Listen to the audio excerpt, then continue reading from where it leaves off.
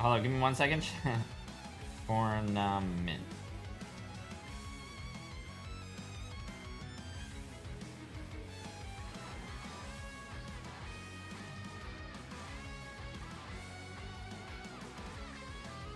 Okay, interesting.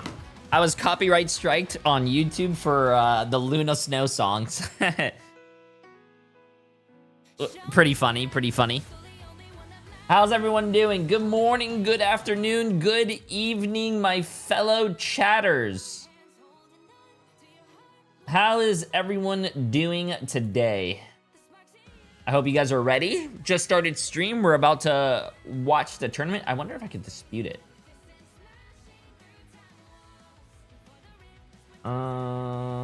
Okay, let's see this real quick, chat. If I go to my YouTube studio and I go look at the video that got striked. Content live.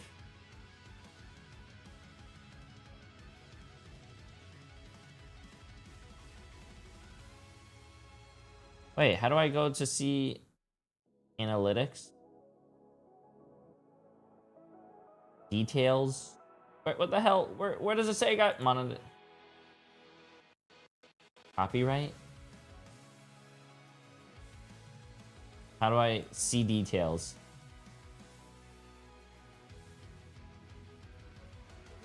How do you take it out? What can you do? Take action. Erase. Oh, trim out segment or erase the song. Save.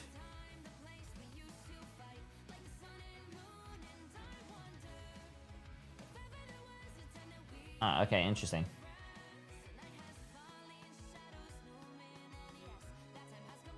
Interesting. Yeah, these games are going to be good. Chopped against Citadel. I don't know who Chopped is. And the Navi and Virtus Pro is going to be a really good one. These games are going to be good, Chad. These games are going to be good. I'm really looking forward to it. Also, they're best of 5s as well, just as a heads up. It's going to be a lot of fun. A lot of fun. Let me go here. I got to...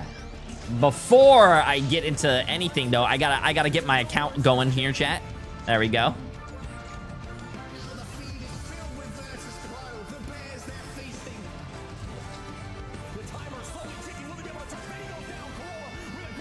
They already done the losers bracket. Yes, these are the 2 last games for Marvel Rivals EMEA. But next week, it's the playoffs. It's the top 4 teams from both brackets. So, Hello gamers, rise and grind. We are blessed with yet another day of Marvel Rivals Ignite EMEA here for Stage 2 and Mox. We've got all of the biggest ones today. The next week are the games that we want to watch. That are definitely going to be filled but these with games today are going to be insane grudges, too. Which are now going to be taking a little bit longer to enact as well, because we've moved away from the BO3s to Harry. We're in BO5 territory, and we oh my god, Leg Day's hair is crazy, chat. Could go with yesterday's match. Is that what it looks like to have hair? Surprising 5-map series between Virtus Pro and FaZe, which FaZe almost was able to sweep. Jay, should I sleep? It's 1:30 a.m. No, bro.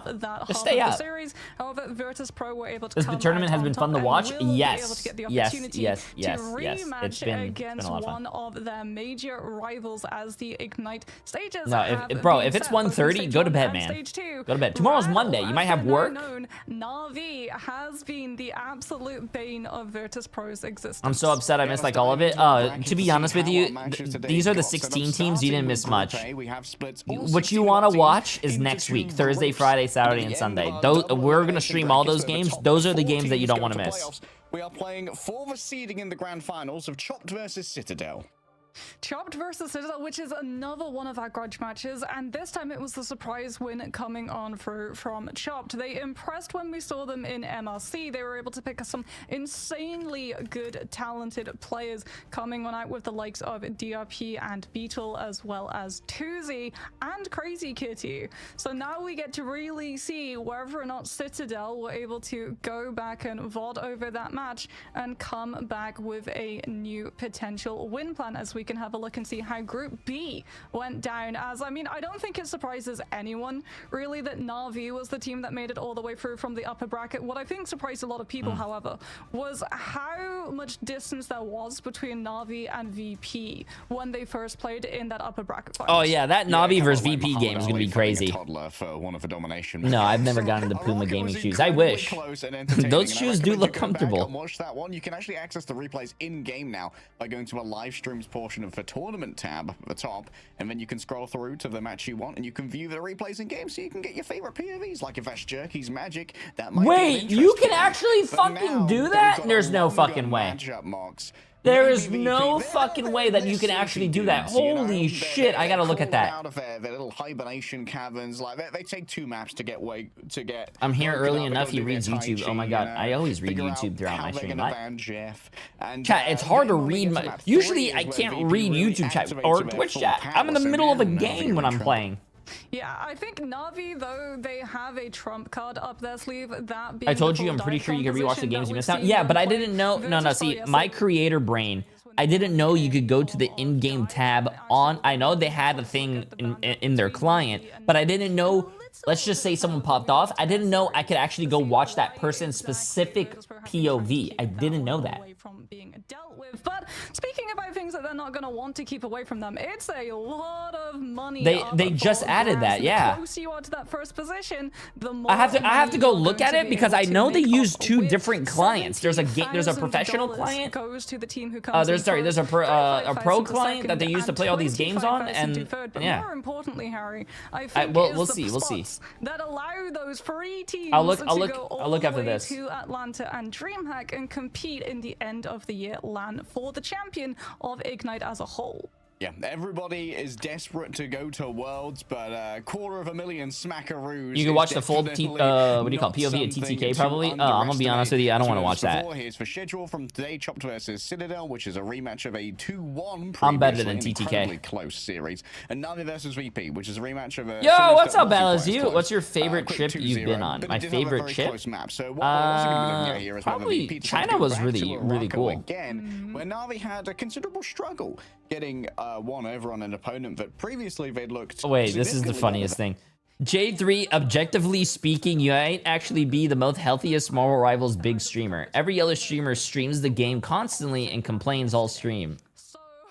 I mean, I complain about the game. How does that... Convoy map come on for VP. We'll have a little bit more luck, but we'll have to wait and see, as this first series could go down to the absolute wire, as we're going to be able to take a look and see who are the players. Oh shit, chat! I'm gonna start the predictions. At Citadel up first. These are going to be a lot of very familiar faces with a new player in the mix as Gaming. well. Melio got sniped against who are they playing against? Citadel Gaming against who? Known as Na'Vi, and has joined Citadel Gaming, and it looks like he's going to be starting the Chopped. roster yet again in that dealer's position alongside Chat, Tanuki. predictions are going. Start your predictions. Sorry, YouTube, we don't have predictions on YouTube now. Melia really has added a little bit more depth to this roster as well. Alongside Tanuki, both of these guys can play basically any duelist that you throw at them, but also Polly started dodging the Captain America target bans that really were the theme of going up against Citadel back in Guangzhou. I think that MB were probably the first ones to really focus in on that.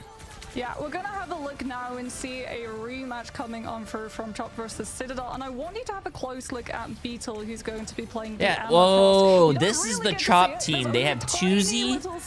On the right side of your screen that shows DRP jumping in on that Venom for the Feast of the Abyss, but look at what Chopped have been able to do with their 2 Vanguards. Holy shit, wait, this guy's insane. Yo, straight up Jimothy. Appreciate the massive prime sub, my friend. You are the first new sub of the day. I appreciate it. Use it in direct LOS of the Emerald Smith, so they have to fully disengage and try and round a corner.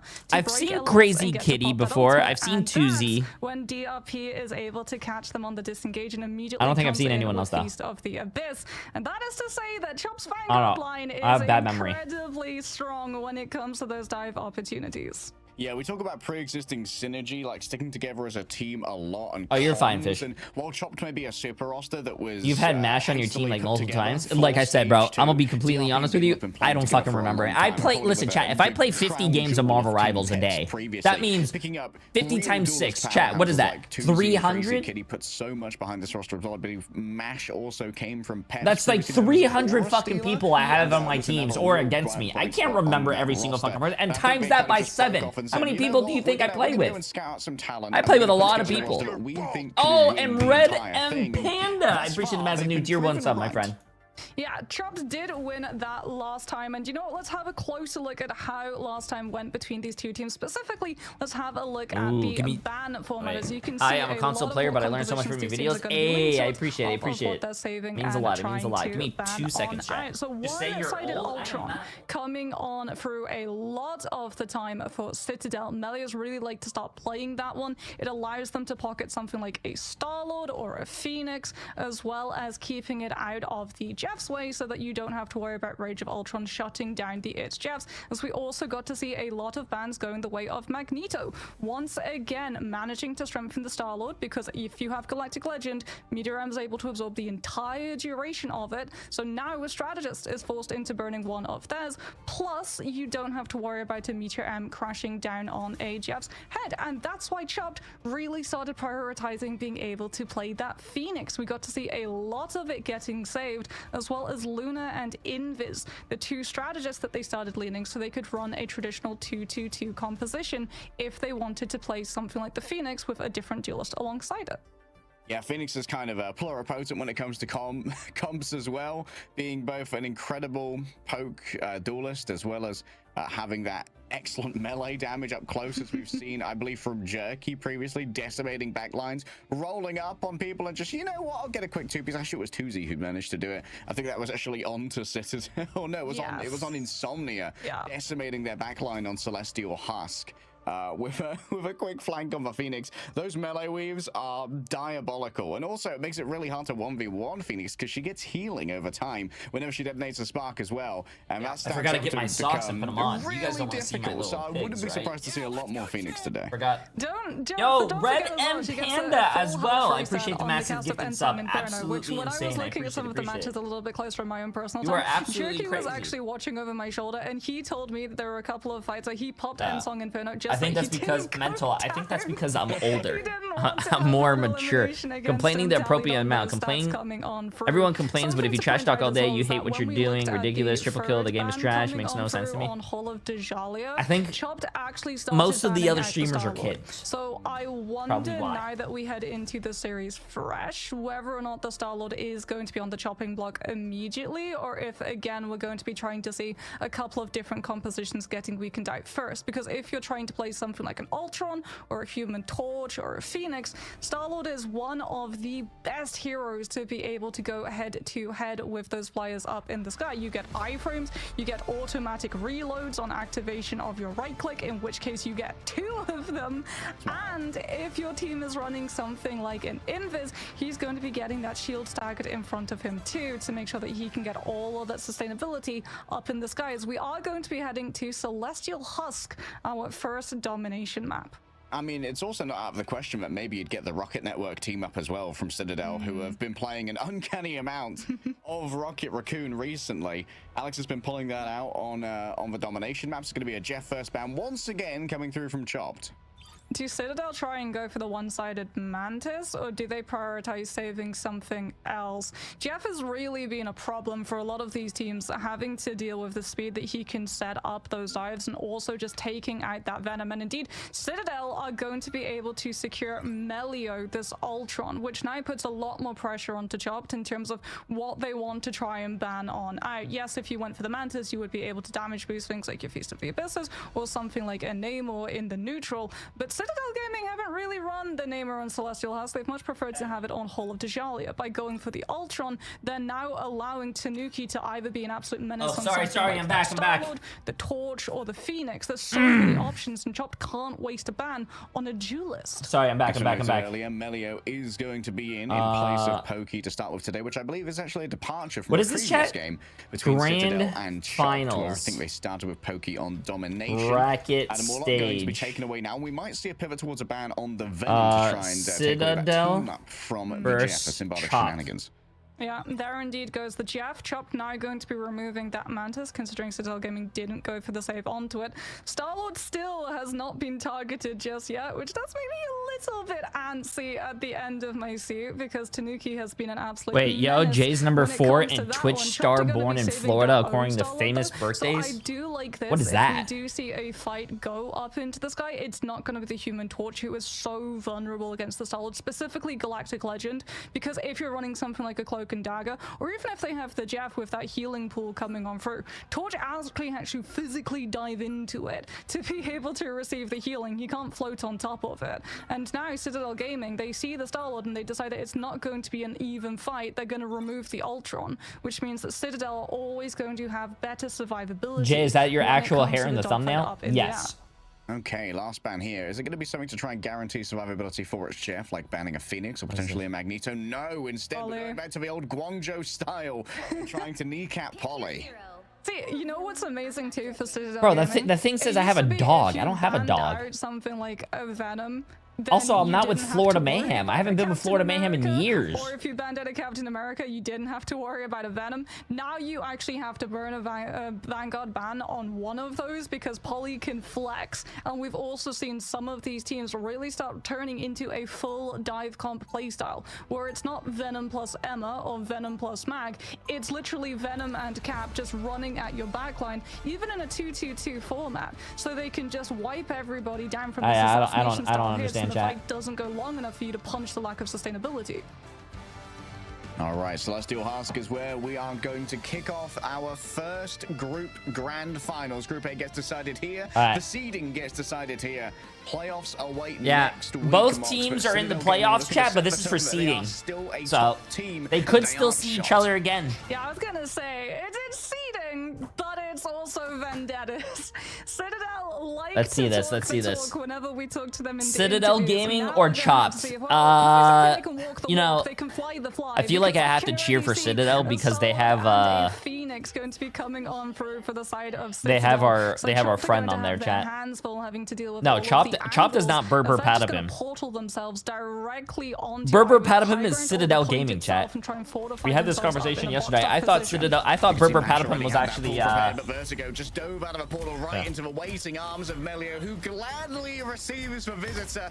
That's not some great work there from the Luna Snow. It's a hurried disengagement from Chop. Just like, okay, this engagement might not have gone our way. We're just going to scurry away with our tail between our legs and surrender first cap. Yeah, Citadel are on the full dive comp. Again, no Luna, no Invis, no Cloak and Dagger. It's Rocket and it's Wait. Ultron. If someone in the dive falls a little bit prematurely because they get grabbed back by Wait, that was someone such a that weird Invis wants fight. force physics, the BOB is going to bring them right back, and Citadel Gaming don't have to fully restabilize themselves and go back in again when Chop have a little bit more control of the space and to be able to scout them out. And look at the amount of space that Citadel Gaming have as a result. Playing the Hulk about the team up, a little bit of a rarity here, but I love to see it. Hulk definitely doing a lot to try and gather a lot of attention. Vertigo's already gone down. There's not really much healing for Chop. Every time I see a Jeff die, I get a little like happy inside. And Citadel Gaming looking like I don't know if such a you guys different also feel the beast. same thing, I mean, but the Hulk is here for the I'm so bubbles. happy. Here's the thing, high mobility, being able to go back and forth between the front line and the back line in case Chop look for something like the Captain America to threaten the back cap and force Citadel Gaming's attention away from holding onto these chokes and looking for the hits as the rest of Chop's players try and come on through. But it also means that when you're diving and you have all of your players maneuvered, everyone's going to be able to get that bubble. Rage of Ultron comes on through from Alex, as Melio is actually playing the Phoenix currently, and Chop just are not able to bypass anything right now. wait, Oh, they have There's grabbed someone on Enzo. Citadel that we no, know they're looking out. that's not Vito's playing now right equal now. on Wait, Vanguard. where's Still has to deal with Polly in the back. A quick feast of the abyss, an attempt to chop on through everybody, but Tuzi takes to the sky. Has already found Alex, who couldn't fly away in time. Yeah, Pokey. Pokey's on the bench. And dodge the incoming element guns, and now the remainder is going to be easily hunted down by Tuzi, receiving the metallic bulwark. Quick return from Enzo, who's already rolled back on the Doctor Strange. A pentagram of Pharrell opens up a pathway to contestation here for Citadel, as they have to bring up their own defensive ultimate to try and survive through this one. But DRP was too far away, wasn't inside the loving embrace of the Invisible Woman, and now that it's gone away, Tanuki sees the opportunity to counter strike a left right hook and a punch to the head. Chopped don't even have the chance to pop the fate of both worlds. Yeah, Enzo with that portal just allows Citadel Gaming to keep on stalling. Invis boundary comes on through from Chop, trying to find the flip and clear Citadel Gaming off of that point. But that just sets up a green. That was a fucking roll. So wait, Are we sure this is the grand finals, chat? And yes, at the beginning, the triple strategist line is sure? enough to keep everyone from Chop. I feel like I blinked and the round was Citadel done. Gaming start actually using the other players to dive, and that just breaks through all of the healing that Chopped had up and running. His DRP was not there with the Meteor in time. Chopped beat Citadel last time? Really? Hey, that means Citadel did their homework, came back swinging, weaponry, and I like that. Yeah, I mean, I actually Nash really is do like trying, how but there's when so a team many beats different another team, resources but that then you have like to they get through. meet Remember as again, well, and the other Hulk team that got against the beat bubble is doesn't winning. get That affected means by they the actually force did fucking physics. improve, and they actually If did do their Citadel homework. Gaming want to go It's for a good. soft dive, they can literally stagger the Venom to go in first, absorb all of that pressure, and then when he wants to try and get out because he's getting too low, Enzo can jump through, give everybody the barrier, and there's nothing that Chop can do to prevent the soft dive. Helpless before flying green. Why is Star-Lord so popular? I think he's a very into the consistent abyss and good no poor DPS. shenanigans this time, Marks. Yeah, Tuzi's gonna be over to the Psylocke. This is something that we've seen a couple of times try and do. She isn't that great in terms of overall meta, but she is still incredibly strong at being able to contest these flyers. So Alex on that Ultron is going to be taking a lot more pressure focus fire now. Thank you. Excuse me. All right, Excuse Sonic me. Vortex already used to try and take someone out from the sky. Beetle round the back, eyes onto Melio. Getting on top of this Phoenix is going to make sure that that damage can't be sent elsewhere, but getting close to the Phoenix still is dangerous in its own right. Alex forced to use the Meteor Ram and invest in an attempt not to charge it. DRP, I'm afraid you're not quite that guy today. LeBron given the ball and fumbles it for the Golden State. Unfortunately, as Tuzi wraps around the back to get on top of Melio. The peel comes through, an unbreakable barrier sent on top of Melio. Oh my goodness. I'm sorry, that ult is really fucking strong, bro. The sparks were built up. The one taps were delivered, and Choppers have Yo, invested W's. here. Yeah, I like that, Themselves all the Z. members that they need. Yeah, sunk cost fallacy now coming in through from Chop. Zivix? They need to win this fight, so Icon's Freedom Charge layered over the top of Galactic Legend from them. But Crazy Kitty's taking so much damage. He tries to dodge one angle, he immediately dodges into more danger. And Both Tuzi gets hit DPS for with the Chopped are already butterflies down. This is falling apart Chopped. for Chopped, and Citadel Gaming will be able to hold on to the point. Bro, Chopped. Well, Vertigo. Tuzi is going to have that down to the butterflies now, but it's going to be so hard Chopped to is getting actually rolled get to right now. utilize it because Citadel Gaming are just going to be able to scout out where that Psylocke comes through from. Alex or Ken, either of the all can try and heal through it as well. And if Polly gets the damage boost from that Rocket Seer as well. Oh, I saw the Chopped with this Virtus Pro boundary game might yesterday. still find that The back reverse on sweep. Chopped. That was a good one. Yeah, waiting to I really want to watch the Virtus Pro game today against Navi because apparently Navi fucking rolled the Virtus Pro. So I want to watch like the matchup. Didn't have time to teleport away. Maybe it was forced out. It's brought back though. It's the BRB. The BRB, it's okay. Taken down once again. DRP on Polly elsewhere. Seems like a lot of the space was eroded away from Citadel Gaming for a second. Wow, Leg Days Gaming is actually Leg Days casting is really fucking good. But Tanuki might be able to make something off the back of it. It's Chopped. They are just going to be chasing. How you doing, around. Ezra? I believe a quick teleport out using that Rocket Network team up. Citadel are now just playing for a little bit of additional percentage on the point. The Feast of the Abyss doesn't get too much, and this one's over. Well, Chopped also didn't really lean into the bluff. They didn't burn another ultimate outside of that down to the butterflies, and in that fight, Tuzi was able to do so much to both the Venom and the Hulk that he's almost already cut another one of it bolt on up. Mash crucially held on to the invisible boundary too, which is going to be able to match Tanuki's Galactic Legend. Tanuki getting the personal pocket here from Vertigo as well. The speed bubbles coming on through. Unbreakable guard, just making sure that Million might not have to use that teleport too early. But when you're too judicious with your resources, you end up not using them when they're needed. Enzo's going to lose out on the Hulk form, reduced to puny banner. Alex up close and personal, getting some healing over on to the Rocket Raccoon. The PRP, I think, takes a single I won't be honest with you. From It's the first time through the strategists. Yeah, the patty cake. I actually ever saw Psylocke ult do something in this tournament. I don't think Psylocke is good at all. To be invested to save Enzo when he got grabbed by DRP. We've been watching a lot of Psylocke players. I don't think Psylocke is good right now. Either they're in control of these spaces, are able to put enough pressure onto Citadel Gaming that they can punish the lack of overall sustainability that a Rocket and an Ultron bring when you have this much focus fire damage coming on through on one specific target. Psionic Seduction is going to be able to keep all of Citadel Gaming from being able to keep up that Phoenix, and Tuesday on the Psylocke has the higher ability to find where the BRB would be stationed to prevent Nelly from being brought back.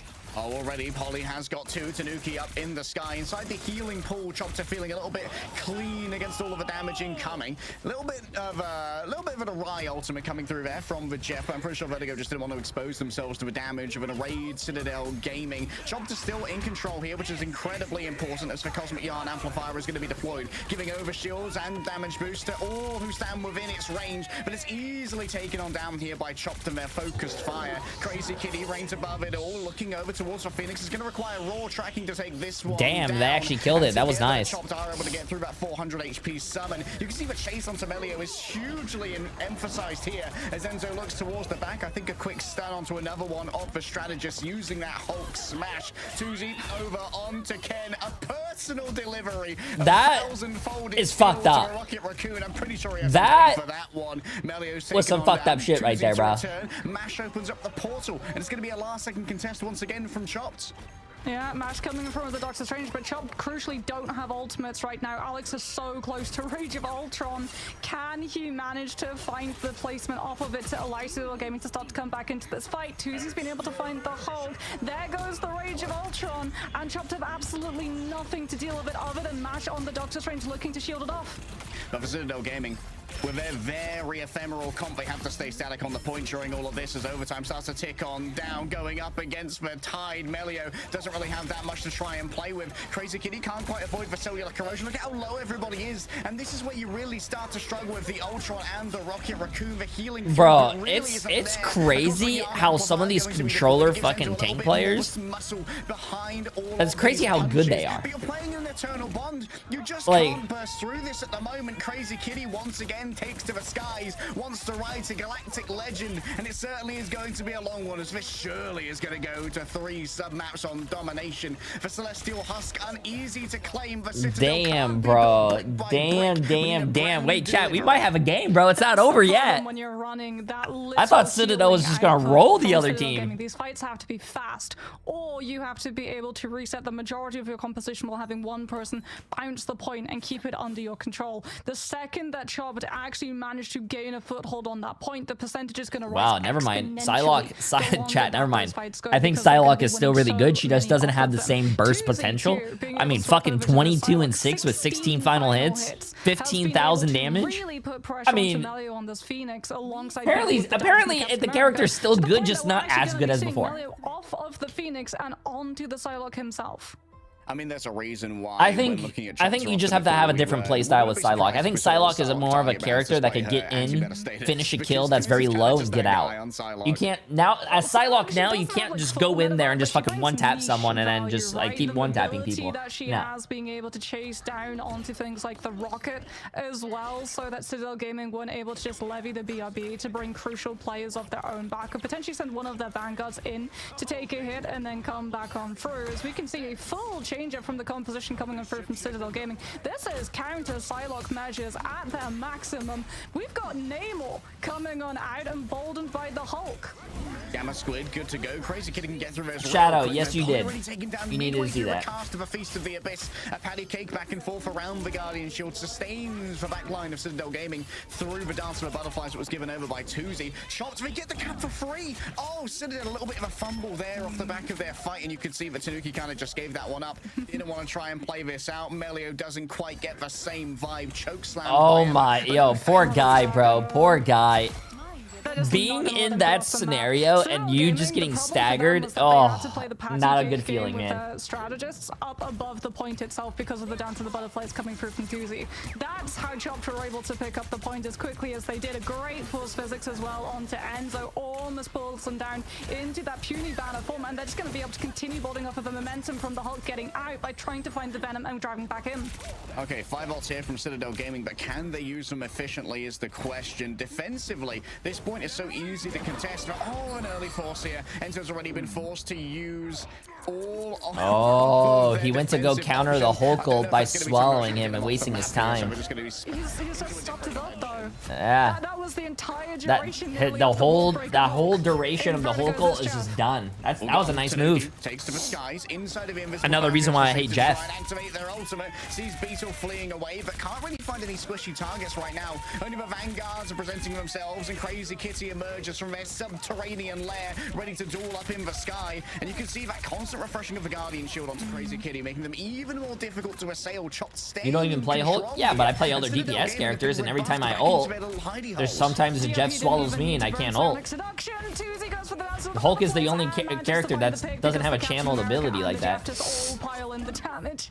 The XL comes on through. They might be able to pick Tuzi up at the back of that one, but no, somehow he manages to get on out thanks to Peel coming on through from DRP on that Emma Frost. And this could well be a 100-0 unless Citadel Gaming, when they come out of this portal, can pull a rabbit. Yeah, this is crazy. Citadel came out 100-0 Chop, and now Chop just came back and just won the next 2 points. Last second contest coming through from Citadel Gaming. Chopped on the precipice of winning out the first map in this best of 5 grand finals. DRP sees absolute stars right now, spinning kicks in a tight corridor, but it was a bait after all. Went too far away from their backline. Chopped have lost 2 of their Vanguards. They smelled the blood in the water, and yet they went directly into the fishing nets that were so perfectly arrayed by Citadel.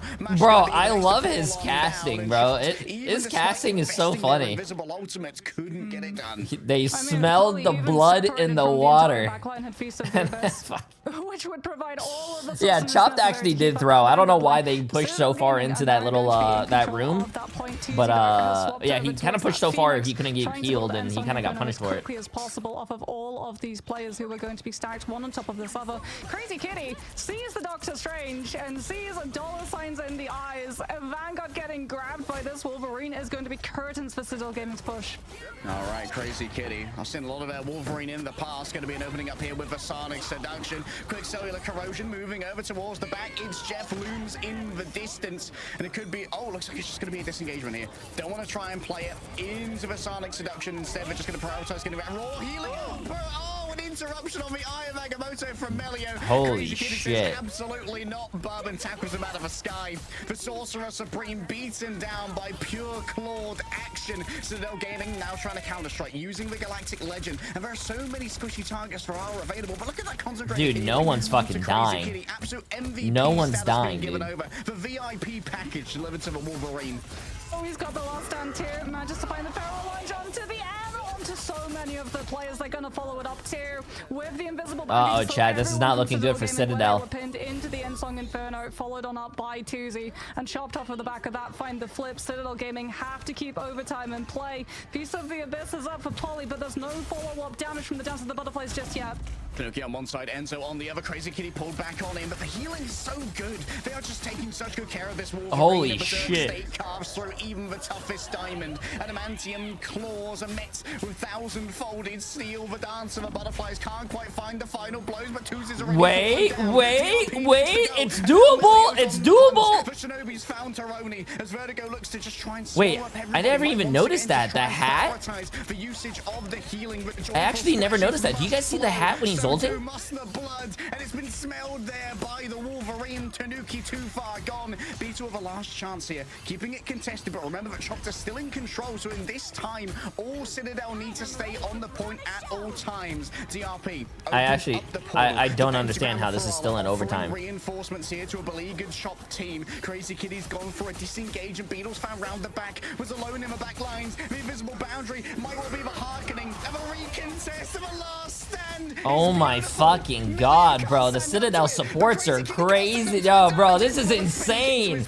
The fact that they were able to live that was good. Shield of DRP, but will anyone be sonically seduced? DRP is There's not going to be enough burst, though, making sure the Sorcerer Supreme survives. Also, what's really crazy, other than how long this overtime scenario is, what's really crazy is that fucking this, like they is still casting this. The victim's mash has got to be the first one, but inside of the healing pool that Jeff provides, you can survive anything. Melio's down, 2 strategists inside the mouth of Jeff. There's no recompense for this one. Chopped have done it.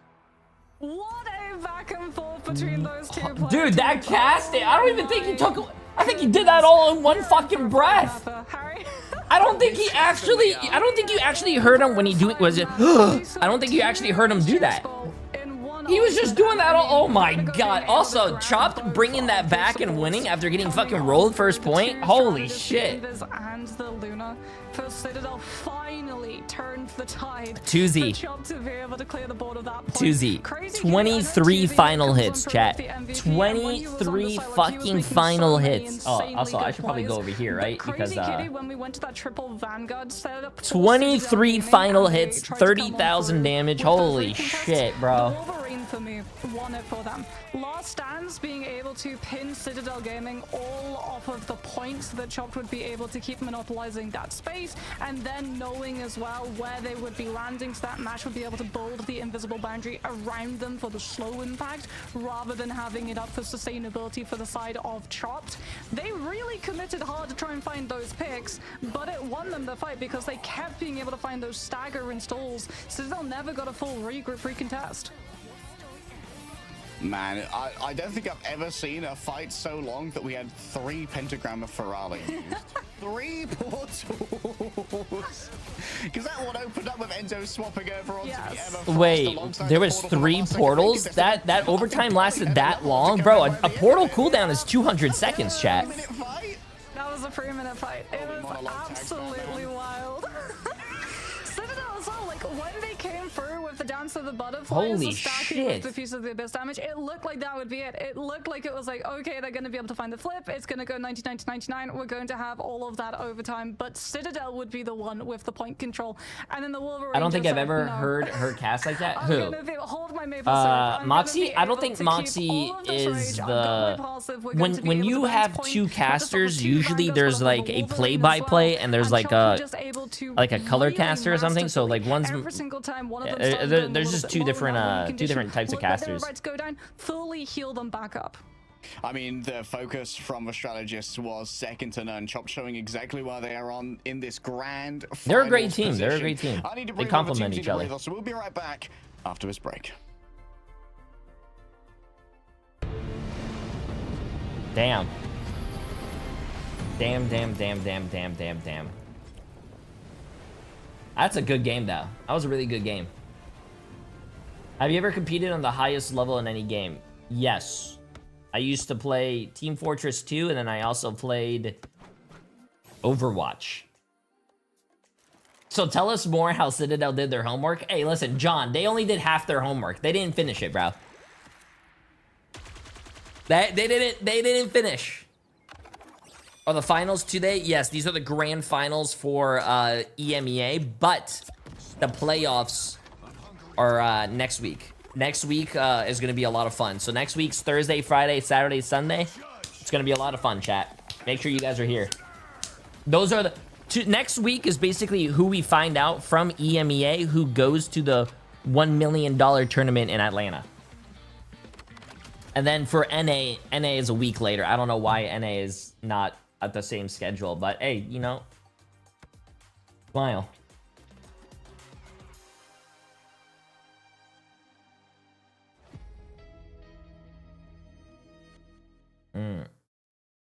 I hope this game goes to a game 5. Does anyone know what happened last time these two teams met?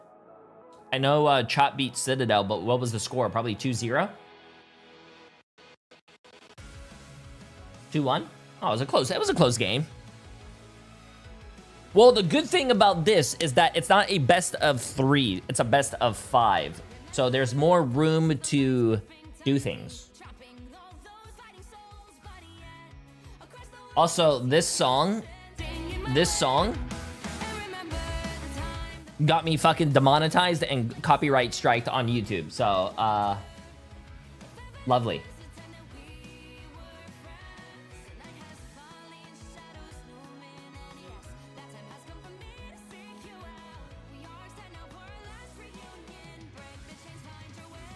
Oh, that was actually a short break. Wait, what?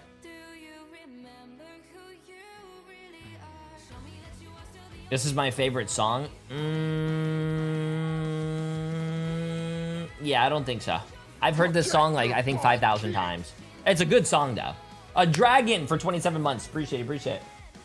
And you know what's actually really funny? When I looked at the copyright strike, the copyright strike is not on Marvel Rivals. No, no, no, no, no, no. I got fucking copyright striked by Walt Disney Music Company. So, like, I got in trouble with fucking Walt Disney.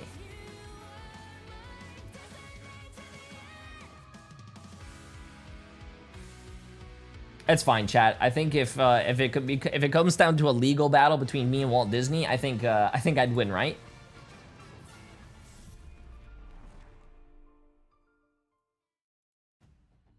One of the longest domination maps we've seen in a hot minute, and there's a best of 5 Wait, on the doesn't- docket here, Mock. So Doesn't this like might be a I'm not bit even of a trolling. long Doesn't one, as Mickey now Mouse or Citadel something get to become choose like which map we go to.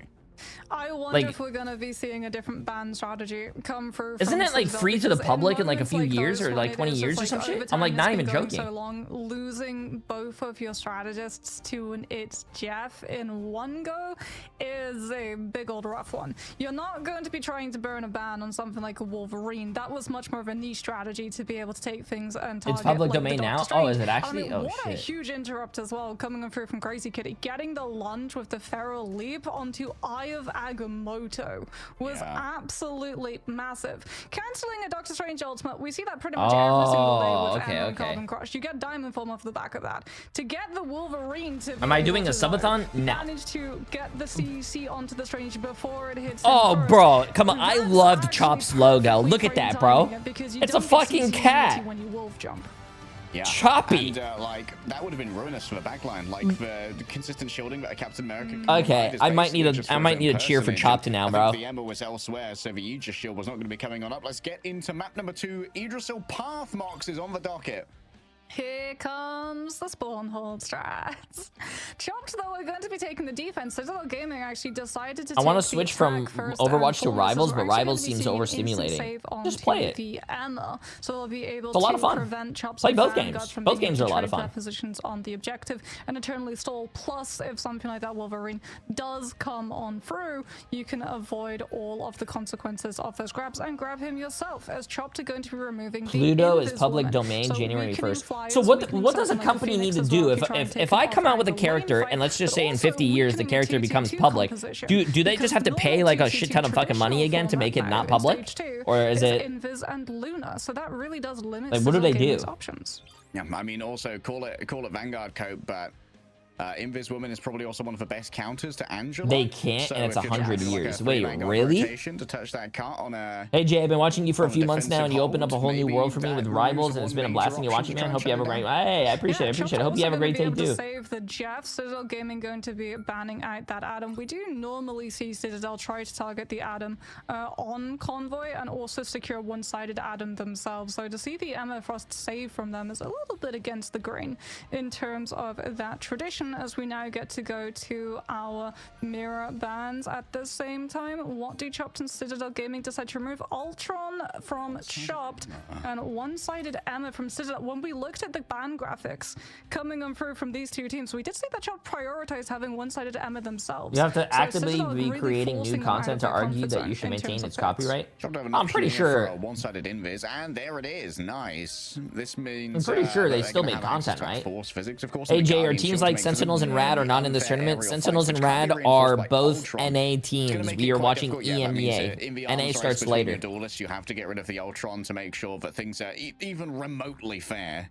Is this going to be a mag save from Citadel? Because they currently, if they do want to go for something like that Phoenix, they have the opportunity to use that to counter a Jeff ultimate, but they don't get Rage of Ultron. They don't have the Invis to be able to help out that Phoenix, however, and it's actually going to be a Jeff save coming in through from Citadel's side. Does that now force Chopped into banning out the Venom the way that we saw previously? No! Ooh, Ooh, they banned the Groot, which I'm actually a big fan of, because Groot, when you're an attacking team, is one of the linchpins of the spawn break composition, where you combine his one ultimate team with bans either 3 torches supports or something and like a Moon Knight. a Emma, and then another team bans 3 supports and a really can be Groot. useful, especially when you're looking at potentially strategists who have trouble breaking the Groot walls as well.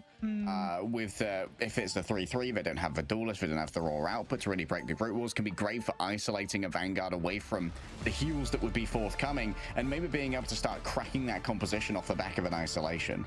Strange didn't get banned from either team either, so we're still going to be seeing the Portal of Ferala come through into those second fight recontests for the defensive side, likely going to be on that high ground. Oh.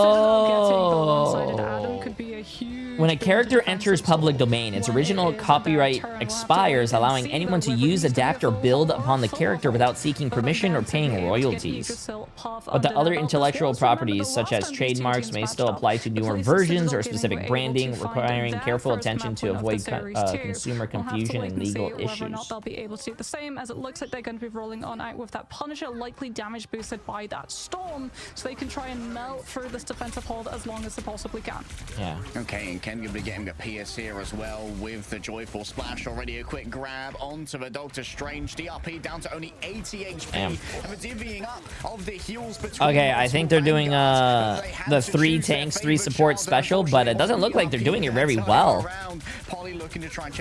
When you're running 3 tanks and 3 supports, you want to hold the cart, chat. Be a touch more difficult. Psionic's sentience has been seized. Beetle's got the Sentinel Strike ready to go. That means that they can at least harass Tanuki a little bit up in the air and keep these goats from moving. Once again, DRP going to be the primary focus of a lot of the incoming damage. But MASH is staying well on top of this, and Vertigo's going to be able to bring up a healing pool. My favorite thing about Captain America, he just stays right here and he just jumps. Looking at Beetle's POV, the amount of bubbles this Captain America is taking.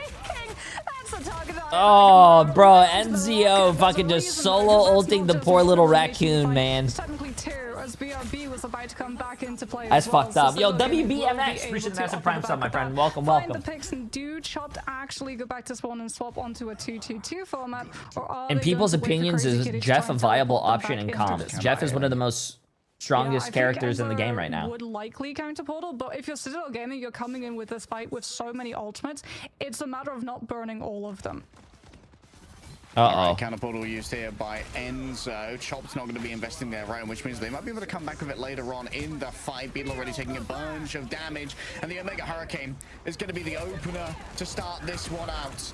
Already, are you joking? Chat, Jeff is one of the strongest characters right now, bro.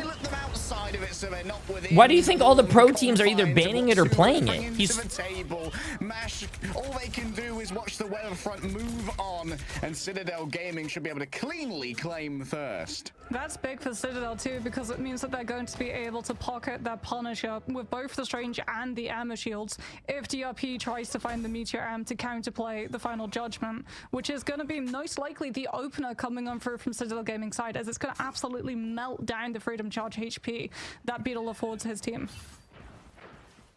Yeah, that Freedom Charge HP doesn't last long when faced with that much raw damage. Okay. As you said, straight away, going to be trying to get through this one with the raw damage provided. Oh, the Meteor M, is the protection going to be there? I think it was bursting almost instantly. The damage. Oh, he actually got 40% more damage from Final Judgment. I don't even know numbers that big marks, and I've got a degree. Tanuki looking to escape from the incoming. It's Jeff, both for Punisher and the Luna grabbed, but it's too risky a path. Oh, he's going to put them in the corner. So Crazy Kid is just going to put them in the corner here and attempt to mug them in the streets. Nice. Have a streets know some hands right now. Melio and Alex were unprepared for their walk on the wild side. Oh, Nakamoto comes on through, but I think it actually didn't manage to find what it was looking for. 2Z Nag with that mag bubble, as well as the Pocket Guardian Shield coming on through from MASH. Gets to unleash the Galactic Legend when Citadel Gaming do not have a single defensive option. I do really like what Citadel is running, though. The Jeff with the Storm basically kills through any support. Potentially pretty good. Survive the invisible boundary that Chopped are going to be able to utilize against Citadel Gaming when it comes to the Sharknado once more. Storm's coming, Annie. Jeff Nado ready to go. Tanuki Gonna have to deal with the damage coming through from Tuzi in the back. Give him the bulwark, but a lot of things have already Jay, been the thumbnail? used The thumbnail's here. amazing. He sees a clear runway. Flee all and sundry. You can see already the opposing Jeff tried to Yeah, escape that Vertigo combo, and Mash. that combo is disgusting, chat, bro. That combo is fucking disgusting. Jesus Christ. Yo, what's up, DTK's dad? How you doing? How you doing? Nice to see you again. Sharknado come through. It might be time to just save Invisible Boundary and try and one-shot it with Meteor M coming on through from DRP, because that's now, again, Invisible Boundary entirely prevented. They do have Fate of Both Worlds, however, to come on through, and that respawn being close enough. The only bad thing about Citadel Gaming, though, so far what I've seen is that I think they're only winning fights when they pop the combo. You can't win. Like, the only fights you win are just by, you know, the combo. On the objective, they actually get to hold. Has an open runway onto the back line. There's going to be attempted a resurrection coming through from Melio. Big res from Melio. He was hiding in the rafters, sitting on a beam, and it means the remainder of Citadel Gaming can come on in now. Soul Bond going to be used to give over a little bit of additional sustainability, sharing out the damage between all who are present. Enzo's already been taken down, but rezzed up in short order. A quick grabbing of a sentience here means Tuzi is in danger, but look at that healing pool in front of Tooth Gnasher and Tooth Grinder. Crazy Kitty's Oh, gonna here opt to comes the play combo elsewhere. again. Tanuki and Ken once more set up. Sharknado. Oh, one and done. It always was. Tanuki sings a song on the wind. Okay, Tanuki's a really fucking goated DPS player, bro. 2.5 minutes for C. Even though Ken is helping him, that's crazy. Jeff is looking real good right now. If you're chopped and we go to a third. Hello, Jay3. It's the Queen's Me first stream. Anything to warn me about? I hear you are balding. Yeah, you know what? Where's my mods? Get a band going. Come on through with the diamond implemented carbon crush and try and find that elimination and stagger for Citadel Gaming to continue their momentum. Mash has the invisible boundary though. Citadel Gaming had to burn the combination last time, so it will be able to find value as Tuzi gets full bubble so he doesn't get hit by that Emerald ultimate and can continue holding this off angle and building up Galactic Legend. What's that? Ultimate suppressed and strategist Oh, lost. no, you're good. DRP Thank forced you. to disengage as they watch their captain, old Appreciate captain, you. fall Thank before you. them. It's a What is mad this? dash back to the spawn. You can see that an Aegis shield has already been erected in the no, doorway it to looks try like and stop Thousand any Island. outgoing healing. They're about to have another. Is that what you made? Oh boy. Tanuki and Ken are gonna be able to get it online, potentially force Mash or DRP Oh, that's into tasty, burning their though. ultimate. Isn't it 1,000 Island just like ketchup and mustard or something? Enzo goes aggressive with the Eye of Agamotto directly onto anyone from Chopped who could try and bypass the spawn hold and put themselves onto the objective, forcing Citadel Gaming to path back. Oh, thank you, thank you. The Meteor M, and it does manage to at least put a little bit of pressure onto Citadel, but unfortunately it doesn't one-shot the Jeffnado combo, and Tanuki gets 2 once more. Once more, the Jeffnado inside the invisible boundary is not an ideal matchup here for Tuzi, who will stand alone. Focused fire in onto the back line, but Alex gets plenty of healing from their compatriot in Ken. A trust long forged over years and years worth of scrims. Polly taken down onto the floor, but manages to wrestle Beetle back out of that one. Crazy Kitty on the back line is able to do a huge amount of healing for their compatriots. I mean, Melio has the res. However, Melio still sitting, ready to No, go I with the definitely Karmic think Revival. Citadel wins this. Citadel has, like they just have all the ults. Chopped has no ults here. Chopped is Chopped. If Chopped wins this last fight, I'm gonna be surprised. Gets for solo stun over onto Masher. Follow-up's not there though. It seems like Vertigo and Crazy Kitty are taking good care of their ally who is in desperate peril. Vertigo forced to flee elsewhere, and Polly is just gatekeeping this doorway right now. You can't get Just past spinning, Polly. kicking them back into the wall so they can't get past them. Like you said, strategists denied any opportunity to help their vanguards. Holding the spawn door and putting a shield there so the 2 supports can't heal their team, that's fucked up. On the heels that could come through as well. These charge just getting in the way. Oh man, Citadel really showing off one of their niche strategies with the Jeffnado coming out. Oh, they had so much damage coming through too. Like Melio, when he was on the Punisher, absolutely chat, breakfast time. melting for a triple Vanguard lineup. The only thing that potentially could have stopped them, because they had to invest so many ultimates in one go, was if Chopped had Adam. And that's exactly why Citadel Gaming removed him from the pool.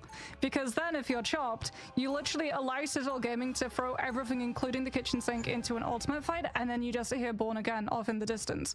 And you're up so many ults. Oh, that's actually Yeah, so just going for the long con smart. when it comes to that. She just Overall dropped some fucking economic knowledge on us. disparity. And Chopped, they're going to be down on their potential group play here to try and isolate a Vanguard. So instead, maybe we'll see a Cosmic Fastball out of a spawn here from Beetle. We have seen Beetle play a little bit of the Wolverine, I believe, on Araco previously. Yes, but this is where the Doctor Strange has been gone. Citadel Gaming were liking to use Oh, the Doctor shit, Strange for yeah, all of DRP those is 2 shields and 10. so that they could try and pocket things like that Punisher. Now they know if they have the Doctor Strange, it's going to be very vulnerable to the Wolverine. So over we go to things like the Captain America, where you're going to be able to just eternally starlight the objective. I like Crazy Kitty going in on That's this not torch good. to be able to put so much pressure onto angles from both the Strategist, but also Pyro Prison on the actual main road, which means that the Vanguards are going to be taking so much tick damage as already Polly's down. Very roundabout route here. You can see the distraction in the back. Yeah, Melia was barely perturbed by the Venom dive, but it meant that Polly was going to fall through the cracks elsewhere. Crazy Kitty pops their team up looking towards the back. Seems the Soul Bond has already been popped, so it's not going to make a huge investment here. But a hot drop into the back now could be exactly what the Doctor ordered. Melio going up against it. There's a follow-up coming through from Tuzi. Light and Dark Karma allows for a momentary reprieve for Alex healing themselves up. Off the damage done. Polly's returned, and Tooth Gnasher and Tooth Grinder continue on. We're still having as well a fight for lane control right now. Venom, it's Enzo's turn to try and hold the objective as long as possible and stall Chop's approach. But Chop, with all of these dives, have already been able to build up the ultimate. DRP holds the backlane's entire attention, forcing so many resources with the piece of the abyss. Oh shit, did he actually get away? No way. Oh, no he did not. Wow. Just to find the pick of the Galactic Legend and still have enough. Wow, yo, to be bye able to bye get tech. for a Appreciate full the 3 months. How you doing, my friend? Okay, but DRP was too far out. Think about where MASH was placed by that Jeff when they were fallen down by the opposing Star-Lord. Right like a star, proclaims Crazy Kitty.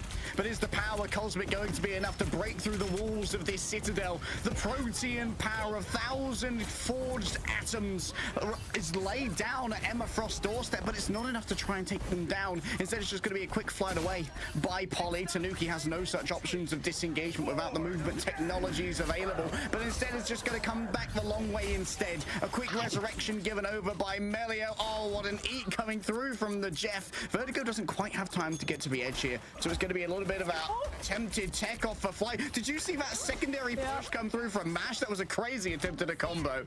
They almost got the Atom. Perfect Being doesn't quite have perfect mobility in the game, as Citadel Gaming managed to lose the Atom regardless. A Crazy Kitty on the torch, he was slowly split away from his players. Polly has to come back in on the Doctor Strange, but Chapter just finding the picks back to back. There isn't really enough reason other than the Sonic Seduction for Citadel Gaming to try and go for a play. Bro, Tuzi is a disgusting DPS player. If it isn't, they're going to be going into second with zero control of space. Tuzi is a disgusting Jeff space player. control, Wondering if there's any girls playing in the Looking at tournament. the Yeah, there's once again, Aramori on brick Sentinels. by boring brick. There was Oh, that's really bad for that Vanguard. there They're going was to have I absolutely forgot no her idea name, what but Beetle's there's going to be there's playing one this on like a Wolverine Chinese until they find out the team, I wrong way. think. That being Mocha? said, Beetle, I believe, did manage to get held by it the a Carbon Chinese? Crush coming on through from Enzo, but there's enough healing coming on through from Vertigo that he's still going to be able No, to be it was living probably, long enough to go for that last time directly into follow-up spam damage Oh, from Crazy she's Kitty. no longer And on the Chop team, not Mocha? slowing down anytime Uh-oh. soon, despite Polly trying to stall the objective with his life on the back. Yeah, the only slowing is That's going to be not on the good. car right now. Admittedly, Polly's doing a quite admirable job in a 1v6. Citadel Gaming, they've got Fate of both worlds, but they need to use it for the Supernova.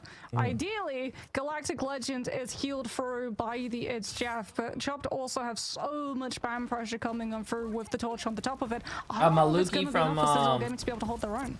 Emilio's still Katsuya? 30% away from a Karmic Revival as well. That needs to be built up over the course of this one. Supernova once again evoked, and this could be overwhelming for Enzo. Forces out the usage of a Fate of both worlds. Ollie might have to feast now. Jeff. That's going to be 2 allies. Grab no enemies here for the Jefferson. Just going to get them out of danger temporarily. The Galactic Legend Tuzi's hunting. Only seeing Vanguards right now, though, and shields in their way. Ken's been chased out into the healing pool. Gives a moment. I'm pretty sure if you guys really want to check, you guys can check the wow. Waiting for something around the back, but a self-stun off the back of no grabs. The Ken is website. going to have to potentially be resurrected, but it's going to take quite the walk from the Adam Warlock to get in into that space, and that releases Beetle into the back line. There's a bull in the China shop right now, but he's surrounded by Animal Control. Animal Control were unprepared for the technology of adamantium given over to a raging bull. To the sky goes Tanuki, a legend of his own writing, the galactic one. Yeah, Tanuki, Tanuki is disgusting. With 2 minutes remaining for Chopped. Big wombo coming on through from Tanuki off of the back of the Psionic Seduction. From Enzo, so that Chopped had no way of being able to deal with it. DRP actually is going to be swapping. See, and this is exactly why I hate Jeff, bro. That Jeff should have died. Meteor M to absorb the Galactic Legend coming on through, but the dive has been finding so much value with DRP. Beetle now off of the Wolverine onto the Captain America. We're going to be introducing another defensive ultimate cycle to the side of Chop's sustainability to go head-to-head with the sustain coming on through from the Adam, Soulbind, and Rez, as the dive is already in full motion, and they've already been able to push Tanuki out of position and isolate them from the team. Unreal tracking from Tuzi, but Chopped their DPS. They have to give up a little bit of space here. That is quite the position from Enzo. It demanded so much attention that Crazy Kitty just fell through the cracks. Bro must have just descended from on high. A heavenly missile of Icarus descending upon Chopped.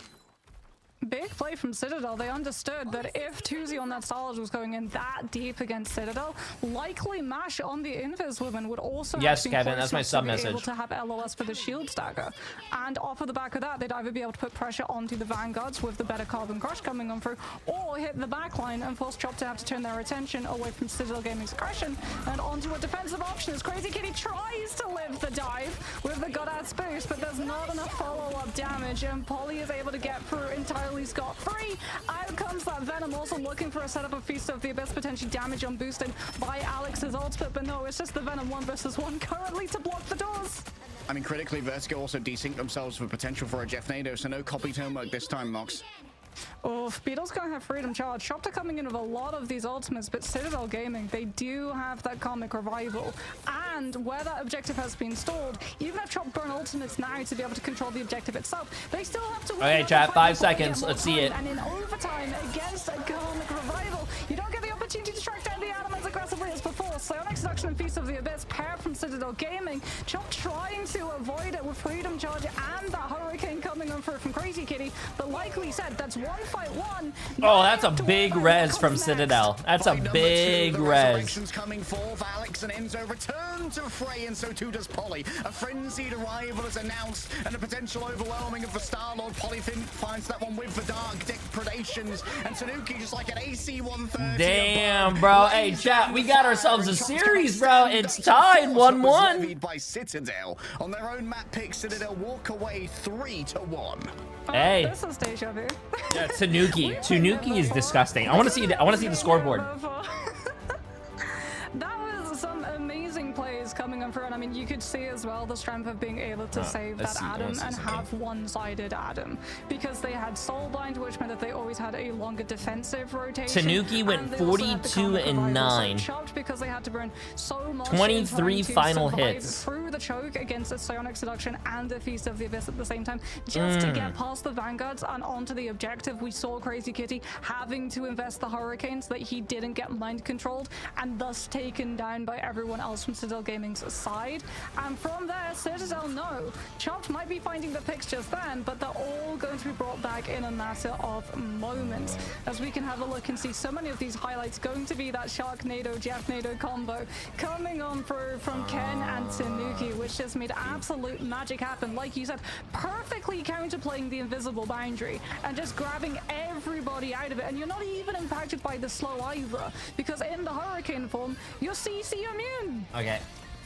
No CC. Jay airplane us with a feed again? Hell no, this is my feed. And honestly, Chop just didn't manage to leverage the options that would do that. Something like an Iron Man ultimate, potentially. We saw before during a pseudo Jeff Nado meta introduced by Envy. A lot of teams pivoted over to using Invisible Boundary alongside a Punisher ultimate to try and burst through, because he becomes CC immune during that. But it would have just messed with Chomp's composition too much to try and make that maneuver. Tanuki here as well, absolute hero of the moment, alongside Enzo, being able to stall out the momentum coming on from Tanuki carry, man. psionic seduction to be able to set up for that Galactic Legend, taking full advantage of, well, as that was the moment actually that their entire backline was being hit and accosted by a last stand coming on through from Crazy Kitty on that Wolverine, who'd been able to separate the backline, put enough pressure onto them to have to hold inside that small room, and already forcing out the symbiotic shenanigans. And I might need to start playing Star-Lord again, yeah. Knew that he would, with the last stand, have enough damage to find those picks. Yeah, those double links for both the Soulborn and the Symbiotic Shenanigans, they confer so much survivability. But if you can isolate those shreds just in a different location where you just don't have the range to get those links on your Vanguard to need a lot more of that raw healing throughput, it can nerf it somewhat. This is shaping up to be an absolute banger. I might get a sense of deja vu if we get to Hall of Jarlia next. It's going to be Chopped's choice, Moxie. We'll find out where we're going after this break. No, I'm not eating chicken, chat. I'm eating eggs, like eggs, rice, and there was a little bit of bacon, some onions, some garlic.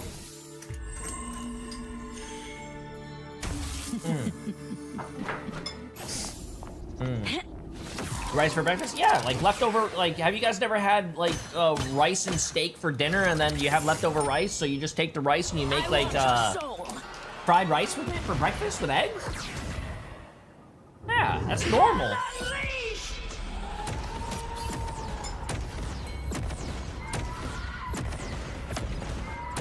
Yeah, chat, that's normal, man.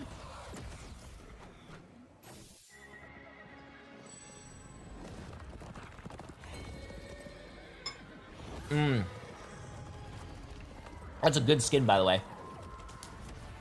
Hashtag sellout. Chat, buy the Hella skin. The Grim Lady.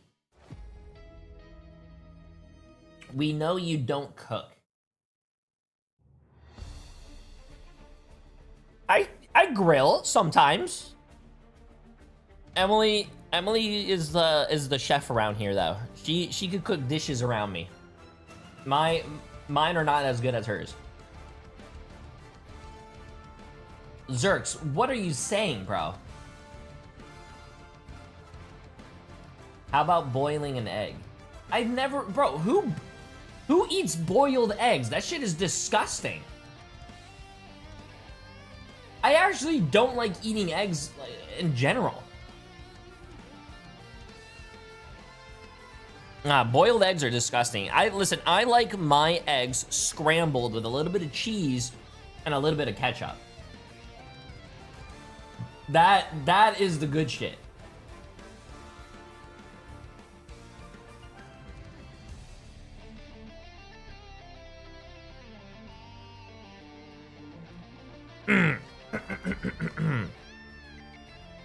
Boiled eggs is common? No, I hate boiled eggs. I just can't eat. I don't know. Oof. You don't like over easy with some toast and maple syrup? No. Yes, ketchup, chat. Ketchup is a normal thing to put on eggs.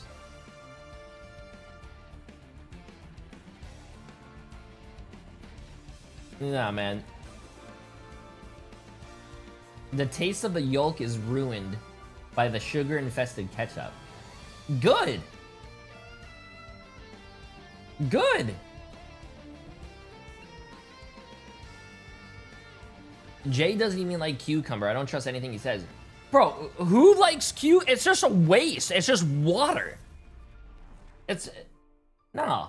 Like, nah, you guys have horrible taste buds. I said it. Because it's Stormy with a chance of sharks, with Jeff Nader reigns supreme for Citadel over on Idris Path, but now there's room for adaptation from Chopped in our best of 5 series, Marks. Yeah, I strongly expect to see an instant ban on Jeff coming on through before Citadel get an opportunity to be able to save him, especially if we see that Chopped continue trying to lean into these 2-2-2 compositions, because as we said, the traditional line for a 2-2-2 format in Stage 2 2 of meta is Luna and Invis. And Jeff Nato, unfortunately, Watermelon's directly good, though. prevents Invisible Boundary from being able to find absolutely anything that it's looking for. Plus, it really does stop a lot of the traditional Storm counters from coming on through, as it is going to be Convergence that we head to, but it's not going to be Holo de Jalia. And Doesn't like indeed cucumber is or the eggs. instant Okay, I never said I of don't the like Jeff that we eggs. I expected. still Jeff eat said, eggs. "Enough. Get this But he out of has, here. but he We don't eats care honey if on Jeff pizza. doesn't Honey have on pizza is environmental delicious. points Have you and never had acceptance. like a hot We just honey want him gone." chicken pizza? Oh, okay, Let's yo, just Bree, offer I'm up the sorry, potential but you for have some alternative shitty ass mantis fucking here. taste. That's what you give away when you ban the Jeff first. Gonna be the first protect coming through from Chopped. Oh. Okay. Well, Wait, first, wait. Missing a protect is not the worst. They forgot a Missed the oh, Jeff chat, ban, that would have GG's. been worse. Yes. 100% that would have been worse, because Citadel would have been laughing as they picked Jeff into the save. Citadel now going to be banning out that Ultron, so if Chop J3, want what's to your go spice for tolerance? something like a torch play Like, and just play the ring around the I think the roses of natural spiciest thing I cover ever to be ate was able probably, to, on have the you ever been to like defensive side, McDonald's and prevent the had like attackers a from taking McDonald's high ground. Sprite? The Oh, torch that is going shit's to be spicy, significantly bro. weaker, also puts a lot more pressure onto I Mesh, who can't do does that. go It's for too something like spicy the for me. Invisible Woman to have to play within LOS of his duelists. As Citadel are indeed going to punish and go for that save onto the Mantis, because Chopped went for the ban onto the Jeff instead. And now without our first Honey protect does not here, go there's on a pizza, good just like chance that we could pineapple. even see a Jeff Honey ban as definitely well come goes on through pizza. from the side of Citadel. Like missing a I protect isn't can't the talk worst about thing in the food world, takes with you it guys, doesn't because you guys have the inherently worst allow food more takes I've ever bans seen in from my the other life. side. It just gives more options for what those bans could be. Speaking of which, Adam taken away, and now we have simultaneous bans. Yeah, Chopped very much remembering the convergent strategy that Citadel Gaming had before, where they utilized that Adam and the Jeff and the two links to fully walk aggressively onto Chopped within the first fight, and guarantee that they picked up 2 ticks incredibly quickly, as indeed there goes the ban onto the Jeff, but Chopped are going to be able to mirror the Ultron ban. The Citadel Gaming did not save it, instead going for the Mantis, Thank you, which just is a going to bald have dad. a Thank you. lot of all-round damage boost.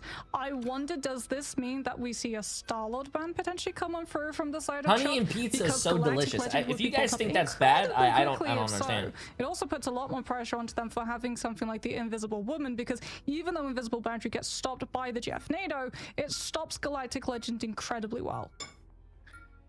All right, there goes the Hulk, taking that away from Enzo's pool, not wanting to deal with the Gamma Namor potentially, and the protect on the Adam here for Chopped. So we are going to have the Karmic Revival in the back pocket if necessary. And now Citadel, without the option to ban the Adam, they go instead for the Phoenix, getting rid of that major source of damage. Yeah, not just that, Mag had also been able to make it through despite not being picked or banned. That means that you want to remove the wombo combo potential of Ensong Inferno plus Meteor M being able to find eliminations even through. Do you think if a team forgets to ban him? Citadel Gaming, it looks like they're going to be going for that free strategist line, but it's not one that we Do you think if a normally team get to see forgets to a whole save, they lot just type in the of. chat and the Melee other team and respects Ken it? are actually going to be able to They could get do that. Vibrant Vitality team up coming on through for the It depends on how. It depends on the other team, I think. If there's like $250,000 on the line and you forget the ban, they'd probably be like, "Yo, that's your fault. Sorry." There's going to be a lot of front-loaded damage coming on through from Citadel Gaming side. Yeah, we had a quick talk to level 1 Crook after their Bree, match against you're gonna like Elite it. VP So you can just give 10 about, subs right now. How he felt about the Vibrant Vitality team up for the Loki. General consensus seems to be, at least for Na'Vi, that it is an excellent way to try Pineapple and is make your goated on dives pizza? not only a little Okay, bit that's more where I draw the sustainable, line. utilizing I'm the banning that guy. healing and essential immortality that those greens provide, but also the surprising burst and the wider AoE means that they can roam around a little bit more and get a bit more chase.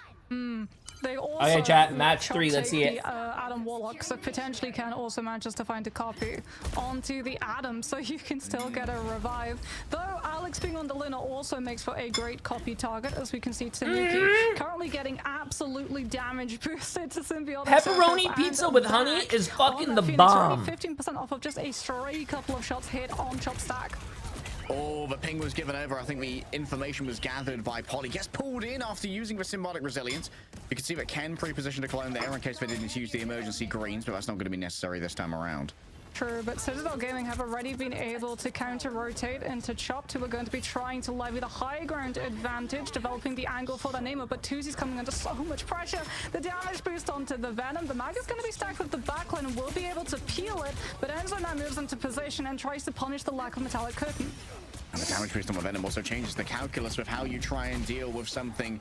Oh, look at that green right there. Just no need to even pop the symbiotic resilience. Dealing with Venom's ultimate is going to get a little bit more weird here. Guardian shield given over. A two-player flank coming through from the side of Chopped. Tanuki does Holy shit, that guy got deleted. Boost to try and roll this one down. And Melee getting aggressive in their own right. The Mantis, it's natural anger and it's healthy.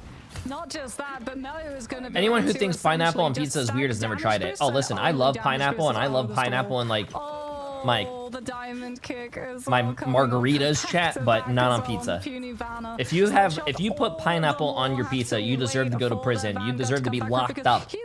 Throw away the key. Make a play for these high ground angles and develop that space for Tuzi to take control. Without the Hulk, they're forced into just waiting for him, something that Tanuki knows, and is going to just be able to dash on up and get a couple of stray shots coming on through to quicker build up the ultimate.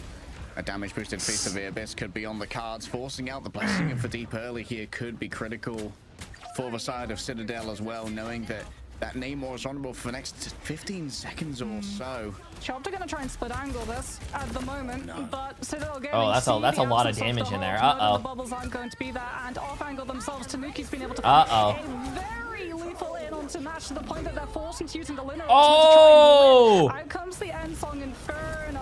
Is it going to be able to find it? He had no fucking space to hit that ult. Damage in the form of the Feast of the Abyss. Citadel Gaming though gonna try and oh, that was disrespectful, bro. Oh no. Inner circle of the Horn of Proteus to directly connect onto the Mantis and take them down in one go. An Eldritch offering to some Protean god. Alex forced to use their own ultimate here. Hulk ready to turn it around with the breaking of the worlds. Maybe a damage boost here for Polly, but no, I think that the Mantis is too far away. You could instead go for the one off the back of the Fate of Both Worlds, but the timing wasn't quite there. Maybe a little bit of shielding given on over. Polly frozen up. Beetle taken back to their regular green form. Tanuki reigns above it all with a damage boost and a dream going up against the Namor, but there's so much healing ready for the King of the Oceans. But Tanuki has to back on off for a second longer.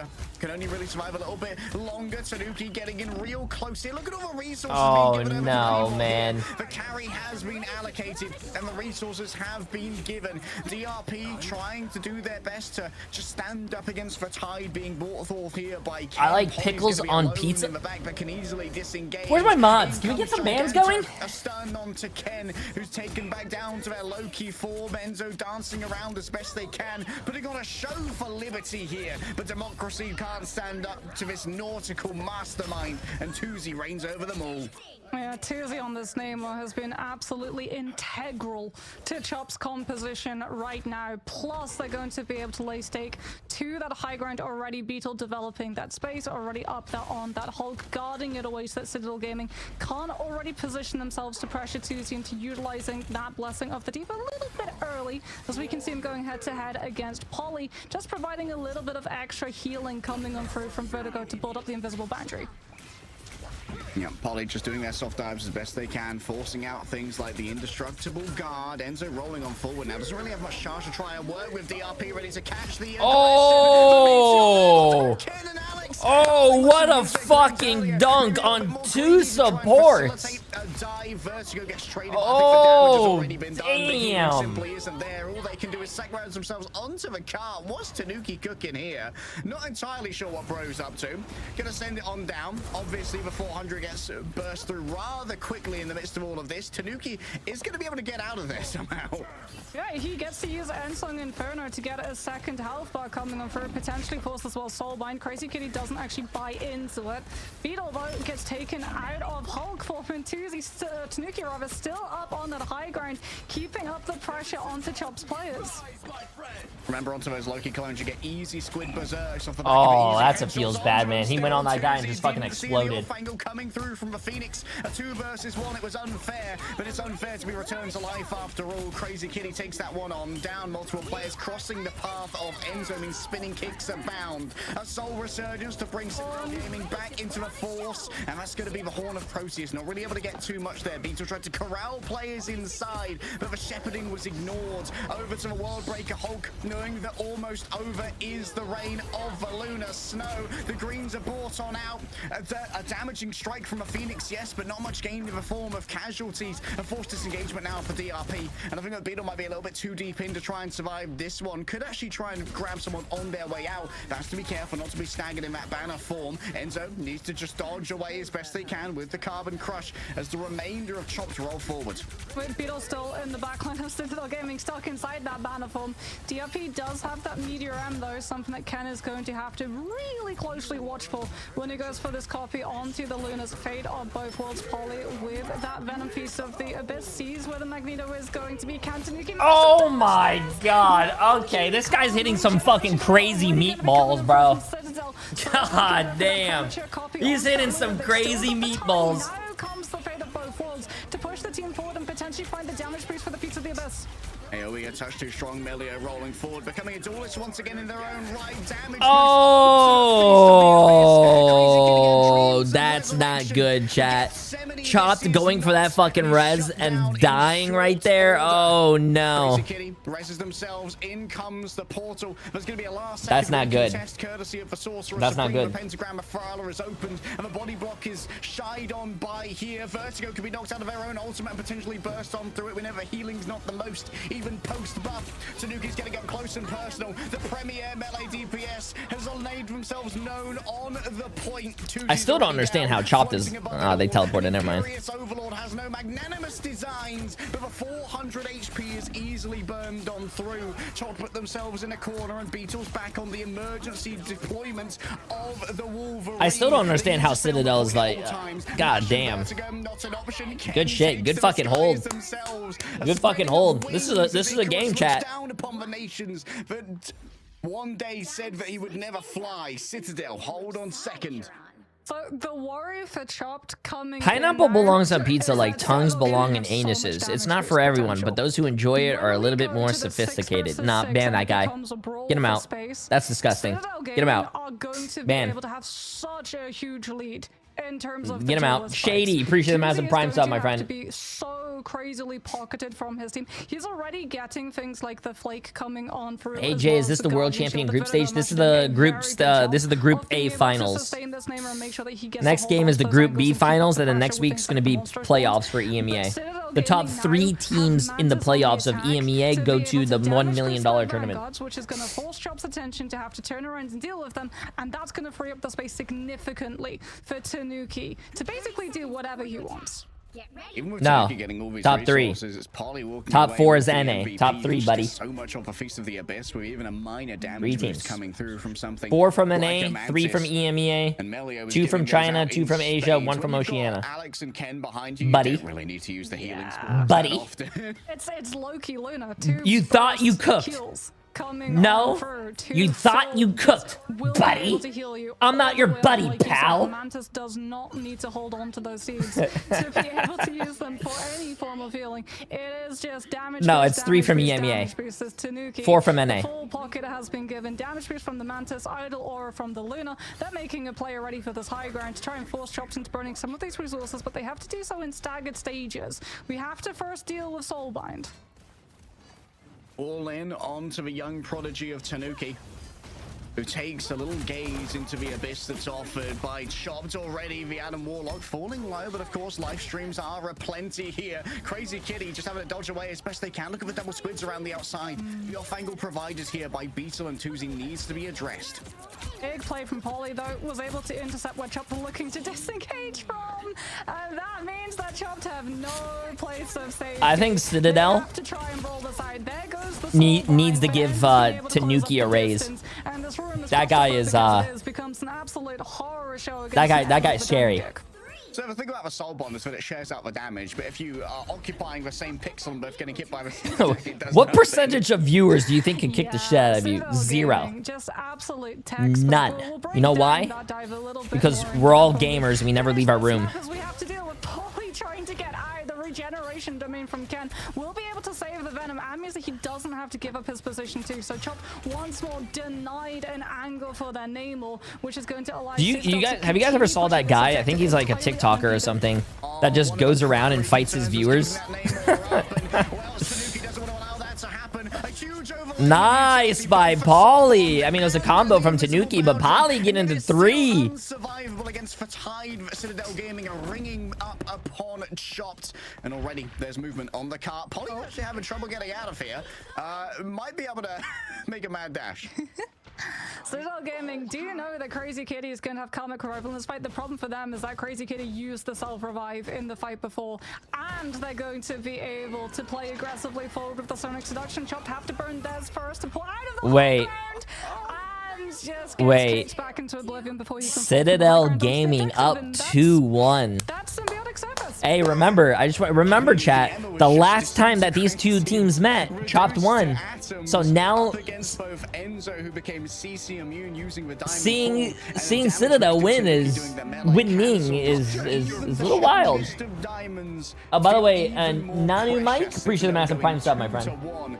And well, this was Chopped map choice. Once again, Citadel stole it away. 29 assists from Melio on the Mantis. Yep. Checks out. Like, yeah, he only did 8,000 healing, but as we already covered, he's not going to be Wait, can we go back? Wait. The problem for them See, this is the cool thing, chat. This is the cool thing about having Nitro. I could go back. Up against both Enzo, who became CC immune, used a one. I could go back and look at this.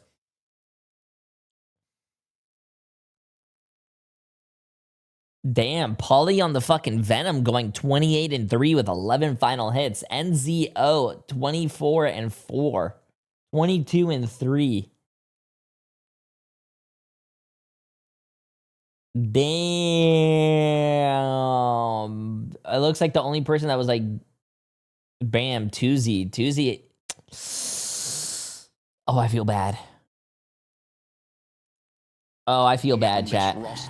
But Melio certainly seems to be getting a lot of value out of it. Of course, when you've got a Giga Aimer in the neutral with Mantis, she does a considerable amount of damage. Jay, can you get your best at trying to be a broadcaster for that front? You mean a caster? No, I can't cast, bro. Extra players take damage, and while you were trying to concentrate, Nitro feature is a basic feature on YouTube, yeah, but for live streaming, Twitch is just so much better than YouTube. I'm sorry, but for live streaming, Twitch is superior. They went for 2 ultimates that have 1 hit of damage. Feast of the Abyss, 1 hit, Endsong Inferno also going to be coming on through, trying to catch that 180 heals per second, tick in between the seconds to make sure that they didn't have to stack more damage on top to be able to find those eliminations. Yeah, it was great planning there from Citadel, but Chopped are far from out of it yet. Domination is going to be available as our map pool is once again reset, apart from a match we've played so far. We'll find out where Chopped want to take us after this break. For the streamer? No, it just makes sense, bro. YouTube is like it's like a thing where you watch videos on that are already made and like edited and fucking like, you know, all that shit. No, chat. It's just common sense. YouTube, if you are a creator and you want to stream, you have more of a chance to grow on Twitch than you do YouTube. YouTube live streaming discoverability is just fucking shit. Nah, Twitch is just so much better. And no offense, YouTube, I love you guys, but if you guys want to see the chatters are on Twitch.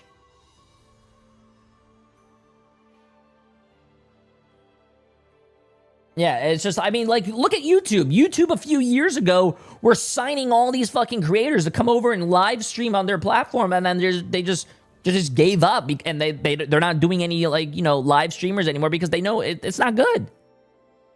No one watches live streams on like YouTube. I don't want to see the chatters. Mikey, my Twitch chat is amazing. Kind of, sort of. Nah, wait, Mikey, maybe you're spitting.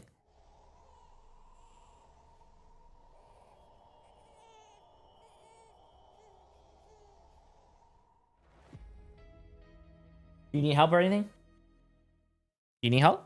That breakfast was good. What do you need help with? Give me 2 seconds, chat. While you guys fight with yourselves, give me 2 seconds. Stop. Can I give Boba a bath? I don't think I can do that right now.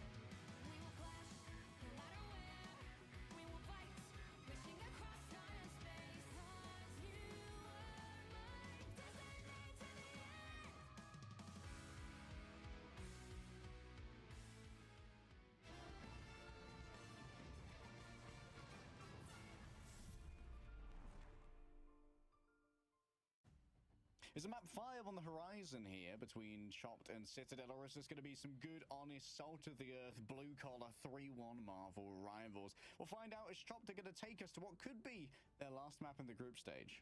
Yeah, we finally found the composition that has enough damage to be able to break through all of the sustainability that one-sided Adam brings. And surprise, surprise, it's damage boosted Mantis with Loki damage boosting. But, you know, just an extra little bit of damage boost on top, plus the Luna damage boost too. Like, it's kind of crazy that Citadel through the ban draft were able to secure themselves not just one form of damage boost, but 3, which really did mean that that Phoenix was absolutely throwing every single time into Snooki's POV. Like, you just do so much. I will. Get into melee as well, and you're doing even more. Not watch the tournament. Duelist in the game. It's just ludicrous, honestly. And like Melee is pumping out the damage on the Mantis as well. You can really throw it out on the Mantis, and you get rewarded. Why are you bullying me? How well your aim scales with each of the headshots. Refreshing a life spore. Okay, chat. So Focus up, focus up. Melee is going to be getting more spores than your average Mantis. True, I hope you guys are ready. Kind of got I got punished as well. They Doritos. tried to play this Hulk Namor to have just so much spam damage and try and pick apart Citadel when they were looking for rotations. Plus Namor being able to control the off angles with things like the Invis Woman, the Guardian Shield. But that meant that they had a majority of their players stacked up so they could receive things like the AoE healing from the Guardian Shield and also the bubbles from the Hulk. Also, so YouTube Phoenix Premium also gets you free YouTube music. She's hitting plural, which is Who watches? incredibly Who listens to quickly music on charging up YouTube? all of that damage from that end song Inferno and the Spark application too. And it also meant as well that Citadel saw a huge chunk of space that was entirely free from them. They went for the contest on the high ground on the right side of the point itself, and when we're actually following their walk up, you get to see the silhouette of a Venom go all the way around the left side deep into where Chopped would try and disengage when they were pressured, falling from the high ground onto the point, trying to stabilize one of their vanguards to hold the point, and then pulling their strategist back into that box off of the side of it to be able to try and steer away from some of that spam pressure coming in through. But that just meant that the Venom was at a great Yeah, Spotify. Yeah, like one of the things about the Loki damage boost as well is that when you've got these 3 strategists, you've got such a healing output and such a capacity for triage, but you can be a little bit more laissez-faire with the usage of a long cooldown of regeneration domain, where when you have 2 strategists, you might want to use it a little bit more for something like an anti-dive, maybe saving your Luna, or even saving yourself when your Luna potentially falls elsewhere, because Loki doesn't have a huge amount of self-healing available, but with what can be given out by Melio, it changes the calculus. We'll go to Domination now. It's Chopped's map choice, and they can go basically anywhere they haven't gone before. Oh, I hear Hell's Heaven. You do hear Hell's Heaven. Oh, you get the music this time. Clap, clap. I do get the music. I mean, Hell's Heaven Overtime, I think, might be my favorite, but I mean, Citadel game. I have never listened to any game's music. I turn all the music off when I play video games. I hate music when I play games. Take coming on through from Chopped, because not only is this one of the best dive maps, this is also one of the best Black Panther maps, and Tanuki is already teasing it. I mean, admittedly, Tanuki has been teasing it for the last 2 maps. I still believe that it could be a great play. And you know what? Chopped is like, you know what? That Mantis character, pretty good actually. Pretty good. What are the chances? What are the chances this is the first time we get to see the Black Panther Hulk team up in action? It could be real. It could actually be real. Because especially if you're going up against Mantis, like if your Black Panther does get slapped, that shield is going to automatically kick in when he goes low enough. That's true. That could be a great way to try and mess with that. Probably going to see Citadel. I have a good idea for a 1v1. Every 1 kill equals any skin he wants. Oh yeah, that sounds like a great idea. I don't want to have a one-sided Mantis either. Likely both teams are either going to make a Good play luck. for the Adam here in terms of bans, or maybe a little bit of a heist protect. Emma, like on Hell's Heaven, we also tend to see rushdown compositions, like full dive compositions coming on. What's your favorite on music this map genre? type. Navi have played it. Oh, that's an FaZe have easy. played it. Citadel have When I go to the also gym, shown, I put my shades of it headphones the in and I past, listen to so K-pop. I wonder if we're actually going to be seeing just a full mobile composition, and Emma doesn't really fit into that. Emma is great at stopping rushdown with things like the Carbon Crush, but not so good at being able to play in as aggressive places with the higher mobility that is afforded to things like the Captain America or the Venom. Okay, the Loki ban. The Vibrant Vitality shenanigans shut down. I mean, can you imagine what that would do for a Black Panther as well? I mean, I know we're talking about the Black Panther a lot, but like projecting that into the enemy backline could be ruinous, NGL. Citadel Gaming keeping their options open as well. Being able to save the Emma means that they can go for a number of compositions. As Chopped still haven't really targeted any form of dive either. The Adam going out from both of these teams means that we don't have to worry about one-sided soul bind. I listened to the news channel at the gym to be able to stall it What? until you're able to win it, as Ultron is going to be taken out of the side of Citadel Gaming a little bit later. As you can see, Chopped making sure that if it is going to be a dive component with Citadel Gaming, maybe spicing up the ban draft by trying to mind games Chopped with the Emma save into thinking they're going for more of an anchor composition. Instead, then immediately curveballing into a dive. They want to remove the Ultron just in case it's Chopped are going to be saving the Loki, so they get one-sided. Bro, I feel like that is like, to be looking for the front-loaded damage. I don't know, man. That sounds really wild. Against them previously. Like, I can't imagine. Star-Lord or Phoenix here? I'm just, this is just me, chat. Before the match starts, I just gotta say this. Okay. If I walk around the gym and I grab someone's headphone and I puts it in and I listen to it, I can listen. It might be like, you know, rap. It might be some like hardcore rock, or you know, something that gets you really hyped and like want you to lift heavy, right? I can't imagine grabbing someone's headphones just so I can listen to the weather. And hey, don't worry, chat. After the weather report, sports at 4. Like I'll be like, what the fuck am I listening to? Regeneration domain for Loki changes when you got that vibrant vitality. Admittedly, we aren't Nah, seeing bro, a composition here. I mean, hey, if it works, it works. Might use it to try and That's one way to get the news, actually, though. So I don't know. Hold a bit more defensively for when Tanuki comes in. Yeah, something to note as well is that Chopped got the full Vibrant Vitality. They got the Groot and the Mantis. Okay, let's see this. And the Loki, which means that we're going to be seeing a lot of sustainability, but not only that, Strangling Prison as well. If it is going to be like a dive composition coming in from the side of Citadel, and you run like the Captain Jay3 is a classic Slim Shady type of dude. Venom, you don't have all that many shields to be able to try and block a Strangling Prison. Who's the real Slim Shady? Ensong Inferno follow-up. And yeah, you are going to be quite vulnerable to Vasonic Seduction as well. When I lift at home, I usually have your stream on in the background. W. There's nothing that gets me more hyped than listening to a Jay3 stream. Just to try and shut down any potential usage. Wait! Wait, we're getting the Black Panther! Oh, shit! I hope he stays on Black Panther for the whole game. Oh my god. Wait, go back to the Black Panther, bro. I don't want to see no fucking Venom gameplay.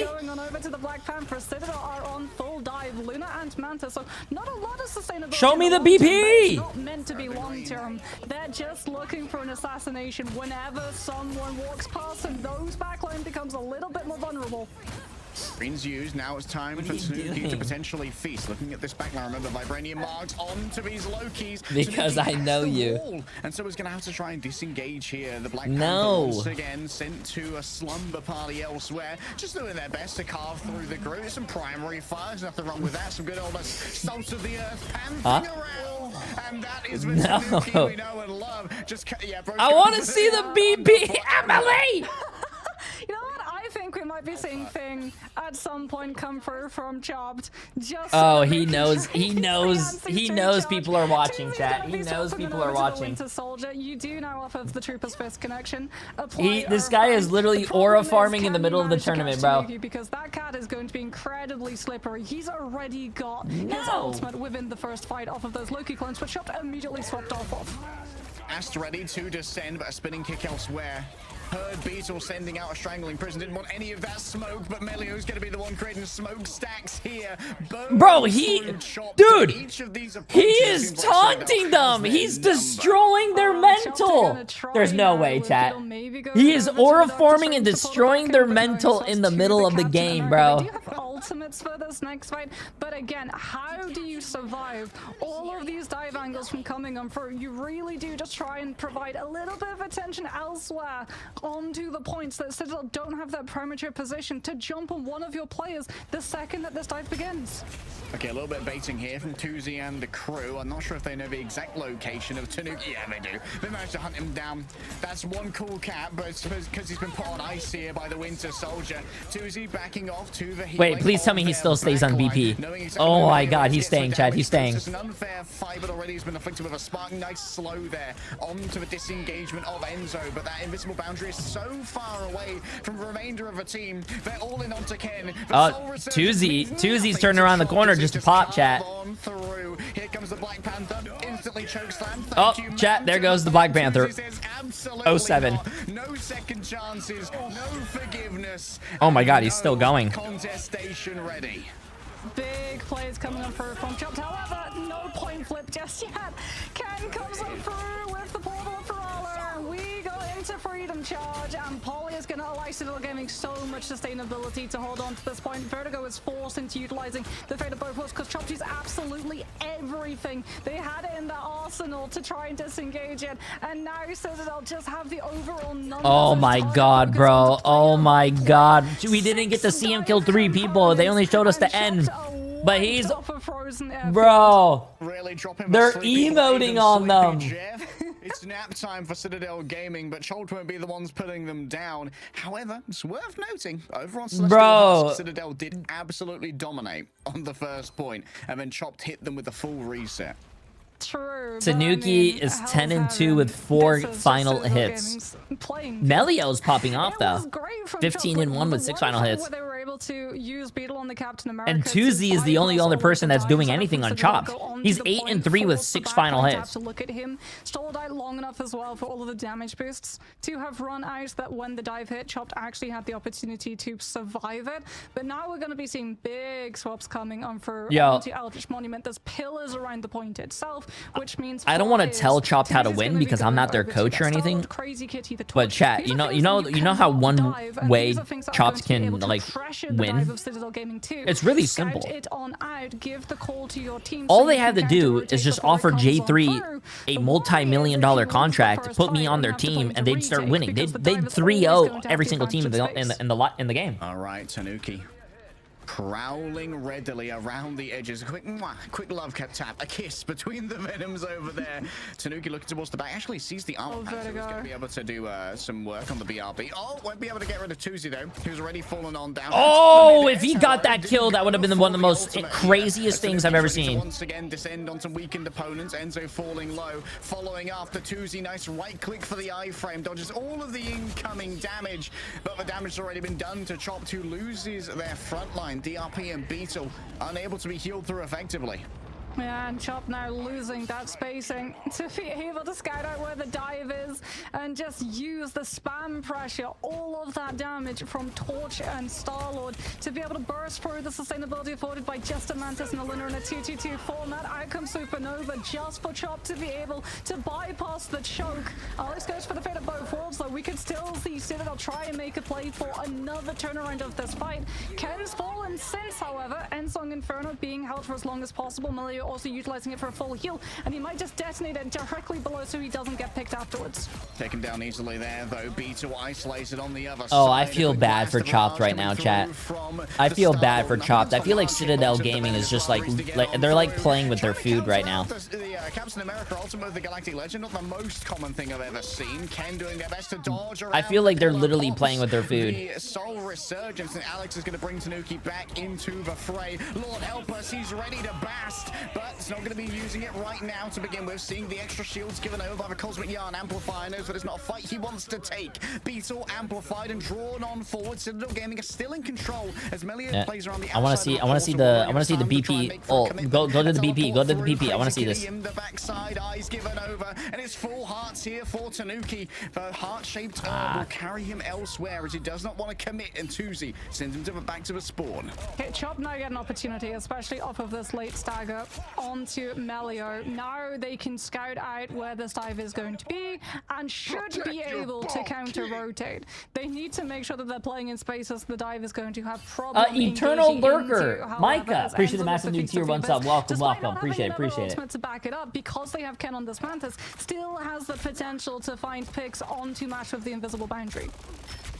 Doesn't even use the bast. No, he got off the BP, chat. Might do a little bit better. Crazy Kitty descends on top of Alex. No. Looking a little bit better on their second round of domination. Tanuki gonna have to report back to them. I'm sad. Receive yet another damage boost. Maybe a little healing spore as well. We can see that it's on Enzo. I'm sad. Now I want Chop to win.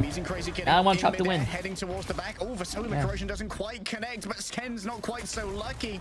DRP with excellent bounces off the walls, knows all of the ins and outs of a Venom movement. Beetle mag dumped into the head, but you know what? He can do this all day. He's got the brains of democracy on his side. Beetle trying to disengage. A little sliver of health is all that he needs. As he has the brains of democracy on his side. Supernova still being held as well by Crazy Kitty. Invisible boundary has not yet been forced by Mash. Citadel have not been able to find the same level of impact they were previously having to play into these retakes. Look at the amount of information Chop to have from just the Torch's POV alone to be able to clear all of these angles, figure out where the dive is going to be coming brains from, or they the say way brains? into the I team. thought I heard him say The brains. backline is so much safer in comparison. Citadel having to go so much deeper. This time it's going to be Galactic Legend, but that forces out the invisible boundary. Tanuki trying to have to turn his attention now with the ultimate onto anything there in and potentially peel as well, as DRP was looking for a counter dive. Tuzi's turn's going to be soon when it comes to that Galactic Legend, and there's no such countermeasures available for Citadel. Yeah, there was an impact coming through from the side of a Phoenix, but Melio hasn't got too much off the back of that one. In fact, Tanuka's already fallen on down. Alex dancing for their life, but Chop just surround. They wait. The Piranhas are circling, waiting for a moment to Oh my strike. god, Blood two has hit assembles the going water, on. and Polly is declared that freedom reigns overall, but Beetle has similar ideas. The Cosmic Yarn Amplifier means extra damage from DRP. The Feast of the Abyss chomps through Chopped. At 99% here for Chopped, they are still able to try and hold on to this point. Ken taken down by Vibranium Energy Saw. That's animal abuse if ever I've seen it. DRP Wait, chat. Chopped is winning, bro. Citadel was Citadel. Oh no, bro. Oh no. And even with the Feast of the Abyss, Enzo still has to stand alone against the tide. Crazy Kitty returns on the Sorcerer. Citadel was egoing them a little bit. It's a shape too far as Melio's taken on down. The invisible boundary holds safety for Chopped inside the catacombs, and Citadel Gaming aren't on the point to keep it contested. Bro, Citadel, you guys cannot lose this when you were aura farming for 2 rounds. They can't do it. Do they make a return over to that Black Panther? Which again, Chopped coming on through with these swaps over to both the Torch and the Starlord, 2 components which are so much harder for Citadel Gaming to be able to get on top of. And actively dive has brought so much more safety for Vertigo and Mash. Mash went down 7 times. However, so many of those times were on the first round alone. The Invis woman in comparison and Eldritch. I don't think he's running was DP, on chat. holiday for the amount of pressure that she had to I don't deal think so. with to what she was having to take account of on frozen airfields. It all ends on the Super Soldier Factory. This has often been where the Jeffs reign supreme, but banned away from both sides. And I'm getting the awful sense of deja vu, Marks, as once again, Chopped have come alive in the late game of domination. Citadel and Chopped all the way thank you, to Red the Rums. brink. Citadel going to be coming out with a triple strategist line, fully pocketing the sole duelist Tanuki, who is going to be getting absolutely everything. Idol Aura, Mantis Boost, and Invisible Woman, but he has to go toe-to-toe. 2 versus 1 against Mash, and Tuzi has already been able to find 1, and Polly manages to find the backline when everyone's target focus is turned. Yeah, Vertigo was distracted elsewhere, trying to make sure that that could be a slightly even fight against Tanuki. All in onto scaring Polly off the point and managing to convert on it too. Despite losing the first casualty here, Chopped managed to convert using the Cosmic Yarn. Yo, Citadel. We've seen Chopped have What is going on here, bro? information and advantage into this next fight. Tanuki trying to build up the end song Inferno so he can pair it up with Polly's Feast of the Abyss, but Crazy Kitty with that Supernova is going to be able to zone Citadel Gaming out of every single angle. A big carbon crush comes on through from Enzo, making Crazy Kitty vulnerable, but the Supernova was still down and Chop still got to push ahead. Yeah, the Flame Cyclone still sucked up all of the Citadel, and they did not have their fire insurance. Tuzi's going to have Galactic Legend. Melio now moves over to the Psylocke to be able to put pressure onto DRP, but also put pressure onto both Crazy Kitty and Tuzi. They've got Fate of both worlds, but Citadel really don't want to have those ultimates forced when they try and drop to the point, because Chopped will just be able to come in with later sustainability. Big pick though How from do you, Tanuki. how to do that Phoenix tech? Oh, the melee stuff? The Beyblade? Forward with the Venom aggressively into the back line. Pretty sure you just wait. What is it? You melee fly, melee fly, melee fly, melee fly, just crispy clean. I've never seen nothing like it. Chop still in control. They mash him next to How's there a console in this? There's people who plug in their controllers and play with controllers, like Enzo, there's DTK, there's DRP. And the emergency usage of the regeneration domain keeps Chopped in this one for a while longer.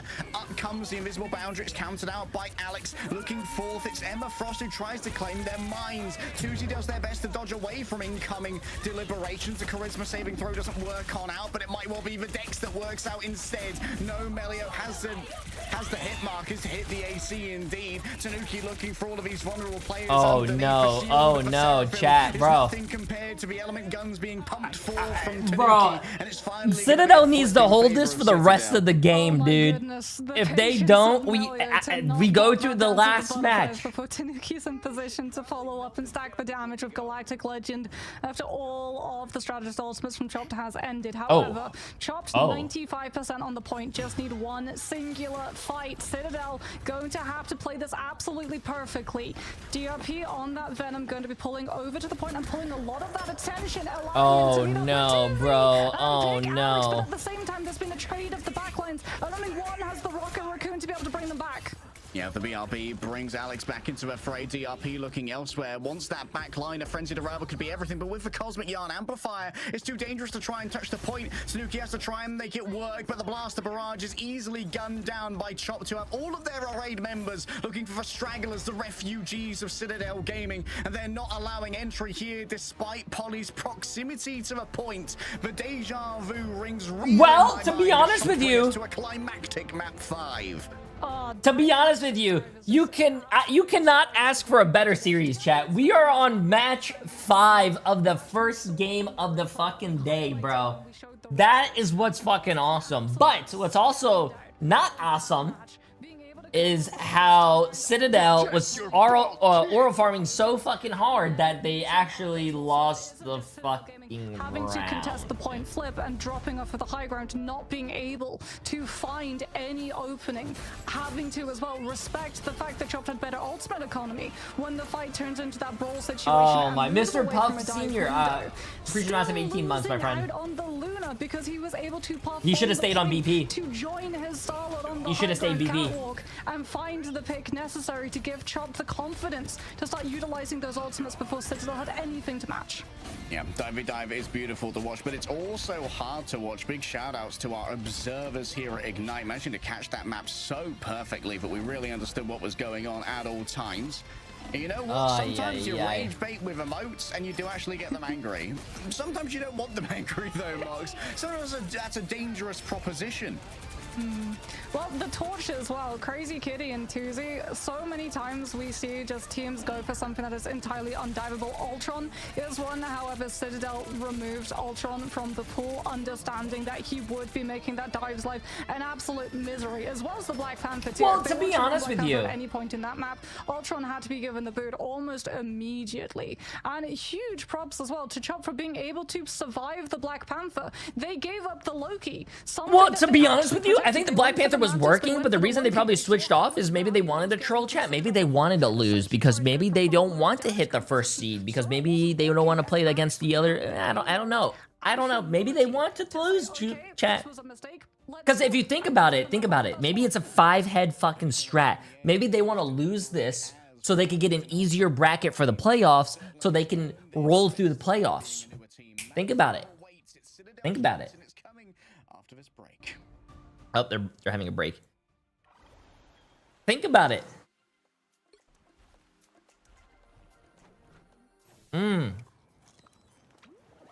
If you want to qualify for LAN, you should be ready for any team I take. That's true. It's true. True. I think Citadel was trolling, bro. I don't know what Citadel's doing. I think they got a little cocky. They were rolling the first round, and then they started doing a lot of emote spam, and then they kind of got their fucking asses spanked. I don't know. Think? I'm allergic to that. Yeah, I'm allergic to thinking too. Hold on, chat. Give me a second. This is my favorite part.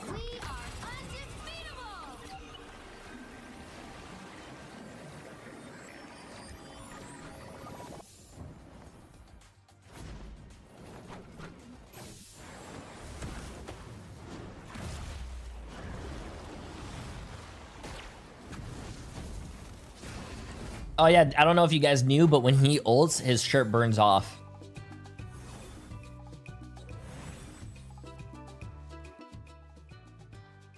Yeah, pretty cool, pretty cool.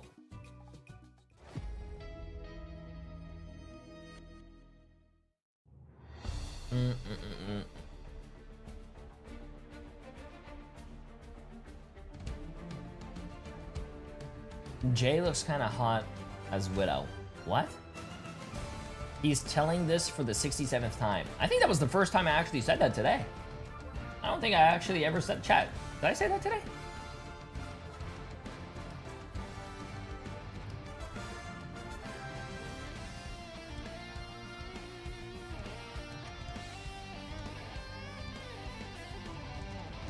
Oh god, was it actually just a troll to say 6-7?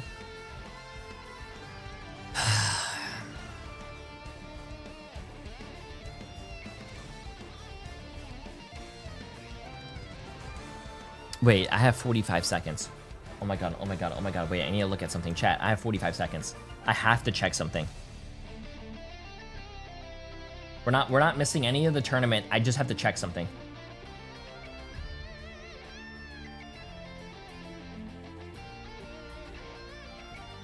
I have 30 seconds, chat. I have 30 seconds. I just need to check one thing. I just need to check one thing. That's all I'm doing.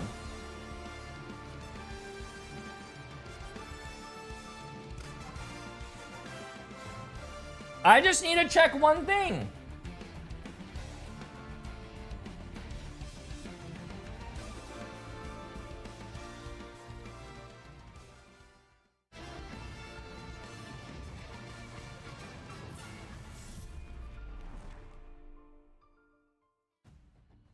Never have I seen two teams go so hard in a seeding match, but when the reward is dodging FaZe, you very much have to put in the effort because FaZe are coming out Penguin of butts Group B for as 3 our months. third Appreciate seed, it. How which you means doing? presumably our second seed from here in Group A would face them at the beginning of the bracket for playoffs, and that's a scary prospect. But even scarier is the prospect of dropping your 5 Oh my god, it's done. series, and now Citadel get to choose where we conclude. Oh my god, chat, we got some moonshine. Yeah, Can I get a W for moonshine? There hasn't been a reverse sweep.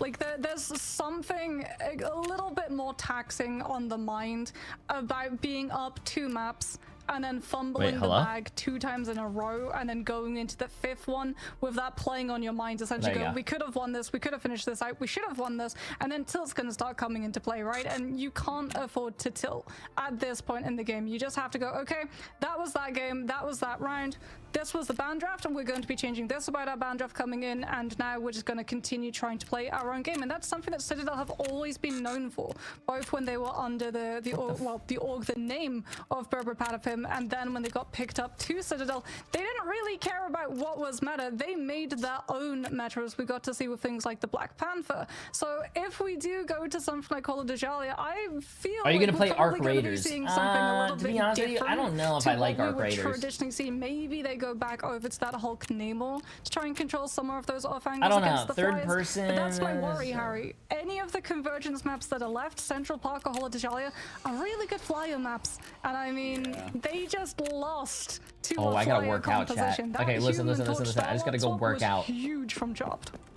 Yeah, maybe they don't opt in for that, knowing just what's waiting on the other side. Like, Tuzi's really scary on these. Crazy Kitty also amazing to pivot over on to the Human Torch. Having 2 good Human Torch players on a team does mean that, like, it's very hard to preempt you when it comes to your map picks here.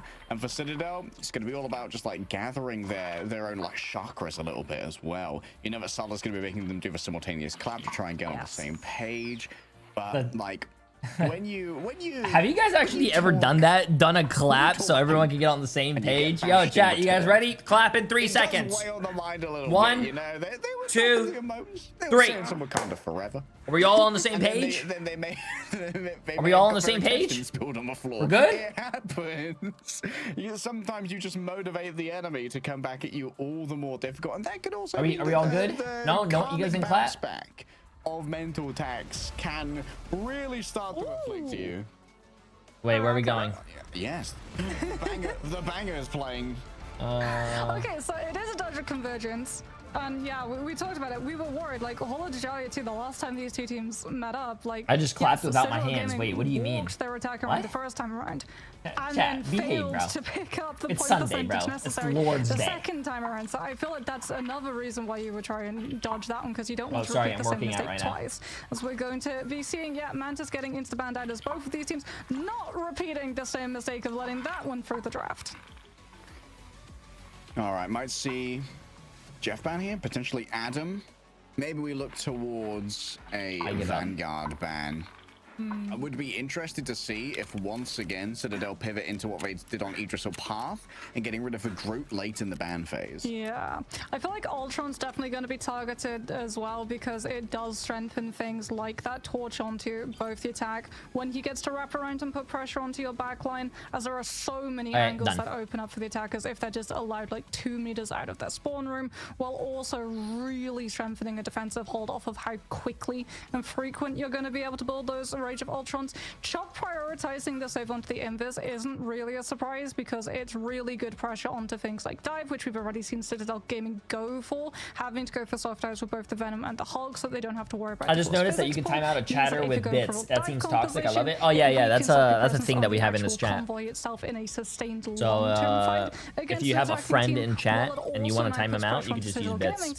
Or if you want to make an enemy, you can just use bits and time them out as well. Something like a Phoenix or a Human Torch. A Lost Snipes, appreciating us for the 27 months, my illusion friend. spectre of a Phoenix Human Torch fiery duo will always burn a spectre in the mind of a banner.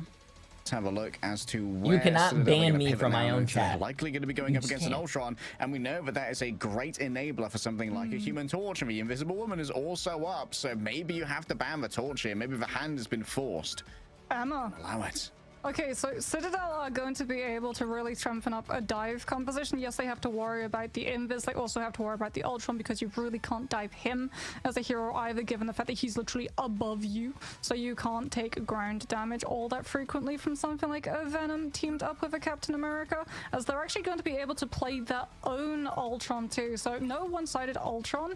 What I'm worried about is the fact that Chopped, by banning out the Jeff, have cut the impact of Storm. Oh, this is a good map. I really like this map. Jeff NATO composition, Let's see we it. see Storm a lot of the time in spawn break holds. In fact, Citadel Gaming have used the Storm Punisher multiple times on Convoy to be able to play off of the attack and instantly break a defense, and then play off of the composition to get half of momentum forward onto second. That now gets removed, so your invisible boundary for MASH is going to be finding far more value now. I was interested to see what the last one was going to be with a Human Torch. I thought maybe they were going to go for the Invisible Woman. Knowing that that's still available means that there's still an option to do something like pocket a Star-Lord with that Guardian shield. That often means that you can take those mid-air engagements. Okay, chat, match 5. Whoever wins this takes it all. Not for wing. Appreciate the massive prime sub as well, my friend. Welcome, welcome. Could be sent that way, especially when we know that there is going to be a Human Torch who's getting the true VIP treatment from both a Ultron. Where is this on the map, bro? I have not been able to find that. That looks really fucking cool. It's essentially what Chopped are going to be able to have, and I mean, it makes sense. That was sort of all businesses' MO as well. When they had Tuzi back then, literally he would be gaining every single resource. When are you going to learn that you cannot post links, bro? And Crazy Kitty on these high impact duelists in a meta where we see so often the ban drafts being forced onto strategists, frees them up to pick whatever they so choose to be pocketed, as it's actually going to be Crazy Kitty on the Doctor Strange and Tuzi already got a kill. Ultron, Wow. showing that Storm very much got power crept by Human Torch in just the basis of survival with being able to obscure the hitbox. That is a very static Storm into a beam that is very good at tracking. A mega level mutant meets Sigma level aimer over here from Tuzi. Just burning through the regeneration domains. Once again, Tanuki is going to be the primary target of Tuzi, who's just bullying from afar. Utilizes all of their utility to get away from the incoming damage. And Chop, they are just playing a little bit of a relay race on the point. Are they doing map bans? No, there's no map bans here. Colossus from moving too far. Great group walls as well coming through from Poly to really limit what March is able to do. Jay, who do you pick for the win? Though is going to be able to find the first pick on to end. I don't know. I think both of these teams are really good, man. To move on forward off of the back of that one, forcing out the regen domain. Melio going to be trying to find the pick onto Beetle. They will be able to get it. However, I think both of these teams are really good. Has not yet been targeted, which means the Captain America is right back into the mix. To be honest with you, absolute monster right now. I think Citadel should have won their last game, but I feel like they were trolling. 5 shots per second, I say. So And they were like, W. they were like, I feel like they were egoing the other team, so it would be kind of funny if Chopped wins. Same three Vanguards are going to have their ultimates ready and available before Citadel Gaming get theirs online. Out comes the Strangling Prism from Poly into the damage boost from Tanuki, and it's going to be an Ivago motor attempted from Crazy Kitty to even up the playing field. However, CC immunity from Final Judgment of Melio means that Chopped are going to start losing this fight now. Aggressive play from downtown. DRP was just a few points short of having the Meteor M ready, and so when it comes up, decides, you know what, I won't invest it here. Maybe use it to try and shut down the Storm instead. You can definitely use it to try and take Tanuki down. As we talked about, you don't have to worry about the jab, so it's not going to be Sharknado off of that map, as DRP is catching so much damage, forced into having to burn out. That Meteor M just for survival tries to find a pick onto Melly with the AoE damage potentially splashing the Punisher from behind his turret. Doesn't manage to find it as the Hurricane comes on through in this boundary, forcing Chop's hand in terms of where they can position. Well, it's actually a pretty smart play. Yo, Run Guy with the massive 5 gifted subs. Absolutely insane. And with 5 gifted, Valorant gifted an extra sub. I appreciate it. As everyone's able to dodge away from wow, the real Valorant gifted a sub, chat. That's a W. Polly backs away for a moment, Appreciate it. Was that a missed carbon crush? Just across my screen, an Emma flashes, not quite able to connect, and Citadel Gaming, they've kind of run out of steam on this push. They are going to have Strangling Prison. Wait, 9! Appreciate the massive Prime sub as well. And Roysu Rengai with the 10 gifted and also 3 extra from Valorant. Absolutely crazy. I appreciate it again. Absolutely insane. Stealing 3rd place of the week. Appreciate it. Valorant is doing a thing where if you gift 5 subs, Valorant will gift subs as well. It's like the September thing. Forcing them to have to take another fight after they burned so many ultimates before. And Beetle's still up in the back as well. Thornlash Walls dragged on up here, trying to isolate Crazy Kitty. The Ironwood is good to go as well, as DRP takes to his guys, taking down Tanuki, and an air-to-air interception technology reigning over them. As Melio now knows there's no Meteor M, this could be time to go with their final judgment. Pure damage ready to be laying on down. Beetle's got to flee away. Crazy Kitty, the Shield of a Seraphim can't stand up to this. The Cloak of Levitation, equally poorly suited to such audacious maneuvers. Beetle stands up to dual chain guns, but democracy simply ain't that strong, and that's going to be a full completion. Oh, good shit by Citadel though. The invisible boundary. Big final judgment. Good shit. Good shit. Good shit. The pressure as well onto the Doctor Strange, going first too, so that it's not even utilizing the final judgment for the CC immunity to Doctor Strange ultimate. What the fuck? So they gave Kai like 100k subs? I mean, it's not really that they give. Bro, you have to be a sub yourself to post links. Now we're going to be seeing the swaps come through. I have a bot. You did this 5 times. There is a bot on my channel that will time you out if you try to post links if you're not a sub. I'm going to untime you out one more time. If you post another link, I'm sorry, but you're going to have to learn your lesson, bro. Yeah, cooking some smash burgers over here. Polly looking for yet another cheeky Strangling Prison. You know he loves to do these ones at long range.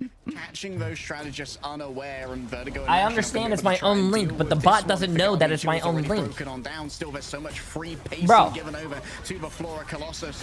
DRP ready to try and move on through. Reinforced by the Rage of Ultron. Mid-air strikes here onto Tanuki, who's emboldened by the mid-air attempt there from DRP. Not quite what LeBron everyone was looking for. Big slashes from the Thorn Lash walls. Tuzi's taking out one in their own right, has the evasion to try and turn this one around as the Omega Hurricane makes landfall and carves through the vanguards that were brought up here by Chopped. Yeah, there's still an ultimate here from Tuzi, but you're really keen to try. Wait, that's actually crazy though.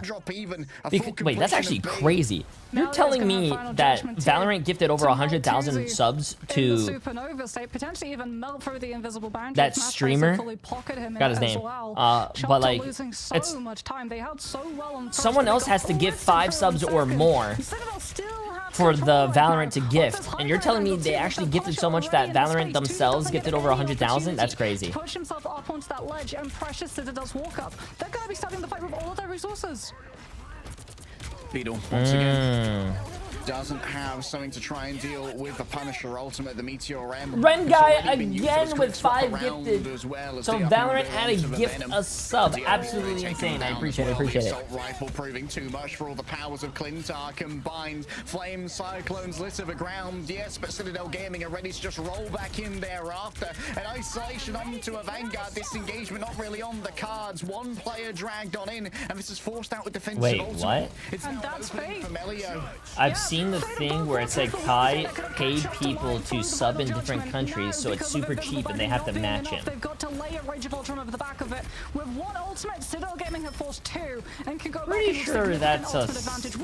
I don't know if that's real or not, because I feel like, oh my god, wait, that was an ult on the side of the wall. I'm pretty sure you can't do that as well. I'm pretty sure that's pretty sure that's illegal, maybe. I don't know. Taken down for the audacity of having to make that maneuver. A shotgun onto Tuzi, not the ideal to try and take out a flyer, but when you're looking to get as mobile and have as much motion as Melio does, it's always an option. If I donate enough subs, Valorant will give me 1 trust. Bro, I don't think that's how it works, but I appreciate the massive 5 gifted, so you can tie second place of the week. Appreciate it.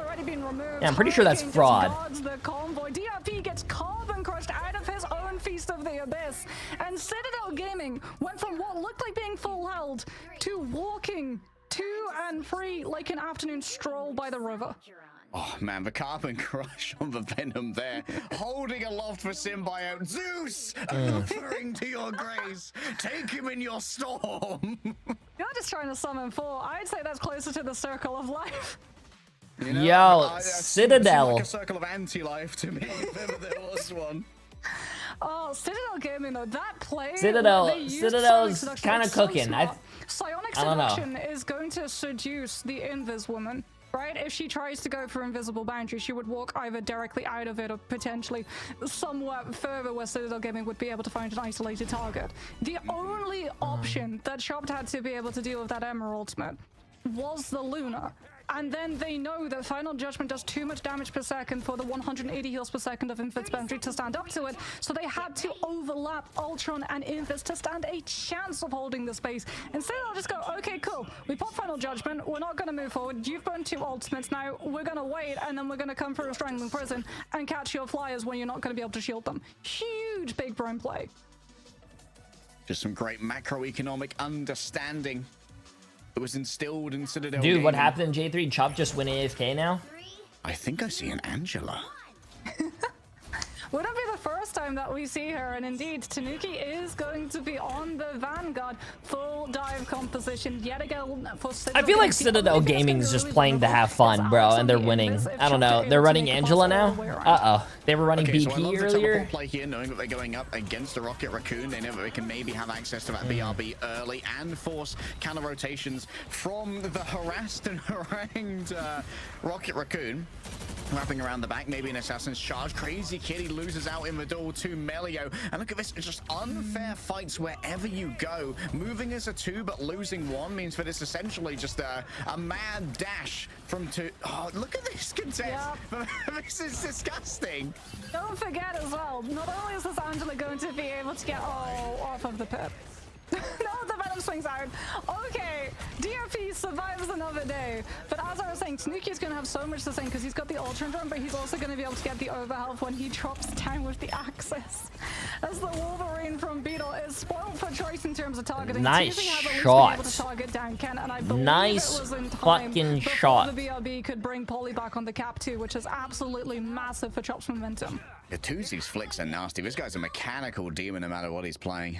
He's got the Ultron and in his pocket as well. This is going to be an absolute test of how much Tuesday on this torch can do and how much resources his team is going to be able to give him. Crazy Kitty takes Enzo down. Citadel Gaming not actually going for the portal recontest, trying to open up the fight instead. Moving for a choke with the Rage of Ultron, but the backlane's been left behind. Bro, I feel like these fights are so fucking messy, dude. It doesn't even look like they're playing as a team. Remember, extra damage to over health from the Rage of Ultron now means the Venom can't stand up to the Rage for long. Crazy Kitty coming in close and personal, but somehow gets taken down by Polly. A Sentinel strike to carve through metal. The power of democracy doesn't matter what element you are. It'll win nevertheless. Bro, this doesn't even look like two teams are playing. It just looks like so messy.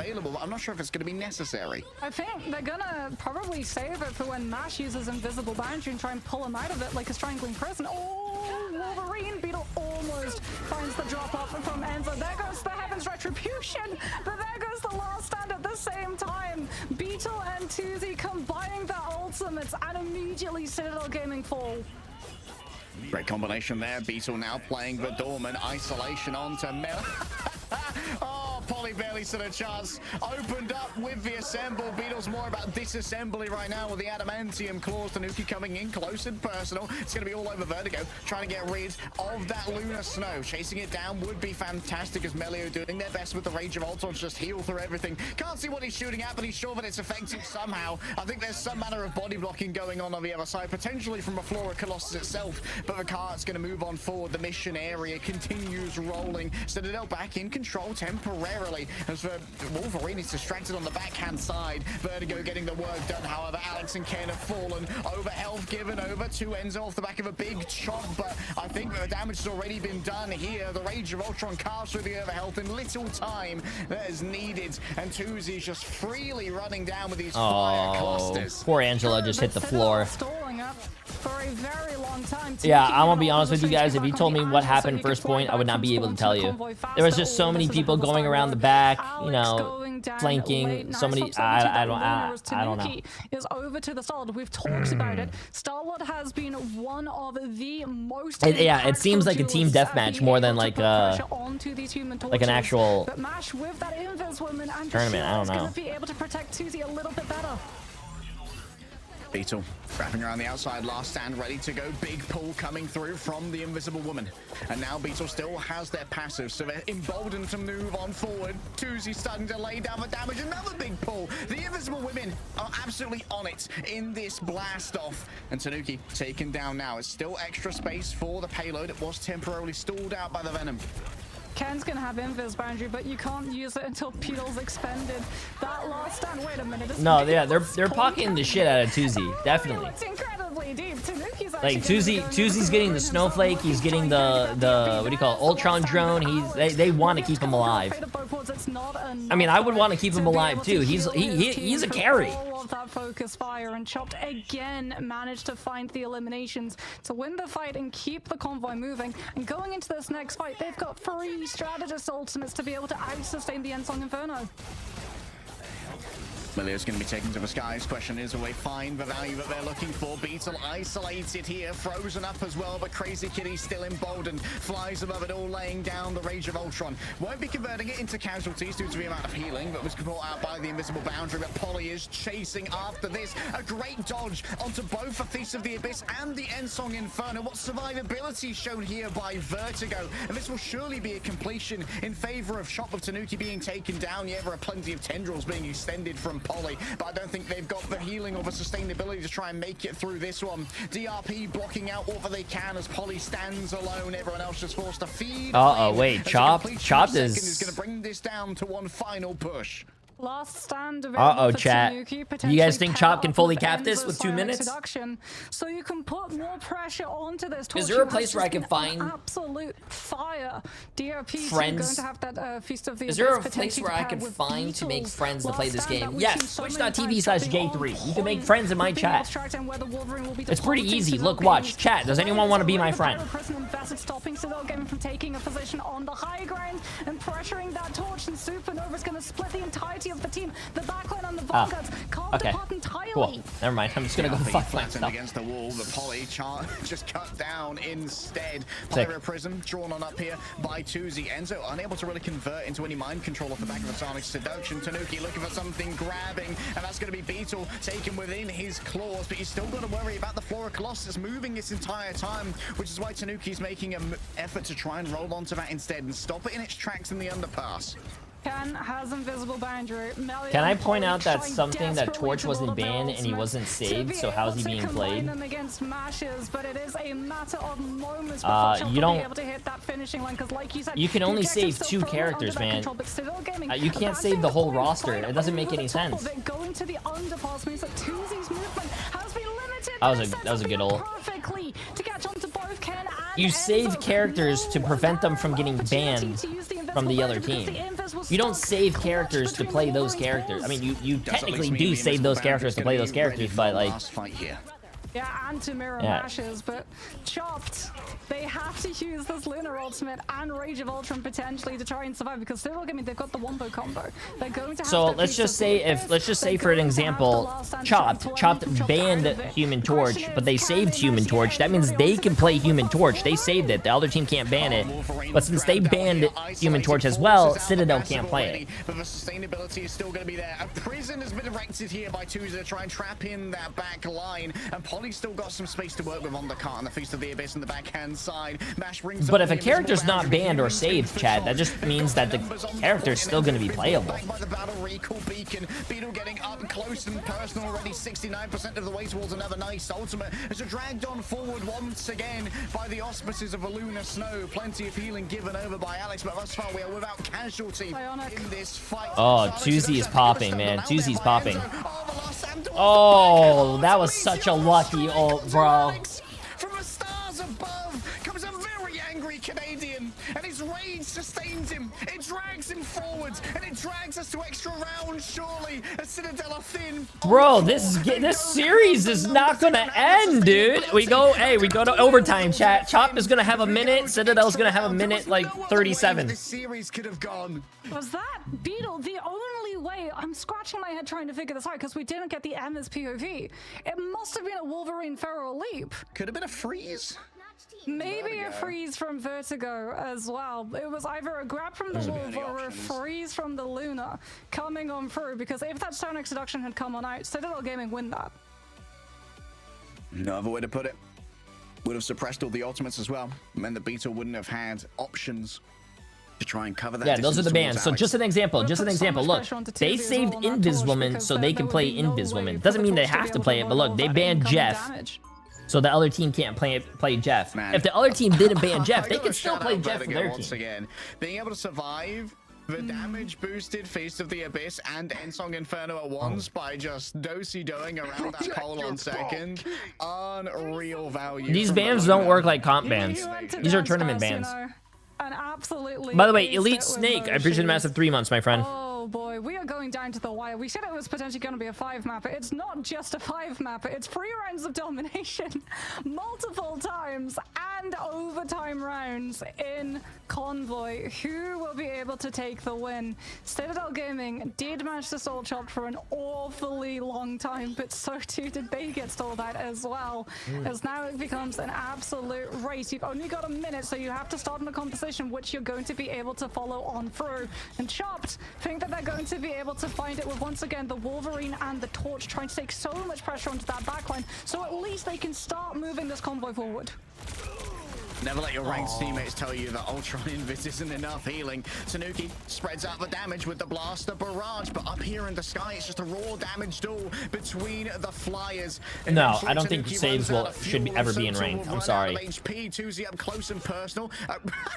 What the hell was that? I think he's just resetting with his team.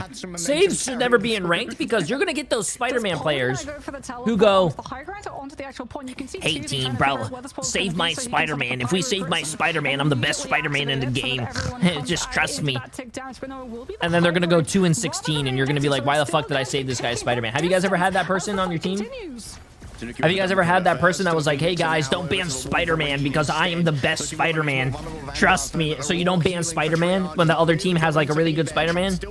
And then your Spider-Man goes 2 and 15, and you're just like, why the fuck did we not ban this character? In overtime, though, they always need someone. Tanuki falls down limply to the floor. Beetle grabs now Enzo, gets kicked away in a spin. Plus, you'll have everyone on your team trying to save their one character they want to play. I don't think that could work in comp.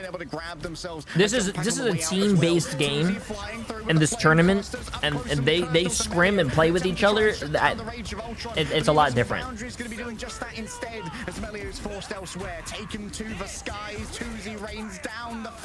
Wow, what a nice grab. By Tanuki, but the healing's going to be there. The pocket's always there for Tuzi, the star of the show for Chopped. They're always ready to invest. Beetle can't quite connect onto this one. Never mind, turns around, grabs Tanuki out of midair. Agamotto. That guy keeps ulting but never hitting anyone, and then he just like launches himself. Separated from their corporeal forms as Polly comes in as the hero that's needed. There's still an invisible boundary on the backhand side if Alex decides to use it. Slowed down now is Beetle as Tuzi tries to race back towards the point. Triage is required. Moving forth into the battle space, and the damage is there, but the contestation is not. Chopped and pulled from the point. That's a good push though. That's a good push for a minute. That was a really good push for a minute, chat. Getting that first point off of how one-sided the first couple of brawls were. Citadel Gaming, they couldn't really afford to go for the convoy stall either if it was just one of their players trying to hold that ground, because Chop just had so much angle control up in the sky on the area with things like the Ultron and the Torch. When we got to see ultimates come into play, though, the Eye of Agamotto being able Rank to doesn't need 4 bans. What Marvel Rivals needs to do with their bans, chat, for ranked, is that they should not allow duplicate bans. So if one team bans Human Torch and the other team is like 90% Human Torch and 10% Iron Fist, well, the one team that was 100% Human Torch should be banned, and that 10% for the Iron Fist on the other team should be banned. There should not be double bans of Human Torch, Human Torch. Captain America, Magneto, Rocket Raccoon, so if one person falls prematurely, they get brought back. Holy shit, that guy died 18 times? That guy looks like me in ranked. And pressure the rocket and burn the BRB early? Well, when it comes to pulling teeth, you look for the tough. And Citadel Gaming certainly are a what happens if it's 100% on both sides? Yeah, that's the only problem. I don't know. I feel like and that's why they might be rolling out of a different door to avoid the incoming assault of the Ultron. What I worry, though, is that Chopped had already fielded a Doctor Strange. If Citadel Gaming target focus the Doctor Strange late so that he can't actually portal back, they're going to get a lot of distance off of this convoy for free. Well, Beetle's going to be trying to stop that one. Instantly grabbed. Wow, that guy actually lived. That's crazy. The Emma Frost. The Carbon Crush starts off the cart rolling here, and Beetle once again returns to the fray. Remember, going close to those Thornlash walls make things a little bit more complicated. DRP going up against Chad, let's see this. This is the last minute of the tournament. Crazy Kid has already fallen on down. He's surely going to be coming back with a portal, but the cart's no, BRB. He gets BRB brought back instead, which means he's just going to get picked again. He gets stunned out by the ammo with the Carbon Crush, and Citadel Gaming will be able to continue pushing on forward for Chop. It just becomes a matter of trying to stall this objective long enough for them to come and prove the Rage of Ultron and potentially pull the fight back. Tuzi popping the Rage of Ultron. Polly's up top. This could be a big strangling prison coming through from the top row, but I don't know if the remainder of the team are really in a position to try and capitalize on it, so it's held in reserve for now. Why is there no Hela? I don't think Hela's played a lot in pro tournaments. No, given a quick stun, Tuzi has to be reset. Crazy Kid again, they have to do the same to teleport back the remainder of the team. And look at the distance in comparison to what Chopped. Okay, chat, last fight. Last fight, Citadel Gaming almost has 6 ults. Otherwise, the distance is going to be. If Citadel loses, wait, what the hell? They popped their, oh my god, they popped their ult to try to cancel the thing. Oh my god. The mid-air grab here onto Tuzi. Surely that can get something done. In towards the back, you saw the Meteor M, but here comes the critical mass of ultimates. Melio's feeling invincible. He's feeling powerful, and he's feeling loaded for bear, but he needs more behind him. The damage not quite there. The Mega Hurricane. Bro, there's so many fucking ults. Citadel actually wins. Citadel wins, chat. DRP returns. Tuzi's here dancing in the air. Nah, that was too close of a game. Dancing is a funeral song for Chopped. That was too close of a game, bro. That was nah. going down in the You put Hello history Kitty on books. him? Major plays coming on through for Citadel, running out with a composition that they stuck with, allowing them to build up the ultimate charges through the back-to-back fights as opposed to having to swap. Oh if they my had Supernova, God. just Chat, a look what little Emily bit did to sooner Boba. to be able to put the pressure onto the objective after Citadel Gaming had been finished, pocketing the final judgment so coming on through from sorry. Melio. This could have gone a very different way, especially off of how aggressive Citadel Hold tried on, hold on. Before they change this. 2Z went 53-10 with 24 final hits and 41,000 damage. Melio went 41-9 with 14 final hits and also 41,000 damage. Damn, 19 deaths. Pauly 42-8 with 20 final hits. God damn, Yeah, chat. she pointed out DRP had to use both Iron Bro. Bulwark shield on the Strange and bring up their metallic curtain to try and stop the rest of the team Bro. from getting grabbed on in. So they came out on the board with no 2Z's a really good resources fucking and player, Magneto. man. When you're I don't going know. Against a That was a good. Punisher No. with big He doesn't need to get off that team. Both teams basically have a win against each other. The first time Chopped and Citadel met, it was a best of 3, and Chopped beat Citadel. Now it's the best of 5, and it's the grand finals. Citadel beat Chopped. So, I mean, to be honest with you, really could at certain points though have gone both teams are going to be in the playoffs next weekend. Next week, chat, which we're going to watch. They could still run into each other and have another rematch. actually So- incredibly strong too. He was getting so many good grabs onto such wonderful targets. However, after a hard-fought victory, Citadel will be able to come out on the end. Saying a 5-map series, I feel like, doesn't really do it justice. That had the potential of going to a BO7. Yeah, that very much could have. If we'd gone to Convergence for this map, it could have been a draw and we just get the PO6. But we were spared that by Citadel deciding to go to Araco instead. But it's really looking like Group A is truly stacked. And I cannot wait to see them have some cross matches against Group B so we can truly see which of our EMEA teams is the most powerful. But we had big expectations of Chopped heading into this season. They kind of started off this kind of like competitive echelon of this competitive tier of play after Guangzhou by beating out Na'Vi in the night shift. Oh shit, the which points. admittedly was like a newer Na'Vi squad, but still had all of that raw potential. And so It was a okay, pretty this close- is the pretty team close to thing. watch. And Citadel even Gaming after won, losing unfortunate. Crisis, they truly look like an absolute god The squad next for game is Citadel. They are the next game is going to be still the good, goats of this actually. It's aggressive play. Navi. Not to take any of their Navi, I haven't flowers. seen Navi play yet. Melio has Navi brought against so much to Virtus this Pro. roster. That's going to be a good game. Yeah, because Melio, he doesn't just bring firepower. He also like brings a very calming presence, and he's very well fought as well. So he sort of has the mind of a coach, but also the mechanical skill of a player. So when you get to those moments and you have to sort of like adapt your composition entirely, having him being able to call and say, hey guys, we should be trying to do this instead, would be absolutely invaluable to a team. All right, we got ourselves a quick interview with, I imagine, quite a tired lad coming in from Citadel. We have Enzo as usual. Nice to see you, buddy. Enzo always Congratulations on does win. the How are interviews you for this feeling team. right now? I'm feeling kind of upset. It shouldn't be that close. They're bots, I'm not gonna lie. It shouldn't be that close, I don't know. I'm kind of upset, but we take those. No, it's the usual Citadel thing. We win games, it should be easy. Oh, the games are going We score fantastic. total, First game of the and day we was end up on game 5 winning match over 5. time. Mackie for 2 months. Just us. Appreciate it. Make it interesting. I'm shy, that's why I don't So do it. we were Pokey! very surprised Do when the Chopped interview, Dynamite bro. That's how decided you to get your go to name out there. domination, People are and gonna look Heaven at you and be was like, that wow, look at something this that guy. surprised He's the very team as handsome. well? He Because talks a lot of well. Black Panther, which He's a admittedly J3 seemed to fan. look like it He's was working amazing. For the first round, but then there Mostly was the third struggles thing. in the rounds afterwards. Also, I feel like that should have not been that close, bro. You know, basically, we were playing Luna the whole game, and I thought it was banned, so I didn't say anything. But like the fact that we had Luna and not Invis changed a lot of the game. Then we tried to play some front-to-back boring thing. Didn't fit us, so we lost the point. And then once you lost the point, it's really hard to get it back. Basically, how to say it without saying bad words. We didn't play that well, let's say. We didn't trust in ourselves, and we try to be another team. The team that Bro. is not us. We try to play what other team plays, and this is not us, basically.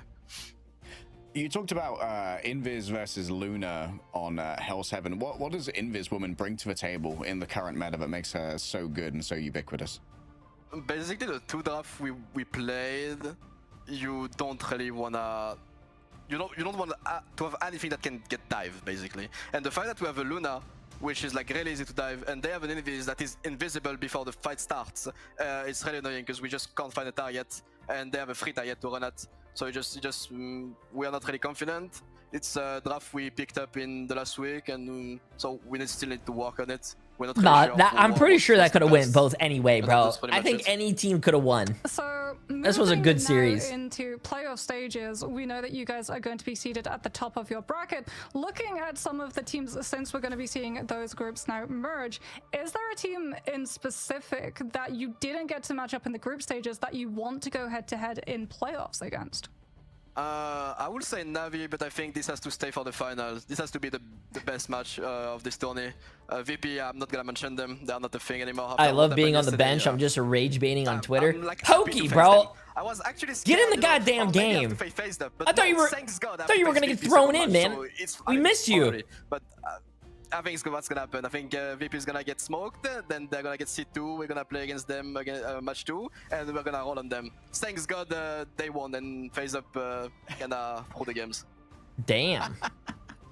Oh, Enzo, it's always so fun to talk to you. Congratulations on the win, buddy, and thanks for coming to have a chat to us. Thank you, guys. All right, that was Enzo Demon. Do we have on more the games? sticks Yes, we for got Citadel. We had the battle of the control of vanguards here between DRP and Enzo, which is always fun to see. But even fun. We got Virtus Pro against Navi. 3-2 scorelines. Go in and watch the replays of this one. It was an absolute giga banger, and that does conclude our Group A, Mox. Yeah, that means that Citadel will be picking up first seed and Chopped will be picking up second. We'll have to see who exactly they're going to be playing, as a lot of that is going to be determined by what goes on in Group B. There's also going to be a best of 5. Wait, heard that guy's VP ain't a thing anymore? Well, Virtus Pro needs to make it to the fucking playoffs. And not only to the playoffs, Virtus Pro needs to make it to the fucking LAN. Because if they don't make it to the LAN, I'm pretty sure that team is going to remove some players or they're going to get dropped by their org. There is no way Virtus Pro doesn't make it to China and also doesn't make it to Atlanta for anything. There's no way. There's no way. NA losers are today. Yes, it's going to start at 6 o'clock.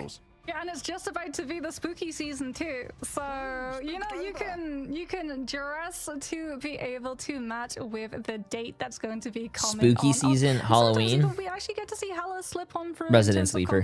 Christmas is better. Plus, ranked meta is entirely different to professional meta. Maybe you're a demon with Hella and you want to be able to look your best in your own matches.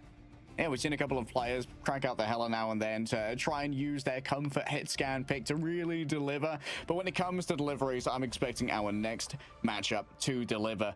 Virtus Pro versus Navi, the old esports classic for all of the European heads out there. It's going to be coming right your way after this break. Okay, chat. Next series is going to start after this. I'm going to go to the bathroom. Wait, why is my brother calling me?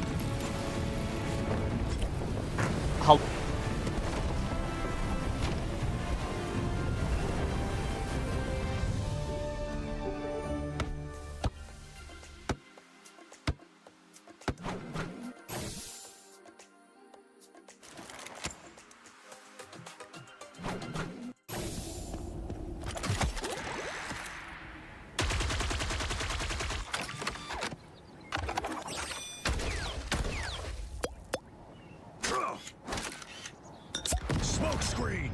I'm hunkering down.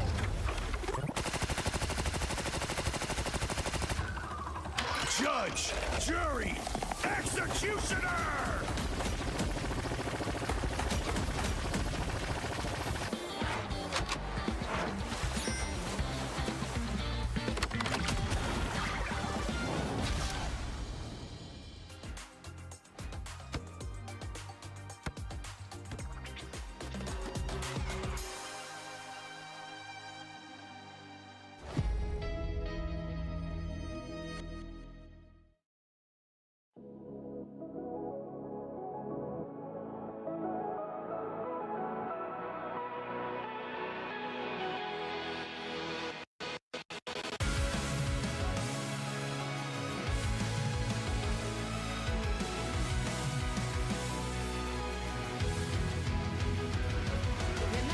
Give me 1 second, chat.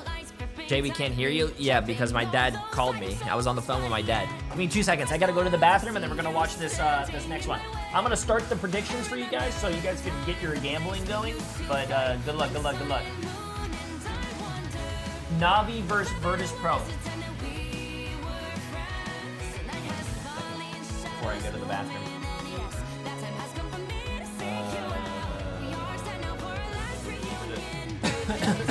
I'm dying.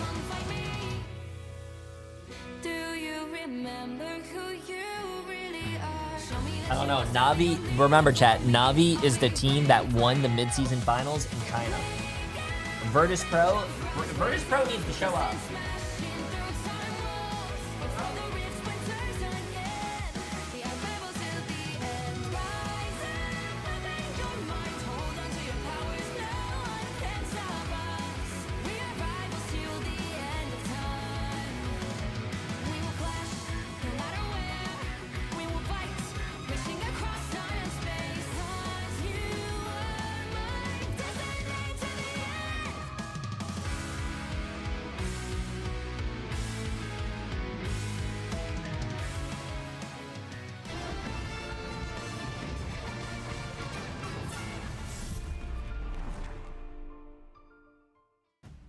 World champions Na'Vi stand to once again be challenged by the upstart Bears. It's a world so long ago, Mox, so we would have thought, this should be an easy 3-1 for Virtus Pro, but times they have changed, and Na'Vi now look inassailable.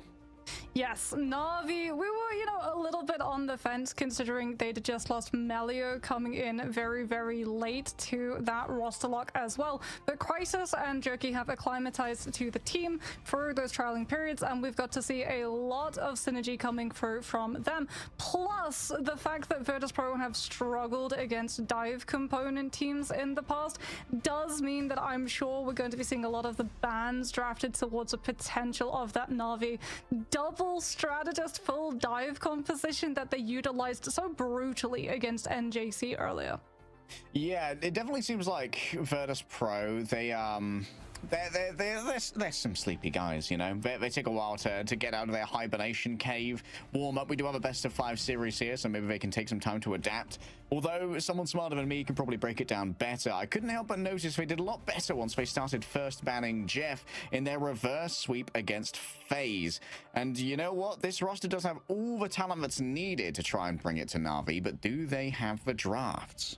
Yeah, I think that's going to be a big problem coming on through from Virtus Pro. A lot of the time when we've seen them go into these matches, what they've had available hasn't always been the most meta at the time, something that we saw as well when they matched up against FaZe and Na'Vi before, trying to have to play things like the Cloak and Dagger, even though they had something like a Human Torch when they were available, just meant that the Human Torch didn't get that healing, nor did they get all that many Eternal Bonds into Terror Capes off of, because they were constantly just haunted by Jeff, and that Shark every single time had the ultimate ready to go and catch Dridro as they came out of those dash animations.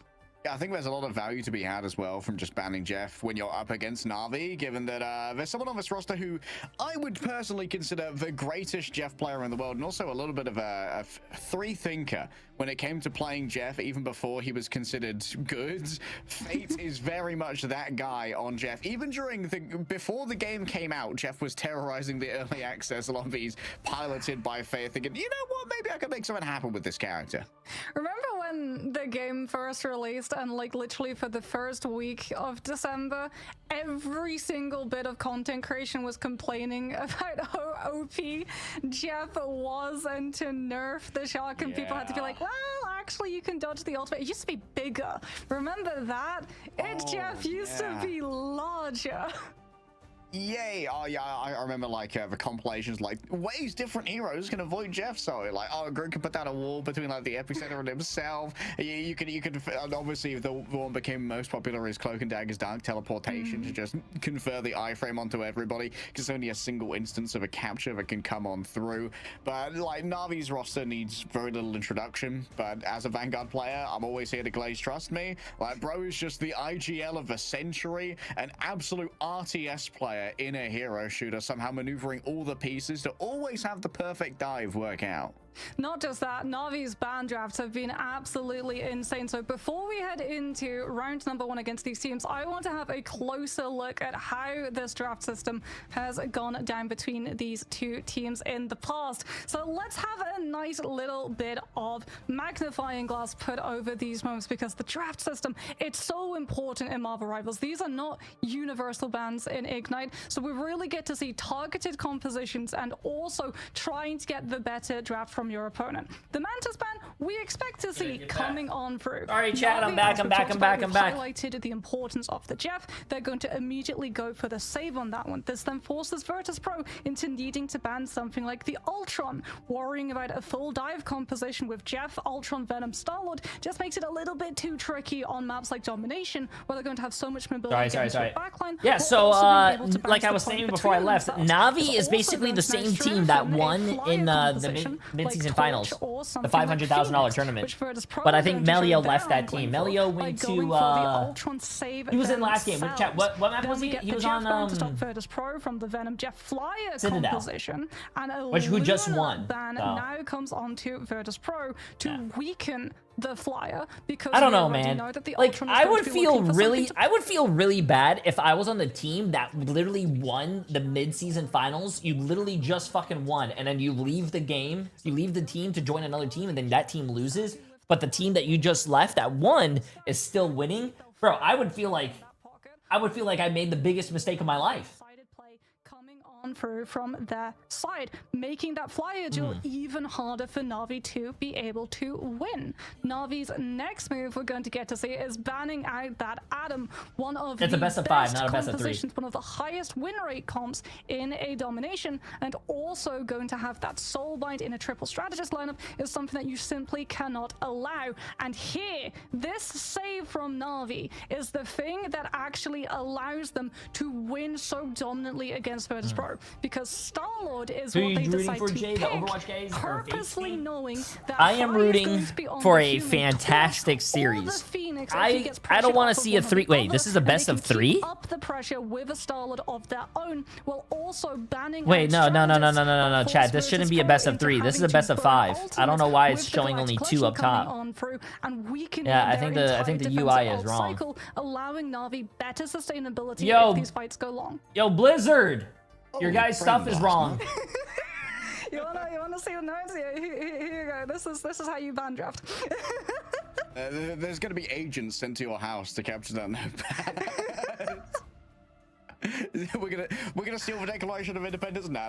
We're gonna steal Moxie's notepads. Alrighty, let's head into our first matchup let's see here. this. We'll see if once again history repeats for our Domination draft mocks between Navi. It doesn't even look like Navi. Navi versus Virtus Pro. Get targeted.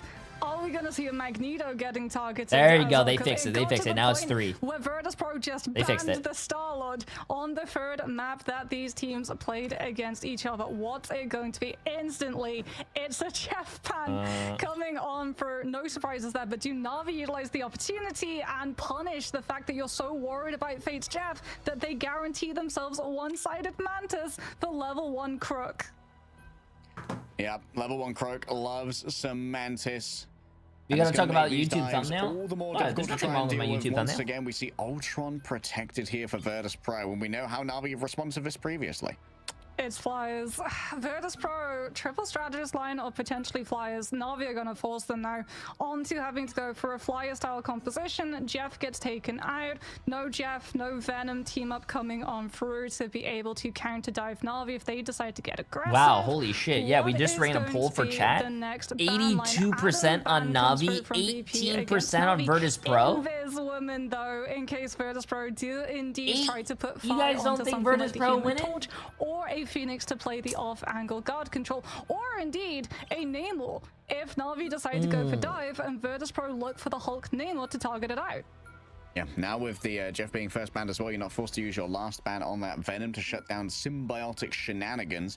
And once more, it is going to be the Naga save for the Star-Lord. But how do you try and shut this one down? Potentially getting rid of the Invisible Woman? So Invis, Luna, Mag, or Venom. if you're really worried about it.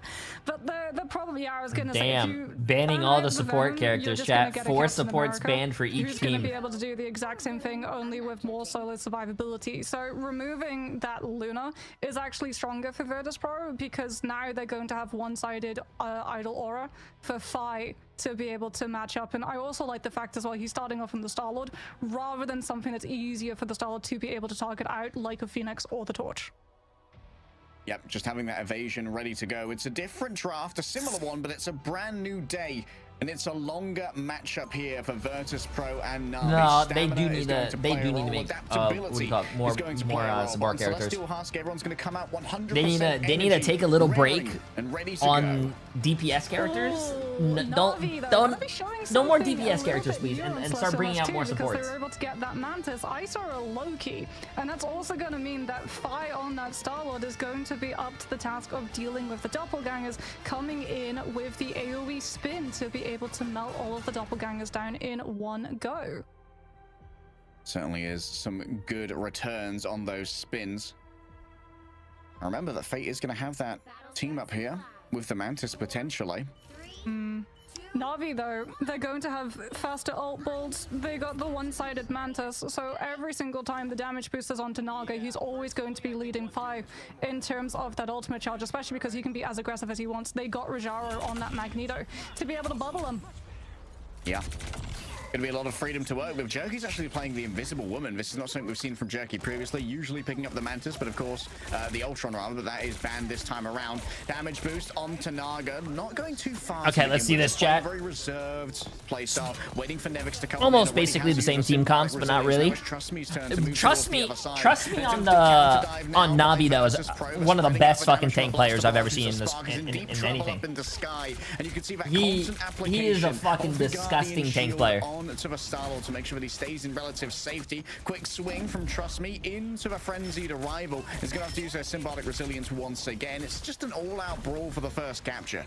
Oh, but he gets the bulwark as well, just being able to avoid that sent his way. Terror Cape coming through from Jojo. Now that the Terror Cape's on cooldown, Trust Me might be able to look for an aggressive dive, but Sparker going to be able to shut the space down with the Rage of Ultron coming on through. First Na'Vi not giving up that position, though. They have the Loki regeneration domain to hold that position. They get the first pick off onto Phi. Damage boosted Feast of the Abyss at the same time forces Saipe's ultimate, and Na'Vi are in full control.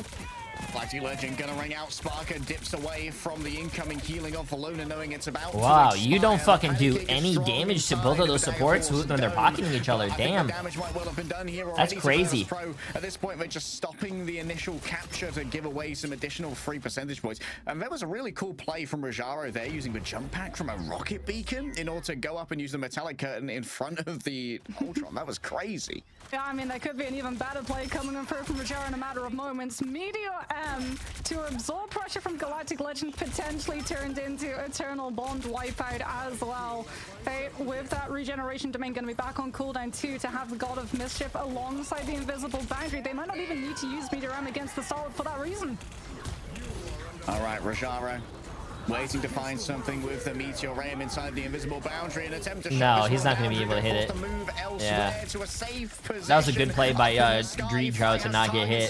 There was a gap in the regeneration domains, and now just healing up between the Invisible Boundary and the Guardian Shields as well. A pair of Guardian Shields is far too many to deal with here for Virtus Pro. Trust me, going to be forced to escape in the midst of all of this and back into the loving arms of the strategists and the Rage of Ultron also ready to go. It's Sparker moving forward, looking towards the back line. Jerky's deeply in danger, but Fate's ready to try and answer this one out already. Fincy's there with the finish onto Naga, but a quick dash away from the Invisible Woman gets her into invisible safety. Nevix going to be forced to disengage as level 1 Crook moves on forward. Na'Vi is still in control this entire time, by the way. Bro, And they Virtus carve through the Pro range of is, Virtus Pro's already used so many chat. of their resources. Yes, If Virtus Pro loses, I think we're about to witness, like, and not only that, aggressively run towards Saipe, who was so close to the I feel like we're force, which witnessing would a team allow probably Virtus like Pro disband. unparalleled sustain fight I mean, on there are a the bunch of point good and potentially players. find It's the just flip. that At it's, least or maybe it's just not their meta. But if they don't make it to land, bro, Virtus Pro, I feel like is gonna be bad. Not making it to land twice when you're like a really favored team, that's tough. Trying to hold on to it, but that just means that Phi gets left behind and picked. Fire was nearly so evasive, moving through the mushrooms and the trees, but Naga was good on the follow-up, and the damage boost was even better, wrapping around the back. A Blaster Barrage is good to go when Spark is under siege. The Cellular Corrosion, I don't even know how that works onto metal, but Clintar still claims a life in its favor. A damage boost maybe, but no, it's just going to be the Terror Cape, meaning that Hanavi are a little bit more vulnerable inside of this invisible boundary that are feeling nice and safe and secure. Meteor M ready to go is potentially the finishing blow towards this particular sub-map.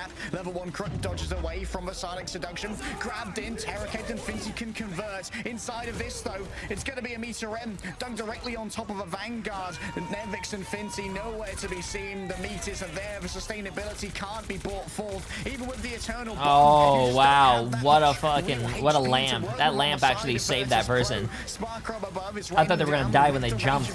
Still, and I think that converts over onto Jerky, as Trust Me just finds the dregs, coming back in with the pentagram of Ferala. Last second contest from Virtus Pro, but Na'Vi is still in control, and they're going to be able to come back with their own portal if they so desire. Nevix had to use their Feast of the Abyss, tried to carve through Rajara. I think he may have bubbled himself there with the metallic bulwark. Multiple members of Virtus Pro have backed on off, and it's isolated them in the eyes of Trust Me, as surely Na'Vi are going to be able to clean this one up. Oh, Galactic Legend, they might not need it. They managed to pick Saipe, who was against Oh, and they indeed, got... yeah, just pressure onto Virtus Pro's last remaining player, trying to anchor the fort on the Doctor Strange. Man. And Na'Vi will be able to pick up Celestial Vault with Galactic Legend still in hand. Big plays coming on through from them. Oh no, this ain't looking good, chat. This ain't looking good, bro. And a huge part of it is because Fly isn't just being melted the second he tries to show up for the aerial fight. Playing on the Star-Lord, yes, you have verticality, but you can also drop down to the low ground and actually receive the benefit of your Eternal Bond when you're recharging. Yeah, getting that Eternal Bond can be everything. You can see Jerky once again going to be heading out with those extra packs. I wonder if Rashara is once more going to be able to grab this jump pack. I loved the rocket jump pack, then using the magnetic descent to slowly float in front of the Rage of Ultron and just no-sell all of that damage into the curtain. I think my favorite use of the rocket jump This pack isn't even was close. when Magneto used it in Meteor M animation so that they were able to bounce over Virtus, the hey, I just want to say, shields of Virtus the Pro enemy team did come back and purposefully reverse land sweep the a AoE team splash yesterday. onto the So, backline behind it. it's doable, Na'Vi, chat. though, with, It's again, doable. that one-sided Mantis damage boost means in the neutral they're always going to be able to find the eliminations first, something that Nevix finds out the hard way. Just cyber-bullied, there's no other way to put it. Call the bully hunters. Rajara's... He's already on point.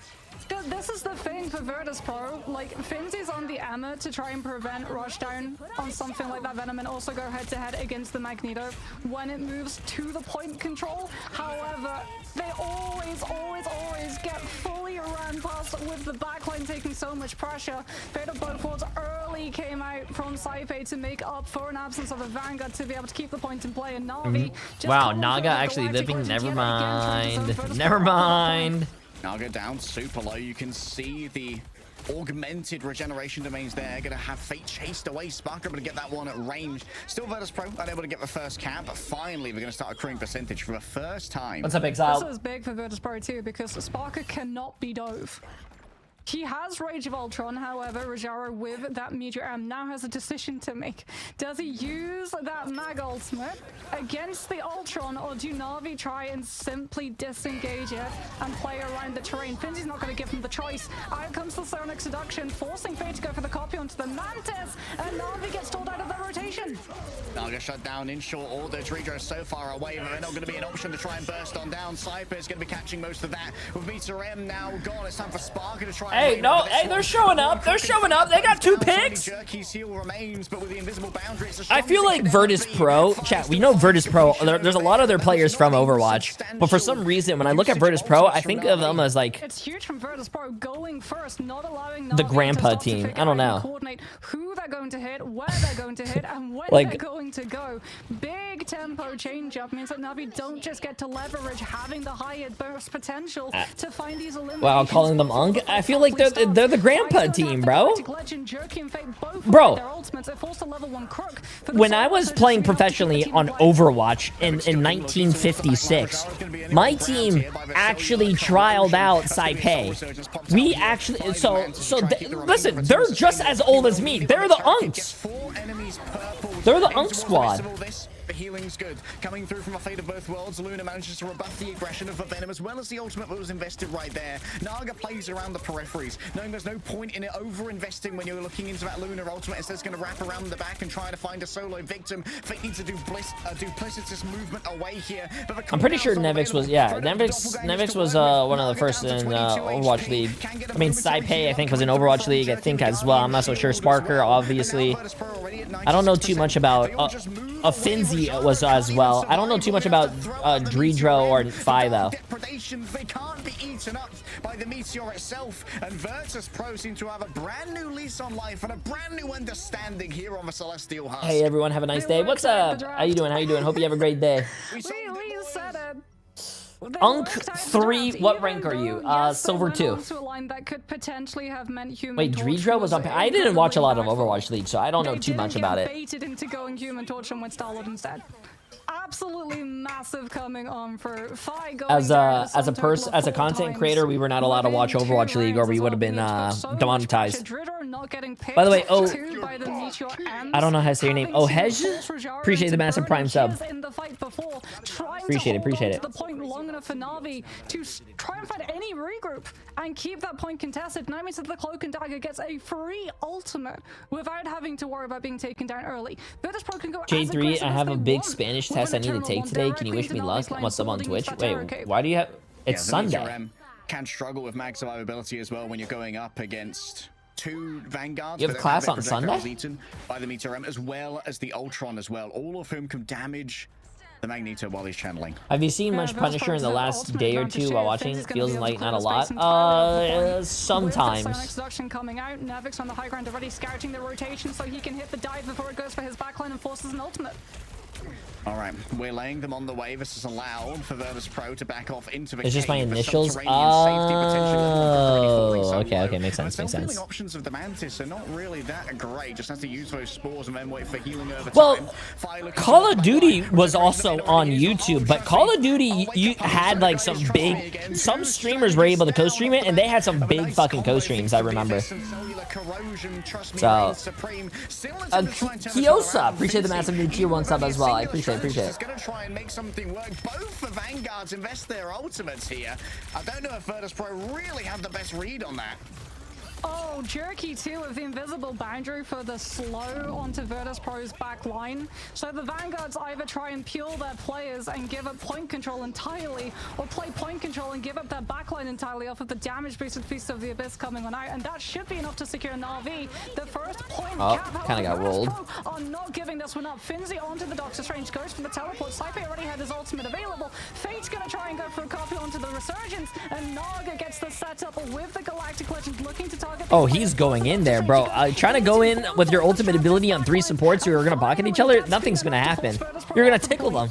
Yeah, that forces the disengage, so the point gets captured in favor of Na'Vi, and now Virtus Pro know there's no point in fighting out until they have themselves an opportunity. Yeah, Rajara is going to be able to close that opportunity as well, potentially into this next fight. If Phi burns Galactic Legend or Sparker with Rage of Ultron to open up this next fight, immediately they go into the Meteor M with that Magneto. All right, level 1 Crook in major danger. Peeling comes through from the Meteor M. What I just noticed is that a lot of pros, even though when they pop their ult, and like the Magneto's popping their ult to counter it, they still shoot. Like, they're charging up the Magneto ult. For a moment, and here's a 1v1 coming through from Naga. Quick jump up in the Guardian shield as well. Deep penetration here of the Eternal Bond, and that invisible boundary from Jerky doesn't have too much place on the edge of the car. Forces out the Eye of Agamotto. Jerky and Trust Me both grabbed on through and attempt to try and shut down the healing AoEs given over by the Mantis, but it can't be done. Rajara is going to return in their own right here, noting that Virtus Pro almost have a full flip of the point. They're going to cut off the strategist as well. A one-sided portal, an attempt to try and isolate Sparker and block out the damage. Naga around the outside catches Phi and catches even more so than this. Navi holding strong. Here comes the healing. It's given over by Saipe. Oh, Virtus Pro, man. Virtus Pro needs to lock it in here, man. LeBron! I appreciate the massive 4 months. Is not there, and Virtus Pro are forced once again to scurry back with their tails between their legs. Yeah, bro, Navi's such a great team. Virtus Pro didn't find the flip the entire time. Navi are just going to push this aggressively. Virtus Pro don't have teleport. There's 10% left. Navi are just going to be able to hold off every single angle that Virtus Pro can potentially contest. Trust me, sniffs out a scout around the outside. It has to be a mad dash here from Nevix. Don't know if he even actually got the touch right there. Should be able to move on in already. He's got so much of the overall CC burden applied to him. The frenzied arrival won't get too much, but someone needs to come in and touch now from the side of Virtus Pro. Fincy's up on the docket, but doesn't have a diamond form for damage reduction. Wait, the last time these two teams met, didn't Navi win the Koth game, but then Virtus Pro won the next one? Still good to go. Sparker on the Winter Soldier of all things has now arrived. Oh, nice job by Sparker to not die. But no, it was a 2-0. They didn't win anything. Slow, but the descent to 0-1 is complete. Navi win out on domination. It's kind of ironic given it was a 2-0. Like Virtus Pro just got rolled. No, there's no way. Coming on through from Virtus Pro where they identified, okay, Marvel Rivals Ignite. Bang. Regroup and try again. Grand Finals. Was the bane of Group stage. Control because Navi just kept being able to bounce it off of their players. Rujaro too, when we got to see Virtus Pro try and play for that last fight with Finzi on the Emma, perfectly Doctor Strange shielding off all heal LOS for both the Luna and the Cloak and Dagger, who would not have been able to get the auto lock target onto their Vanguard because there was no position to bounce the light daggers off of the back from. Oh shit! The Mantis once again delivering in droves. Virtus Pro did get 2-0'd. Regeneration domain super valuable, but also just being able to damage boost Naga and have these unfair fights, as well as make sure that even without a combination ultimate, trust me, could still be a real menace to the Abyss. Not just that, Yo, Thick Biscuit 69. Appreciate that for Prime sub. Didn't have to burn a strategist ultimate. Appreciate it. Welcome, welcome. Like Galactic Legend, though we saw Navi being more than okay with it. In fact, I guess I can. Yeah, hold on, give me a second. Advantage of both having the Loki and the Mantis and being able to use just the base out healing of Soul Resurgence to live Galactic Legend while also get Fosabot. Let me so you guys can type exclamation mark bracket and look at this. Give me a second. Rather than the Soul one, Virtus Pro definitely looked a lot closer when we went to that second round. I think like being able to have the Star-Lord really good ships. meant that they didn't have a composition, which thank you for having keeping the drops on. I'm about to get the blade and the rocket. Nice. Flexibility. Yeah, bro, chat, if there's any drops and you guys need to watch a streamer, I have no life. Just come here and get your free skins. Advantage of the Magneto being stuck in the ultimate animation long enough for Nevix on the Venom to dive the backline and find a hit, which I think was the website that I used it for a bot is not working right now. Like I said, there was no it's working. Never mind. So the longer the fight went, the more racket, point percentage in ultimates Virtus Pro lost and felt like they had to overcommit just to be able to finally win the fight and get the flip. Yeah, they kept finding things where they thought they could take advantage of maybe a slight overextension, maybe a small amount of an edge, but in the end, it's just so hard to flip that point with that central pillar of cover that you often, as you said, sort of the sunk cost give me a second. fallacy. I'm giving you guys like the links for everything. Give me 1 second. Maybe a console underneath your TV. If you happen to have the old PS4 lying around, you can now play Marvel Rivals on it, up on the big screen in all of its 4K glory. Marvel Rivals is good to go for the PlayStation 4. Yeah, big players. And I mean, already we're getting to see players on controllers on the Ignite competitive stage, and not just the EMEA stage, also the mid-season LAN stage as well. So those controller players really can hold the fort down when they go up against the PC. Okay, so if you type exclamation mark tournament now, chat, you guys should be able to have it. In comparison to PC, I feel like Scarlet Witch might be a bit of a scourge that for the controller players to have to deal with. And that works. Yeah, there you go. I got you guys the link. Work with. However, now for Virtus Pro, they get to choose where we go. Wait, what drops and how do you get it? Drops don't happen on YouTube. They happen only on my Twitch. But right now, you get a free Blade skin and also a free Rocket skin. Also with free nameplates, sprays, and I think maybe an emote. Yeah. I'm traumatized at that YouTube thumbnail. My YouTube, bro, Twitch. Can you guys help me settle this? My YouTube thinks this is a very scary looking thumbnail. I don't think so. I look good. That's not scary.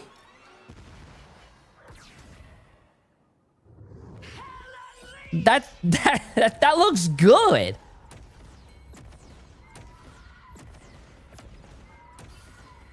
Nah, bro. I'm bleaching my eyes. Why are you guys saying smash? I don't get it. What are you guys smashing? Like, smash the like button? Oh, thanks, guys. I appreciate it. Bro, I even tweeted that. Why don't you guys go to my Twitter? I even tweeted it. Also, we hit 600K on YouTube, so that's a W. Lefty, appreciate the massive gifted sub, my friend. And Phantom for 2 months, and Tiptoe Bandit, appreciate the massive prime sub as well.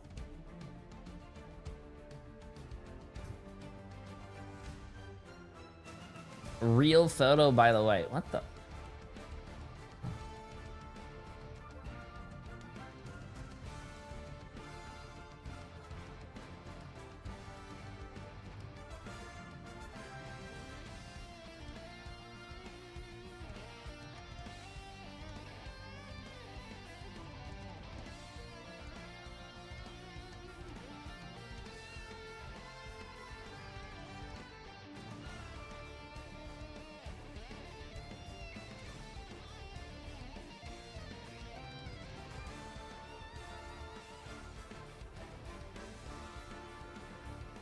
Hold up.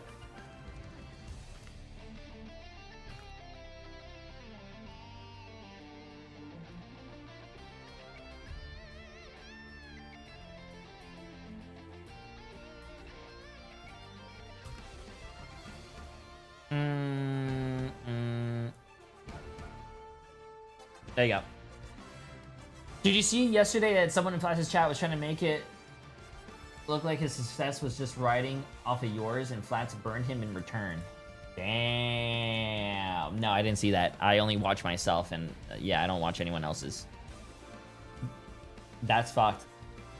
But I do think a lot of people have said like Flats' come up was because he piggybacked on like, you know, Emong and other streamers. Yeah, but I don't know. I don't think that also works. I think as a content creator, you do collaborate with other content creators, and I mean, that does give you more eyes on your stream. But I mean, at the end of the day, he's putting in the work. So feedback is just win, lol. I have the clip. I showed it to Emily. If you want the link, what the clip of what happened?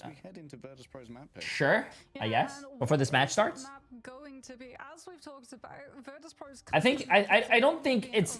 I don't think. Let's just say hypothetically, I don't think a streamer, let's just say with 100 viewers, can stream with someone who has 10,000 viewers, and then automatically one day have, you know, thousands of viewers for themselves. No, I don't think it works like that. I think the content creator does need to put in the work and the effort and everything to also grow. Because let's just say you guys watch me and an IQ with, let's say, Tim the Tapman. You know, I want to support small streamers. You guys might like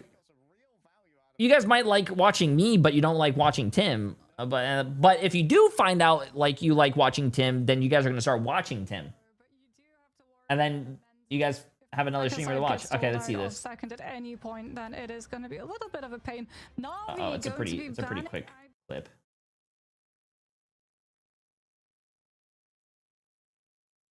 First streamer who ever gave me a host and got me off of my. Is he? You got mad that J3 passed up your viewers, so you had to start botting? Sad. You know me and J3 are friends, right? Actually, you know what's funny enough? You know J3 is the first streamer who ever gave me a host and got me off the ground? Did you know that? I didn't even know that. Jealous of him. That's my guy right there. Actually, wait till after the stream. I'll show you my my bookmarks tabs. I have this stream bookmarked because I've had it bookmarked ever since the old Overwatch days. But hey. Yeah, bro. Like, I don't think. Yeah, that doesn't make any sense, chat. If we actually see Naga go over to the Storm, and I could, you know, to back up with Flats, to back up what Flats is saying, bro. Oh, what the hell? Is that a cat? To back up what Flats is saying, bro, I used to queue with Tim the Tatman back when I played professionally in Overwatch, and my stream didn't blow up for playing with fucking Flats. I mean, not Flats, Tim. Like, it took me years and years to finally, like, you know, it took me, the bug meme is what blew me up. Mixed success. Well, the Doctor Yeah, I Strange don't is think not playing gonna be with finding I any don't know. success for Doesn't make any Virtus.pro sense. because it has been banned, as Navi will be able to confirm that they get Ultron as well to be able to pocket any of angle components and also any flyer components. Triple strategist line for Navi looking incredibly strong. Oh, and hear me out on this. They could just do the rush down K-Camp, dive, appreciate the full 3 dive months. composition. No mag, no ammo. Yeah, I no just don't think Magos there's to an hold easy the way line. to Tim is the reason I To do a found you. full I love rushdown. Tim, yeah. I mean, hear me out. But I just don't think deja vu senses are tingling. there The is first not time an we saw easy. Virtus.pro Does lose queuing an with a official bigger series creator was to help the your team that would visibility? become Navi Yes, and but does Brand. that make you And that was grow when they just ran down 100% to like bans the on same, strategists. if not bigger? Now Navi I don't doing think so. 100% bans on Vanguard strat. Root save coming on through for Virtus Pro. So they've seen that things like Wait, the do you ever Groot feel will be weird able like you're to talking block to chat, LLS like or you are something talking like to an yourself? J3, Adam my kids will be is talking going to me and calling me incredibly chat. strong, and I like as well the fact that Navi instantly. No, I don't think I ever go to my. I don't think I ever go out in public and be like, "Yo, what's up, chat?" No. Stacks of damage, which means that they have enough hit Look at potential to Shroud's punch boy through any J9, only strategist 100 ultimate views. Yeah, in like the game. It does mean though that Virtus Pro can to be still honest with combine you, it with something if like it was a that Moon Knight easy, I think a lot more or people would be Bucky big. if Navi do decide to go for dive and Winter Soldier gets brought into the mix to try and prevent it from coming through. It takes a long Many time. options to play. Hello. They're on They are the attack. Yeah, they're on attack. They've played the Thor before. I'm not coping. Oh, it was the 4. I thought you were happy about the magic. No, I'm much happier about the Thor. The Actually, magic- I know you. I Yeah, should've known I that. also tell like a lot of I see content the creators, visual. if you're an up and coming content creator, or if you want to be a content creator, They did that actually it's against FaZe you yesterday. have to be very consistent, and I do think putting in a lot of fucking time gives you more chance to blow up. So let's just say you're a content creator, you're starting out, let's say you want to stream 12 hours a day. I think streaming 12 hours a day is a lot better than starting out to be a content creator, but you only can stream 2 to 4 hours. I feel like you have way more content that has a possible chance and a lot more clips and a lot more like, you know, stuff that can happen in 12 hours than 4 hours, obviously. Every single one of these players are on heroes that have so much Oh shit, okay, let's go back here. here. Can fly. Yeah, the Flyers, though, are going to have a little bit of trouble with the Invisible Woman. Sonic Vortex will ground them real quickly, and also, the Lightning Realm of Thor also has a grounding effect. I mean, as much as I want to say like content creation is amazing, chat, you do a lot of sacrifices, man. I think the first few years of streaming, I put like over 3,000 hours a year.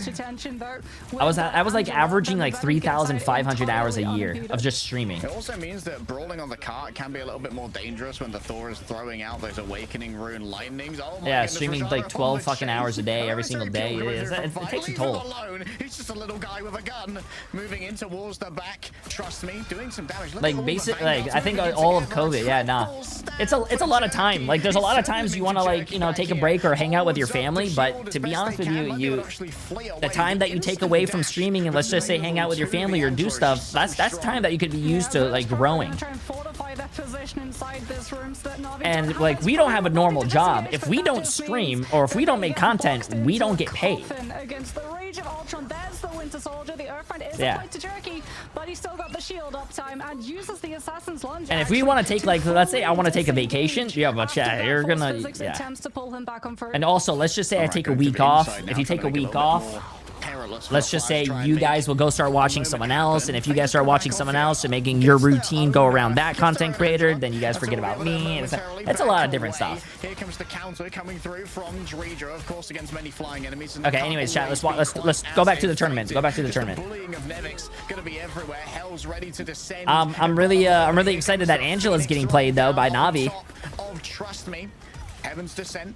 not quite going to be invested here. I don't think we're going to leap after it, given that it's inside. Oh, I didn't start in COVID. I started in That's a fair 2016 when I trade started here, streaming. as far as Jerky's concerned. Yeah, it means that Na'Vi get to just disengage because everyone from Virtus.pro is stuck inside the invincible boundary and can't chase onto them. And now they get to position in anticipation of Strangling Prison plus Kraken Impact, which is not going to be enough healing to sustain. COVID is just like what blew up a lot of streamers because like you couldn't go anywhere. You just played games and stayed home. From afar, looking to try and keep everyone sped on up. That is a huge isolation onto Nevix, and I'm not sure if any healing's going to be there in time. Yeah, with Mars, these it's phases to tough. Try and make even more mess.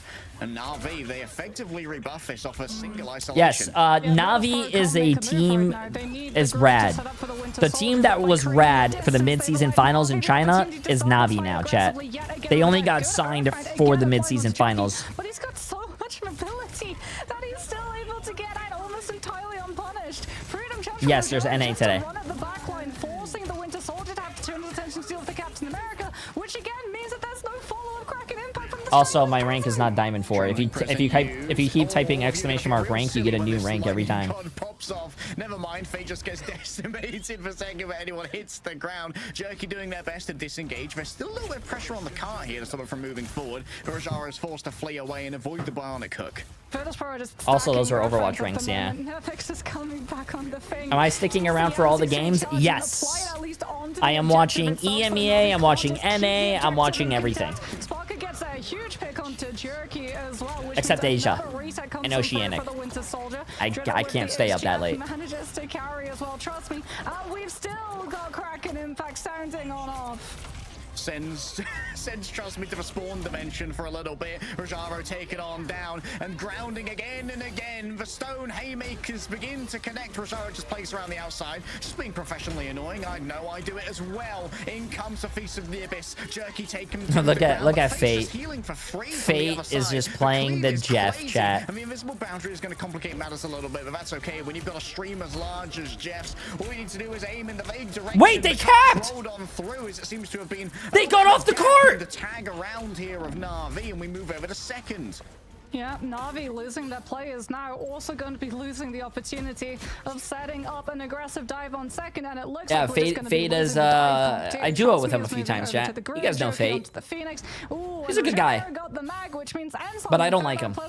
He plays Jeff. To have to worry about.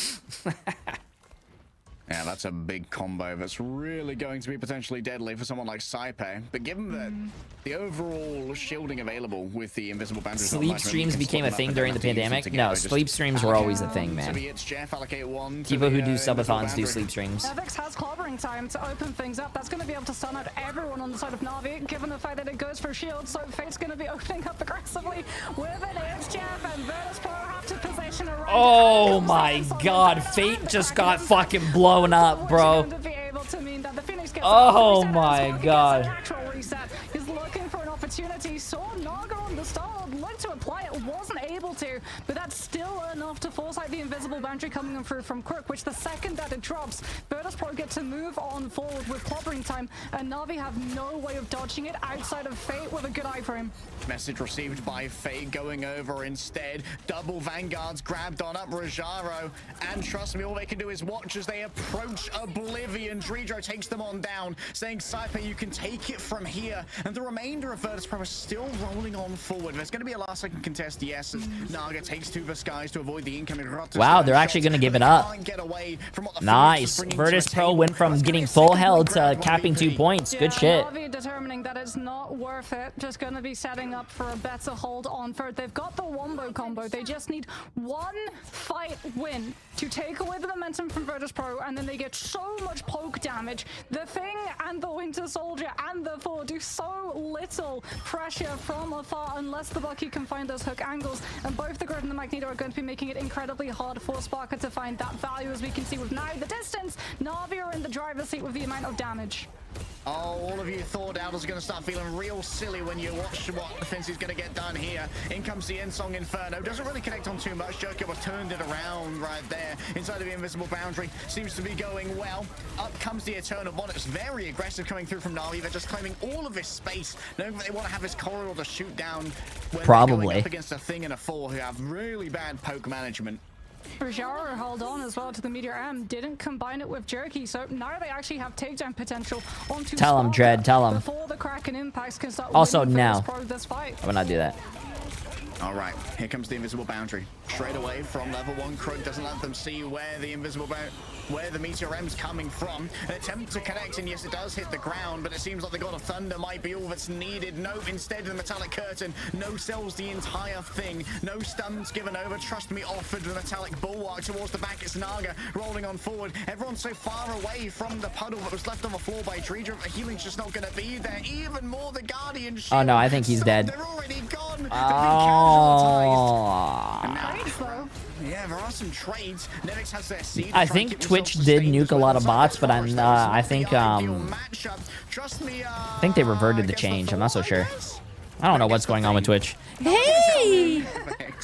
Naga's coming back in on that Punisher so he can start just melting through No, the you don't want to come here? Oh, you're so pretty. Finzy going to be trying to keep up the pressure onto the back line to weaken Such the a front pretty line. cat. Big force physics from Saipe. Are you rooting for Navi? Deposits them right I'm into rooting the for a front good lines game. And catches them with the slow up of the invisible boundary. And Virtus Pro will be able to win the fight off of the back of huge. I'm gonna give you a Saipe. PR answer. I have friends on both teams, so I'm rooting for both teams. I want both teams to win. Able to connect. Super low is Naga. Healing's gonna be there. Jerky just absolutely held hostage in the theater at the moment. Needs to be kept in tab on right now, and that's going to be Sparker's job as they make him play around the outside. Fate taken down. Nevix fell through the cracks though. Well, there were maneuvers on to Fate. It's going to be a quick grab here on to Trust Me. Getting rid of Valida, trying to isolate him, and oh, there's a fiery pit awaiting that Groot. Drew waits as long as possible. Wait, how did he fall off the map? Actually, I thought. to take himself out as well, Wait, which was a what? little bit weird. Maybe they He were didn't pushed need to up take by himself level out. Wait, Chad, did he just Remains fall an off? attempt. In comes the Trooper's Fist, surely to reposition Rosario. Maybe it was off cooldown. Maybe it's everything you need. Are they all from Overwatch? What, Team Virtus Pro? Most of them, I'm pretty sure. I don't know who Thai is. I don't know if Thai was Overwatch League or not. I don't know. Everyone else was. That was a good push, though. That was a good push. The second that they managed to line up Final Judgment with Invis Boundary, Navi even actually hold Invis Boundary so that Naga can build up the Final Judgment and have it fully pocketed. Wait, on that the spot is objective tricky. in I slip overtime. off of that You ledge have to go on Jeff all the head-to-head time. with the Really? damage See, I don't know anything about Jeff. I don't into play the that character, so. slow that It the looked like invisible boundary it is looked going like to he be was gonna generating. shoot that guy into the You fucking have, pit, if and then he you're fell no in as well. I idea where don't your know. Teammates are going to be playing inside said invisible boundary if you're outside of it, so they get no idea where to be able to direct those heals. Big brain plays coming on through from Navi with those late game swaps, but Virtus Pro managed to push that convoy incredibly far in comparison to what we traditionally see when you get spawn held. It wasn't a second point finish, it was almost a third, which means that Navi have a fair amount of distance to make up for. Yeah, this is by no means cooked for VP. They've got a respectable distance, and they've got all of the geography they need to try and hold Navi even closer. Nevix really is a bit of a thing merchant. One of the few players we see often bring out the thing, was one of the first to really bring it to the forefront of competitive play as well. Maybe preempting that there could be a flyer coming out who you can try and ground with that Stone Haymaker. Yeah, but he's gonna have a rough time trying to navigate these woods because there's two Groots, which means double the LOS interruption to see who exactly you're trying to jump towards. Navi, the only flying component that really playing is Cherokee, but he can play between the Are you two, gonna go which to means Atlanta that for the Nevix doesn't tournament? really get If they invite me, I would love to go. I've never been to Atlanta. Virtus Pro know that they're not in a good position to take this fight. Nevix just having to abandon that post immediately and tag on for Finzy to be able to keep the objective in control. If they invite me, I would definitely let you guys know. And mega poke from both Thank a you. Punisher and a Phoenix is not the ideal for the thing, but still Nevix is going to get audacious off the back of it and continue. Do you play in tournaments? Yes, I do, but mostly streamer tournaments, not these tournaments. Damage here needs to be healed up, but there are three strategists behind him to try and make it work, and of course, he's also immune to those force physics as he is an immovable object. Sparker and Trigger and Saipe, like you said, just getting so much What the healing hell? for the back of Nevix taking all of this damage. Bro, what are Cherokee you now onto doing? the storm for the damage boost to finally break through this thing's health bar. It's Jeff comes on through from Fate early on. Invis boundary from Saipe at the same time. However, Naga manages Oh, to dodge it. dude. Final judgment, but level one Poor didn't have Naga. Invis boundary, and the Punisher falls immediately. Yeah, It's all well and good to try and dodge the incoming damage, but when the rest of your team is gone and there's no one to peel for you when you're playing, Citadel did win, but it was a very close game, yeah. Real quick, 5 with a quick do-si-do to take down Trust Me, and 1 minute and 20 seconds have already passed. This cat's a crackhead, bro. This cat wakes me up at 7 a.m. jumping and running around everywhere. With Jay3's ultimate in comparison to Virtus Pro, though wait, Naga. Hurricane comes through first. Do Virtus Pro try and respond with anything? Yes, Naga was an Overwatch League player too, right? Time to save Nevix. Jay3 takes 2 for Sky and burns through the Cosmic Yarn Amplifier. Nevix resurrected here by the BRB, but I mean, Saipe cannot be the prime recipient of it. The remainder of Virtus Pro are going to throw themselves onto the car for a little bit of additional stall, and we're likely going to see another stall come up soon. Oh, but that additional stall, because it's... That was a good hold though. They held 2 minutes basically after spawn. Rad didn't disband. This is the same team. They just basically signed to a new org. Only one person left that was on Rad. So even if Fi is able to find the strangling prison onto the rest of the team, Na'Vi have CC immunity, and the Punisher can dodge it and make sure that VP don't get to capitalize. All right, early usage of the... Oh, nice wall peel coming through from the Ironwood. Great play coming through from Fi. Oh, no, bro. He popped the Judge. All he said was Judge. Both the Invis and the group of Eronius momentarily rescued as Fate from downtown with the... Yeah, Nelio's now on Citadel, chat. Oceanic retribution onto their counterparts. And Rad now has a team that's an NA. The tracking is from Jerky on the Storm. Bro's an absolute menace when it comes to any kind of mechanics. Saipe raises up the invisible boundary. Wait, did Saipe just use his ult but not go into the ult and he just died and lost his ult? In the back by the Jeff. We said that Fate was the premier Jeff for a reason. Bro is the Shark incarnate. And Finz is not quite so lucky. A full take on first with a minute to spare. Oh, the flank Jeff shenanigans to just split Virtus Pro's attention because Naga actually got picked. He tried to go for the final judgment as he got hit by the strangling prison, but actually goes down before level 1 Crick's invisible boundary comes over and loses all of the ultimate. No, Saipe used Invis Woman ult on point, but he was so far back he wasn't in his ult, and then the Jeff just came around and flanked him. And when he dies, he loses his ult. Jerky looking from afar, a Mega Hurricane, good to go. The remainder of the team may well be taken down in advance by Nevix. And Dredro is just for designated sacrifice, unfortunately. Wait, the healing is crazy. The healing is crazy. Jerky can't quite believe their eyes as Saipe takes them down. That person not dying through that ult is actually fucking crazy. Oh my god. Virtus Pro, they weather the storm. Sparker as well has Kraken Impact to be able to stylishly dodge over the strangling prison or the Eye of Agamotto. He's done it multiple times in the past with the CC immunity afforded to Kraken Impact, and that's going to slow so much momentum down from Na'Vi. If they try and use the Edge Jeff as follow-up from either CC, Fate's getting put in the blender. Well, Trust Me might be in the blender to begin with here. Sparker opening up. Seems like no reset means no nice push. Nice push. Save his teammate. And Fate is still waiting up above. 2 players grabbed on up. No environmental hazards, but the damage could already be done. The isolation of being down 2 members could already be everything that you asked for, and a touch more to open it up for Na'Vi. A quick symbiotic shenanigan. An attempted turnaround here. Naga looking to try and cull. The aura has been applied onto multiple players, but I think they've survived long enough. There's no way, bro. And there's a momentary healing puddle laying down on the floor for the members of Virtus Pro to shelter themselves within, as Rojaro's just shy of being taken down by that Jeff. Can't convert on the Dark Maelstrom, and Virtus Pro, they are looking hot to trot here in the central station. Wait, chat, we might have a game. This might be the first time Virtus Pro actually takes a map out of Na'Vi. On for Rojaro now swaps over to that Magneto. We'll be able to bubble as well potentially when that Venom ultimate hits, as well as the one thing I will say is that I feel like the Na'Vi team is a bunch of young, like really young, good players, but like Virtus Pro I feel like has experience. This way's my go. Nevix towards the back, converts onto level 1 Crook. Not even Thor could deal with that one. And Rotterdam tears through Asgardian flesh. Virtus Pro get that bro, one what is he saying? Sparker 2 doesn't even need to commit the Kraken Impact. He'll have it up and available for this next fight. Not much Psylocke this tournament. I think Psylocke is still a good pick, but to the Winter Soldier now, because if he's grabbed there's other characters that are better. Troopers first, he can't even use the Dark Teleportation to iframe the subsequent damage that will come his way.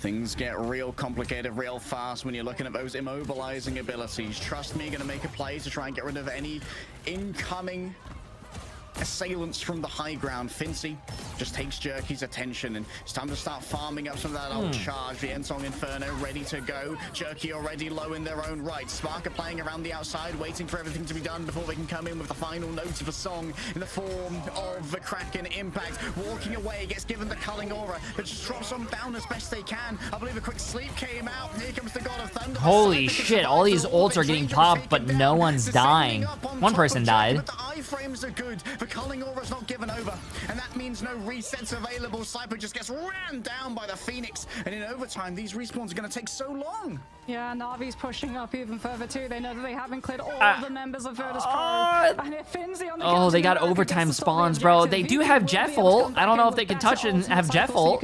Oh, no, they could definitely touch. Finzy has Assemble. Potentially to grab some of Navi's players. What's up? The dark teleportation coming on through from Fate dodges it.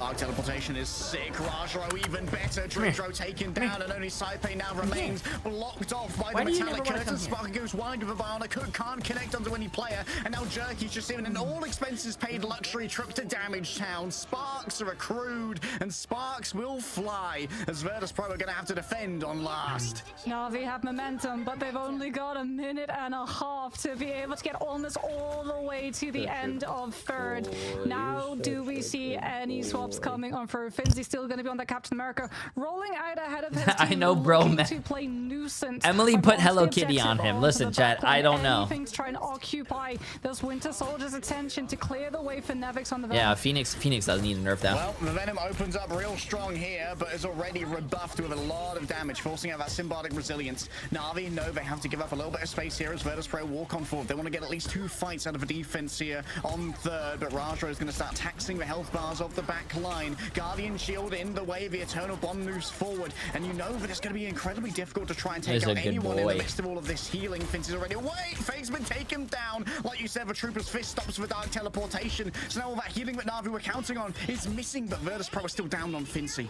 Yeah, Virtus Pro are still falling back as well. There's currently no Vanguard presence on the objective itself. Something that Nevix tries to make up for now, throwing himself onto that point. Na'Vi with the better ultimate advantage coming into this. They've got the invisible boundary. Virtus Pro trying to stack the cards with the Soul Resurgence, the Invis boundary into the slow, into the Force God of Thunder. Okay, we're about to see like 500 ults get popped here, chat. The patience is strong. Saipe needs to survive through this. Oh, what an ult into the building. Wait, Virtus Pro, chat. Virtus Pro took him out. They don't have the sustainability, and they do not have the hope. Face coming out in a desperate attempt to try and portal through this one. Bro, we have ourselves a series. And Virtus Pro, even up They the series, actually took him out. Midtown. Virtus Pro proving why this is a team that we talk about having that pedigree factor. The Unks are back, bro. The Unks are back. Hey, that just proves, chat, that even old people can still play this game. He's always going to be semi-violent. Also, I don't understand why Mantis would jump into the water and when they see that big-ass fucking whale. If I saw a big-ass whale in the water, I am not jumping in the fucking water. Hell no. I'd probably shit myself if I saw that in the ocean. The fact that we saw Na'Vi saving the Jeff have to swap off of it shows that Virtus Pro pushed them over the edge of that comp. You know what? Fi making a rotation onto the Jeff as well, putting up a good performance in his own right. Now, it was looking a little bit cooked early on. I'm not going to lie. The first point, bit of a struggle. However, Dredro really being able to get some value on the Jeff. And you know what? Having multiple players on Virtus Pro who can get value out of that Jeff really is a big asset to them. Because we're wondering, like, whales are just cows of the ocean. No, I don't care, chat. Given that it often seems to be I don't care. If it's bigger than me, I don't like it. When Sparker is your I don't like it. Soldier player, seems like that was identified by VP. They're like, okay, well, Soldier, Winter Soldier's great at the moment. We need that. I think it was the Mantis as well, getting that damage boost when we went into second. A lot of things are bigger than you. Listen, even if it's smaller than me, chat, I don't like it. off of I the hate fucking composition spiders. over onto the Mantis to I add don't the do damage spiders. boost of the Abyss and slow Navi's momentum down, stalling them out, allowing Virtus Pro to establish positions and angles for the Winter Soldier to be able to scout That's the Namor's rotations whale. of the I attacking know, side I and know, then I know. tax them on Bro the is approach. just reading So Twitch it chat. wasn't I a feel case of bad for Na'Vi YouTube get chat. free Well, if you were trespass actually in my onto the YouTube chat, you would objective know that I'm itself, reading and both. then So get to unfortunate. increase that distance, or lessen the distance rather, between themselves and the back line, which for Virtus Pro, you're always left with a 50-50 choice. You Take either fight on the cockroaches and point beetles are abandon scarier your than back spiders? line and Hell lose the no. momentum, or you I abandon hate the point, protect your cockroaches. back line and lose off of distance alone. Cockroaches. Cock. Well, there are I so hate many ways to lose, cockroaches, but but you've got many ways to win right now. hell no. They're I think playing spiders are Marvel worse. because the slumbering Show Lao is ready to shower you in gifts and generosity for a unit up for grabs, as well as unstable isotopes and the rare costume coin to claim a costume from our exchange, including 4 limited time costumes for the members of a Fantastic Four. I mean, the Thing trench coat is just a classic. Jumping spiders isn't it? are- I'm no. so happy that one of the first No. skins that he was able to receive was such an iconic looking. As we got to see from Virtus Pro, he still got to play some viability too. They identified that Na'Vi was going to run Ew! incredibly aggressive, Cockroaches have full bitten dive me on the composition, face. and they Spiders just haven't. stacked First of the all, Airfront. how So the thing fuck for did you Na'Vi is get that bit on the those face by a aren't things that are roach, full bro? matter. You can't burn bans on removing Thing and Winter Soldier because something else is just going to be able to take their place. Protect your ball. Yep, team. something else is going to be able to take their place. A new map potentially picked by Na'Vi right after this break. Yo, RCP, appreciate massive 54 months. Nah, man, listen. Nah, I hate spiders. I can't do spiders, man. Things that have more eyes than me, nope, I'm good, man. Nah. Also, don't get me started on Australia. I would never. I want to go visit Australia, but at the same time, I don't.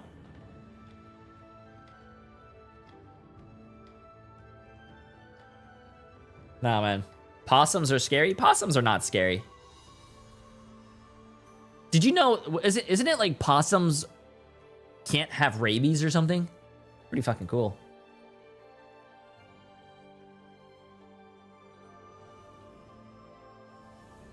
Yeah, no, what's that spider chat in Australia?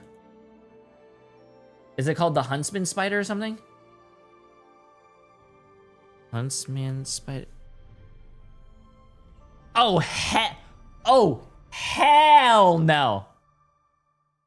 Oh, hell no. Look at this. Can you imagine going into your fucking house one day and you see that on your fucking wall? Oh, hell no. Look at that shit. That's on your fucking wall, bro. Look, wait, what is this? Is it like the biggest spider?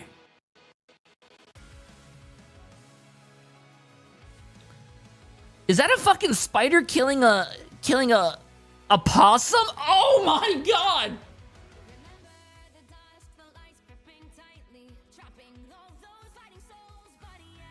Biggest spider in the world.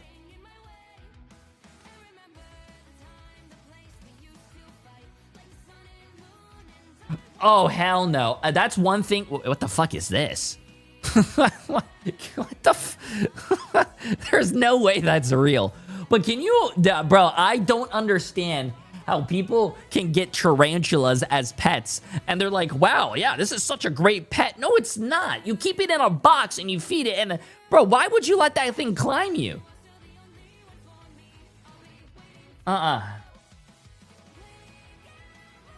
What is that? Goliath bird eater. Yeah, but that's not a big spider.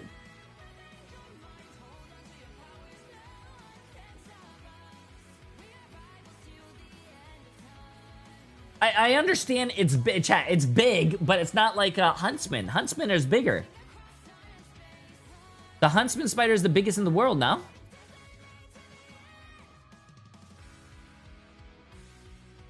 I used to have pet tarantulas. No, bro, I don't understand. Search camel spider.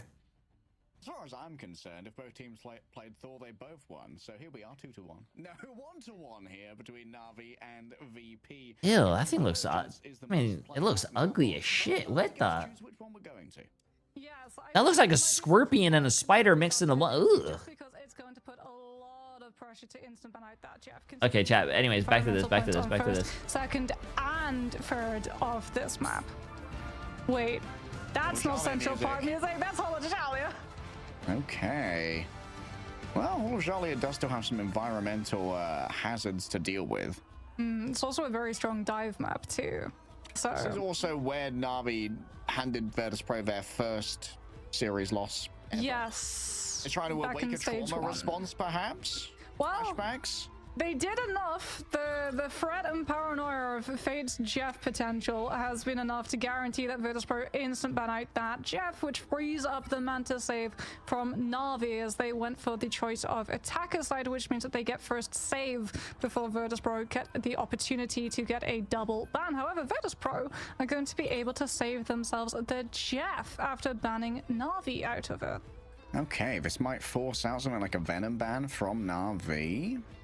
Fun fact We'll have about to see huntsman where spiders, Na'Vi they are pivot so after this is fast going they to don't be even see the simultaneous point in bans. spinning a Remember, web. these So are, you're telling me non-mirror those bans, so they are only for fuckers the other are like team and 3 try and craft a feet composition that can defeat the wide enemy and they're as the fast Ultron as is taken away shit? from No, both teams. Australia is so one place now I'm never it's gonna go. Really weak and flyer compositions. Invis Women has still been able to make play, and as Nope. I say that, Invis Women is indeed going to be taken away. So things like Phoenix, Nope. Namor, Human Torch, all of them going to suffer on the side of Virtus.pro. If you're going for a triple strategist line, you obviously want to have one major carry duelist, so you want to have a lot of off strategists to be able to support I think them the with Huntsman's utility rather than Huntsman's heal pressure. venom in So South Na'Vi will be America can make removing you have an Adam erection for Wall, 4 so hours. neither team is going to be able Well, to have looks like I'm access going to South Wall America. again in those long-term fights. Listen, you guys Yeah, are last you guys time will Na'Vi, realize when they you were get very old, much you gotta running the try Van things. Vanguard train. Now they are very much back to just removing options for strategists, but Virtus.pro are probably going to be pretty comfortable. Chat, you with a guys down trio for that an includes both Jeff IRL and stream to South Luna. America?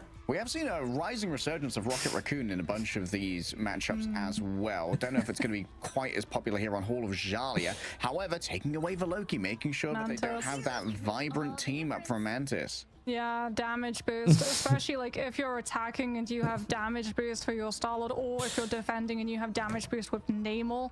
When you're in control of Hall of Dejala and you can start off the fight on the high window ledge without having to sacrifice the cooldown of Blessing of the Deep, you should always be able to win your opening 1v1s and clear out Sparker. if you Damn, decide to another go for another Starlord. game where they ban 4 supports for each team.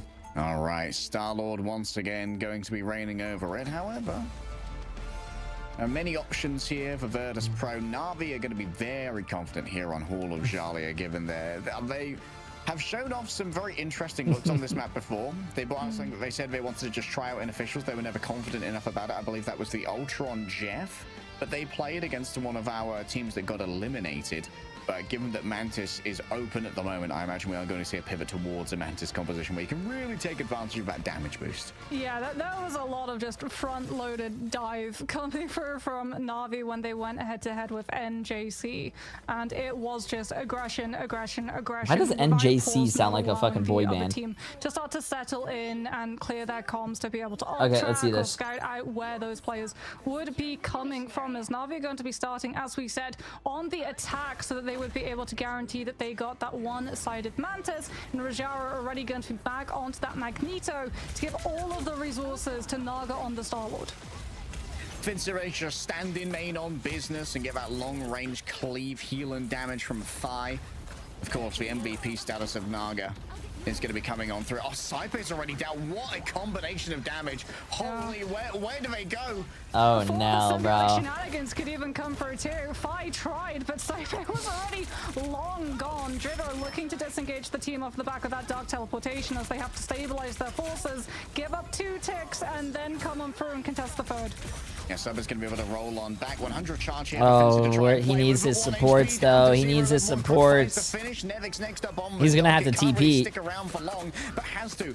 He's going to have to TP. Fi gonna try and turn this one around. Yep, So there he returns goes. the healing pool here for the side of Nevix. Fi taken down after grabbing 2 strategists in their jaws, but there's enough players there after to try and make it work. Eternal Bond has arrived, but Virtus Pro, they're too thin on the ground to really take advantage of this one. There's going to be a momentary return of the back of the portal. Saipe just fragged the moment they step out. Saipe is having an absolute terrible game so far. Just fully bullied by Na'Vi every time they appear. Even with the damage boost, it seems like Nevix can't really break through all of this sustainability. Going up against the world, the point will eventually fall.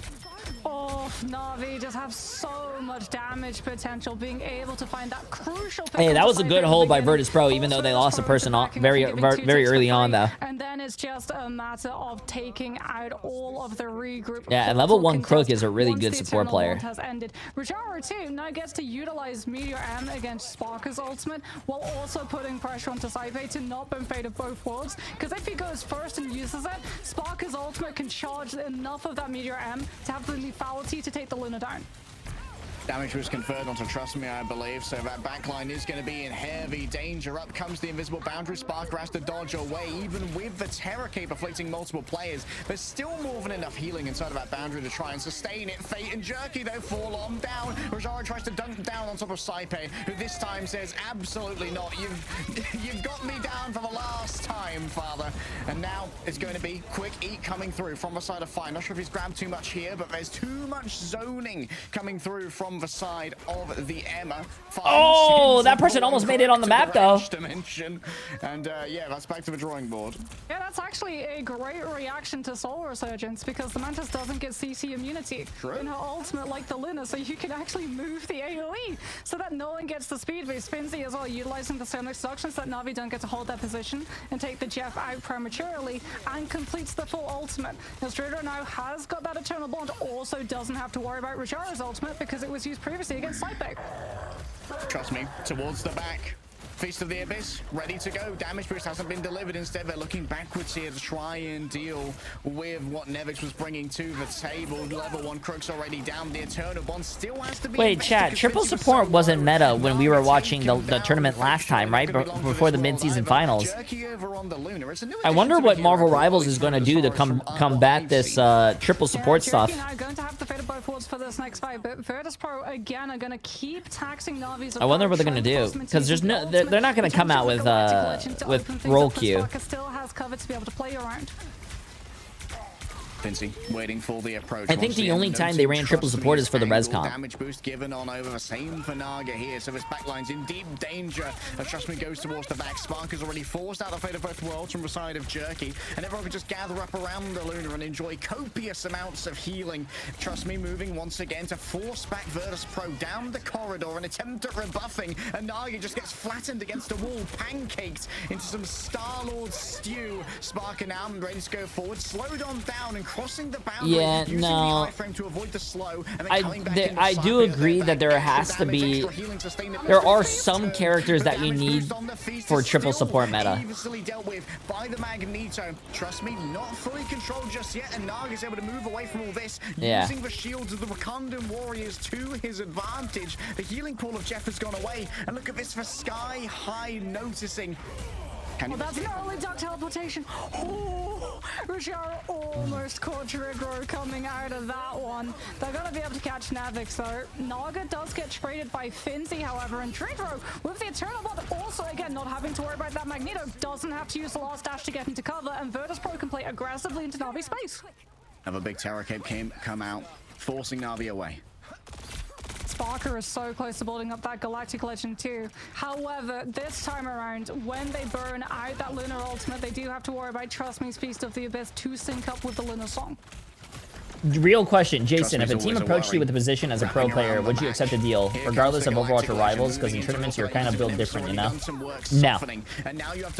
I mean, to be honest with you, it depends on how much they're offering. I think anyone would take it if they're offering a shit ton, right? But no, I like streaming a lot more. It's more chill. Seem like it's going to come on through. Instead, they have to try and flee away from what Finzi's bringing to the table. It's going to be the Sonic Seduction. Streaming is just so much better than pro play. I do think pro play is better when you're like a smaller content creator, for an example, because pro play is the easiest way to get your name out there. To try and rain down fire upon Virtus Pro, and this entire time the mission objective has been moving, coming in close for a little bit of melee DPS demands that side. A cowboy dog for 3 months. Appreciate it. How you doing, my friend? Both worlds, but ready to ascend with the Ensong Inferno. The approach of Jeff is absolutely torched underneath the double ultimates of Ensong and Meteor M. Naga dodges away temporarily, and inside the Eternal Bond, there's plenty of space here for Virtus Pro to work with. There's only 6 seconds remaining. This is now must win for the side of Na'Vi. They've chased down Jerky. The remainder of Na'Vi need to clutch up. Trust me, maybe with a quick eat off the Feast of the Abyss, but Naga's down as well. Rajaro doesn't really have the sustainability here. Fate is under pressure from the outside, demands the healing, demands the bulwark too. Quickly coming on out. The Feast of the Abyss hasn't got too much. Maybe a return off the back of a What's up, Porsche. Yokoni? Is going to be piloting it back here. And Virtus Pro finally right the Galactic Legend. And they've decided they're going to try and end the legend of Na'Vi right here. Natus Vincere, born to win. They're just soldiers of victory. But Jerky at the moment just has to hide away like a rat in a swamp in the cellars below. Nice. Wow. Virtus Pro with the hold on second point, even though they kind of like gave up first point real fast, was good shit by them. Yo, I'm telling you, the Unks, they got that experience, chat. But they weren't able to consolidate all AJ plays for 3 months. Appreciate it, my friend. How you doing? Virtus Pro are just so mobile, and if they have to peel their strategists who are taking so much pressure from things like the Stolid and the Venom in the backline, they give up their presence on the front line on the objective in overtime, which is something they simply cannot afford to do. Good stuff. Banning Good stuff. that Loki actually coming on through was huge because it meant that when Naga goes for the Doctor Strange, they can't force someone else to swap onto the Loki and have regeneration domain to cushion the fall of everyone from Naga. Oh, I hate banana spiders as well, bro. Oh man, that was such a long hold on second. Yeah, Blade's like in theory should be good against triple support because he does have an anti-healing ability, but I feel like the only thing it's his ultimate ability that has the. I feel like there's just such a good job of forcing Krisharis Meteor M into things that wasn't the Cloak and Dagger. I don't know. Yeah. I feel like his ult is really good, but his overall kit is just shit. Immediately the fight I think. afterwards we got to see, as we're actually getting to see here. I believe that is Naga on the Luna just taking a little bit of damage. I think it's his from kit. those penny mines, so that once the ramp begins, level 1 Cric's going to be able to heal them up and get. But yeah, that's the problem as well. If you buff Blade too much, then he's going to be played 24/7 because of the anti-healing ability. It's a double-edged sword. You can't make him too broken, so because if you make him too broken, then he's going to be played 24/7. Jerky's going to be getting so much pocketing as well. Going to be able to put pressure onto Trust Me's dive follow-ups. Going to have the mag bubble too. But Virtus Pro, they've already put themselves onto the point. Finzy's taking so much damage, but no one can contest this because if you get close to the ammo, you get grabbed. Oh, the perfect timing on the grab. They broke on through the bulwark. Another spinning kick to disengage. No, Rajaro. Wait, he just kicked him twice. On the point right now. 80 charge on the beam as well means standing up to Fincy is not an easy task. Level 1 Crook's already been taken on down here as Virtus Pro foil moving in. You can see the symbiotic shenanigans. There's a wrap around the back here from Jerky. Make try and come in at the last moment. 2 ticks have been given away for safety as they try and chase down Nevix. A quick shield is given. The Aegis is good, but Cypher's traded out on the other side. Trust me, taken down, and Jerky can't stand up to the beaming power of Fincy. A telepath that breaks the brains of Na'Vi. Champions made. 5 minutes and 20 they have to try and 5 get minutes to basically cap all of second. The longer they take for that rotation, the more pressure Na'Vi is going to be able to do with the Mantis damage boost. They have to go fast. They've got the Jeff, they've got the Venom, they've got symbiotic shenanigans, and they have an Emma. Na'Vi, if they try and bounce the point with Venom, gets grabbed. Mag has to be the one to anchor it instead, so Virtus Pro just aggressively walk forward off of all of the sustain that is afforded by a triple strategist composition. And now, because Na'Vi lost so much time, they have to stagger the convoy, which means that the dive is distinct. Trust me, has to go on to the objective, and Virtus Pro can continue to push with the Sonic Seduction before Na'Vi get a win condition.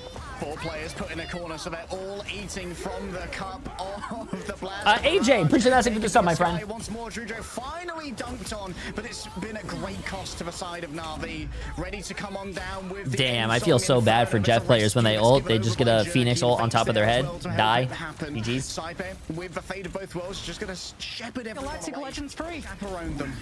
The second invisible boundary is done. Galactic Legend is free. Out comes Feast of the Abyss. It isn't enough to be able to find those picks, and here comes Parker, forcing Na'Vi to reposition the ultimate entirely. Rajro given on over. Fate of both worlds has to be used to answer the damage that Sparker's bringing up now. And Sparker just goes for a quick disengage. Knows what they can grab. Trust me, it was too far away from No, bro. Virtus Pro looks like they woke up, chat. Got their mojo back now. They're trying to chase down level 1. Crook puts a sedation down behind them, but Nevix is still hot on their tails. Jerky trying their best to escape, but the mind beam of the Emma is unyielding in the face of danger. The cart still rolls on fourth. Na'Vi have the Ensong Inferno, but the Phoenix was the thing that went down last. They don't have it up just yet. Beast of the Abyss comes on through from Nevix. Trust me, has to dive past the entire team onto the objective. The Virtus Pro just get to hold on to their ultimates. Bull Psionic Seduction, and Na'Vi have no CC immunity to answer. Quick grabbing of the Sentience, Nevix towards the back. Wow, he actually didn't die. Sedation is good. Jerky's taking down Saipe in the midst of all of this, and up comes the invisible boundary for a momentary reprieve for Na'Vi. A little bit of breathing room, thinking time for Trust Me to try and formulate a brand new plan. It seems to have worked out here as Virtus Pro run low on momentum. Yeah, Virtus Pro also going to potentially get staggered as well. Dridro falls down late. Na'Vi now get an opportunity to hold a little bit closer against Virtus Pro, force the ultimate, and then just disengage. Nah, I think Virtus Pro takes this, chat. I think Virtus Pro, if they use these ults correctly, they have a little ult advantage. I think they win. Maybe trying to bait Trust Me. Come on, I gotta cheer for the unks, chat. I gotta cheer for the unks. Jerky is keeping this one at danger. Trust Me once again demands the usage of the Ice Arts. That's a lot of self-hitting was going to be gone away. Trust Me, do they want to try and deal with this one? Galactic wow. Legend, Galactic Legend. Jerky's forced to move away. Now it's going to be the Sonic Seduction coming on through. Rajaro and Fincy both using this. The invincibility, at least for CC immunity, could be everything. Spark looking towards the back. There are bubbles everywhere to try and heal themselves, but a 2 versus 1's not quite fair. Fire working around the outside. Doesn't want to commit to it. Instead, it's just going to be able to heal from the back, lay down that additional damage and the additional healing. As Fincy moves forward, a spinning kick onto 2. No, a good dodge coming through from Fate. Heads up play from the strategists. Big picks Wait. from Jerky. Wait. Phoenix has so much damage. Chat, did we talk? Did we talk? Just gets to take. I think we probably talked too soon, bro. Again, to put the pressure onto Virtus Pro when the stack's rotating away. That's going to build another Ensong Inferno. Why is there? Off of the back of the Why damage is that next to my name? What? More than enough to find a Monitored suspicious user. As well. It's a holding onto Cloak. What did you do? Rather than Dagger, removing the opportunity to heal. Yeah.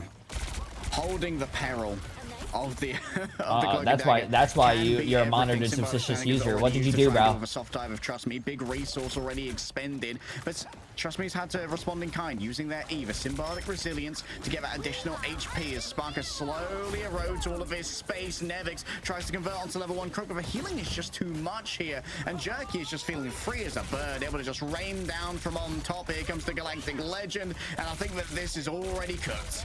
Yeah, and I mean, chat, bro. Virtus Pro had 5 minutes. Ensong Inferno, damage boosted and combined with Feast of the Abyss, absolutely will. As we're going to be seeing Na'Vi now holding up close to try and force Virtus Pro into expending their ultimates before the fight properly. And Na'Vi has 4 fucking ults, bro. Ooh. Is going to be the target of Aya to try and burn the Eternal. It doesn't matter that Na'Vi has 4 ults though, because Finzy, Saipe, Fi, and Dridro, and Sparker all have theirs basically. Their own shield. Doesn't want to use for diamond form. Instead, looking towards Dridro, moving towards the back. Remember, there's no meteor, and this time around, here comes the Galactic Legend. This time from Sparker, but inside of the invisible boundary, the healing's not really going to be anything to worry about.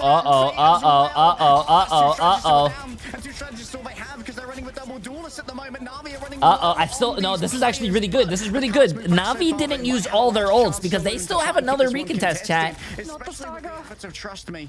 Oh, but they need the Venom to pair with the Phoenix for this next ultimate cycle.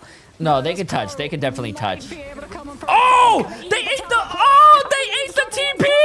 The Mantis can't damage boost. Virtus Pro is so close to being able to get the finish line, and Na'Vi can't they ate the they're nowhere near heads TP! up Jeff! From Fi on the land shark. Na'Vi being hoisted by their own petard here. They showed the Bro, world there's the no power of way Jeff. they didn't hear And that when the coming. siren song They- called, Virtus Pro listened, and they listened good.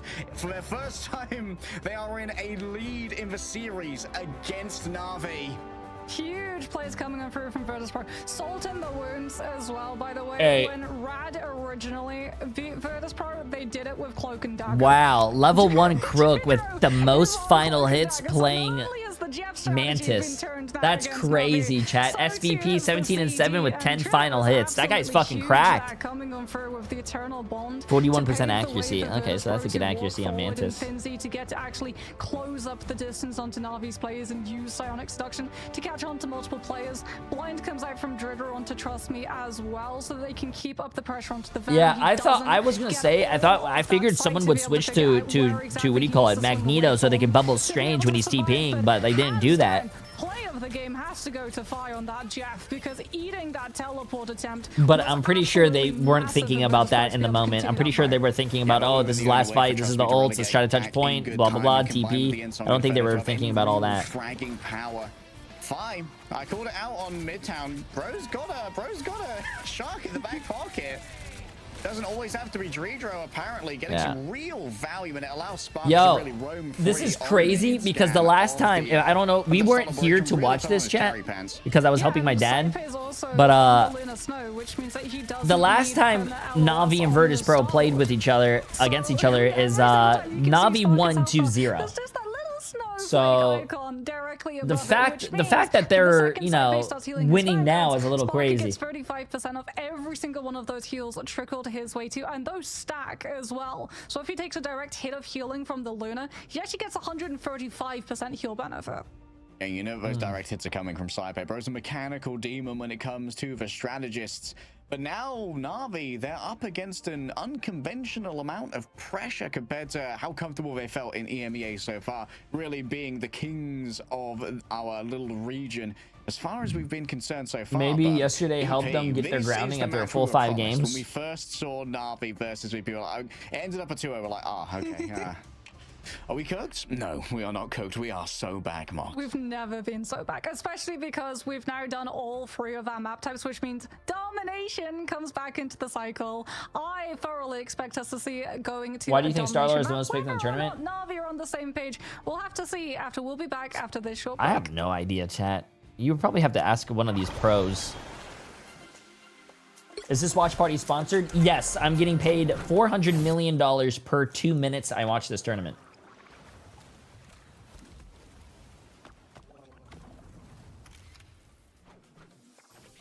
Yeah. All these teams are close in skill. I think EU is probably a lot more teams are closer in skill, but I think NA is definitely a little bit more wild. Yeah. Yeah.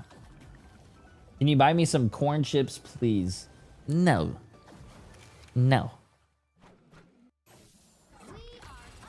No. Corn chips?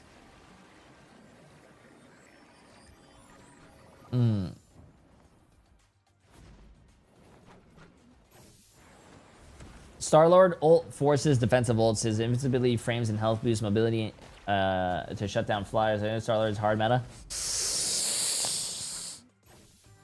I don't know if he's hard meta. Listen, all I'm saying is that if you put me against any of these teams and they run Starlord and I'm on Bucky, I'm hooking them 9 times out of 10. You cannot escape me. There's been legends told about my hooking abilities. Nah, don't say I would miss, chat. You guys have seen me do it, bro.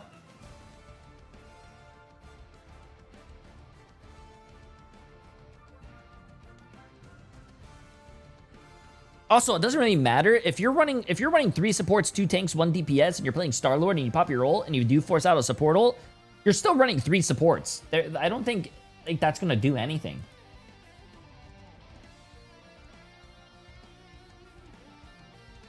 Wait, bro, if you hate spiders, my cousin has a bird-eating spider as a pet, and it's the second or third biggest spider in the world, and I never visit his house.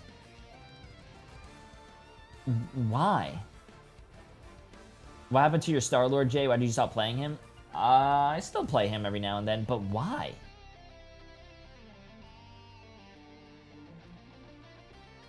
Bro, if I don't know, man.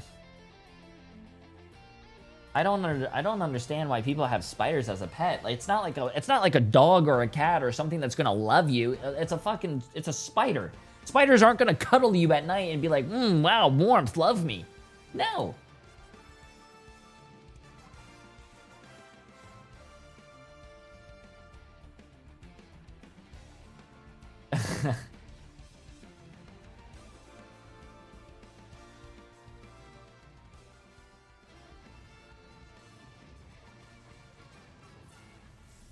You know what pet I would rather have, and I understand more than a spider?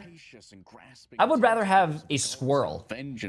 Squirrels are fucking chill. Already one bout of vengeance has Welcome been back, grabbed welcome back. How was by the gym? Citadel in a banger series, but yet another could be found here by the Bears, who are finally woken from their post-mid-season slumber. Yeah, and that ooh, you know what would be cool? A trash panda. Trash pandas seem like awesome fucking I feel pets. like if you're Na'Vi, Krakoa would be the better option, especially because that was the map where you did really just absolutely steamroll VP. I feel like raccoons would be so cool. Oh, chat, give me 2 seconds. Let me go. I need to get water. Now at the perspective we're seeing from Virtus Pro's compositions today, I don't know if it would be as different in terms of point percentage the way we saw previously, now that Spark has moved over to the Star-Lord. Yeah, Sparker moving over onto the Star-Lord, playing a little bit of the Winter Soldier as well. And, you know, when we look at these games, we've got to remember that, like, losing that heavily on Krakoa gives a lot of very easy means of identifying improvement for Virtus Pro when they're moving between these series, like how we can tighten up our gameplay, where we really got exploited, and what counter strats we have to try and deal with that. Because it seems like Trust Me is being a lot more accounted for on these dives. We've seen consistently double, triple CCs go on to Trust Me on the Venom, even though that was on Hall of Jalia.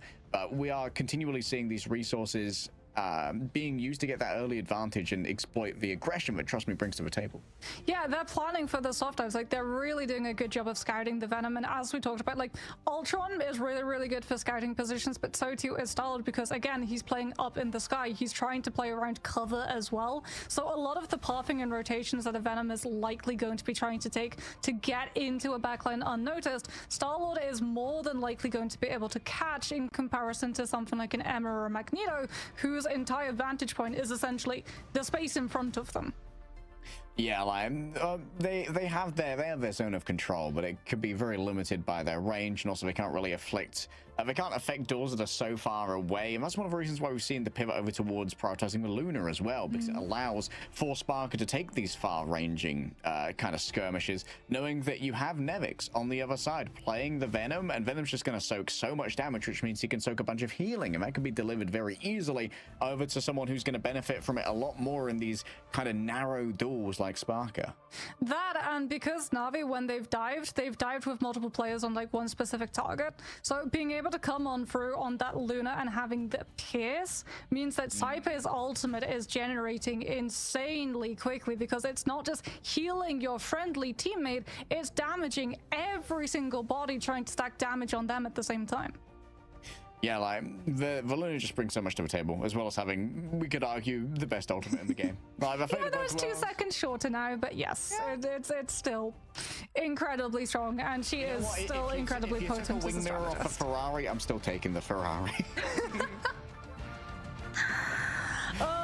Unfortunately, Loki did kind of get the shovel in terms of his position. We still see him from time to time, you know, if a strange portal goes through and you need to choose your ultimate economy because you're already on an Atom composition and Soulbind's on cooldown, Regeneration Domain is a great opportunity. But hey, look, there we go, Krakoa comes on through. Na'Vi looking to transport us back to the past where they played against Virtus Pro, and it was a clean 100-0. Yeah, that was an uninspiring showing last time around. but a little bit stronger this time. Looks like Virtus Pro really are up on top of it, and of course we are going to be banning the Jeff first, which means it's going to be a pivot over onto the Mantis. Question is, are Virtus Pro willing to match Mantis? I don't think we've seen too much of it from them so far. We'll have to wait and see, as their first save now comes on for banning out that Ultron to make that Star-Lord, if it does come down to a duel, a little bit weaker. As I was going to say, Mantis having the damage boost can do a lot in terms of things like the neutral and being able to stack more damage, breaking through those health bars and strategist ultimates a little bit easier. But the Luna being able to give so much space control for Sparker to just do whatever he so pleases, and the healing output of Fate of both worlds to be able to live through things like Galactic Legend coming through from Navi's end, you don't want to pass that up. Yeah, this might also make a force for Navi to have to ban the Jeff as well. Adam's going to come away from both sides. Maybe Virtus Pro can walk away for Jeff here as well. So that means that Fi still has a comfort pick as a tertiary strategist, and Sparker They've got the Venom as well. Ooh, if they want to.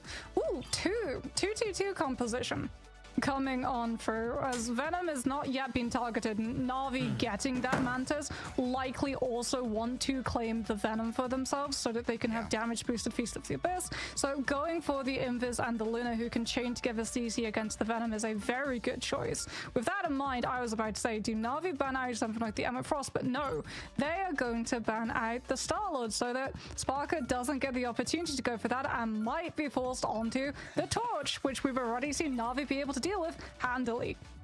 My bad, got hit with a heavy brain fart after Jeff bans there. Okay. Both teams banned Jeff. Nice. Okay. Star-Lord taken away from both teams.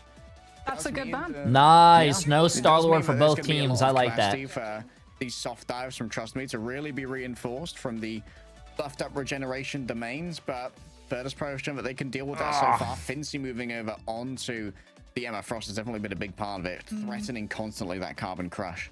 I was about to say, if Virtus Pro want to go back once again and try and run this Torch and Ultron, they need to ban out the Star-Lord, and that is indeed the ban that they go for, as Galactic Legend would have been able to target both the Ultron and the Torch if they're not able to make it to their strategist ultimates in time, and sometimes that window of chat. opportunity Match is 4. just Who do you guys not think is going to enough win? Do you for the think healing Virtus to Pro is kick going to close it on out, through. or you So guys I'm a think big Navi is fan going to bring it now back? of getting to see that composition, but again, It is a if cost plays map. into a retake Navi situation, is it really good on still cost. going to struggle off of one, being able to be scouted out, and two, being denied spam angles without pressure, which means that you don't get to always hold ultimate economy of things like Supernova and Rage of Ultron against your opponent's head. And sometimes being able to have the threats, the implication can be everything, Mox, that you know those things are coming. So you've got to Battle of Human conserve Torch. this resource or that resource to try and deal with it when it inevitably comes. And if it never does, maybe you're holding on to that for a little bit too long as we roll out. Were they running Human Torch? That's how they were. Both teams were running Human Phoenix. Torch are going to be able to put more pressure onto Na'Vi, trying to One bounce team the does point have Human between Torch. Oh, them. who do you think is Goes going to with win? the One team has Pyro Human Torch. One wants team to has. point himself. The last time they got grouped if these fights went long because Na'Vi had the Adam and was just able to sustain the Phoenix. fight with Soulbind into Karmic Revival. This time, that's not Yo, on yo, the yo. table either. So Virtus Pro's ban draft has really adapted ever since the last time these two teams met. This time it's Naga on the Luna. Able to easily answer the Trust Me soft dive here. Just gets out of dodge real quick. 5 back on the Human Torch. Just going to be able to look towards Naga. In the back, quite the hot drop on top of level 1. That guy just kind of got deleted. The hot spots that were left behind. And Nevix now keeping the risk. Bro, what is factor up. Navi doing, man? I feel like they're doing just like the dumbest mistakes. Is slowing when someone does move on through it. Fincy needs a little bit of HP here, and well, with 100 charges just burned through Rajaro. It's also AoE healing both Trudro and Saipe, so trust me, without anything to actually follow up on his dive, because level 1 Crook got picked earlier by Fi on the Human Torch. Mantis can't self-heal. The only way she self-heals is if she doesn't take damage for a time frame. Unfortunately, that Torch is going to always be opening that window and making sure that level 1 Crook never gets the opportunity to self-sustain, as Virtus Pro in control of the fight. Well, Cargo, Sparker we're used to already that with the from you, Rage of so it's Ultron fine. 75%. Nevik soft diving jerky as well to prevent the Phoenix attention draw, allowing Na'Vi to walk forward, and Fi forces regen domain. Yeah, Regent Domain already used. It will have conferred a little bit of damage boost elsewhere, of course. However, Spark around that, this is so aggressive. Right on top of Rajaro. No chance of surviving this one. The Rage of Ultron, it's too great. I think that maybe Streejo getting their ultimate forced here is a small win for Na'Vi. No CC immunity against the Psionic Seduction. Coming on through from Na'Vi. Fate's actually going to be swapping. In fact, we're going to be... Ooh. We're going to be looking at the fireworks. We're going to be looking at the shiny lights. As Virtus Pro in the next fight are going to be looking at the very shiny lady. Rajaro are going to have that Psionic Wait, Seduction do you have to 2 open Twitch things up, accounts? and Red Virtus Pro are Roms, gonna I have to make appreciate sure the that massive they're 7 increasing months, as my much friend. distance between themselves and the Emma as possible, And is while still controlling Is the Drayla? Appreciate the massive 2 months. How Gonna you have to doing? be quite the relay race between the Vanguards and potentially Fire to keep this one contested. Nevix might want to try and strike first. And moving over. Why is onto every the team running immobile Venom? Vanguard Venom is to a very begin with. good The tank Magneto putting character. out a little bit of Very pressure good, with very their good. iron volleys. You can see that Good Nevix is ready to go with survivability, their own good ultimate now as damage. well. Could take He themselves can towards one-shot the back, people but when he those combos rings with still Luna. available, still goes for a chomp, and out comes the Regeneration Domain as promised previously. Jerky heading towards the back, an air-to-air missile taken down before they can quite contest, and now it's down to the mechanics of Fire to try and make it work, and the mechanics are good. 2 players grab their minds controlled, but Pretty Lady demands their attention, and even with the fate of both worlds to be decided, only fate that I see after 14,601 tries is a thorough wiping of Na'Vi from this point. Jerky will return with the help of the pentagram of Farala, but the damage has already been done, and Finch is already here body blocking, spinning kick to try and keep players away. The pushback is good, and Virtus Pro, the Bears are certainly roaring. Oh, Virtus Pro from getting 0 to Bro. 100 to 100 to 0, removing the Adam, removing the Star-Lord Bro. means that there is so less pressure on the Torch and Ultron composition. What the Fires on fuck is 4,500 Navi doing? damage Oh and my zero god, they didn't even get a single eliminations. kill. We're taking Navi's way. Virtus Pro don't lose a single player, the entire point percentage. Nevix 2 coming on through with the Feast of the Abyss. So Come that he on, can Fate. keep Bro, tell Navi's your team to backline lock it in, attention man. when You the guys are Sonic better than Seduction that. is coming through into their retake, and they don't get to play off of the Emma ult, opening the space and letting them aggressively run onto VP and challenge either the Vanguards or the Flyers, who could be a little bit weaker. Great plays coming on through from Virtus Pro. Navi are going to have to try and figure out some way of dealing with this, and already I can see a Captain America. Maybe we're going to get the full Captain America dive composition coming on through from Navi to hit the backline, or Jerky going over to that Psylocke is going to be looking to pressure out the Flyers. Yeah, Sparker currently sitting on the ace, I believe. Needs the attention of Jerky. Oh, he's already looking for the Human Torch, but you have to worry because Rage of Ultron's built for Sparker. Navi don't have a single ultimate to force it. Yep. Jerky noted on the approach as well. They can just hang out on these treetops until those trees are broken. Hot drop could be on the table, dropping straight on in. The Rage of Ultron ready to go. They want Jerky real bad, but the healing is really good. And Cyber's been taken out on the other side by Jerky. Naga just managing to survive that one. I forgot they swapped around who was playing what. And now it just seems like this one's clean. The addition of the chaos factor from Captain America changes everything. Yeah, the Captain America can go bait Virtus Pro to have to peel and just go for the patty cake of the Invis and the Luna, which then means that the Torch is left with the Ultron. I hate Captain America. The Psylocke, and we can already see Virtus Pro going to be changing things up. Sparker over to the Winter Soldier to be able to deal with the Psylocke and Captain America better, but Fire's already taken down now that he doesn't have the Ultron pocket. And these streets got hands. Absolute mugging there. And now they're moving up onto this high ground control. Sparker on the Winter Soldier. An earlier adaptation when we saw last time, where Virtus Pro doggedly stuck to their previous composition and got summarily destroyed on the carousel. Can he manage to find a grab onto Fate on that Invis Yo, boundary? cast from scratch. Appreciate that some 9 months. I hate Captain America, chat. I'm sorry, I hate that character in this game. It comes from prematurely, not wanting to take that fight. Already scouted on out. The spark starting to come on through from Naga, and it's going to be a back disengage call from Jerky as well. Yeah, Nevix taken out before the healing could really reach them. Seems like it's gonna be. Yeah, I'm a big Hydra fan. Really impact elsewhere. Dance with Butterfly's good to go, and Finch is already down. So Jerky's just gonna keep this one in the back pocket for later. It doesn't look like Virtus Pro is gonna get a kill now. They're just going back and forth, trading rounds. He might honestly just use it against Fire's Supernova, as the Sparker is going to be going over to the Griff, Psylocke, appreciate trying that for 3 months, my aggressively friend. follow Nevix now. How you doing? How you doing? 2-2-2 for both teams. Triple Shot just has fallen by the wayside, but look at this. Absolute troll toll having to be paid as you go through Naga's field of vision. Those sparks are cruising. And Sunder, 420. Appreciate the massive gifted sub. Appreciate it. Which could have some real How you value. doing? Trust me, does have Freedom Charge though. So far, Na'Vi hasn't been forced into using an ultimate. There goes the Supernova. Freedom Charge is going to try and let them live through it. And Jay3 with the Dance of the Butterflies just means that Virtus Pro, even off of the spacing brought to them by the Torch ultimate, don't get to do anything on the actual objective with it. Disengagement speed was good, but the Vanguards had to be on the objective because it was so close to 100%. Redro not going to be long for this world when Jerky's elsewhere. Wow, this was a roll by Na'Vi. Virtus Pro rolled the first round. Na'Vi just rolled the second round. Wow. 100-0. It is just a back and Wait, forth. show the stats. Did anyone on Virtus Pro get a kill, chat? Bandrov composition going into Carousel, and Na'Vi coming into Grove instantly changed up their composition. The Captain America and the I don't think anyone died. Holy Thallium with the massive 5 gifted subs. And a gifted sub from Valorant. Absolutely insane, my friend. I appreciate it. Off of just the pressure that this dive is Appreciate Thallium. Massive W. The Psylocke and the Captain America, the less focus I hope goes out Na'Vi onto wins that this. Phoenix, and Naga pumped out the damage that round. I want to go to a match 5. I want. My death have been greatly exaggerated. Still a menace on domination. Virtus. No, but Thallium, absolutely insane. Stealing that first place. I see you. Virtus Pro now have to figure out some form of evolving this composition. Na'Vi had the adaptation. We're able to find the success. It's now up to VP to be able to do the same. Nevix is going to be starting things off, going for the strange portal, potentially looking for a mugging onto one of Na'Vi's players, as it is going to be a little bit of a game pause coming in. There's a the problem pause. with Virtus Pro is that if you try and portal directly onto Na'Vi, then you're going to get hit by Sonic Seduction.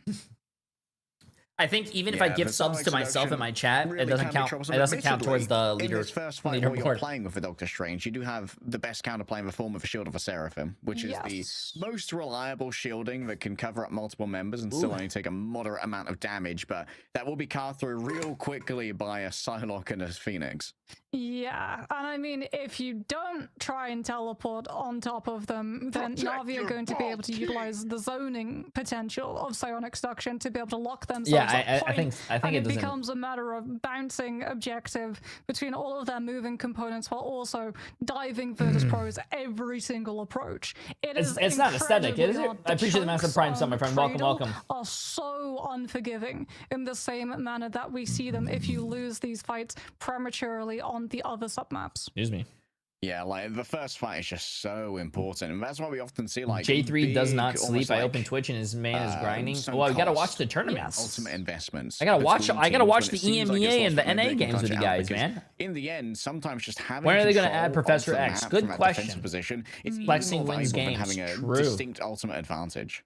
Yeah, because if you manage to find When do the control of washed spacing in the first fight, accusations you can delay begin? the second until you've built up an ultimate economy that will allow you to take it somewhat competitively, as opposed to if you lose the first fight. Do they have every scripts single or something? time you There's no walk way in, they always have you're something to already at a yap about. disadvantage No, in terms of space that you chat. control. These So guys are inside paid your to duels talk. with your vanguards They and can your yap duels. for It's gonna be taking hours increased if they damages. wanted Indeed, to. there it is. Portal directly onto Na'Vi. Finzi with the diamond bomb already Also, getting you the should points, not getting do kicked that, by Thallium. Naga. Never With do the that. Ensong Inferno finding eliminations onto VP2, and as we talked about, sunk cost fallacy from both. Yeah, of these guys are teams. literally The paid to ultimate talk, is chat. These guys can extreme. talk for hours if they really able to wanted hold to. This one for a while. I don't think the fight's going to be able to get back through that portal. So 4 players actually remaining here for Virtus Pro. They do get the first cappers. Trust me, fleas.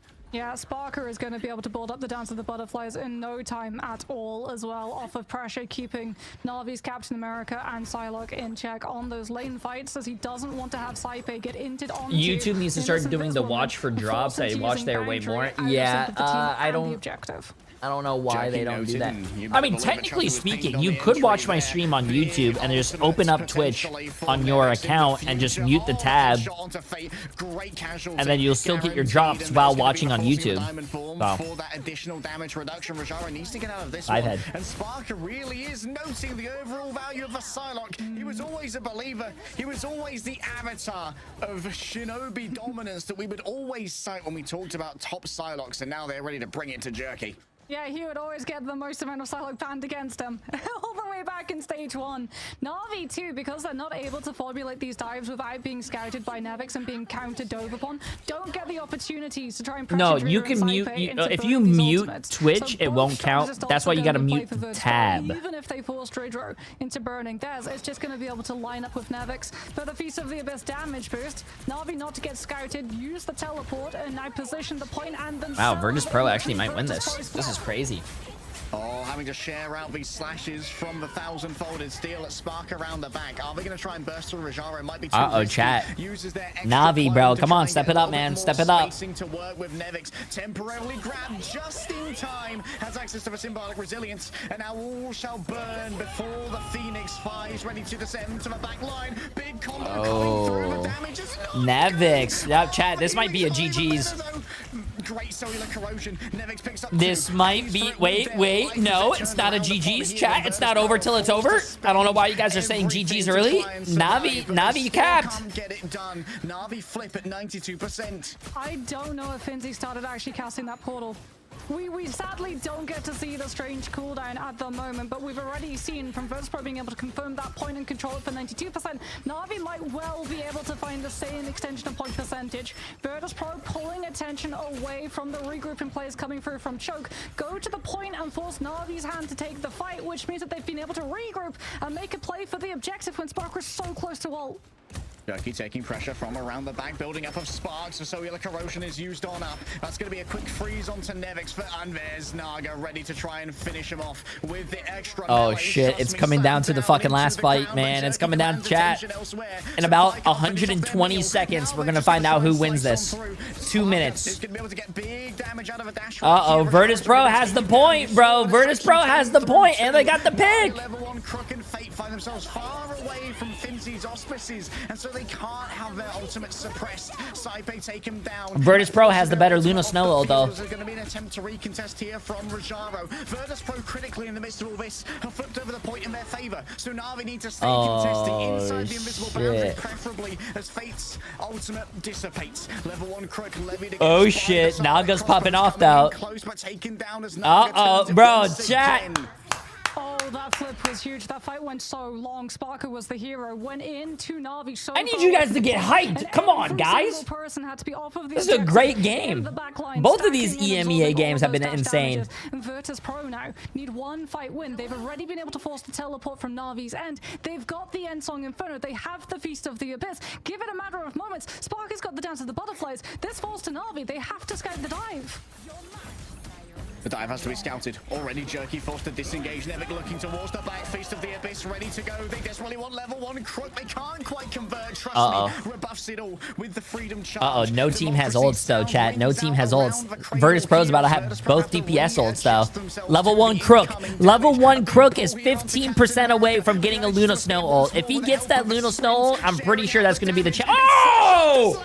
And 5 from the sky strikes down with blazing fury. Navi might be born to win, but now I think that's GG's. They'll drop from the sky for a last moment contest, but Naga is naught but an avenging Icarus, flailing against the unyielding rays of the sun. The bears, they rise up on their hind legs and say, you may be born to win, but you're not going to be winning this one. And they roar for victory.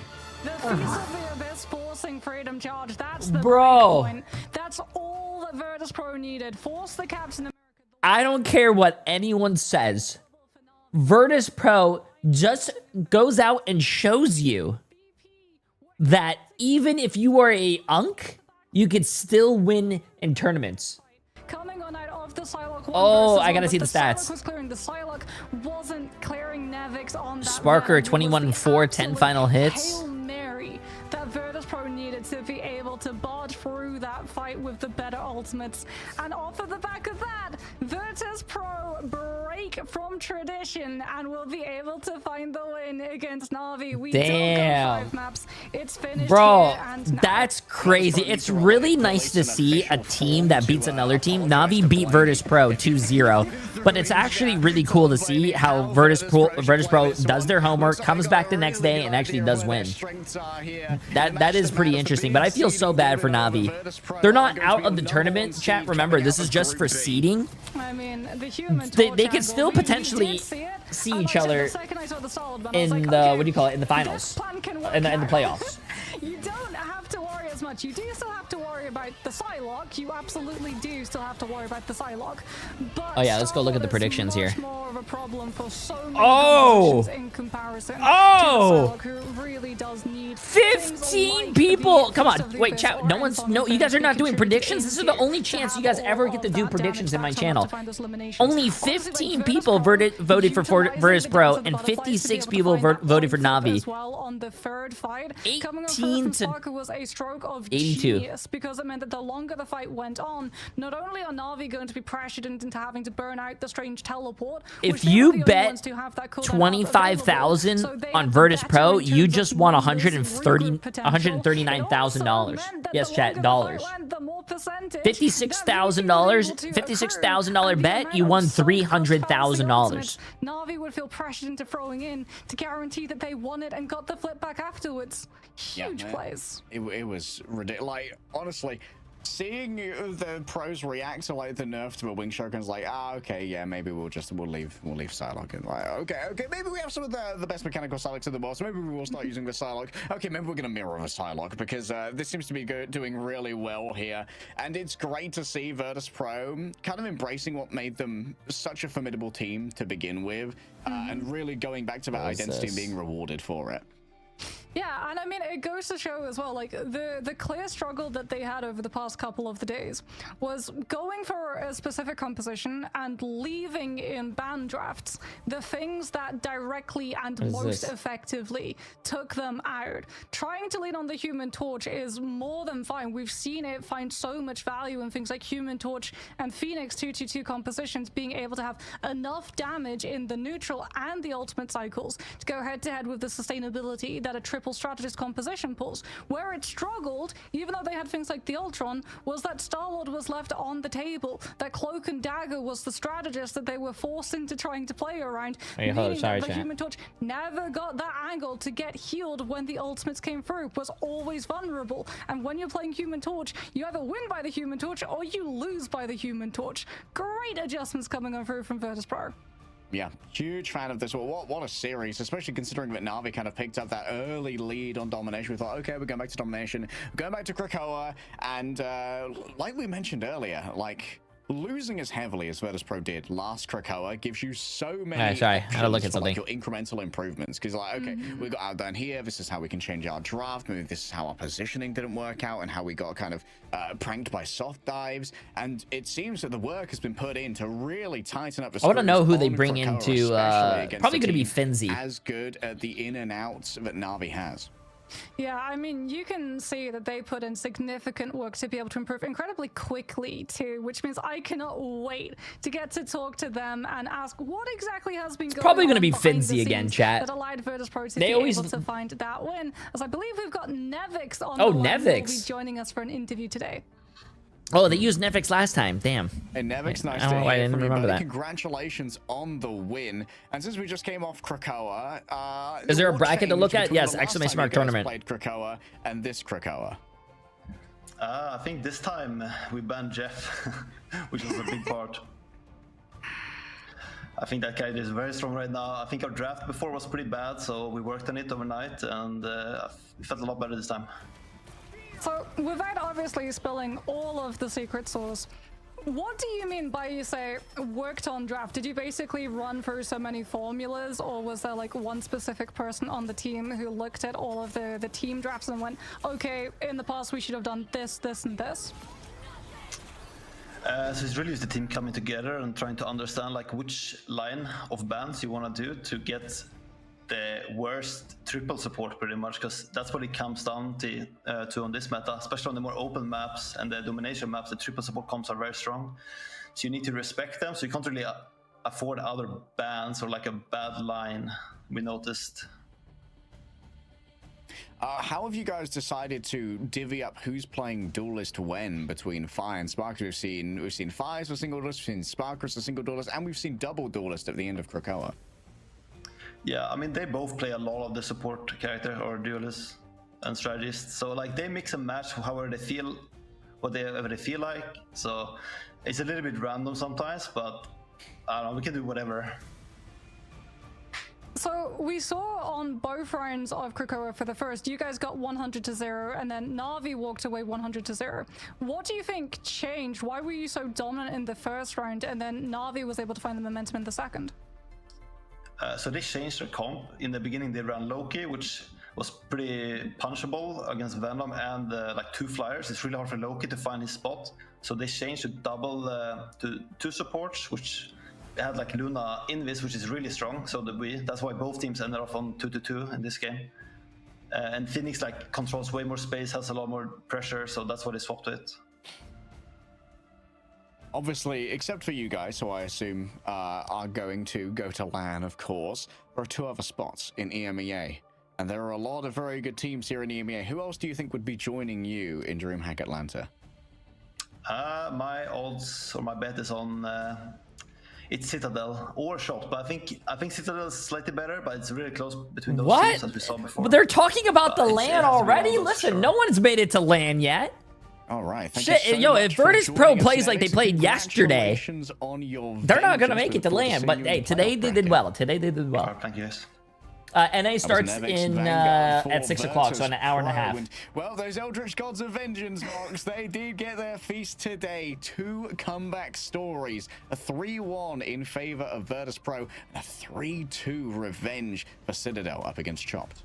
Oh, that's going to be making the EMEA power rankings very spicy indeed. I cannot wait to see how the tier lists are going to change in between now and playoffs next week. And let's have a look and see how exactly our bracket is going to be impacted by all of the matches that have played so far. It is indeed going to be Citadel Gaming finding the win. And like you said, the revenge against Chopped in their Group A grand finals. No, EMEA is not 4 teams, it's 3, chat. B and got to see Virtus Pro dispatch. After, I feel like this one's probably particularly tasty for them, given the fact that Rad handed them their first overall loss all the way back in stage 1. Getting the win today must have. Am I going to play ranked for 90 minutes?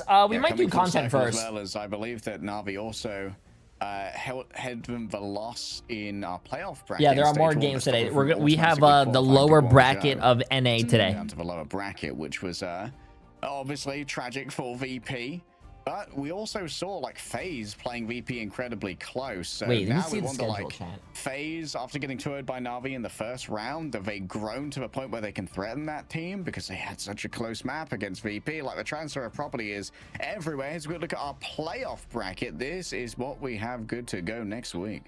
Citadel versus Vice, Na'Vi versus Insomnia, Chopped versus FaZe, and Virtus Pro versus OG Seed. Oh my, I really want to see how the Na'Vi versus Insomnia game goes, but I think Chopped versus FaZe yeah, is we have 4 games today, chat. For 4 a games. lot of people when it comes to bracket predictions. Yeah, I'd say that Chopped and FaZe probably are 2 of the most dark horse teams. Like, people would assume when it comes to who goes to LAN from EMEA, you'd say Citadel, Na'Vi, and Virtus Pro. But Chopped and FaZe, I think, have some of the best chances of upsetting in this bracket. We've seen already that Chopped really have that X factor. Yeah. And FaZe, they can just explode out of nowhere. Wait, if you could only go to one big gaming con in the US, which one are you picking from the UK? Yeah, well, like TwitchCon or well, I don't know, BlizzCon. BlizzCon is supposed to be coming back next year. BlizzCon, TwitchCon, or like Citadel will be matching up against or like before we move on to Na'Vi versus Insomnia, DreamHack versus FaZe, and Virtus Pro I don't know, versus it depends on OG. what you like. There's a lot of other things like Comic-Con and, you know, yeah, there's SawCon.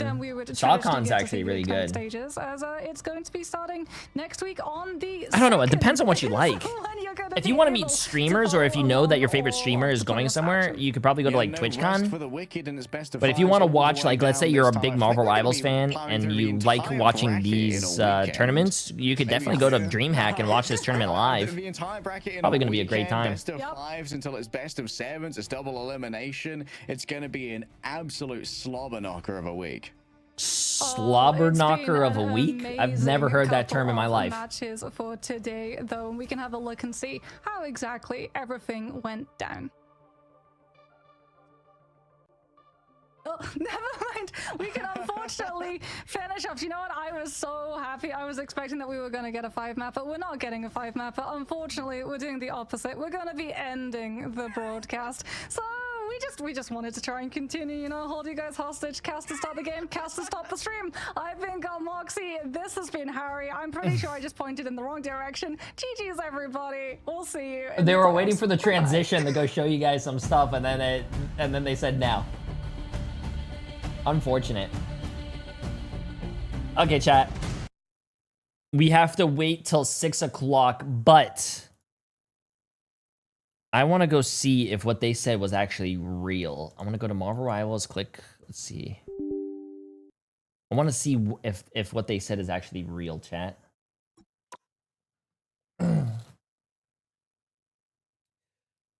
Last year's DreamHack in Dallas was a 10 out of 10. Met Jay and a couple of other streamers and got to watch the Overwatch games live for the first time. That was a good event. Actually, if you're from EU and you like Overwatch, I know DreamHack Stockholm is coming back. I don't think I'm going to that one, but DreamHack Stockholm is a thing.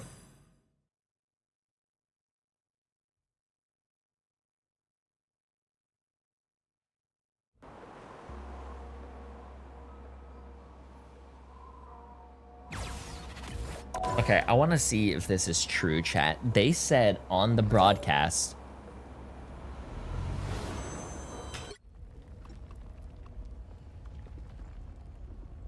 Okay, we have to wait for this rotating thing to go, I something. Oh, alright, I guess it's not going on right now. Wait, did I get scammed?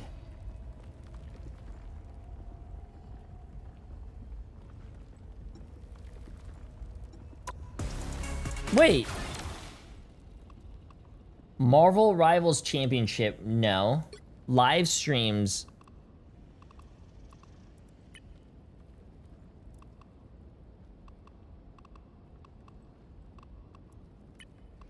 See, this is what I was talking about.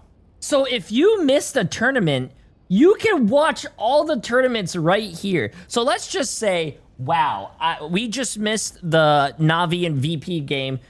Or let's just say you saw someone pop off. You can click here, go to match 3. And this is literally their match. And you can watch whoever you fucking want. And let's just say, oh my god, level 1 Croak was such a badass fucking Mantis, and you want to see how a Mantis plays, well then you can watch what he does in a tournament. Bro! That is fucking awesome! I actually never knew that until they announced it today.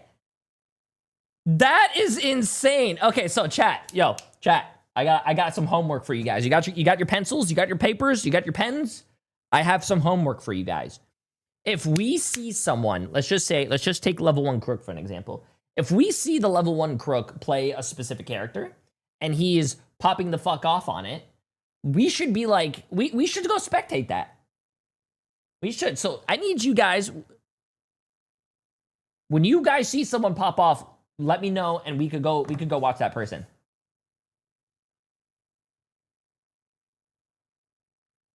Oh shit. Okay, I did not mean to do that. That was not on purpose. Oh fuck. Okay, that was not on purpose, bro.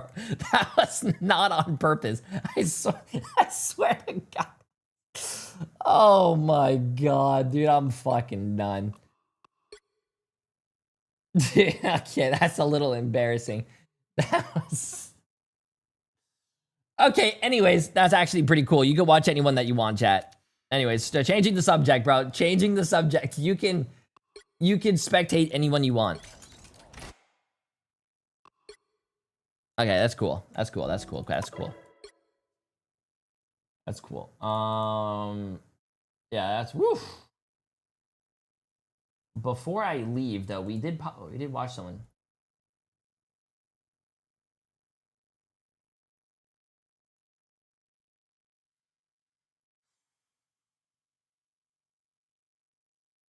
We did watch a game where Tanuki actually did pop off, and I found that, so we could probably do that.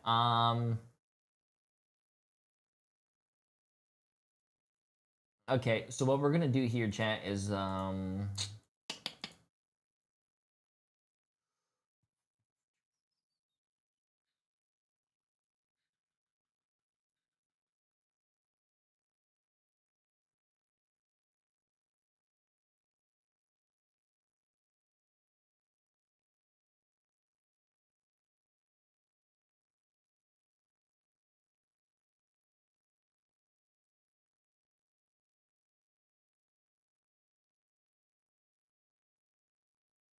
okay, chat. I guess we could do this.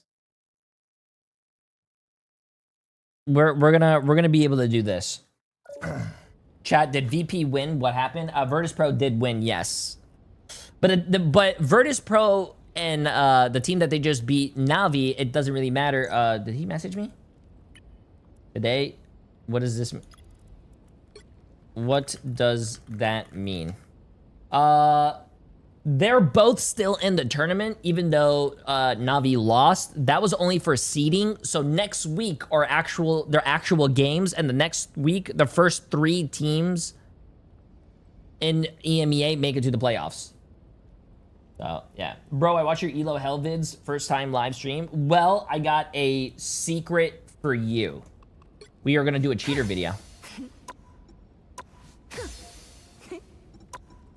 We are actually doing a cheater video today.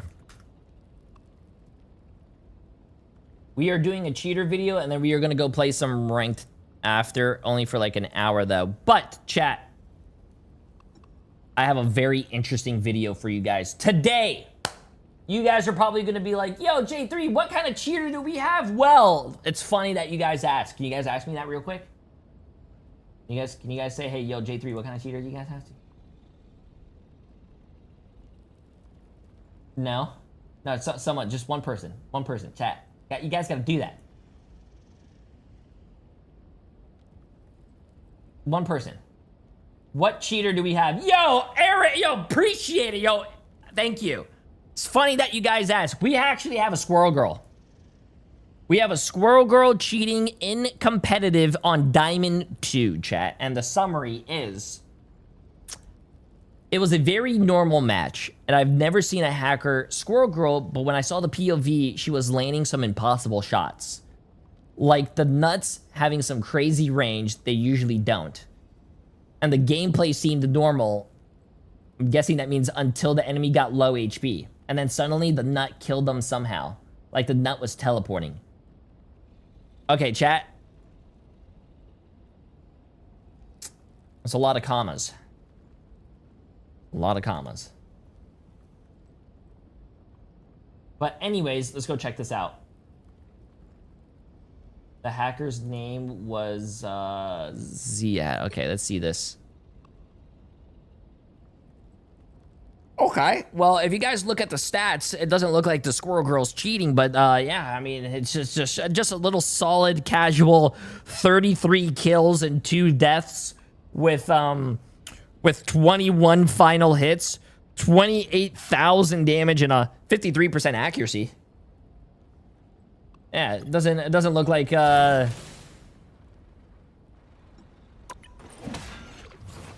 this person doesn't even look like they play a lot of Squirrel Girl at all. Look, she had 23 minutes on Squirrel Girl and went 2 for 2.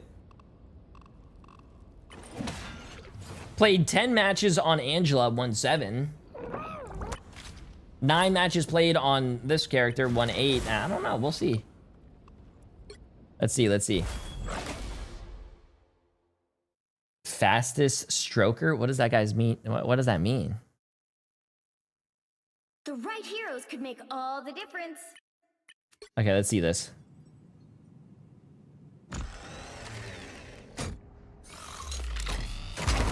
I'm hulking. All right.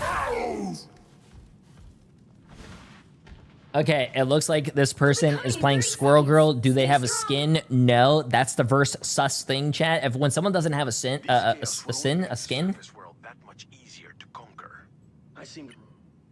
and they're not moving.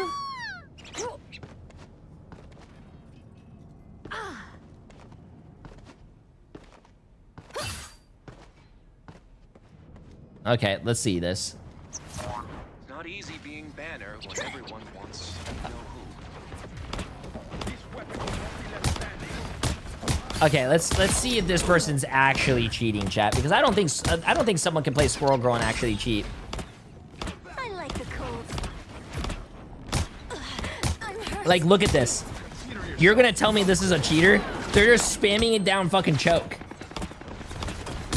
I already did the crosshair check. I appreciate you. Like, this does not look like cheating at all, bro.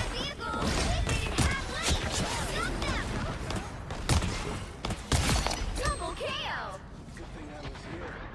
They're doing major damage.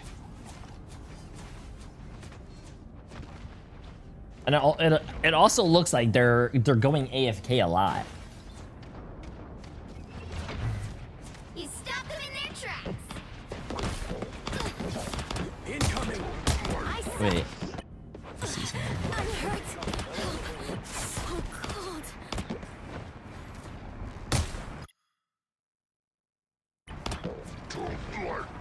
Wait, how was that a hit? You guys saw that? I'm hurt. Look at this, look at this, look at this, look at this, look at this, look at this. Your first shot is right there. Your first shot's right there, right? Your second shot is right there. But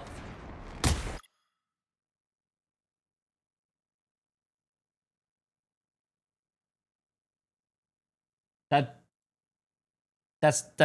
doesn't make any sense. Chat, don't say ping. You guys are gonna piss me off. That doesn't make any sense. How what do you mean that looked fine? Are you kidding me? In what world does that second shot hit and look fine? Look. Look at the shot. Look at the shot. There's the nut. There's the guy. How does you can see the trajectory? Where in the world does that look like a hit right here?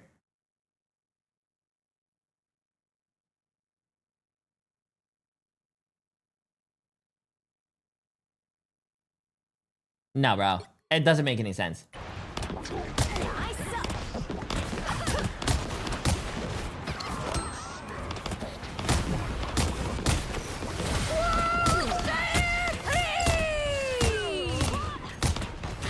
I think you can see it right there as well. Also, it just really seems weird that this person goes AFK a lot.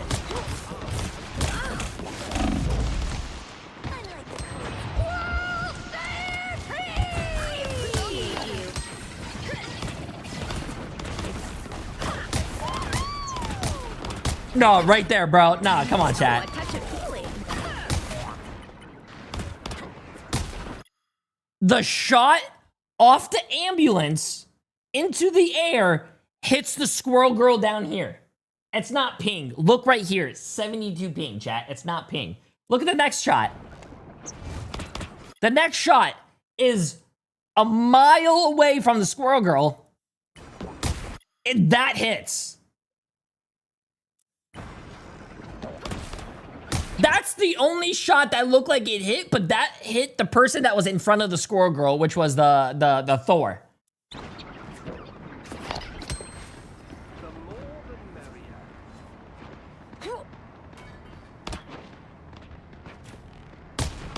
That miss was a hit. Better stop that vehicle.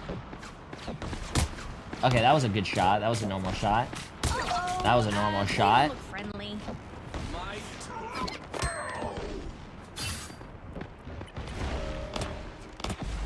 No, bro.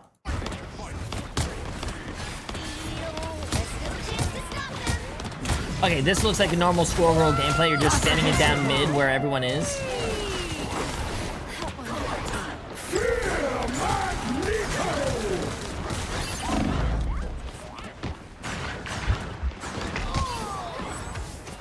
They hit a checkpoint. Now might be a good time to stop them. No. Here I come again.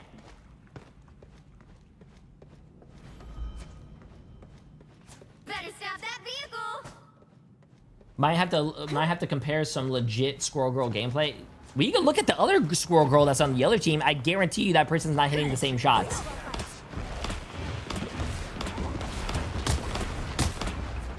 You owe me one. Another way to let you know. Follow me. See, but if we look at the normal person, we're not gonna see this person's shots. You can tell right there that it's not real, chat. The person doesn't even move their crosshair and they're hitting people that are not even there. Bro, look. That's a hit. That one hurts. That's a hit. That's a hit. Bro. They hit, look. So cold. Ooh, a touch of healing. I suck.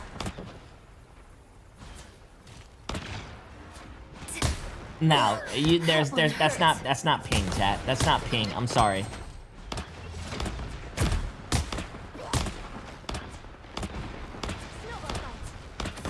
No, I don't even think this person.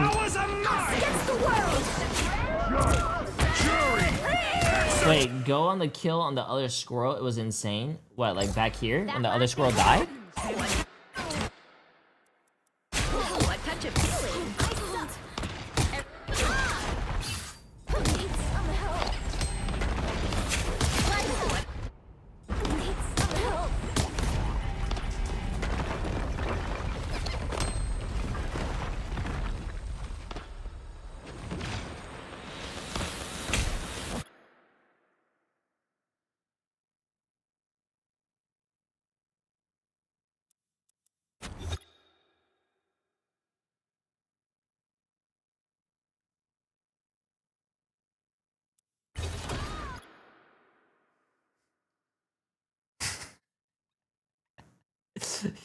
You're gonna tell me that's you're gonna tell me that's normal. Yeah, not gonna lie, can't defend this. You're gonna tell me, oh, that just looks like pink. No, bro. Chat. Bro, you guys have to be on drugs.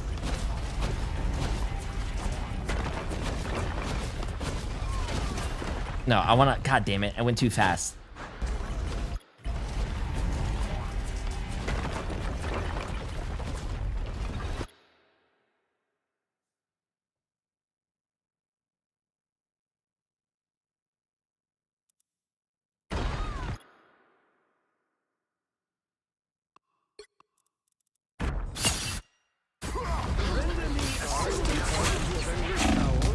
That is a first.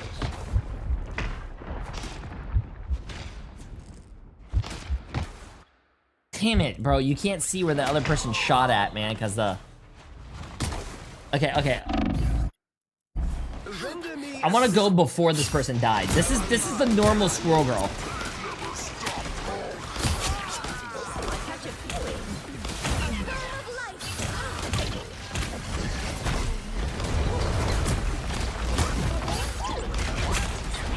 Yeah, see, this person, when they shoot and miss, they're missing. This person's not doing that. Behold the god of thunder! I seem to be You can see the difference in nuts. Chat, I'm a nut expert, bro. I've been studying nuts for a very long time. I can tell when a nut doesn't look natural. Appreciate you. That last acorn's a doozy. Another hit for Luna Snow.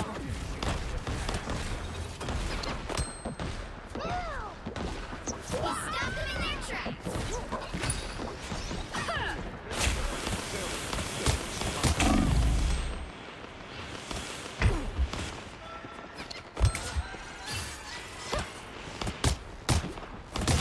No. See,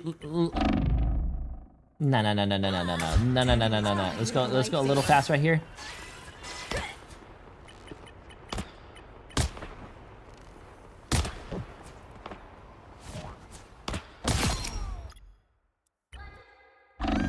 Okay. Hold up.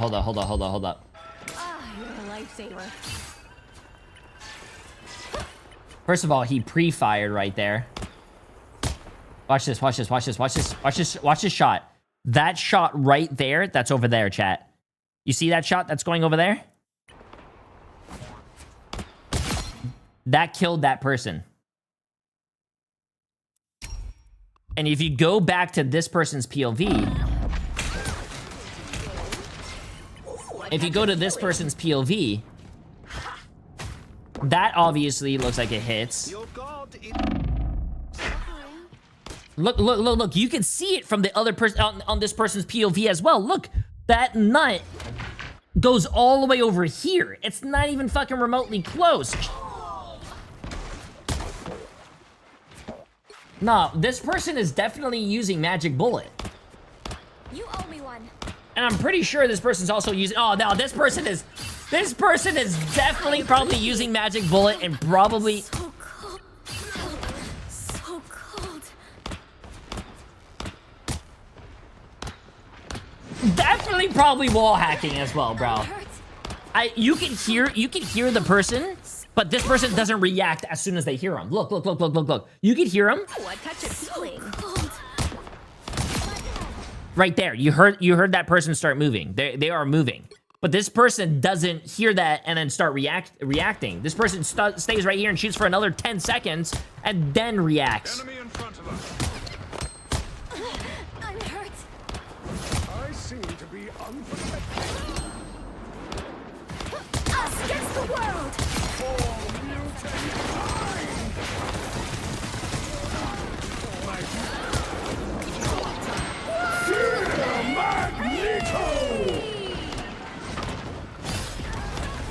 I like the cold.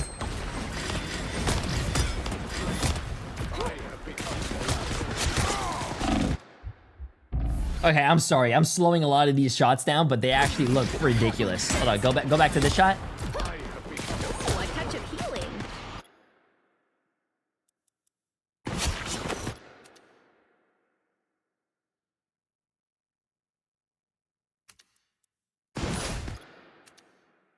That shot all the way over here that hit that pillar hit this guy. Yeah, nope. Chat, stop.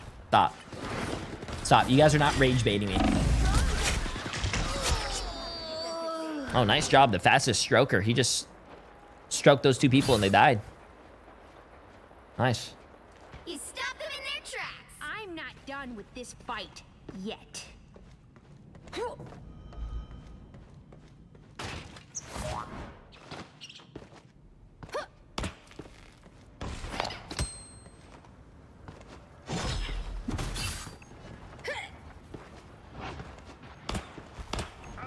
Wait, his acorns are immune to Magwell?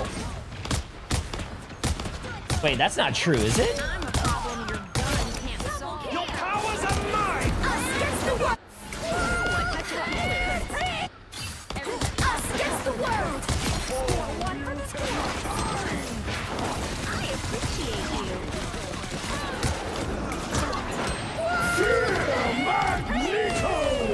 you. No, he's not in the ult. The ult was like right... No, he wasn't in the ult. No. It was getting eaten.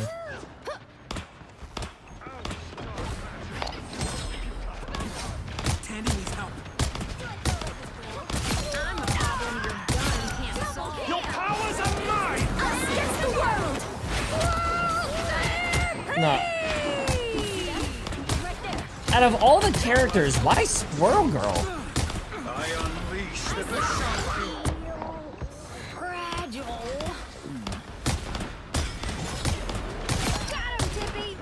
Okay, so I'm sorry. Let's slow this down real quick. That shot right there, chat? Hits. Got him, Tippy. Bro, you're telling me you're cheating with hit scan is too obvious, but you're gonna tell me this doesn't look obvious? Look at this. We're gonna break this down one by one. The first shot looks normal. The first shot looks like it just ricocheted and bounced and hit. That's fine, whatever. I can pass that. Second shot's up here.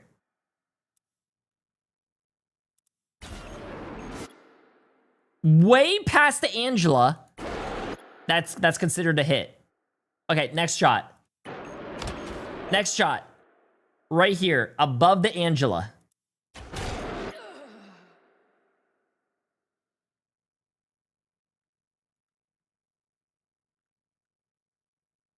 She's dead. Why are her eyes bloodshot red? Is that normal? Okay. Anyways. Yeah, that's not normal, chat. That's not normal, bro. Got him, Tippy! I appreciate you. What? Magnetism can't handle a deep freeze. Double KO! I'm a problem your gun can't solve, Frank. Tandy needs help. Us against the world.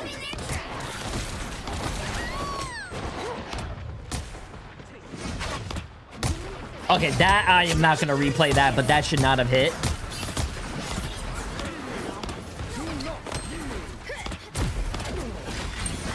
Just embrace the light. Tippy no spotted that guy. A nice deep freeze. It just doesn't make sense to me, bro. On a character that's not really that difficult to play, all you have to do is spam down a choke. Why are you cheating on it? Co-op time. You'll have to keep fighting until we have a winner. Would you try how cheats? Would you try how cheats for education? Are you saying would I try and cheat in a video game for educational purposes? No. The current score is 0. No. 2, 1. What? Time to switch things up, including which side you're on. Would I shoot myself in the fucking foot just to see what kind of pain it would cause? No. I'm not gonna do it for educational purposes either. Like, what?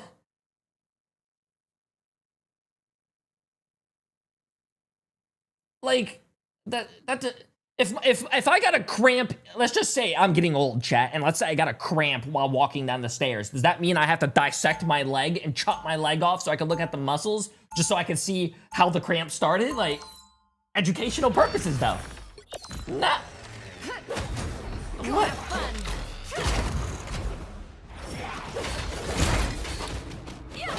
Wait, doesn't it also seem weird that the Squirrel Girl's ult usage and cooldown usage isn't too great for being that cracked at shots? See, that's how you can usually tell who's a cheater or not. Usually cheaters, they have some crazy aim, they hit all their shots, but their mechanical skill, their like, you know, game knowledge, or like their other what do you call it, ability usage is not good.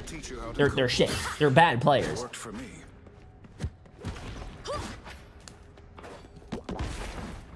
The battle starts in 5, 4, 3, 2, 1.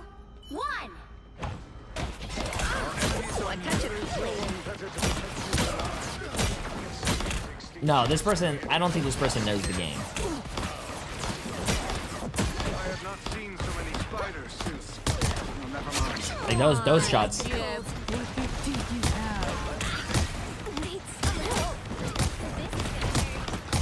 Has this person thrown one right click? I don't think so.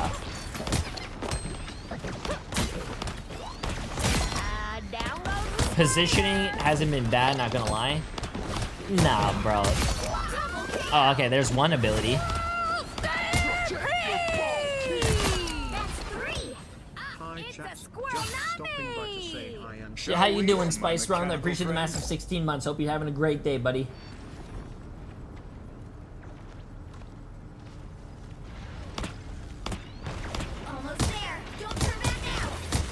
This person's positioning has not been great either. This person's either standing on cart or standing in the middle of the open. That's not crazy.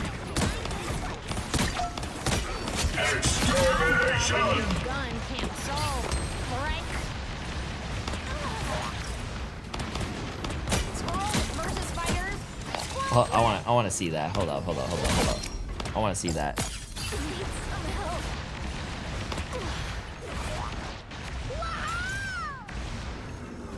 What the hell is going on with this guy's aim?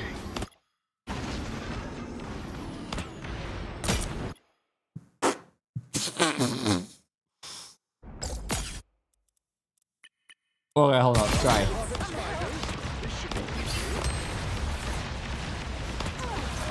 That's not ping, chat. That looks like their mouse or something just gave out.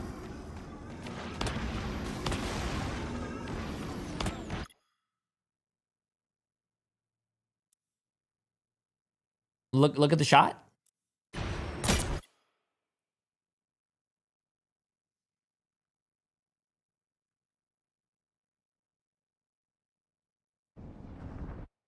Let's go see that from another angle here, chat.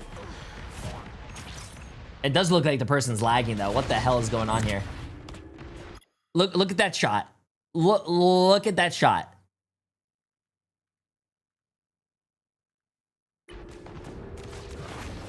I want to see the other shots. Hold up. I want to see the other shots. That looks like a decent shot.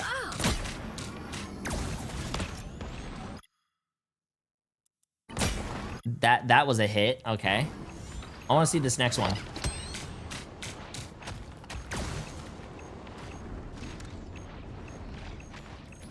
This is gonna hurt. Ooh, I got you. He shot the person behind the shield. What's your guys' excuse? What's your guys' excuse? How are you guys going to defend this one? Huh?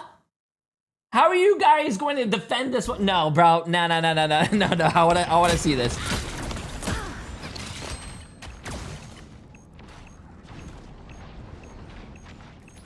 This is gonna hurt. Ooh, I got you. I'm sorry. No, go back. This should keep us safe.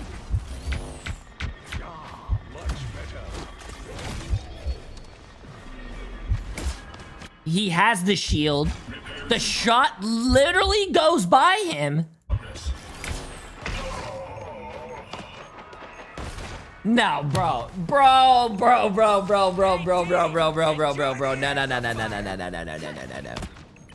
Emergency shutdown. I am invited to a member's Vehicle reached a checkpoint. Keep up the momentum. Your spiders never stood a chance. Wait. What? Emergency shutdown. Emergency shutdown.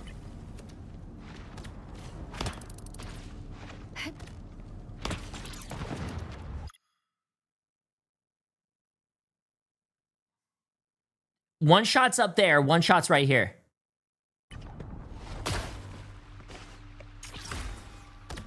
But those shots hit those people down there.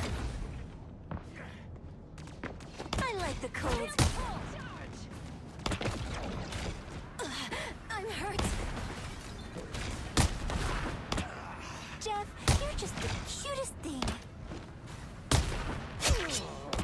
Magnetism can't handle a touch of healing.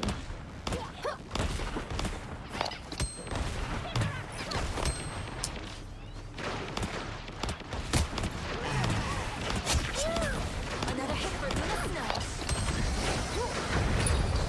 Oh wait, he used an ability. I like the cold. What? Whoa.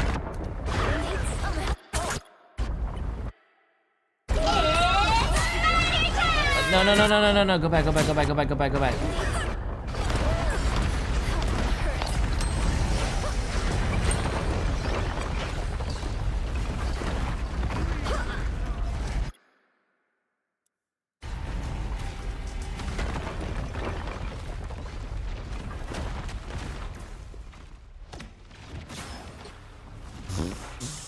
Magic bullet on the Squirrel Girl's right click. It's party time!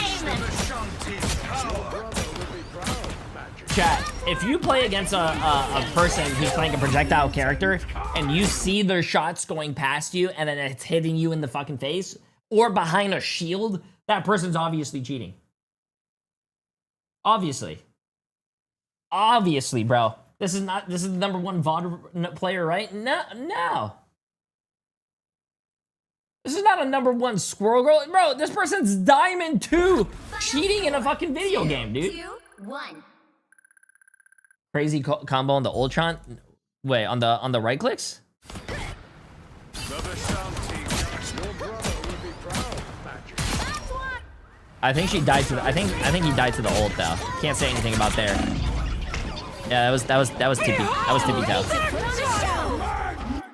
That was the Squirrel Girl ult though. Yeah, nah, chat, bro. If you guys are watching a person like this who just beat you and apparently went 33-2 and went 21 final hits, 28,000 damage, and you're watching the VOD and this person is hitting shots and they're not even aiming at you, bro, then you should obviously know they're a cheater. Probably banned too. Probably. Like, hold up. If a cheater is caught, the losing team should get compensation. Sadly, I don't think it works like that unless the cheater is actually caught in the middle of the game. There has been... I've seen it on Twitter once. Actually, look, I'll show you. I don't know if you guys have actually ever seen this, but I've seen no damage rocket actually do it. Apparently, if you're playing in the middle of a game and it does catch a cheater, you get this. Cheating player detected. Match terminated. The cheater has been punished and this match will be invalidated. Nothing will be recorded on the career page. Like, there's an actual thing with it. I've never seen this page, though. Never. Overwatch has something similar, but I've never seen it. I've seen it a few times, like a few times with Overwatch. But that was very rarely.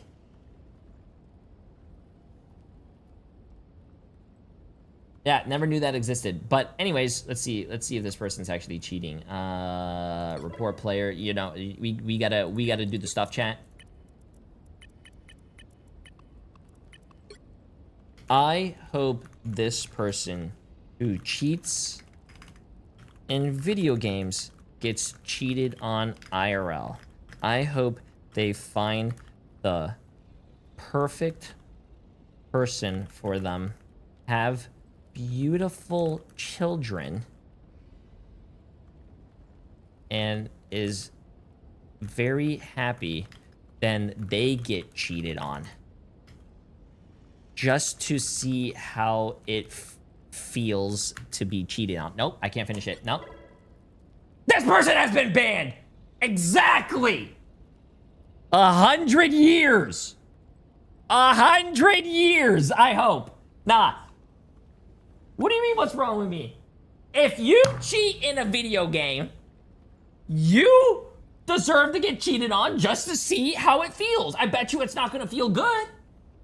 I hope, hey, eye for an eye.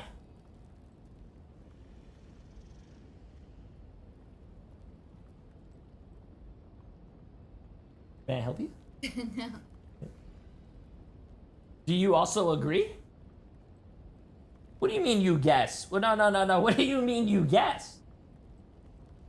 You think a cheater should just walk free? Boba does not cheat on me. Where is he? Ah. That cat's not mine anymore.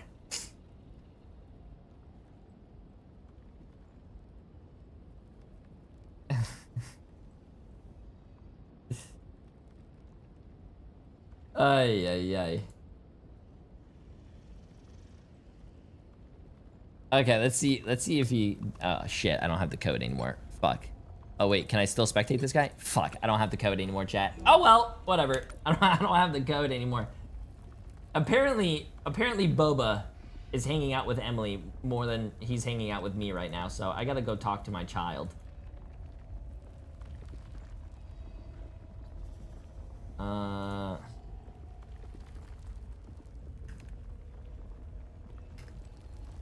Awesome. Okay, chat. Well, shit. We have about like 52 minutes, and we have 50 minutes until the tournament restarts. What's my rank?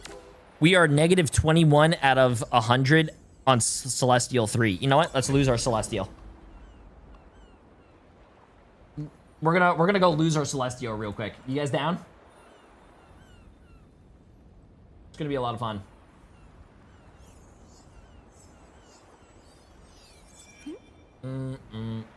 Then you can play with Salt and Nick.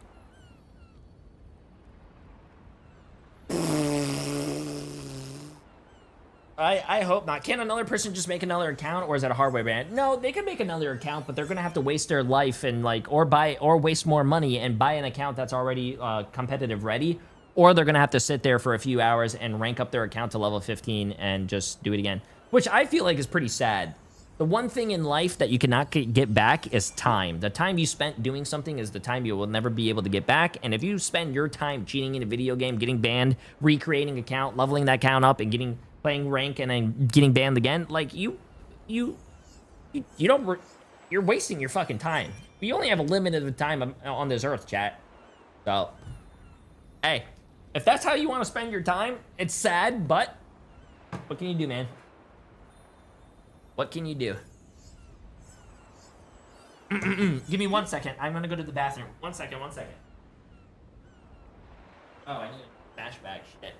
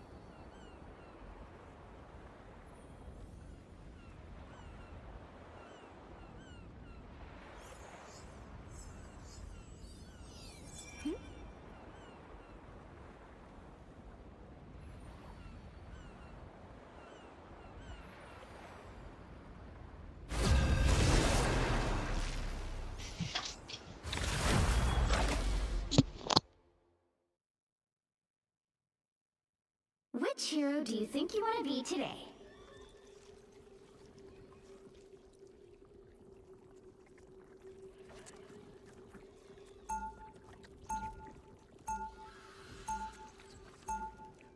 Now, who am I gonna banish from this match?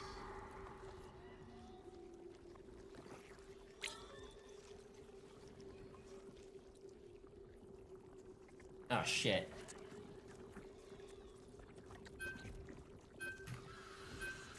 Ah, shit. Wait. Ah, shit. Chat, I'm not feeling support, Hey, bro. what's up, guys? What are we doing? We're running dive? I'm not feeling support.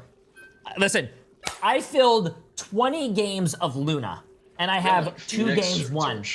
I am not playing support. For the greater good of my team. I'm not for Phoenix. One torch. It could be in Phoenix. They could also ban torch. I feel like it's more likely to ban torch than Phoenix, yeah?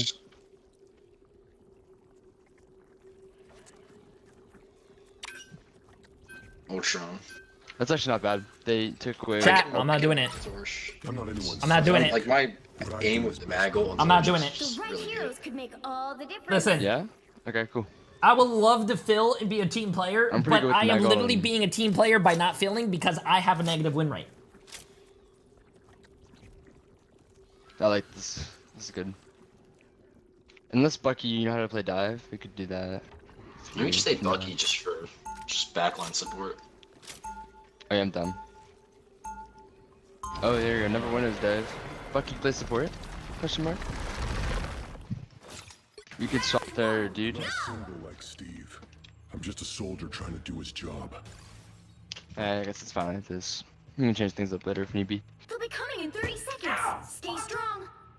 Would run torch, but like I low-key suck dick at that character, so.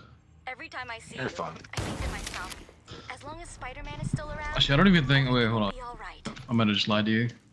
They're running Punisher, Moon Knight, Invis, Luna, Torch, and That's Link someone somewhere. right?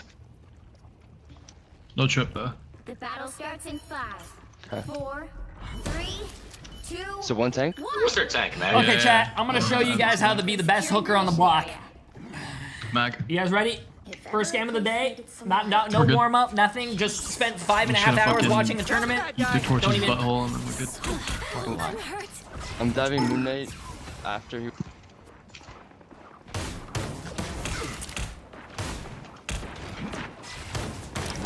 we get their mag? He's really low.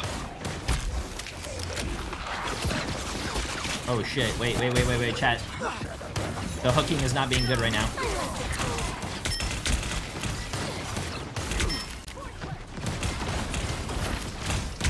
Mag can die. Okay.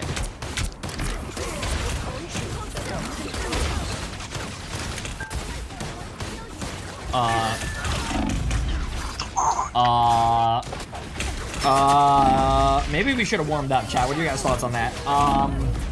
Push one. Got him. Ooh. I can touch. Someone got a TP though. Oh. Venom, you probably got a TP. I can come back with Venom ult and still. But I don't know if I would. I wouldn't even know you TP. Still not enough time to touch. Wait, Jay3's on our team? I touched. Wait, so I'm not TPing. I'm getting mixed signals, guys. Just get whatever. But the war never ends. So who's gonna ult first? Support something first. The other side.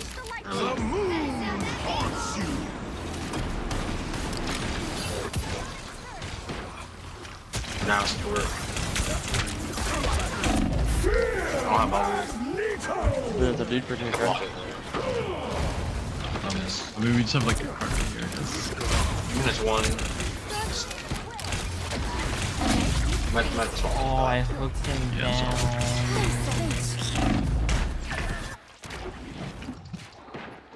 Okay, maybe being a hooker is not good right now. What are your guys' thoughts? Maybe we go Hella.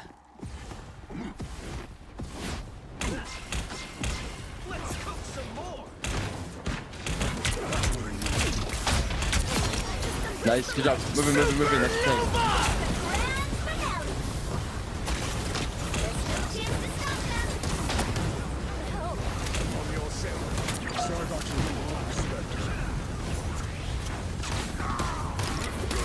Judge, jury, executioner!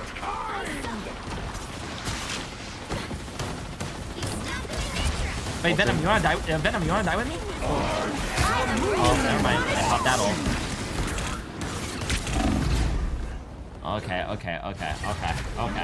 Okay. These stupid character punishes, dude. I hate it. Nah, he should have died right there, but they Luna ulted. Yeah, I know. It's just a shotgun to some damage. I'll swap after all. Oh, Moon Knight 1. Nice shot. I'm diving. Mag. Literally one. Got him. Torch one. Luna right side. You look at Luna? Yeah, Luna's one as well. Can we get her before she gets in?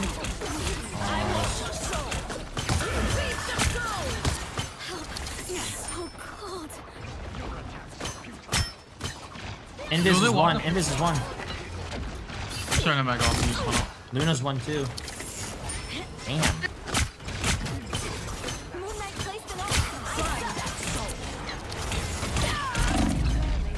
Torch on left. The moon! They kind of fucked up their ult. Yes, back up here. Yo, I'm gonna ult this. Can we carry me?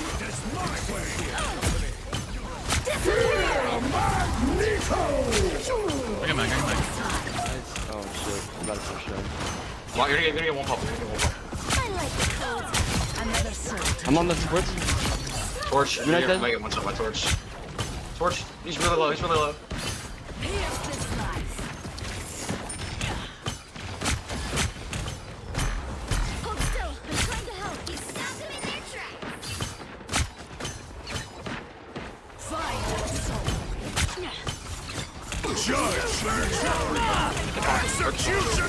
Wait, look upon. Get out. They didn't support all yet. Come on, dead. You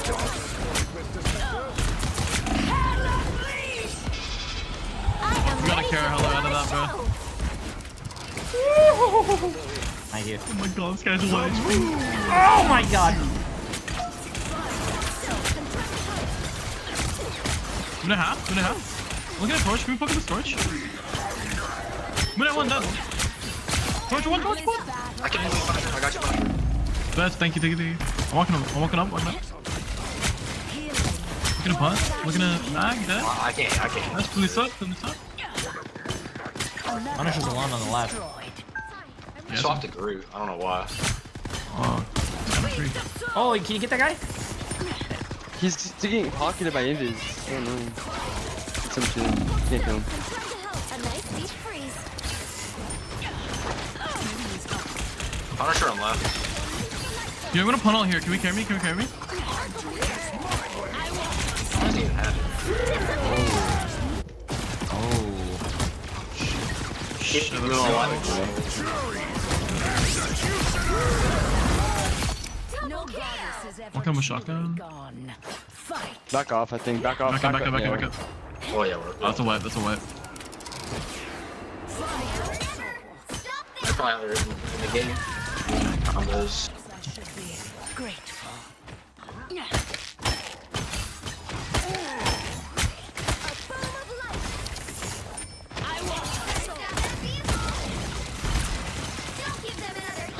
Judge, jury, executioner! I am ready to put on a show. He's just blocking. Oh, midnight. Walls. Drew half. And this one. He's still like one Oh, HP. that piece of shit actually fucking chased me, bro. Go, Venom. God damn it. Punisher. Mag weak. Trace the light. I'm poking it. I'm with you, Venom. Nice. Oh, they're on You can Spidey. push them up. They only have one healer for now. Protect your bald king! Back off a little bit, I guess. They're gonna miss his bag. The wall. Yo, do you have bubble mag? Nah, Let me know. Oh, No way. The current score is 0-2. What's Stuck Pass? 3. Is it Spidey? Time to switch things up. yeah, we see that in this shit. Side you're on. Bro, I didn't even. Was there even a sound? No one escapes hell. I didn't hear anything. You'll need a top-notch team to win this one. That's crazy.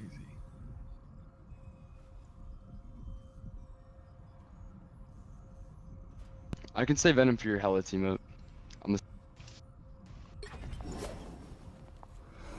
Promise I'll lock in.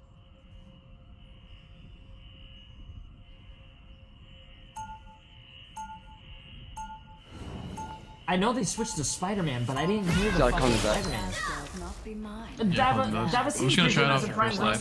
Spice Rum for 16 months and Feefers for 16 months. Appreciate it. Bro. 30 seconds before you attack. Actually, Get ready. does anyone who's not on support right now play Mantis? You are one of Null's creatures. Because we could triple stuff with Mantis if we need to. I don't know if we can run Mantis just like this, you know what I I mean? warned him But to stay away from what is try. mine. If you damages me and Spidey, you could, or Hella even, get some good value. The battle starts in 5, 4, 3, 2, 1. All you need to do is capture the mission. Can you put 2 damages on me, Got Mantis? it? I'm gonna dive in. Alright, I'm in the back line, let me know.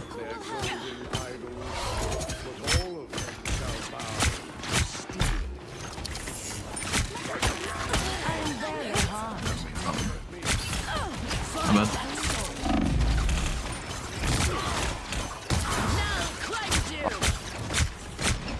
I'll wait for you.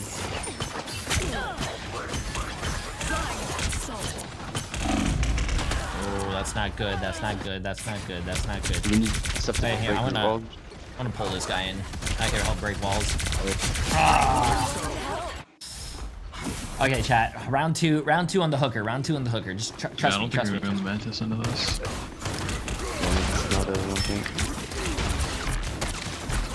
Yeah, that's why I said you can triple support, not like crazy. Oh, no, I fucked up, sorry. Chill, let's wait for a Venom. Let's wait. Why? Back.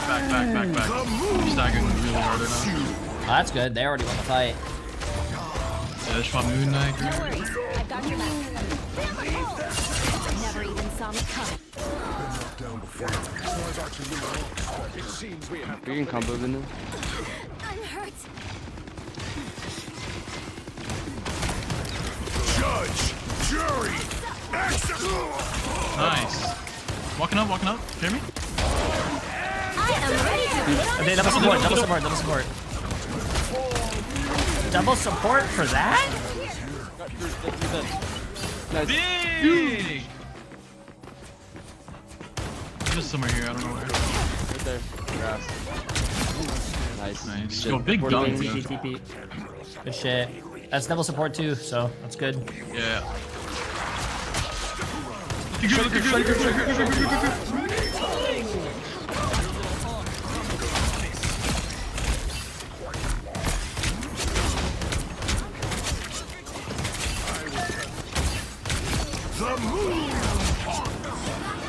Nice. Good stuff. Get that vehicle to its destination. I'm locked in. I'm not trolling anymore. Good shit. Oh, he got. You gotta bug. turn off Oh, your VC shit. and turn it on. I don't know, the VC's so bugged, bro. Wait, I just feel I'm fucking retarded. I told that to him when he can't hear us. Whoa! Oh, sorry. Demonetized! Whoa! Crap, my bad.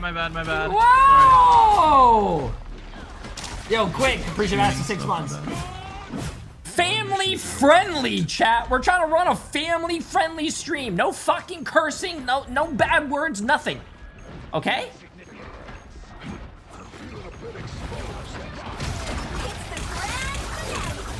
I'm gonna move in. Right here. Move right here. Yep. the moon haunts you. God, CC heaven.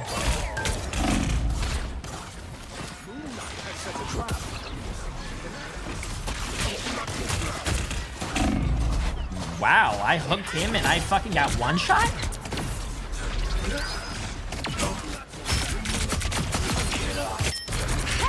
Been knocked down before. Okay, it's weird. Last. I'm just shield me for a second and break it.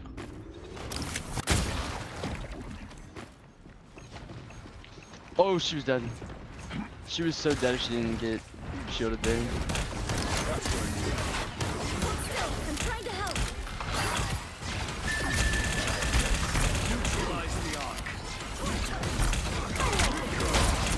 Need some help. Get that vehicle moving again.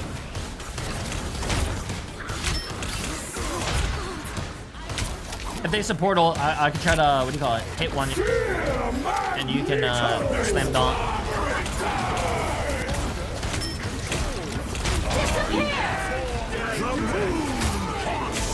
Oh, I couldn't even fucking get out of that ult, bro. God damn it. Okay, you know what? Oh, they switched off from the Groot. Can we look at Hella? Dead. We don't have a support though, we don't have support name. Oh, we have a Luna back, never mind. Really? Thing one? Oh shit, wait. We must Where the hell did this cat get here? It's one of Moon Knight's ults. Your best. Healing. Why would I need healing? You have ult in still?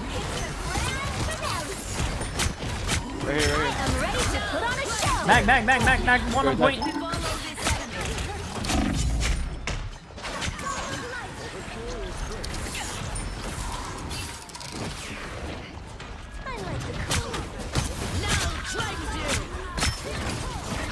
Give me up.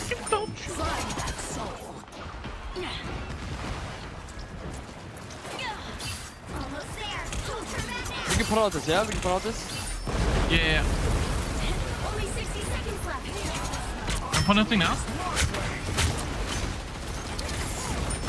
Match for all you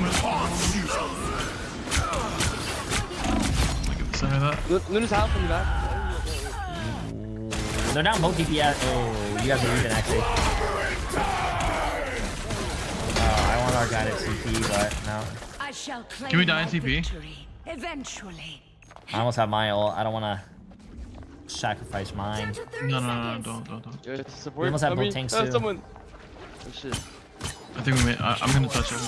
Fire dead.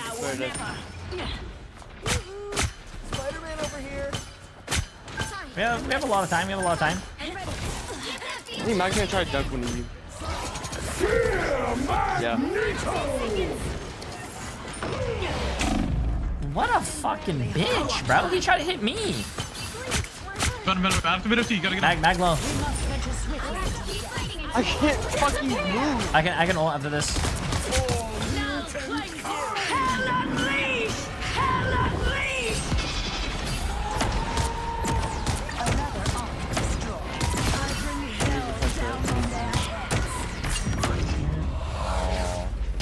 Final score. GG's. 1, 2, 3. GG. GG. Chat. Well, you can't expect to win them all. I could have probably warmed up for our game, right?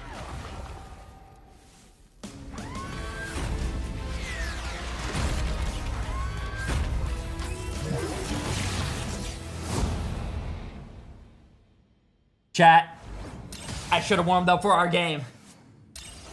I should have warmed up for our first game of the day. Oh, fuck, man. Hey, listen, after the tournament, now we have something to grind for. Oh, shit. Oh, shit. Not looking good. Not looking good. Okay, yeah, let's go, let's see this.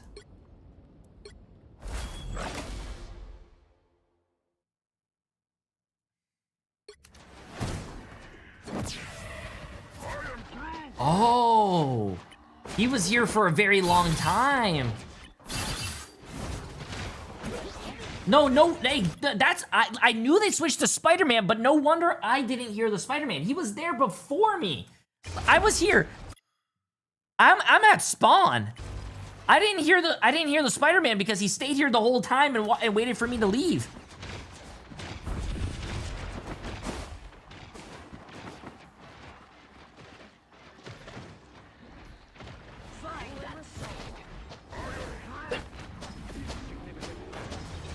As if being on the surface of Clintar wasn't bad enough. It's now or Oh my god. Oh. The current score is 0.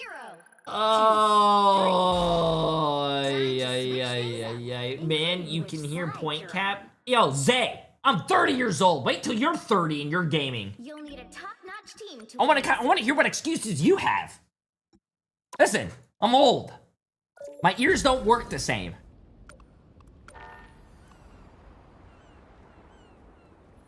Nah, I'm 31. Well, what rank are you at 31, huh?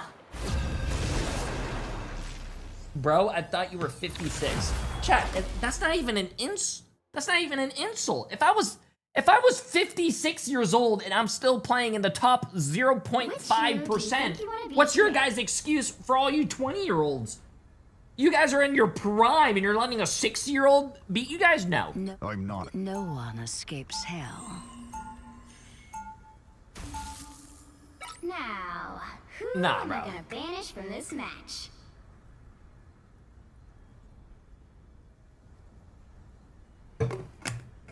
Listen. Be nice. Respect your elders, bro. We all age, bro. We all age. 38 and bronze, by the way. Yeah, but listen, it doesn't matter that if you're bronze. The point is, video games are meant to have fun. Are you guys having fun when you play video games? The answer is yes, right?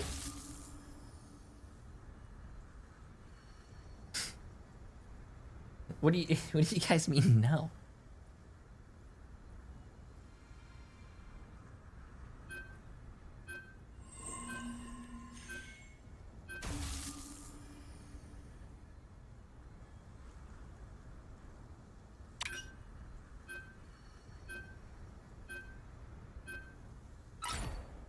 Pick your hero. Or villain. I'm not judging. I'm not anyone's sidekick. What I do is best done alone. I have a stroke when I launch the game. What? Chai the latte. Damn, now I want a chai.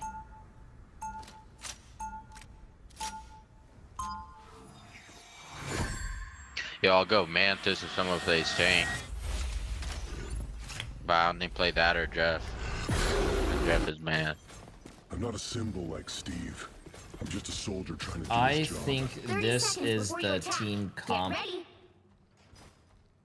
Hashtag trust. A symbiote? Ugh, I hate these flarkin' things. Reassure you that the Okay, I gotta. Jay, you miss me. This guy's stream sniping. I am in streamer mode. This guy followed my stream 3 minutes ago, and he is watching me.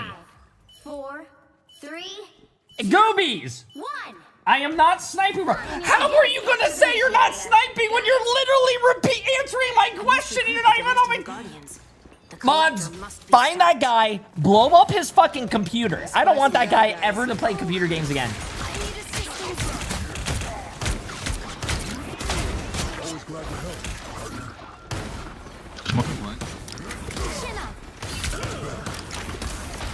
Oh, I'm right with the name of. I'm playing under. I'm playing under. Yeah.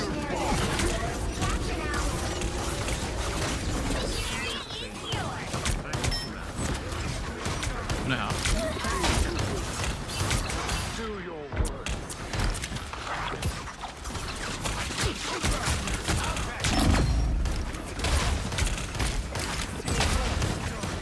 I read in 15. Court one. Actual one court. Nice. Hey, are they stream sniping Jay3? And is he on our team? Or... I think he's on the other team. Okay, yeah. Yeah, I don't look at my team. I know. Yeah, thank God he's not on my team. Help me! Bro, fucking sucks. Look at him. Look at him dying. That's very mean. You go rock though. Oh, I'm sorry. I'm sorry. I didn't mean it. I think you meant it. Wait, you said me? Is that the Ash player from Overwatch? Oh yeah, guys, I'm scared.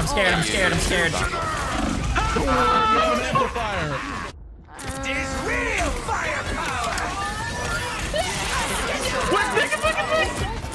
Wait, don't give up point. I have resin 15. I'm not giving it up! I'm not giving it up! Don't give it up. We got this, team. Never back down, never what? Gone? Never give up! I guess it'll be a lot quieter. Rocket, I'm with you to the end. Keep stalling. I'm with you. No! Yo, this guy. Yo, who was saying they were with me, bro? Dude, that was our Star-Lord.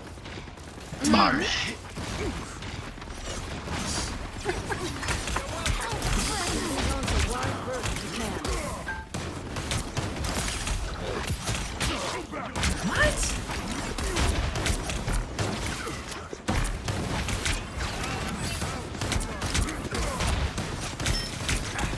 I'll patch you up. Oh my goodness, Widow! Let's go! I might be dead. Yeah, you only have Mantises right now. So weak. Kept the point, kid. You call him kid, I'm 32. Kept the point, Unk. I knew we could do it. Yeah, I'm not hungry. I don't think they. That guy good. from No, you guys are all lunk, bro. that guy from the Baltimore. Hey, game? I'm 17. I'm not an uncle. Okay, I'm not old. Yeah, I just turned 20. What? You guys are Guys, old. guys, someone told me I sounded like really sticky once. Do we think that's accurate? Yeah, a little bit. Oh, that guy moved a little too fast for me. I will.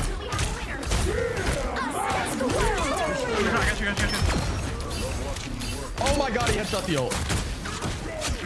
Oh my god, you'll get this wood in the hallway, Can I just hold it? Can I just hold it for you, Widow? Can I like Yo, he's direct underage. it towards the Widow, let me hold it while Underage. you He's be. underage. Let me hold you while you be. Let me hold it while you be. Guys, He's underage. Hello? guys, let's My be widow's family underage. friendly. Be really professional. Bro, I am too, bro. We got it. Didn't you say you're 32 or is that something? No, else? bro, that's Jay, bro. I'm 17. I'm 20. Built to be a weapon. Why did Oh, yeah. we just say he's Yo, 32? you are not 20 with 20 that for eight. hairline. You are not 20 with that I'm hairline. 20. What's wrong with No, my no, hair? no. My hair is very beautiful. Yo, I know you got my. Ready to do some 30 damage. seconds before Yeah, your mic cut Legit. out. I did not hear that. I love your hair.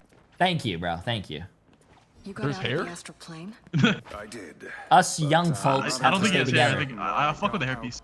Wait, It what? seems so There's a lot of that beautiful. going around. Why the fuck am I getting Let's straight? get 20 gifted for this guy so we can go to Turkey. Bro was born in the 1980s. No, If like, anyone Jay3, has say you Twitch have, Prime- like, a kid by now, like settling down. in Why are you on Rivals every day? I'm married to the Like, grind. 2, 1. Bro. All you need to do is capture Wait, why are you The telling him, grind Dave? is gonna give you What? a family line, bro. Why are you worried about me? How's yours going? Huh? Yeah, what? I'm 20. I'm in So, college. yeah, you're I'm 20, so graduating people next used year. to live till their... Instead of chasing your degrees on Rivals. It doesn't matter. internship People used to live with till the their police 30s. People used to have... Hey, where the fuck am I getting strays, bro? You know Okay, what? don't take out. Wait, I don't can't see you, project bro. onto me, guys. You watch the straight, don't watch the straight, don't watch the straight, don't say! I got one person! That shit is not big, bro. You guys You know are what too it loud, is? bro. My dick. What? What? You don't have a dick! You're lying! Yes, I do. It's actually huge. Like, I swear, bro. Ryan, Can you stop warping? I'm not lying. Why would I ever do that? Yo, Oh, what the guys, fuck guys, just guys, blew me the guys. fuck up? Rocket, save me! I'm trying to save you. A W Oh, or Way healing! where's our amplifier? listen. Okay, well, we all like just kind of trickled. Like, it's fine. It's fine. I'll walk this time, guys. And there goes Jay3 staggering. Can I get Nice, healed, bro. please? Any healers? Any healers? I died. Save, you're doing fantastic, but our other one? What the hell? Hello? For real, Sid, you're doing I'm also fantastic. doing man. fantastic. Thank you very much. Who will help? I'm always fantastic. I laugh like him too. Aha! Nah. Uh-huh. Aha! Yo, just amp. Just put the fucking amp in the bag. By the eye of Agamotto. Yo, whoever. Can we enjoy the Amp in the bag. Can we enjoy the him? I want to enjoy it, bro! No, Guys, wait, J3 we'll hooked enjoy it the this strange time. into our team and he ulted. That was tough, good. That is not my fault. I got my see, kill. See, no one was next to me, so I was like, I don't need to amp. And then there was Yo. a strange in my Run the face. point, run the Let's point, play a run the new point. game, guys. Let's hit Q challenge. Let's see who can hit Q. Okay, Is that guys, I Amanda hit from kill. Dale? Is that what? Where are you going? We gotta stay on the point, team. Oh my god, we are. Oh my god, Dash.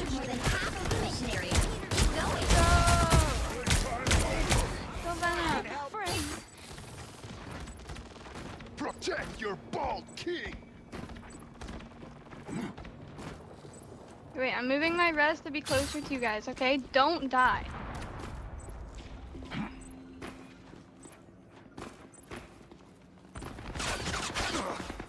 Just stop moving, Gamma. Yo, Kamikaze, get home. Told you. Yo. You don't have to wake him up right after I sleep him, by the way. You can leave him be for low. Don't know who did that. You didn't add your L to the win-loss counter? It doesn't matter. I think this is the last game I have to play. We have a tournament to watch in 17 minutes. I don't think I can play another game in 17 minutes. Get me out of there! Focus on the battle. Your team's capture progress has passed the halfway point. What? I hear this. Where the hell's this guy at? I'm coming back, guys. We only mess us right now.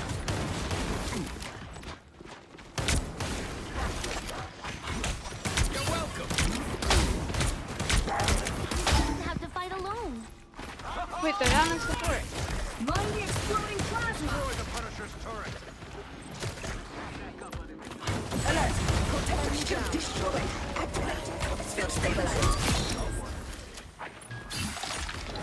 They're going to be. Oh, guys. That was Good a lot job, of fun. guys. I'm GG's. proud of Shut all of you. up! What the? Hey. I'm avoiding goobies. GG's. Another epic victory. Big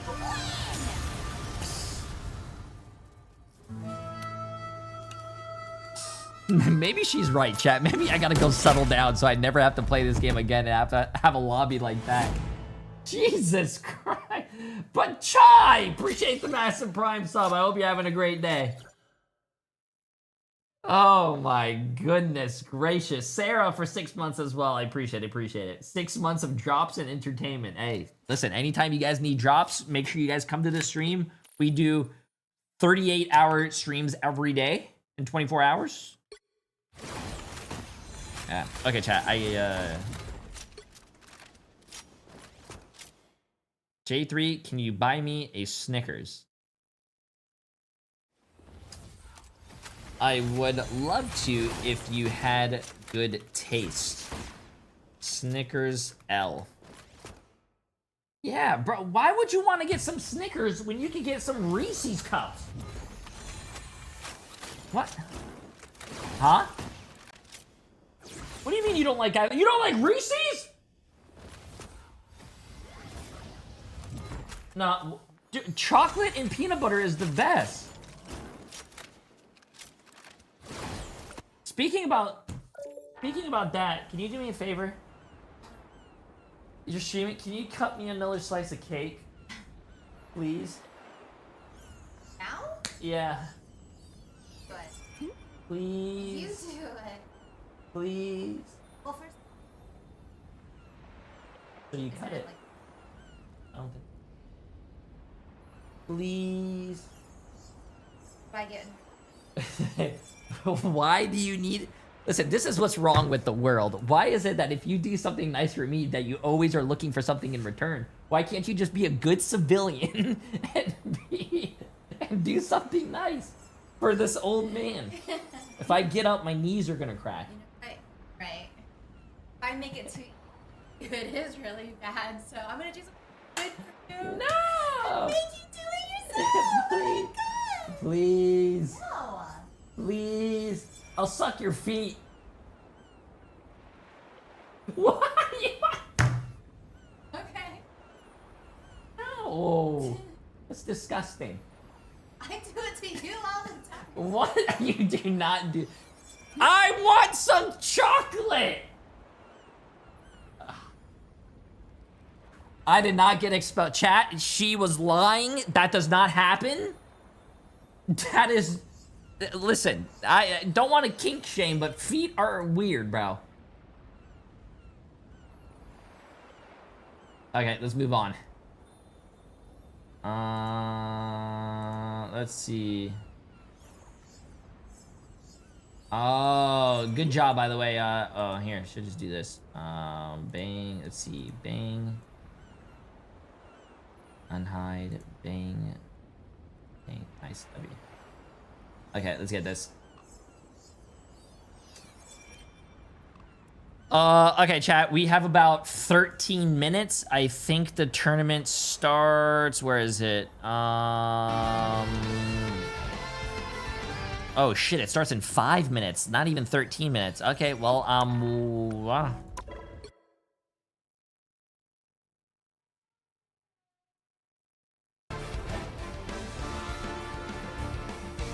nice. Let's see. We have Dark Zero. I'm gonna take a screenshot of this.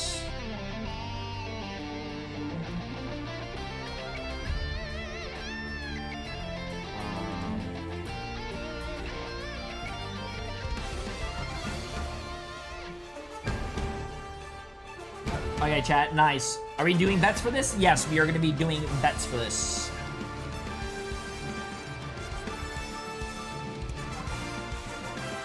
Yeah, why not at 6? Oh, it starts at 6, but I'm pretty sure this is the, you know, they start before 6. The first match starts at 6, so they start probably like, you know, 10 minutes earlier. Do the introductions. Hey, what's up? These are the teams that are playing. These are blah, blah, blah. All this stuff. Yeah. Also, I don't know why I think that's so loud. Bro has 300 unread emails. That's all? You don't want to look at this email right here?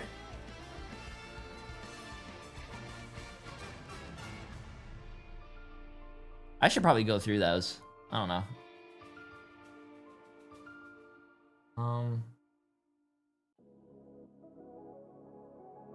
Are there matches tomorrow or is it Thursday? No, the matches are Thursday, Friday, Saturday, and Sunday. this week coming up is going to be the playoffs for EMEA.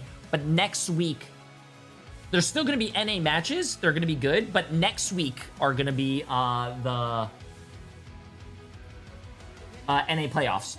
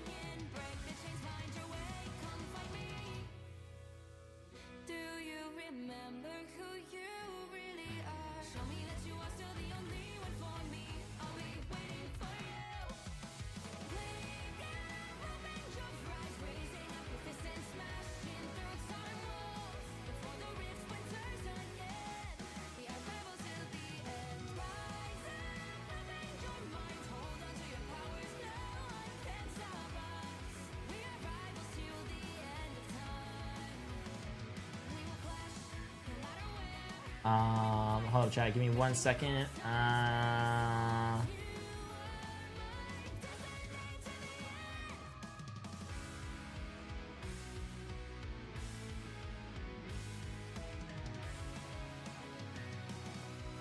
Sick. Sick. Okay, awesome. Marvel Rivals, please use another song. You know what's actually really funny is that listening to this song actually got me demonetized and copyright striked by Disney on YouTube. So I have a copyright strike by Disney. Lovely. That's very fantastic.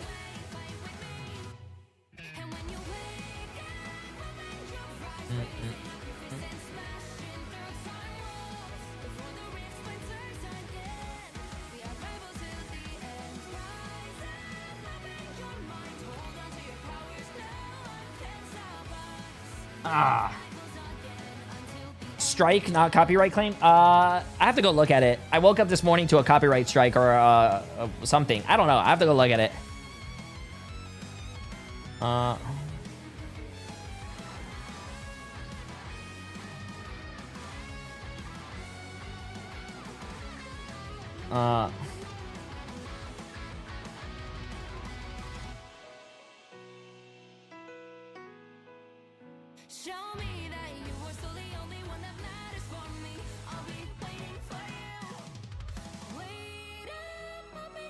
Okay, sorry. I just saw that you got 600,000 on YouTube. Nice. Hey, that's not 600,000 subscribers. That's 600,000 family members on YouTube. Chat, do me a favor. Sub to the YouTube, and if all 600,000 subscribers on YouTube told one extra person, like your dog, your cat, your grandma, your grandpa, your aunt, your sister, your brother, we could double that number to 1.2 million. If those 1.2 million told someone else, that could be 2.4 million. Okay, let's see this.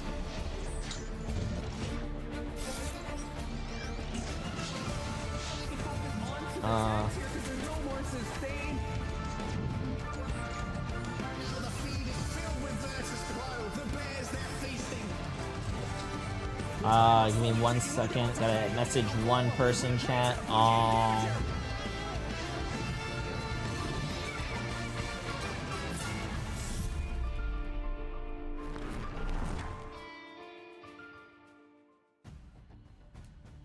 The stage is set, folks, for Heartbreak and Heroics. Welcome to day 4 of Marvel Rivals Ignite, the group stage, stage 2. I'm Cozy, joined by Vicky. And Vicky, we have another great slate of games as we're wrapping up this first part of the group stage seeding.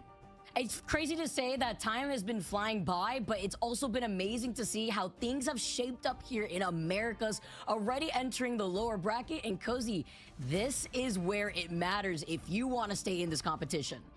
Yeah, this is the elimination phase of the seeding tournament, right? And so everyone from here on out, if you win, you get in and you get that seeding spot for what is going to be the $250,000 in the group stage. And no safety net. If you lose today, your run is going to end here. And there's a lot of big names and different teams that it's shocking to see that we could not see them in the next phase of this whole thing. I mean, we have people from, ex-Sentinels and now playing for new teams. And this is where things really dial up and you see what these teams are made for, Vic. Yeah, literally, Sick. it says it right here. One loss, one exit, only the strong survive. I think the games today are basically if you don't win, you go home, chat. Or it's all lower bracket games. If you guys haven't seen that insane series between Envy and FlyQuest, please, I highly recommend you spend some time to look at that because that was insane. But looking at Is Rivals Cozy's first game casting? I don't think so. Kyrie versus Fire Strays, Intergalactic. Jay, when are you broadcasting era? You're a yapper. I'm not a not broadcasting. Being a caster is actually very hard. Doing play-by-play casting, my brain can't catch up. Knowing all the ability names, the maps, and everything, I can't. Of course, familiar names there as Busy at Work and Alani Win would be that other series. Absolutely. Yes, it was full of absolute just bangers in terms of close games. And I mean, I don't know if you saw that Envy game with Fly. It was the Sentinels and Thieves is upper bracket. Upper bracket doesn't play today. Sentinels, 100 Thieves, the tale's oldest time in that upper bracket finals. But focus on that lower bracket today and that elimination of the FYP versus Dark Zero. Dark Zero full of some great talented players. We're going to get to them in a moment. Busy at Work. Alani wins. I mean, Dark Zero against YFP. Alani win kind of was the better team. I'll start predictions when they start. Against 100 Thieves, but did fall to the lower bracket. So just absolutely, we have some great games today. I'm excited to kind of jump into these rosters and what they're going to bring to the group stage seeding. And, I feel like we kind of talked about this a little bit in the green room.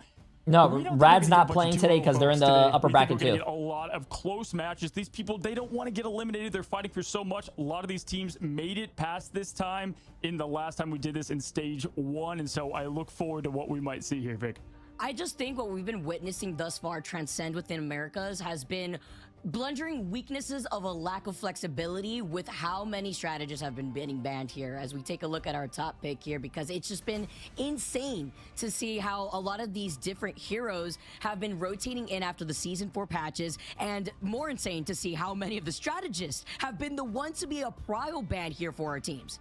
Yeah, listen, we've talked, abundance about the triple support, triple strategist, triple Vanguard meta, and we're seeing it right here. And teams kind of focus on one or the other. Jeff has Jeff. Right now, nah, bro, Jeff, man. They want to set the standard in the skies and then also dominate the sea with Jeff the Land Shark. We've seen so many great plays with Jeff the Land Shark getting rid of reses at the last minute. We saw that yesterday with us, or 2 days ago with us, and yesterday even more so. And then Adam Warlock, yes, triple res is not there, but that resurrection is ever so important. So cool to see the breakdown here. Anything surprise you from the picks here?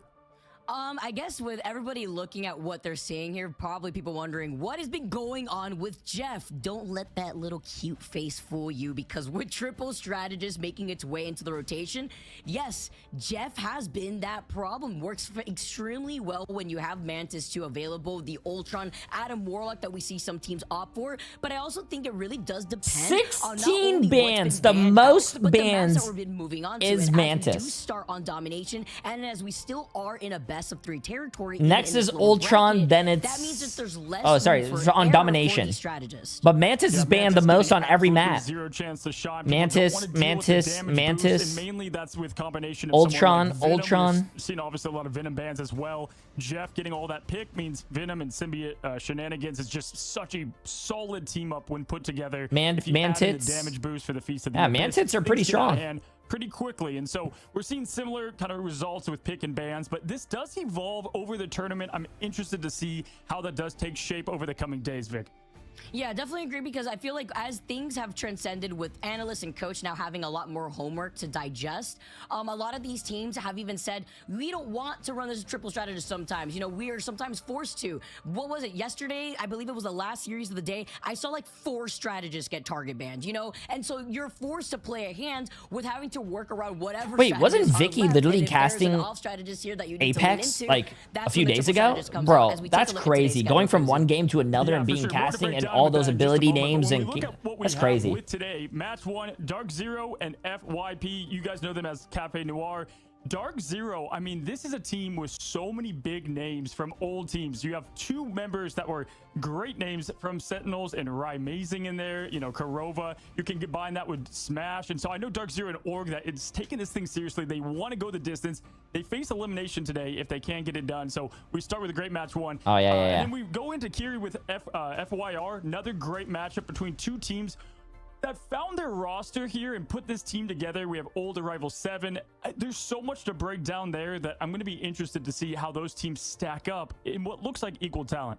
Yeah, I feel like that's why we've been talking about today going the distance, because this is the first series that you and I were a little bit wondering what the outcome is going to be. I feel like, you know, Dark Zero could steal one here too, with YFP also looking like they're on top. Kiri versus Fire, and then to end the day, we got Busy at Work versus Alani Wind, who looked incredible just 2 days ago. And then we got Intergalactic. When bets open, I'll probably open the bets when there's when you can see the teams. Unless you guys want to like blind bet. I don't think blind bets are going to be good though. This team going in, and then they went against Extinction. That did not work out how they wanted it. Now they go against a very powerful Lonnie Win, going in with momentum even after a loss. Vicky, rare thing to see there. And then Intergalactic. This is a team of great players that need to just put the pieces together, but they have a tall task ahead of them. Odyssey, Ego, Death. We know they went far, even past the seeding stage.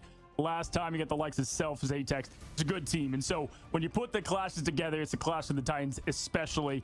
But when you look at the predictions for me and Vicky today, I'm up 3-2, Vic. All right. But yet again, we sent in our predictions. We saw at the exact same time. We have one difference, and it's our opening game. Which is crazy, because I just want to be super transparent. Okay, chat. I think now we can do the predictions. And then we have to unleash go release your money. Make sure it's fair. Put your money where your mouth is. Mouth is. Are different for this first series. Open things up a lot, right? What have we seen thus far between Dark Zero and YFP? Dark Zero losing out against Team Nemesis, but despite that 2-0, it was an incredible performance there from Dark Zero. But then the Sentinels matchup versus YFP, a different look at Sentinels, it being pretty close. But I wonder if these predictions are going to hold true, or if the caster curse maybe continues. Yeah, it's pretty tough. I mean, we talked about how hard it was to pick between teams all of today, because you have I don't know too much about these teams in the lower bracket. On these, I mean, we've talked about Cafe Noir so much as these comeback kings, and so to go against them was tough. But for me, I looked at the top players there. That's why I sided with Dark Zero. And then looking back at what we've seen in the MRC, it's always tough to tell how that's going to carry through into Ignite, although it has done so pretty well thus far. And so, yes, I do take it seriously. We'll see if we end up having the exact same. Of course, the caster curse continues to live on, so we'll see if we jump more into that. But yeah, Vicky, I want to kind of bring attention to what you were saying earlier. Yeah, we have a lot of meta play at first in these kind of triple strategist, triple vanguard, but I love what we find ourselves in, because you get the sweat at the beginning, but then as that map unfolds, you start to see very unique comps. I mean, we've seen Rad now, which is such a fun team to watch with Guru. And who's on Dark Zero again? If you type ! Tournament, you can click on the teams who are playing, and you can see who's playing. 2 Angelas coming out, right? We had Guru coming through. We saw it later on in that same day, but it was exciting because Mace, there you go. Thank you, Cozy. But it was exciting because everyone's wondering, where does Angela fit into pro play? Obviously, it's very particular. When we were able to speak to Guru a little bit, we kind of figured out, you know, Angela's there. Bro, I don't know how these casters can like look at the camera so much. It's the individual plays on how to set up everybody. I understand it's eye contact, but it's so hard to just look at the camera, man. You're also dealing I can't do it. What the current meta state is. It's all situational while we take a look at the Dark Zero roster to open up our first series of the day. Yeah, take a look at this all-star team. Yes, they had a tough task. Hey, you know, they didn't play the easiest team going into things. They had Team Nemesis, a very well just put together team who made it all the way in the MRC.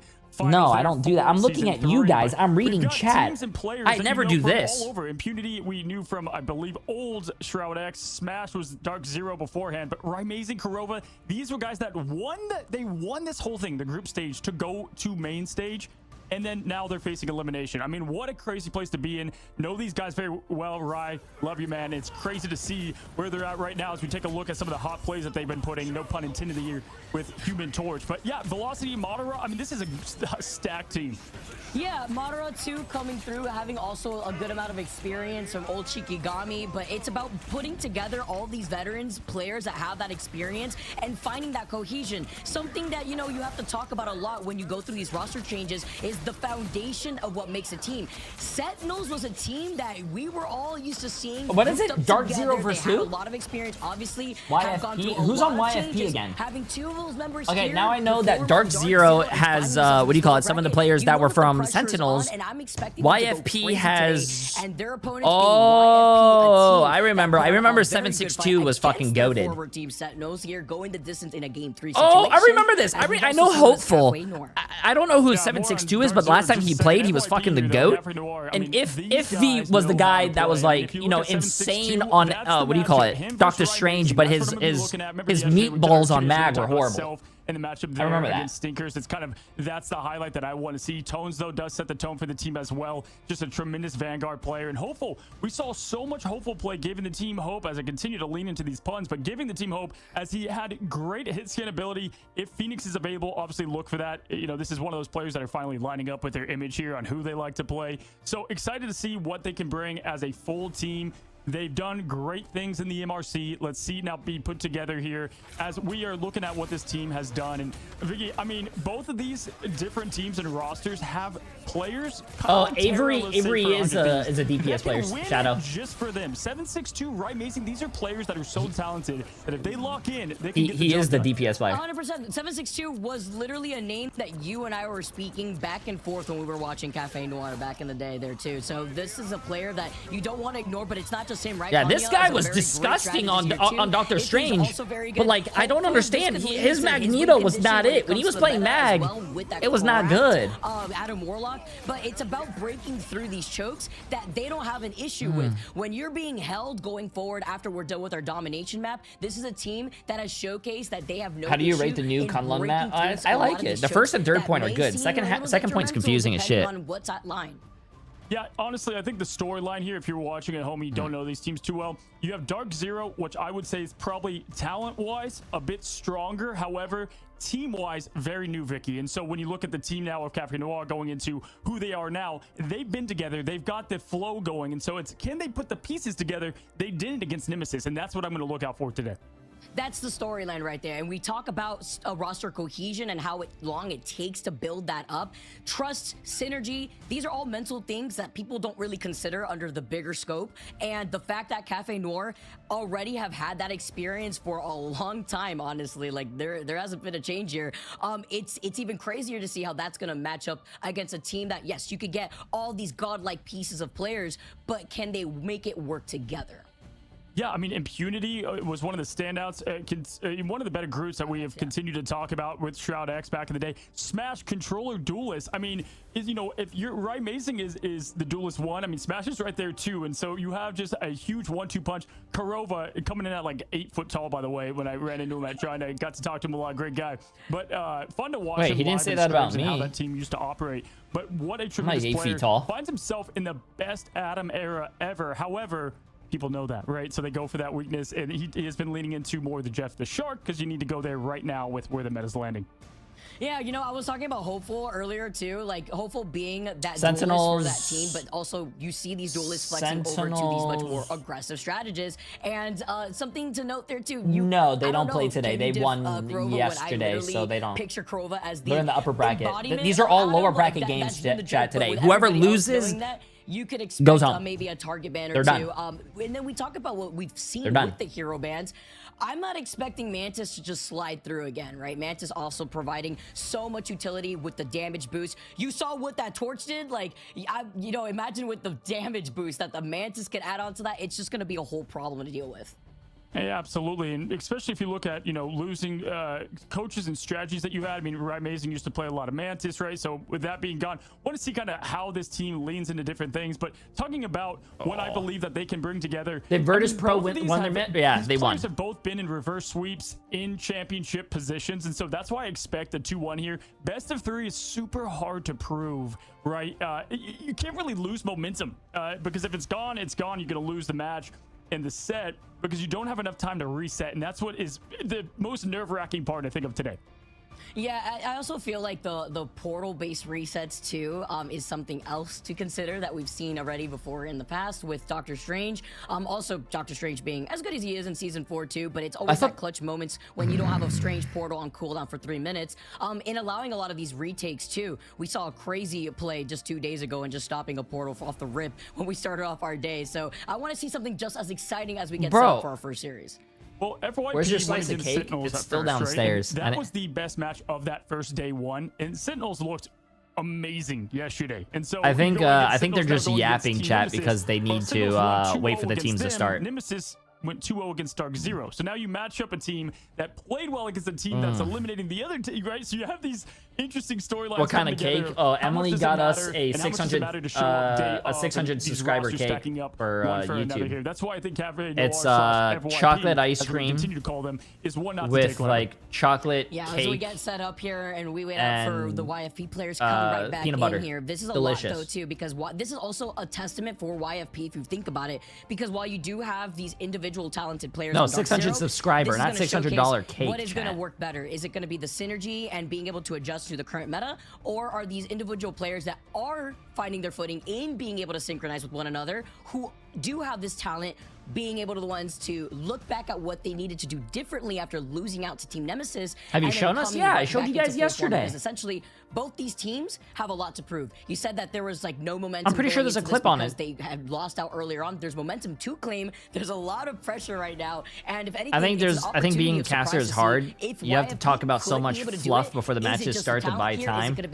Yeah, you guys don't remember that the time together that have been able to build. Do you guys not remember the time where I leaked the IP address at DreamHack and they had us stall the broadcast for 2 hours because no one could start a game?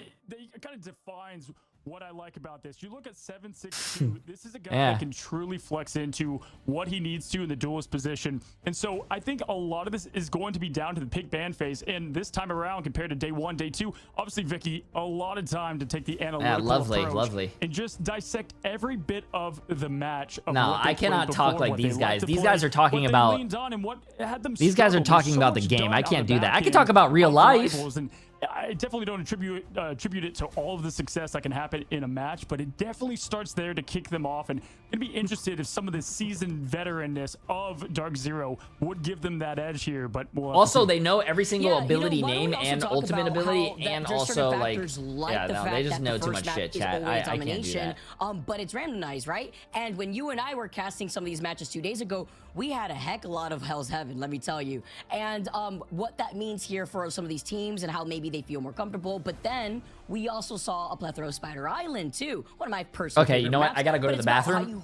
This is the perfect time. Chat, if you guys can get water or go to the bathroom or stretch your legs, I think this is the perfect time to do it, bro. You want to push out through the attack. You want to open things up if you are already expecting the triple Vanguard, triple Strategist, to already have things with the Storm out, with that Moon Knight too, to break through that chokehold. And then sometimes we even see the Phoenix swap off over to being able to get slotted back in once you break through that chokehold. That then starts the momentum. We know that Marvel Rivals is a very momentum-heavy based game, but we also know that before we even get started on these first maps, before we even get into the game, that a lot of these pros have said themselves in interviews that the pick ban phase is where some of these teams find themselves at a loss already. Yeah, domination can tell a lot about how teams could open up, but we've seen time and time again, not only just the days we've casted, but you go back, you can go even look in China. There's so much that can happen in a domination match that it doesn't exactly set the pace of the rest of the series. But when you have best of three, it does give you just one more win to advance. So it's way more important here. You're not able to go back on maps and have as much strategy on the back end there. But yeah, looking into it, you know, I'm always curious about what heroes do we see a lack of and what we see a ton on ladder rather than pro play. Obviously not too much Angela. Thor has not exactly been in abundance that we've seen. Mr. Fantastic pouring out for a couple of those heroes that I know you guys love out there in ladder. We don't see him so much right here. Any unique play that we might see that traditionally we don't see as much in ladder, Vicky? I mean, we've covered a lot of the heroes here as we're just about to head in to our match. I'm trying to think about the Animal Crossing backline, right? You got the Jeff, you got the Rocket coming out. You know, the mix together with the Ultron. You don't really get to see that too often in ladder because without proper communication, sometimes this is easily dismantled, especially if you're not. So I came back to the bathroom and the game didn't start yet. Obviously, this is a way better composition to roll with when you're on the defense, maybe on Midtown here, and so you have to think about those little factors while being able to communicate with your own team. If you're trying your hand out, maybe at some of these comps that you're currently seeing here within the MRI, take note as to why it works, right? Why these holds. Who's going against who? And then what the counterplay is on the attack. Dark Zero against YFP. All right here. Okay, now we're getting. The stage is set. We begin with match 1. You guys have made it through the Yap Fest. We're here, Dark Zero. You guys made it to the Yap Fest. Even they now. The other going home. Let's jump into it, Vic. Let's get this started, everyone. Thank you so much for your patience, by the way. And just as a little update, oh, at least they say thank you for your patience. That's nice, chat. The casters are amazing. Yeah, now taking a look, there it is. We saw the graphics beforehand, and it's more the same. Mantis gone, Ultron not making their way in, and then we continue the graphic train with Monotone taking the Jeff the Shark that save potentially as we continue to look at the roster. But yeah, I mean, Jay3, you use raw input on or off. Put it on. Let's see where Dark Zero heads for their second. They're going to go and continue with that 1-2 punch strategist gone of Ultron and Mantis. Free Mantis as they get the protect on Mantis, as I said. That was actually pretty funny. The fact that we're seeing still this priority, though, on the strategist, now we've had a few days of Marvel Rivals Ignite here in Americas to have a lot of our teams fluctuate towards what they need to do differently. No, as the I'm human fat. torch It's band mine. comes out from YFP. Remember what we were talking about? We saw those replays. So far we see a one-sided Jeff chat, and we also see a one-sided Mantis. You know that pest in the sky will be a problem. Yeah, I'd like to pick there. Amazing can flex through plenty of different duelists, but he's been a terror there in the skies. But we got the Adam Warlock save. You know that's what they were hoping for. How you doing, Snake? They have to spend it early to get it, but there you go. You have the match. You have to match Adam for Adam at this level, Vicky, or you're just giving away a game because of that perfection of the res, of the constant bombardment of just heroes coming back. The Strange Ban. So huge for a domination. You have Dark Zero saying, if we win the points, we're going to win it. No portal back. This is NA. We just started NA. That was the most important thing, because something to note is that these resets were huge for YFP from a portal. Obviously on domination, it's even more important. Love this kitty. No Doctor Strange here, no Luna, no let's Ultron, see this. for YFP. That's why you see the double protect on the strategist. They got to work with something here, and they're going to be working with the Adam Warlock, the Cloak, and the Jeff. So it's going to be the triple strategist, as our first map of the day is going to be Celestial Husk. Talk about a little bit of a mix-up here for us, Cozy. Yeah, we had this once, I think, with Dreamland. Who's better, NA or EU? I mean, listen, as obvious as it sounds, not only are you taking away the well, portal, technically right, speaking, the person, the team who won the portal, right, for your team. The mid-season playoffs was EU, so probably EU. I like the Strange Band, especially now. You know, last season, Vic, it wasn't really just for the portal, or it was just for the portal. Now, Strange is a very good Vanguard, so you're kind of getting a 2-for-1 there with what you pick, and obviously versus the ban. The chat has spoken. The chat votes for Dark Zero 63% with YFP at 37%. Let's see how these Preds play out as it's the Penny portal play. Look for the pull in. Oh my god. Oh my god. Taking down Hopeful. It's both strategists gone to open things up. Vic, just coach remains. Oh no, chat. I do think, if I'm gonna be really honest with you guys, I do think Dark Zero is probably gonna win this. I think Dark Zero does win this matchup. They have Kurova, they have Rymazing, they have a great team. But talk about already a strong start just to set the pace in favor for Dark Zero. Yeah, and then it makes it so I don't know if Dark Zero was Ego Death. I don't remember that far. But 2 people from Dark Zero were, Kurova and Rymazing were on Sentinels. They left Sentinels, and now they're on the new team. Exactly how they wanted to here. Let's see how YFP responds. They got to get all together here. Coach got a little bit of ult charge because they were the only healer to do so, right? So look for them to get that internal bond, open things up if they can. And be able to get some swap ups here too, with the Namor and the hold from Dark Zero that they wanted to just continue on with their domination. But looking at YFP, Coach getting close with that Eternal Bond here as the back half is happening. Yeah, Kurova on Adam Warlock is a little crazy. But everyone's dead. YFP though in the driver's seat. Nice picks coming out here from the Emma Frost and close to that Psionic Seduction, but a nice neutral. This is just grouping. This doesn't really matter, right? This matters. If you lose today, you're out of the tournament. The only teams that move forward and they don't really matter are the top 4 teams from each bracket. He is going to find it now as impunity is eliminated. Basically, if you lose, yeah, you basically, you're out. Great way to get things going there if they want to go with the damage boost and the res to follow. So expect there to be a major fight here that you would think Dark Zero has the tools, but YFP has everything they need to hold strong.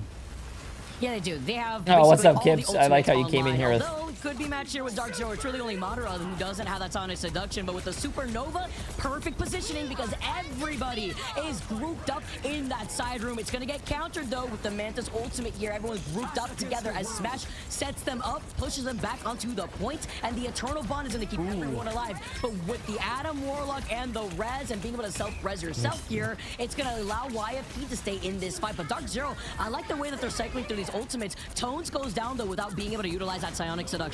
Yeah, Dark Zero's winning the ult battle here. They forced the early res from Hopeful. They still were able to hold on to theirs. That's going to give them all the momentum. They got neutral picks as well. And so right now, Dark Zero doing exactly what they needed to do. Able to keep most of what they had. They had the whale out, but give it up there for Kurova, keeping on his passive, getting rid of his ultimate, and getting rid of Hopeful. I love how Namor is seeing some time, Chad. I love Namor. And building, but YFP, they got the 70. Not bad here for the opening match.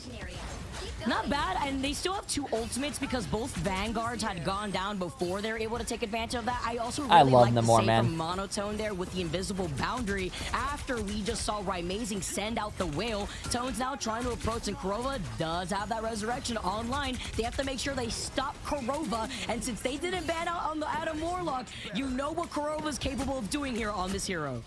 And the story of one team with Strange and one team with Torch. Look for the skies. Oh, poor guy got deleted from the game. If he is struggling a bit, right? Mazing has found him whether with the Squids or the Tritons. 762 does get the trade on Kurova. Believe that passive is going to be all but gone. Has the rest when he comes back, so the team can be. Okay, he does have the passive. Pops it ready. Born Again is going to be coming. Yeah, I hate that character, bro. I'm sorry, but Human Torch, he needs to get a nerf. I hate that movement, man. And this is going to be a long fight now as Kurova. Look for him to pop his shortly. And with the Soul Resurgence now from Smash, they're just going to be rotating through these ultimates. Velocity will be next for that sustainability, and Kurova will be able to reposition after the reset to get that resurrection. But a beautiful whale as if he gets stopped again. Have we seen one Feast of the Devourer here? I'm not too sure. It's been pretty tough out here. Feast of the Abyss, rather. But as Iffy goes down and Hopeful incredibly low, and now Dark Zero with their feet planted on this point get the first round. The only thing feasting right now is Rymazing's the limb feed. I mean, the Tritons are deadly, and it definitely thing to point out. There's a lot of different options we could say. The start of that for sure, and certain in the way the ult charge happened with Adam Warlock. But really, Rymazing, Ivy, Venom's great. Did not Rymazing 17-1 with 11 final hits. I talked about this earlier. I love the more. Whenever it was Sentinels winning the whole group stage last time, and Rymazing. Yeah, but I feel like that Iffy guy is 10k damage. We're seeing it from him, but he's complemented by amazing players. I think he's a great player, but I think he's streaky. Let's see if they're gonna keep trying to lean into this because he's done 2,000 damage on Venom. Contesting, being able to pull a lot of attention. 3 and 5. The inevitable when it comes to a team wipe too. But right now, I think he's just a streaky player. Level and over 10k damage already. Like when he's playing his best and like he's on a good like one of his best characters. Like I think Strange. His Strange is fucking awesome. But it ain't really working when he's doing bad. Chad is bad. Can expect potentially. Here comes the portal, looking for the aggression. Look at they're looking behind their back. They know what's coming. Full of horror, and horror indeed as they find Hopeful, who has sadly no escape out of play. Oh wait, we're seeing the magic. Adam Warlock as he's desperately trying to stay alive. Monotone doing a great job there with the Guardian Shield and does perfection as there's no elimination on Hopeful. The whole team went for it, and instead it's 762 taking out Rye. We get magic gameplay, and I'm here for it. And the PTSD TSD doesn't stop back YFP as the Supernova comes out, but it's gonna be countered out here by the Luna Snow Fate of both worlds. Psionic Seduction, though, coming out of Tone to bring everybody in, and Amazing is still claiming heads. Monotone unfortunately goes out, and that's a huge pick because there will not be an invisible boundary. Luckily, with Hopeful that's a being big right res. there and Big the res by resurrection, Hopeful. You bring Monotone right back. Nah, Hopeful twitching, can bro. try to come back My once he's done here, and YFP are just trying My to thumbnail's keep this amazing, fight man. going, but Dark Zero have way more output now with those ultimates that they're rotating through. A great job at least staggering, not letting anything get the cap yet. Smash is going to be forced to get their ultimate net. Now we have a lot of time before Strategist can fire up an ultimate from the side of Dark Zero. Coach is going to get that Eternal Bond out, but it's going to be Impunity who gets the Agamotto out, and with it comes eliminations. Monotone Tones is gone, and the first cap going to Dark Zero. The focus right now on this backline for YFP, Monotone's doing everything they can to try to get away, but with a huge Eye of Agamotto from Impunity right there, Dark Zero didn't even have to waste too much too. Look at these ultimates that they're about to have online. They're about to have the Soul Resurgent rather. They're about the Karmic Revival, and these two ultimates between the Sonic Seduction and Amazing. Not to mention, they left Velocity open with Luna, who has to team up with Adam. There's a lot of synergy going on with this team. Oh, I want to see this. Child, open up the portals and let loose of hell. Smash getting an elimination there on Iffy. We're looking for eliminations here from Amazing. Kurova gets one right now. Ooh. Fighting him outside the sword. Coach goes down. Jeff right to hell. And right now, it is Dark Zero on top. Jeff right to hell. Right Damn. It's just too much. When you have I like Mantis, that. you have an Adam. Fuck you're Jeff. Power boosting up the Adam Warlock. Amazing is literally just enabled the entire time and not being stopped. And Dark Zero, the way that they're rotating through these ultimates once again after repeat, have been fantastic. They're not burning everything at once, and they're cycling through where at least one member has 50% as the Venom's trying to run away, and Amazing sending him back. YFP, they love to come from behind here. We've seen reverse sweeps plenty of times. They're going to have to do a lot here. 762, it's going to be on his shoulders, and Magic alone. 83% to Dark Child, looking to get some rotations working. Velocity has Ulto Kurova too. This is going to be a tall task. 99% is certain for Dark Zero here at the minimum now. Iffy, again, struggling, getting pushed aside, kicked aside. Kurova passive up. Oh, both teams are running Magic. I like this. 7.62 activation. Hell's Gates unleashed.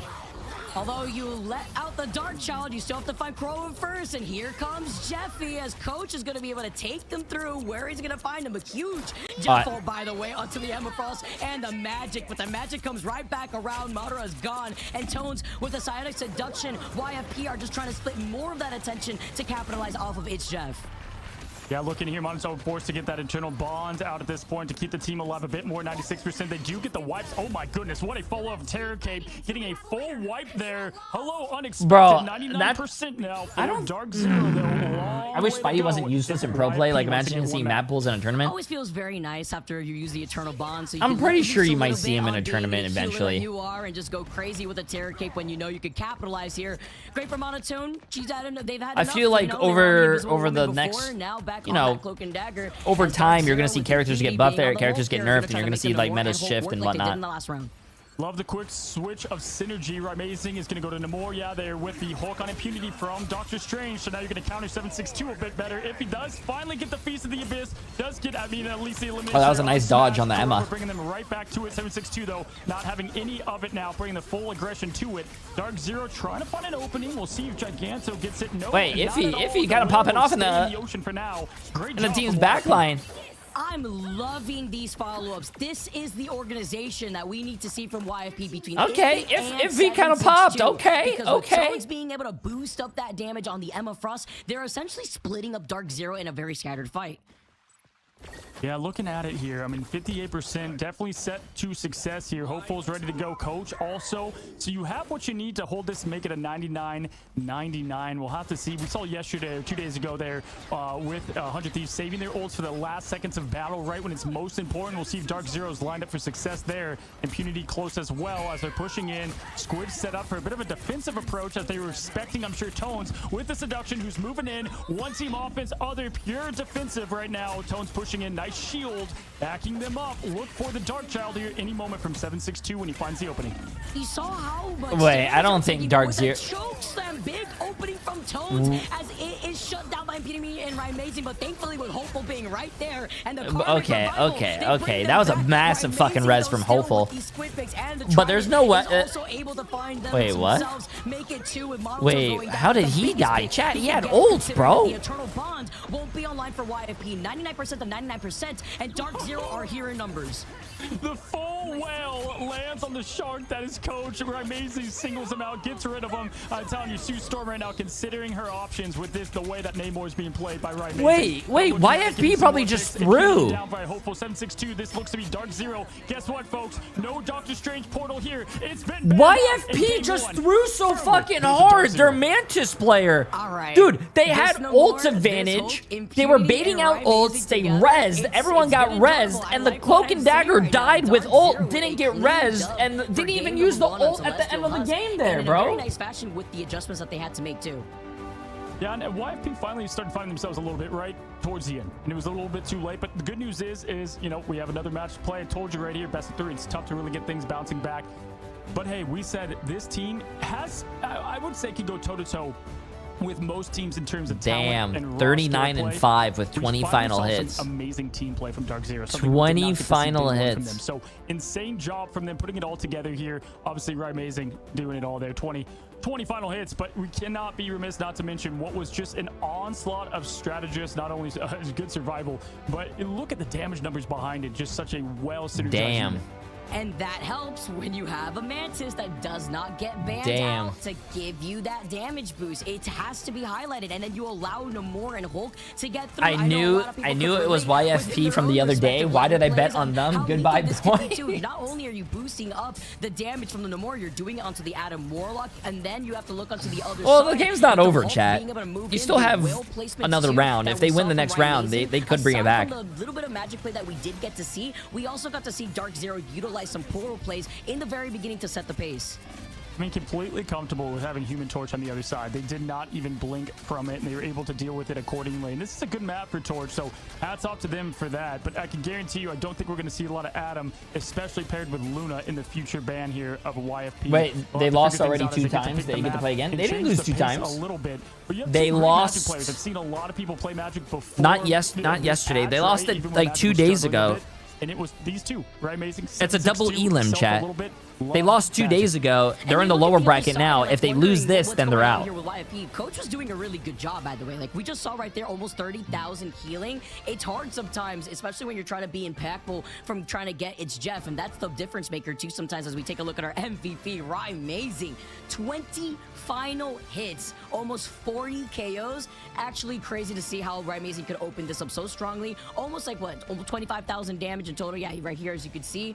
Comparatively to the other side, where 762, we were highlighting this player from YFP. Wait, Namor has one big ass fucking earring? Stick to that magic for a I never even actually knew that. Yeah, hey, he's amazing. They say for a reason the name sticks. The guy's been #1 on leaderboards plenty of time, and it's interesting to see him out of Sentinels now, and just with Kurova. You know, we've had that team that was such a strong unit. They were kind of like the godfather of the rank experience around here, playing together since the beginning of Alpha, now separated, seeing how they do, and holding up to the task. Just love that clip of the ocean on ocean violence. The full whale goes for the Jeff ult. Great stuff there. But yeah, looking at it right now, YFP. Do casters get paid good? They're going to look to change that up a bit. We'll have to Probably. see. We'll go back to the drawing board. I have no idea. We're going to have a great matchup right after this break, guys. Don't go anywhere. We're going to be back in just a quick second. Yeah, I mean, I have no idea. Depends on the caster, I guess. I don't know. Jay still hasn't changed it to Invisible Woman. Changed what?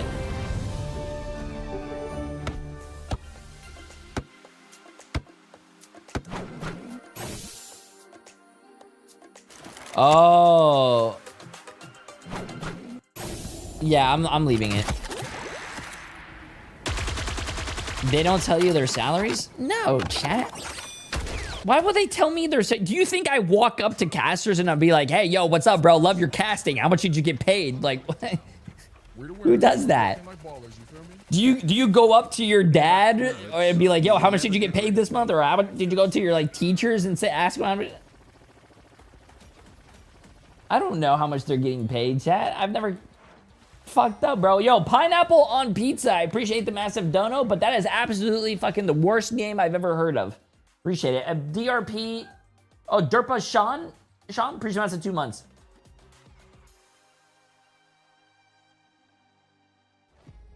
I'm pretty sure casters get paid well. I don't know. Don't look at me, chat. I don't know. I would seem so. I mean, it's a pretty good gig if you're really good at it. Like, take Vicky for an example. She does a lot of great casting for a lot of different games. She plays. She knows Apex. She knows Marvel Rivals. I think she even did Overwatch back in the day. She's done a lot of different games, and it's crazy to like cast a game, know all the abilities, know all the maps. You got to know the players. You got to know the history of the teams. It's fucking crazy. She did Smash.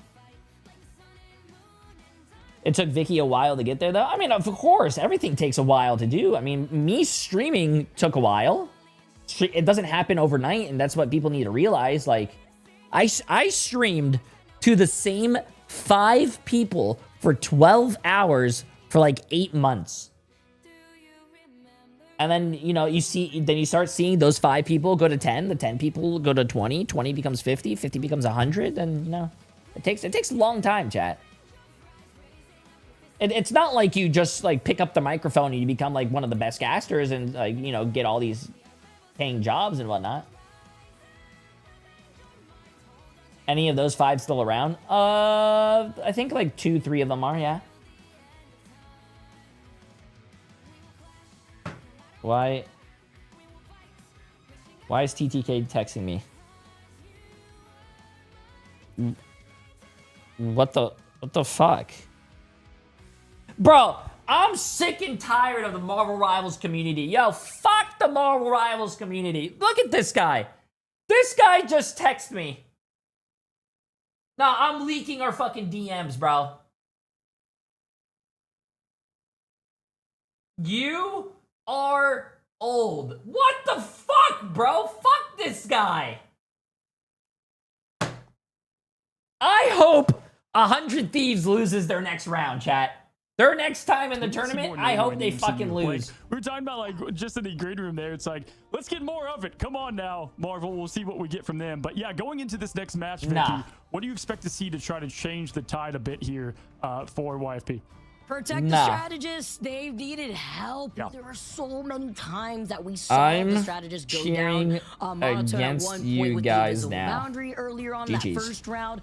We saw it happen actually again with the Eternal Bond. Like at the very end, I think it happened like almost twice. Iffy too. In the beginning, we were talking about the lack of being able to get any follow potential with the Feast of the Abyss. So you were just allowing Amazing and Impunity to changed off the Hulk and no more. And you know when you have a Mantis, this guy's actually in my fucking stream. Now, TTK, bro, get your ass out of here. This stream is for winners.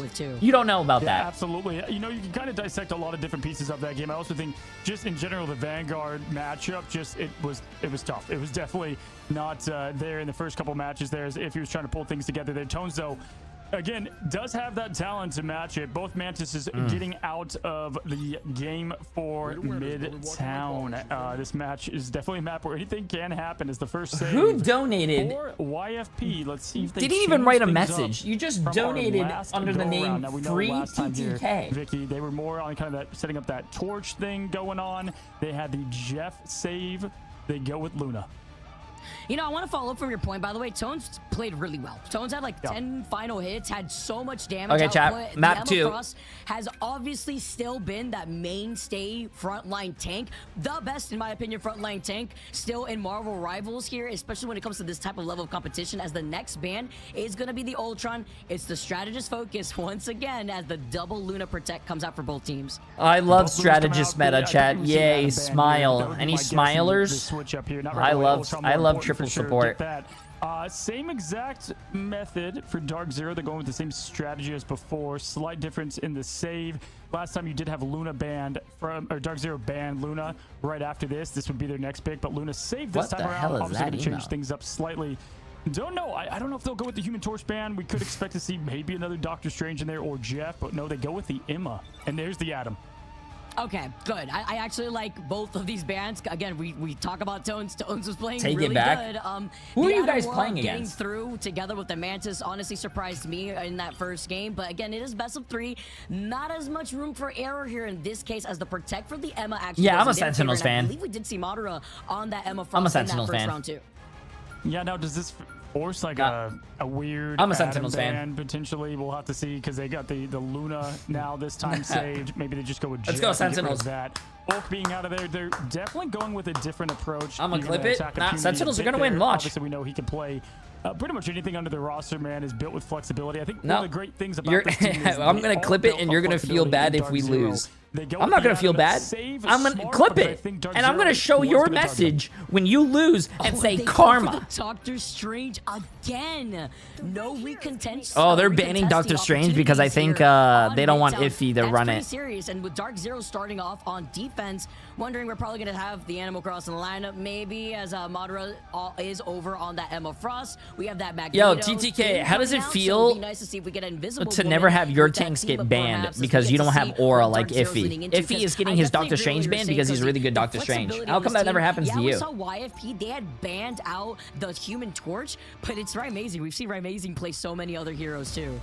Yeah, look, you can kind of see what they're trying to go for. They banned the Hulk there from impunity, and they're kind of forcing. I think they're expecting. Didn't they him to play try Tree 3 potentially, banning or the TTK Thing, in which, Ignite you know, Mid you got Finals? Wolverine and what he's going to play to open up the gates. Yeah, there. but the past is the definitely past. like the big bans We're this in the time around present. for them. The Strange ban Does it is happen huge. now? I mean, every game we cast, Vicky, it always comes down. Can they get the Strange portal out? Here it comes. Team flips it. Team doesn't. I mean, it's all around the magic there. 62% now. Yo, for Snake, Dark Zero whose to team close, are you on, charge bro? this game up, and we'll have to see what style we have here for triple Vanguard and the triple strategist open and close. Does Moon Knight Storm make an appearance? Most likely. You know what's interesting too, though, is if you let a Strange pass through and an Atom, it's just the reset potential is just incredible in retouching here. And, you know, both of these teams will have those key factors here with only one team not being able to use Doctor Strange. The other one. Oh, yeah, 3 tanks, 3 supports. Let's get it. Already taking the front line now. Going to be able to try to harass and looking at YFP. They're the team going to be able to try to rock the Storm and the Wolverine. Oh, already expecting that that's triple Vanguard here in between unfortunate, the brute walls but to gets try to res. isolate. I like the answer attempt here from YFP, but Dark Zero having the rocket being amazing gets the BRB and gets their teammate back.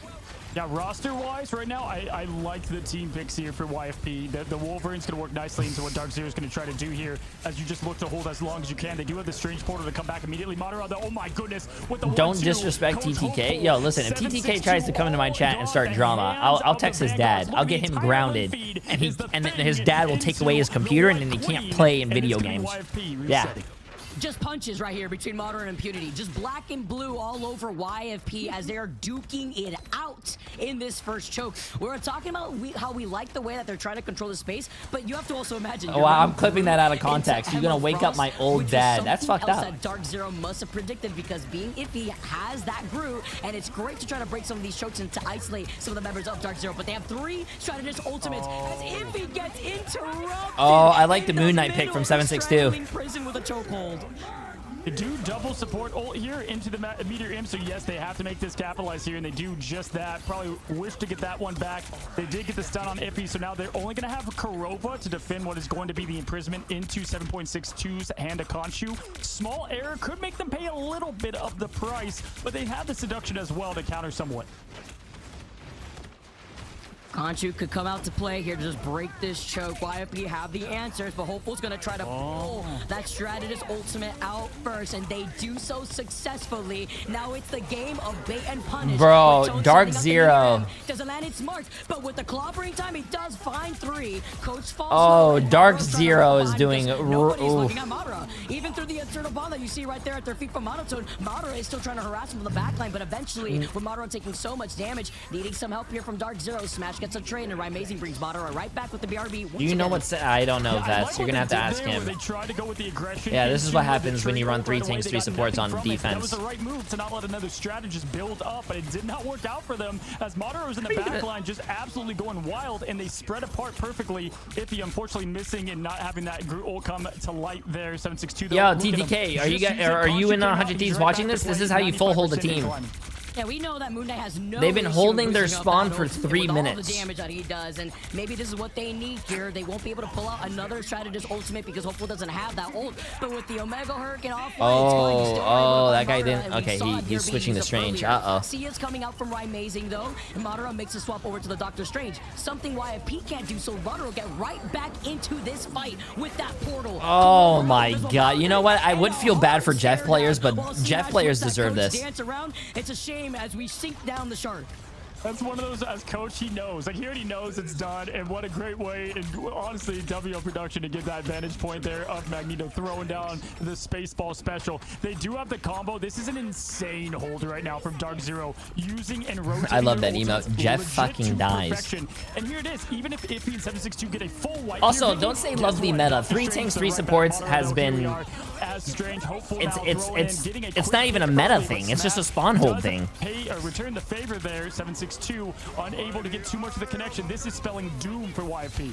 Oh no, and then the Eye of Agamotto finding 3 tones, then get CC. No, it's not even meta, chat. They did it last. They do it every single time people play. They did it last in the mid-season finals. They did it even before that. It's not really meta. It's just a spawn hold thing. It's cheese. Have you guys ever had cheese before? That's what it is. It's just cheese.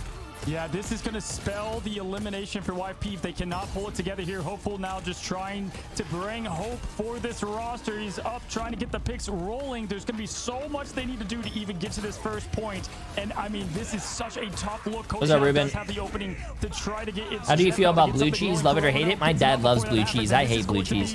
Sad, the swan song end of YFP before your eyes here as the members force into the spawn. Oh my god, they got contention. It's not enough, but hey, listen, they could have the most legendary they pushed chat. They pushed 42 meters.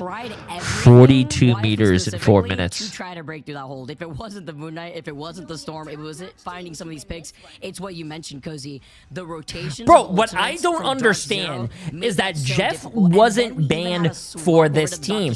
They were running Storm. Why didn't they just do Jeff Storm? Jeff Storm sucks them up and kills them, and it doesn't matter if they have a support ult or not. To delete the Sia from the rocket, but it was too little too late at that point with no bodies left to touch a point. Oh, I feel so bad, bro. I feel like YFP is probably in voice comms right now, so sad or depressed or something. That's tough, bro. The best players from the teams that they came from, Vic. I mean, even Smash of old Dark Zero, the best of the old. And so you have impunity here, right? Amazing. I expected this the first time. Maybe it took a second for them to click the second, but YFP here gonna have to have, I mean, an absolute helms deep, insane defensive performance to try. I can't imagine their voice chat, man. They're probably sad or probably, I don't know, man. Another MRC run for this team. Yeah, I think, yeah, 44. I'm pretty sure. Yo, that Strange ban is really smart. Because not only, let's just say Iffy is a really good Strange player, let's just say you take out his Strange, you cannot teleport back. So if someone dies on YFP here, they cannot teleport back, chat. Doctor Strange too. YFP playing a little bit more back, and with the composition that they're also running here too, they're one of the teams rocking the Loki, Adam, and the Cloak and Dagger. No, you're not gonna surrender in the tournament, bro. Anything can happen. They could win. It's so fun to see at this level of play here. Madara gonna get Iffy right off the gates. They do not have a rocket to reset. Hopeful's the only hope to get the resurrection. Velocity going down or taking down 762, and the hope and the dreams of Never mind. the group stage and the main stage vanish. YFP eliminated. Dark Zero advanced just like that. Let them know it's not a speed run right here. It's about getting to the finish Damn, line. they had 3.5 minutes left over, chat. 07, bro. Move forward in that lower bracket in a clean fashion, let me tell you too. There was a clear difference. Damn, a lot of people just lost their money on YFP. Vanguards, what we just witnessed of Dark Zero and YFP. Damn, man. Roll and there was you know, struggles there with it. 13-0 Velocity. What an MVP moment there. And just looking at the total time of the map as we head to the stats here. Dark Zero advancing on 5 minutes, 15 seconds. Chat, look at the stats. That we burn through here to get through another set of matches. And again, you have 3 people on the team that did not get eliminated, not one time. Both of those being the duelists. Guess what, Vicky? If your duelists are alive the entire time, it's probably not going to be good. That's incredible. I mean, again, they also were Bro, the team rocking the YFP looked rocket like when a it came to really this great triple team strategist yesterday. composition. Look at the other side when YFP were holding the defense. They did opt to go for the Loki. We know that Loki's gone through, you know, a good amount of nerfs here, but when you have that BRB, it's so important in this hold. That is what is going hand in hand with the triple Vanguard and the triple strategist. Just to I don't know if recontest TTK is still here, but this is what Sentinels are going to do to him. Point blank meteor M going down That's on tough. that shark. Very unfortunate there as coach could not figure things out. And I feel for YFP here because they did so well against Sentinels. Oh my gosh. They go so well against Sentinels, right? You barely lose that. You head down here, and then you lose to the ex-Sentinels Damn, players. bro. So it's just a tough look because sometimes it's just not your day. He's not here You know, we had a anymore, sub chat. in He's here not for here. YFP, We can talk and shit. We can talk a shit. talented team that It's we'll open. have It's say free goodbye to talk to, shit. but they will be remembered here as we look at the winners and the legacy that is building of Dark Zero. I know this org is very happy with what they've put together here. Smash, Amazing, Kuroa, Velocity, Impunity, and Madara. Expect to see them more often as they will be advancing forward. Vicky, that was a good one. Yeah, Velocity being the MVP coming through together with Kuroa. Why does Luna's teeth all look like just one tooth? Like there's no like grooves or anything in it, chat. And we saw some there's pretty clutch reses on like how does she TTK, who had floss? also opted She to can't go over floss. to the Venom There's a few no times. Tone 762 who was on the thing at the very end to try to hold up that triple Vanguard lineup because Velocity, you know that Velocity is going to try to clap back there too, and also was wait, able is to put in some Sector damage from aside from those Team freezes. Curie? Absolutely, and this is The no shade next to game, Extinction, who Sector did look MR from your better than chat? we were expecting there Probably? on day 2. But guess what? Dark Zero's can advance to them. I and don't know. is I thought that guy probably, changed names. It's either that or it was Team Nemesis. So I'm sure they're pretty happy about going in that direction, right? Why are Because you Dark looking Zero at her got teeth? too old. Because she was in my face. They're going to want their revenge. Guess what? They're going to get it in the lower bracket final potentially here, or semifinal. I am when watching we you in the advance things. But shower. right now, Oh, it's all thank about you, the match. Batty. We just saw Thank you. Dark Zero, I'm sure, elated all together here. And, you know, I can't wait to see who we have. I believe Velocity will be joining us for the interview, our MVP from that match. I know a lot of them over there. Velocity, I have not had the pleasure to talk to, so I'm excited to see them in just a moment. I like to get to know a lot of our players. We've had some very fun interviews, you and I, Cozy, from the last time we casted too. And I'd like to see the energy that these players provide, but also kind of When's the dig next into game? how it's been to Right after this, rebuild I'm or pretty rather sure. be part of a roster that Geo, has by the way, been appreciate the rebuilt massive prime sub. I think essentially, the 'cause there's a lot next to dive game into. is going to be Yeah, we're gonna be Team welcoming Curie them right against now. Fire Velocity is Strays. here, and let's say hello to our winner and our recent MVP. And hello, Velocity. How you doing? Canada. Yo, what's up, guys? Toronto Maple Leafs. Hey, you trying to speed run out here or what? That was an absolute crazy game, man. You know, I want to open things up, say hello, and ask you. Listen, you have this team, Dark Zero, great org. They put together the Avengers, right, and some amazing players. And I said it going in, y'all have the talent. I wanted to see the team come together. What was the difference between day 1 and today? It was energy. I think we were like a little nervous first match, honestly. Scrims, we've been like kind of doing really well, I would like to think. So it was kind of a shock to lose that one, if I'm being honest. But yeah, no, today we were like, okay, we're not losing, and we just walked out and did our thing. I feel like your pick and ban phases are so strong too. Like, was there, without revealing too much, obviously, but was there anything that you guys had to go back to the drawing board from your first day of playing to looking at how you guys were approaching the pick and ban phase now with the amount of triple strategists and vanguards we've been seeing and like individual player strengths? Yeah, we were like trying to be like different, if I'm being honest, and it was working really well. And then the like counters started to come out, and I was like, okay, maybe this ban line doesn't work. I like cooked up a ban line at the start of the patch, and we were just constantly winning. And then it just stopped working, and I was a little confused. But I was like, okay, let's just go with the Mantis first ban, and our lives got a whole lot easier, I will say. Listen, I gotta ask you, you know, when you have this team put together, and I want you to walk me through how this team has come together and what it's been like, right? You have guys coming from Sentinels. Dark Zero just beat YFP. To meet them. They're ex-champions of this whole group stage, right? So they know what it takes to go legit the whole distance. But then you also have some of the best coming. Impunity, amazing play. What I said is you guys have like the best players from the teams that you all took from to make this team. How has it been like putting all y'all together? Personality, team play, all of it. It's been pretty good. It's been pretty fun. I had the pleasure of meeting Rai and Kurova in Toronto when they were there. Rai actually slept on my couch, and that was a good time. They're really good guys. Bro, that's awesome, bro. That's awesome. So when Kurova hit me up and he was like, "Yeah, we're looking to like trial for teams," I was like, "Come on over, come on over." And Rai fit perfectly. I mean, the guy plays literally every character. I swear there's not a character that guy's bad at.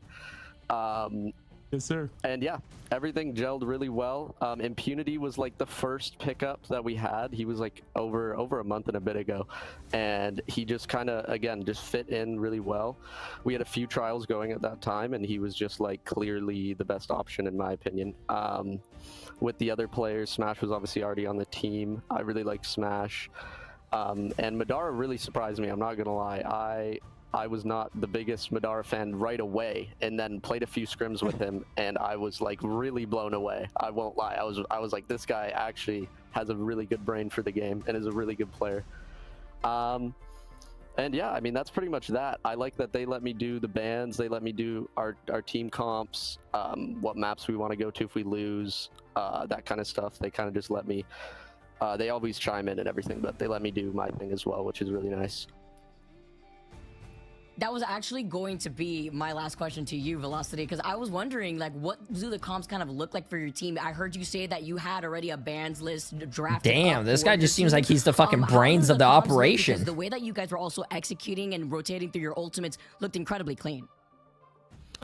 Yeah, we weren't big believers on Hulk Namor originally, but I had like this last week we've been spamming it, and obviously we have Impunity Hulk and Rai Amazing Namor, so you're kind of like, why wouldn't these guys play it? They must be stupid.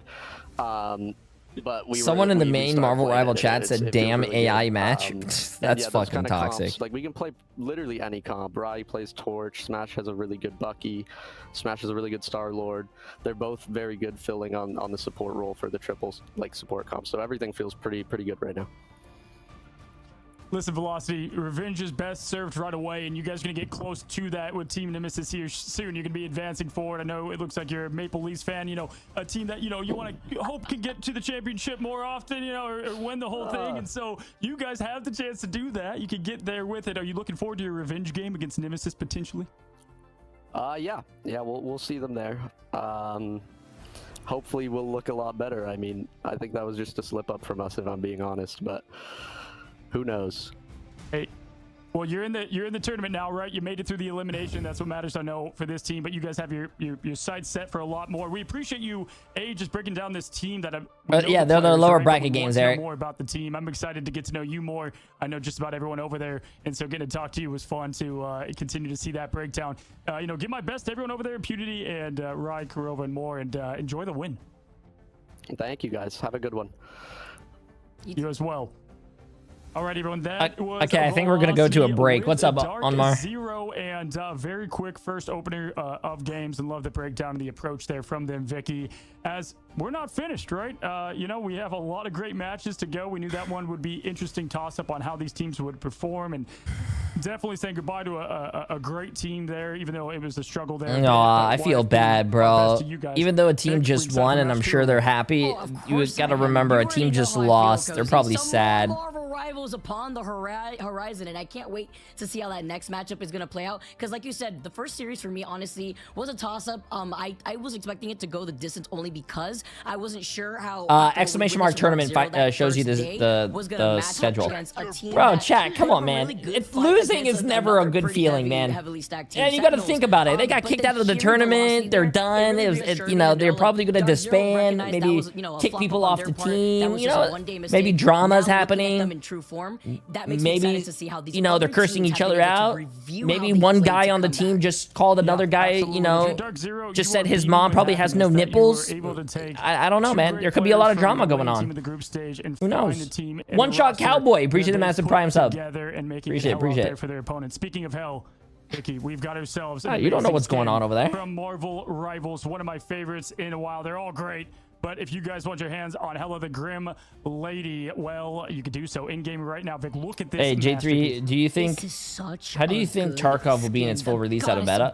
I have no idea, bro. Mercy. You can instill fear into your Hopefully own fun. eyes, and it's been available since September 25th. So don't forget to pick that up because this skin. The mama is has no beautiful. nipples shows that you're 30. Yeah, bro, it's Absolutely. funny. We love the skins in Rivals, and we expect to see even more, I'm sure, each and every week. I love the releases. Look forward to Twitter on the Mondays, Tuesdays as they come out. But we'll be heading to match 2 in just a moment. We have Team Kiri versus the Fire Strays. And fun part, I believe the org for Fire Strays were the people that helped put on the Boger badge. So it's cool to see them have some representation in here and a great team as well. Older Rivals. I don't think they're 7, gonna Kiri, go they finished maybe in hardcore second with in it MRC, because I think they're gonna Vicky make the in game a season lot. 2. So a lot of great talent once again. Tarkov is We'll see how going they full continue to release. stack It's up going to be on Steam. I'm in pretty these sure there's matches. going to Y'all it's don't going to go try to get a lot of anywhere. new players in. It's Match not going to be 2 so coming hard. just I a feel like moment they're going to after try this to quick make break. it maybe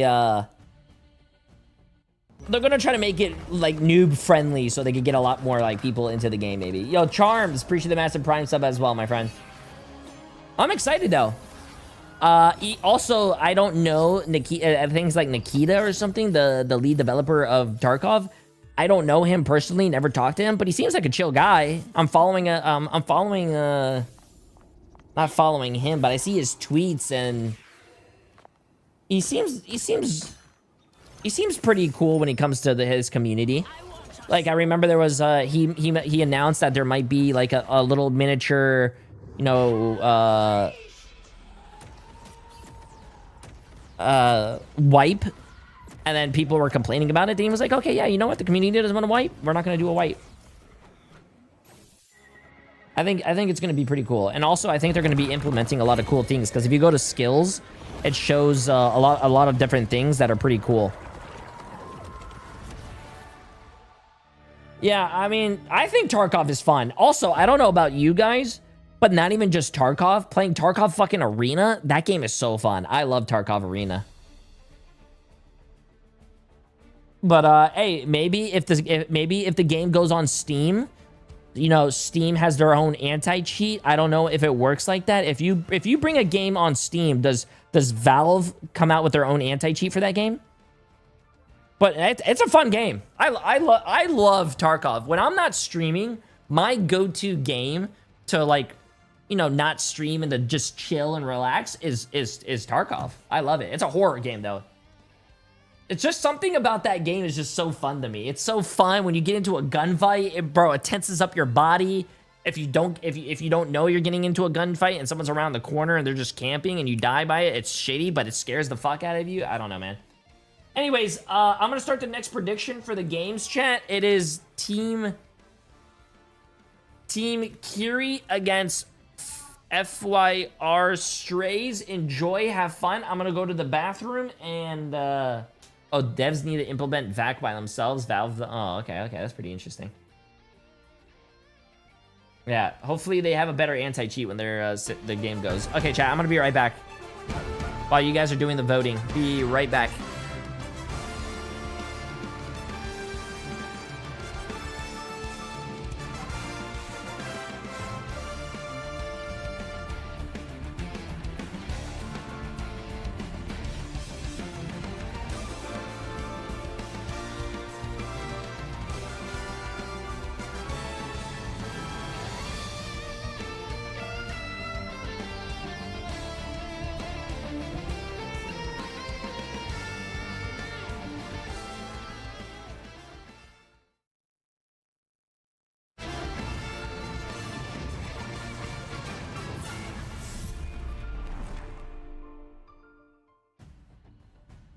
Hello and welcome back, guys, to Marvel Rivals Ignite Group Stage 2. We are in the elimination phase for this. You lose, you go home, you win, you fight for more, and your seeding spot. We go into match number 2, Vicky. Lots to play for here. Team Kiri versus Fire Strays. Let's start breaking down this matchup. Are you excited for it? We both picked the same team this time around. Yeah, we did. That means, I guess, if we follow the cozy timeline, then I should be able to get my point this time around. But you know what?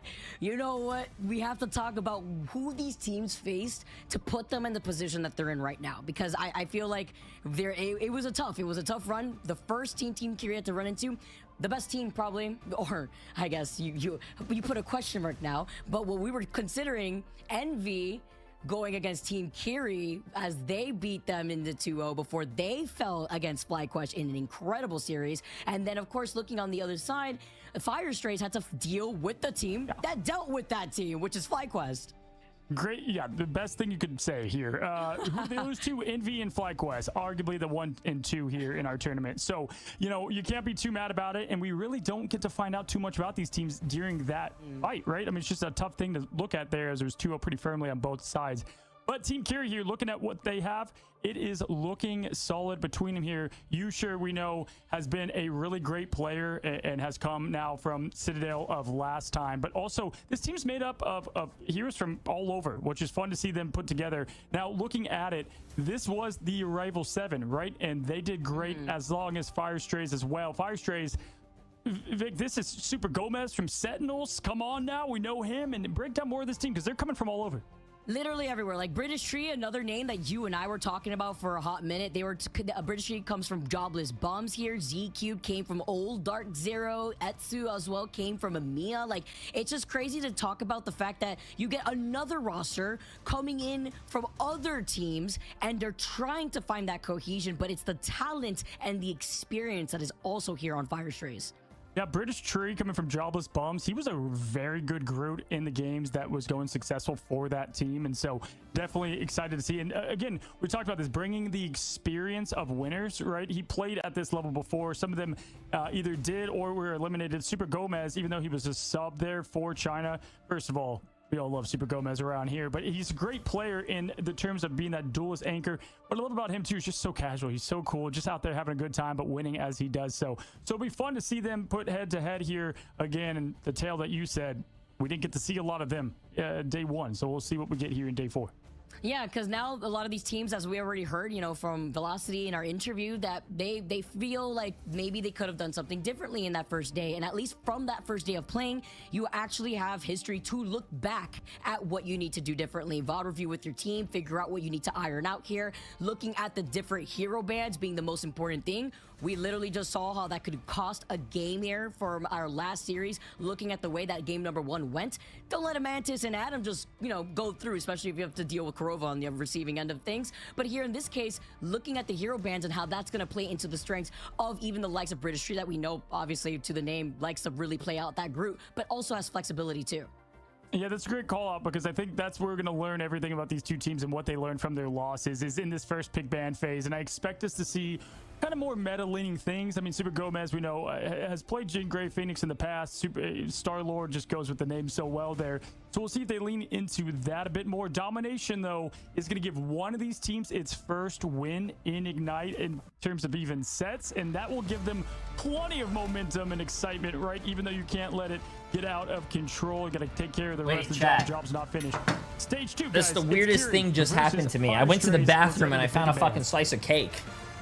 Best of 3s here, little to no room for error as we get started, and thus far we've been seeing the priority ban over to the strategist, so the tradition is still following as it continues on to no Mantis, no Jeff from each side.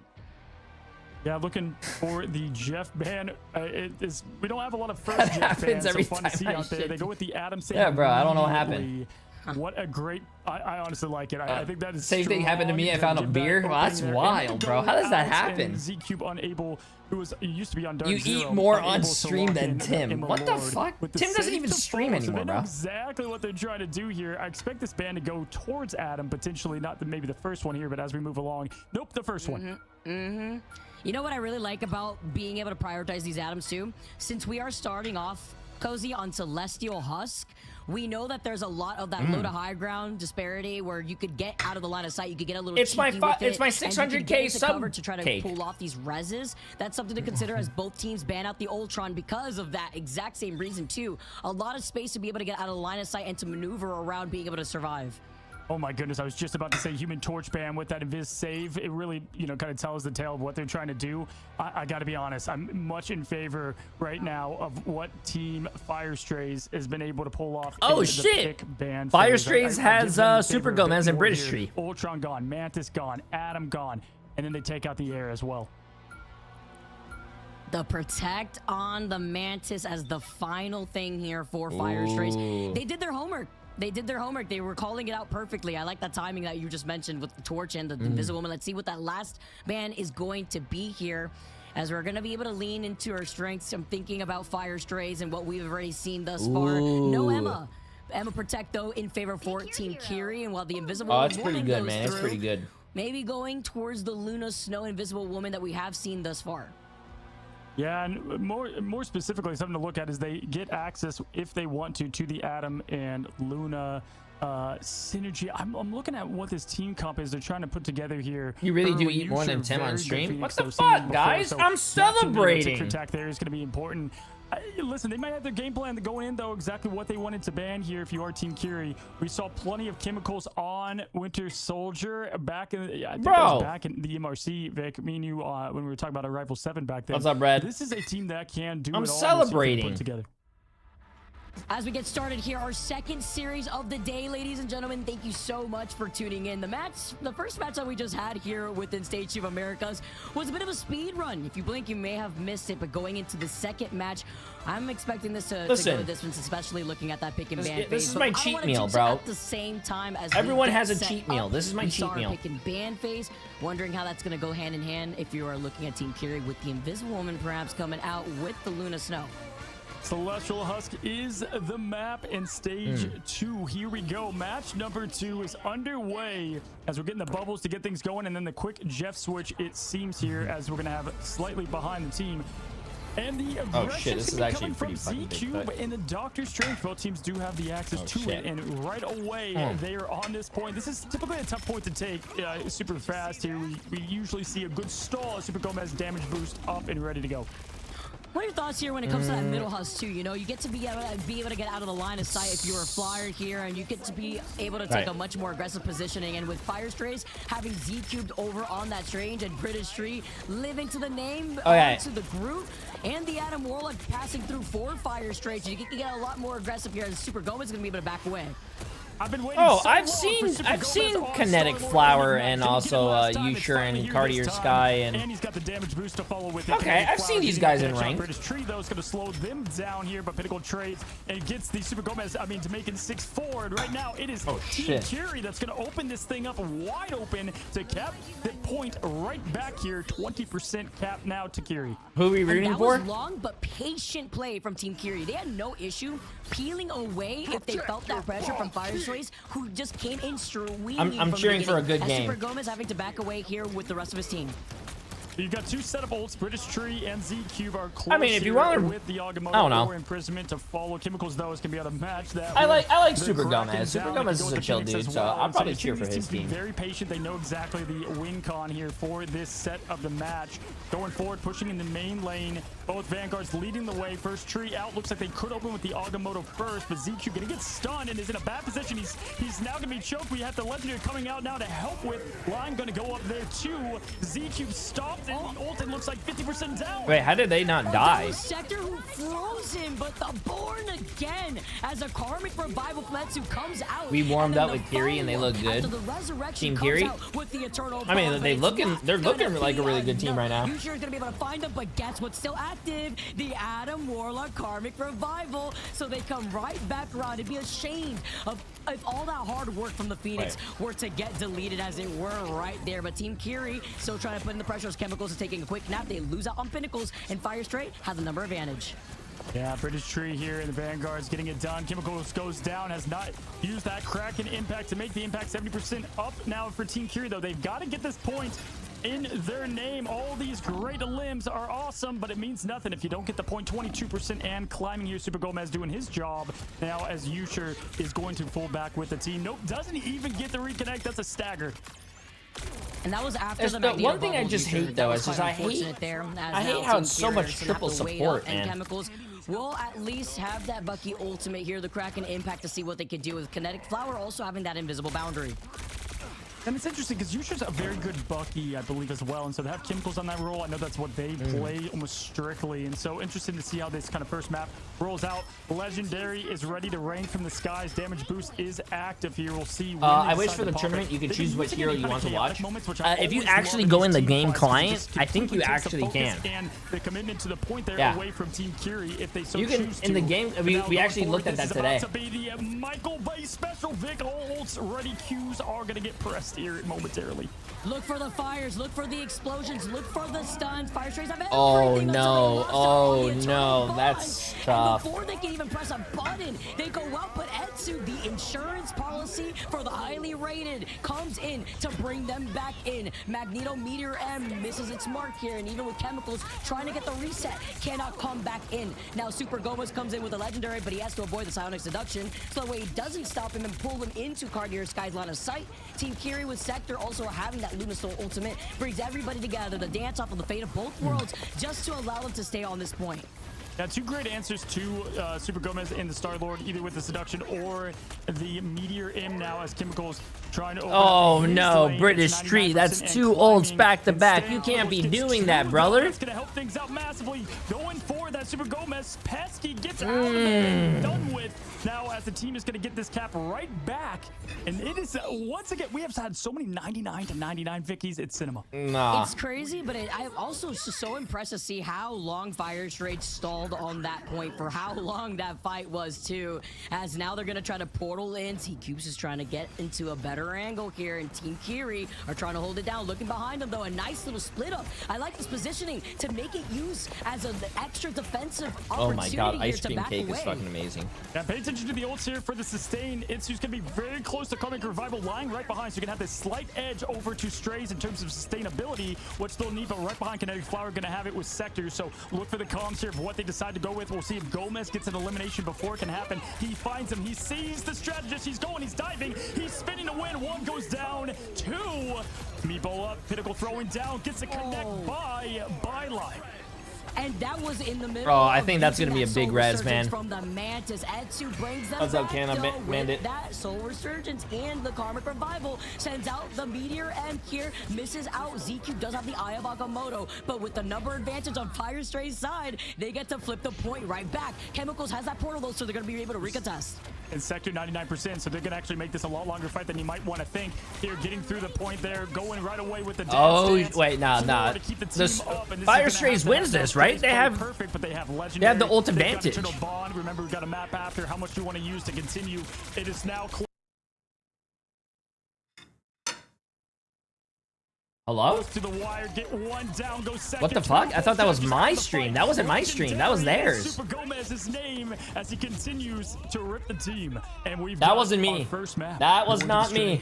Got away with No, it. Who's gonna contest don't say the that was Star-Lord me. in the That was sky not when you me. make the swap over to the Wolverine? It's a difficult situation when you're Not also my forced internet. to recontest, and the tanks were a problem. But Fire Strays looking great in the way that they were able to retake that there too. Ah, Super That was Gomez a good match. is It was a popping close match off. between both of them, and honestly, even how the team fights landed. I mean, I got to give it there to the edge on Strays. That was on how not they me, Jack. handled their last ults there to get the strategist out of the fight before it can even begin. And then at that point, even if you get the portal in, right, Vic, it trickle in. It's tough to really That was kinda not get me. locked back That was in. not me. I don't But care what you looking guys at say. the That's ults not going me. into this Let's next see. round, you Did have they the say anything? Agamotto to open things up about a mile away there from anything strategist-wise from every single team. So it's going to be more of a quick fight, I think, for this first point. Oh, they didn't say anything. Having everything they can in the arsenal out here. We saw how they were able to recontest with that strange portal. Let's get this second round started now. Team Curie, they were cooking up, but in a 99% and a 99% altercation, as we've seen again, Cozy, it's been so close between these teams. ZQ does have that Eye of Agamotto that he was holding on to as well. Yeah, looking at Everyone's it here, there for we'll drops? see if he No. opens up with it.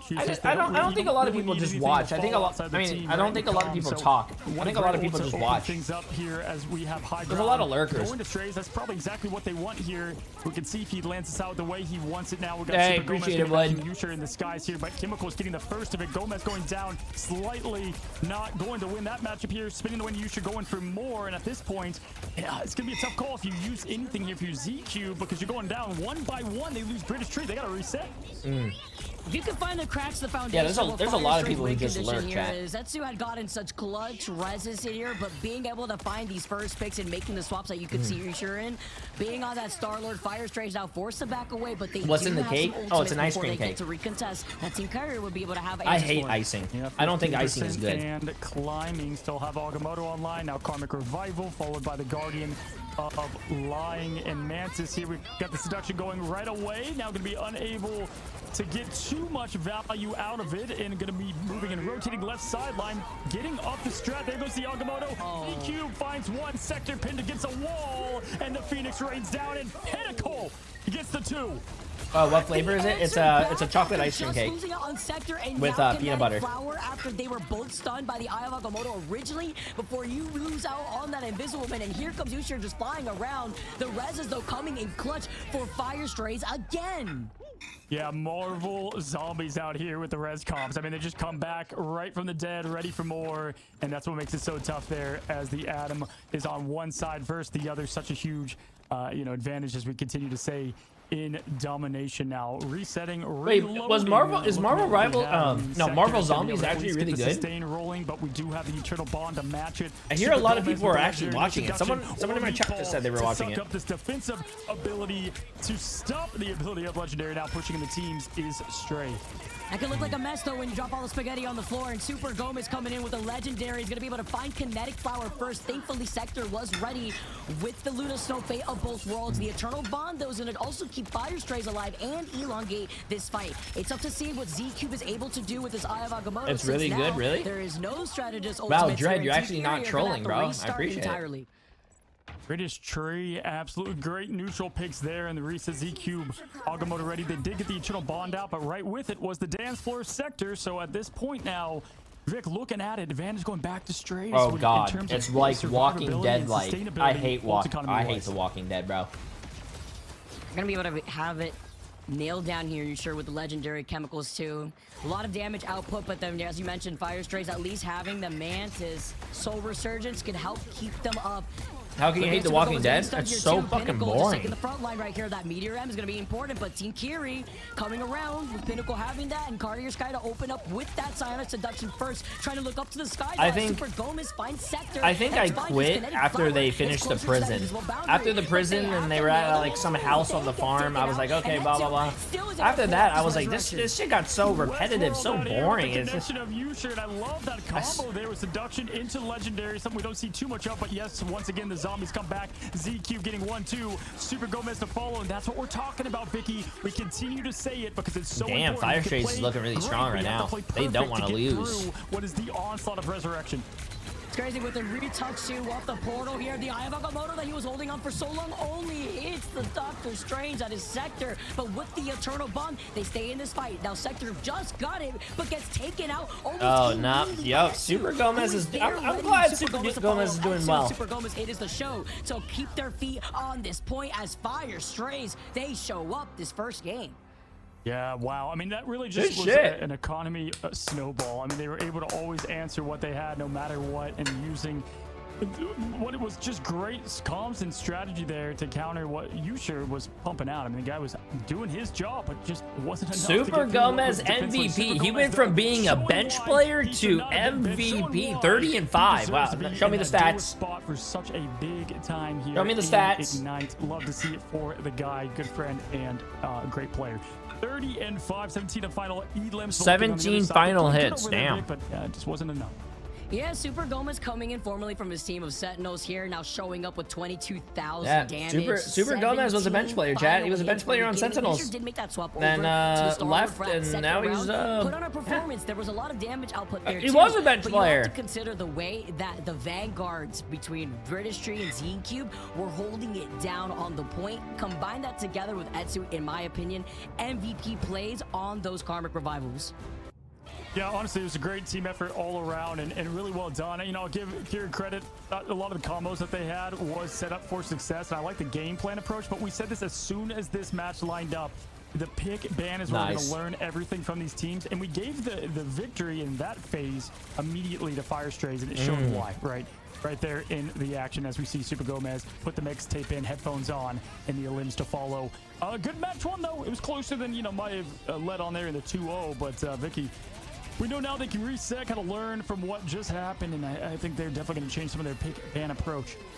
Definitely agree there, right? Because if you look at what Team Kiri had protected, they protected the Invisible Man, they protected the Emma Frost. I mean, between and then Nectar, we had Rye, Pinnacle Mason, and Sector Super swap Gomez, who over do you to the bench? Doctor Strange, a recontest. You don't bench and then Pinnacle anyone. over to that Magneto. You kick a tank. You We bench did see one of their British tank Tree players, actually and you run swap over triple to Magneto DPS. too. The group was just getting blown up a few times, and Team Kiri with Chemicals being on that Phoenix, they tried to lie. They even tried to shut down the Resurrection. But Etsu, and it's again on this map. That's a of team Celestial comp I Husk want to see in this that tournament. had I a want to low see ground triple disparity and DPS, being chat. able to reposition after a little cheeky res like that could go so far. Well, yeah, if you're on Warlock, you need to survive. You certainly can't fly, and so being able to be up there, we saw it from Yushu just then. They combine the seduction with that. 1, 2, 3, down. Even Adam goes down, doesn't matter. Teams back up in the fight. They flip it just like that. 30 KOs, 5 deaths. Great job from the team as a whole. Excited to see more from them again. Did not get to see what this team was made of exactly when you're going up against such a strong org and not only that team here, Vicky, with the day 1 action. Day 4, though, showing up right now, big time. Yep, and then this is when they finally have the opportunity to be able to work out what they needed to, right? Whether it starts in the pick or ban phase here, or Chat, when does the Sentinels and 100 Thieves play? They play next week, Thursday, probably Friday. They don't play this week. They're in the winners bracket. This is the losers. Atoms that we have witnessed. Also, no problem, Tanner. Appreciate it. See when it's utilized and how strong it is, especially on some maps like that. You have to always keep your eye on where the atom is. You get that KO. But where all is right, he I'm again? sending the You get wife that to get pass, an you ice get cream right back in cake. if you're Must not have keeping now, track, right? bro. I And love then you ice allow cream these cake. teams to just recontest, and as you mentioned, Cozy, it's going to be Marvel Rivals Zombies instead. Yeah, I mean, without question, we've seen it across the board in these maps. And this was, I would say, out of all the matchups, this was the toughest one, to predict for us because we just didn't have a lot of homework. New teams, different day 1. We'll see what it holds for match number 2. This week, Thursday, Friday, Saturday, Sunday. Right back to the action.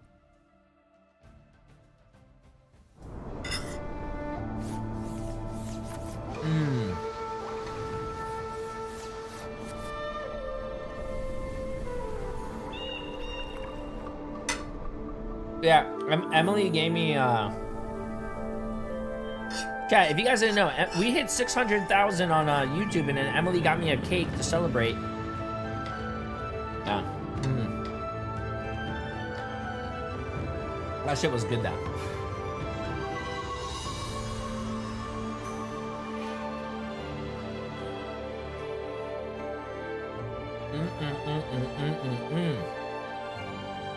The chocolate crunchies are the best. That's what I'm saying. If you guys ever get a chocolate ice cream, a chocolate cake, and then that vanilla, and then that chocolate, and then there's the crunchies in the middle. Oh my god.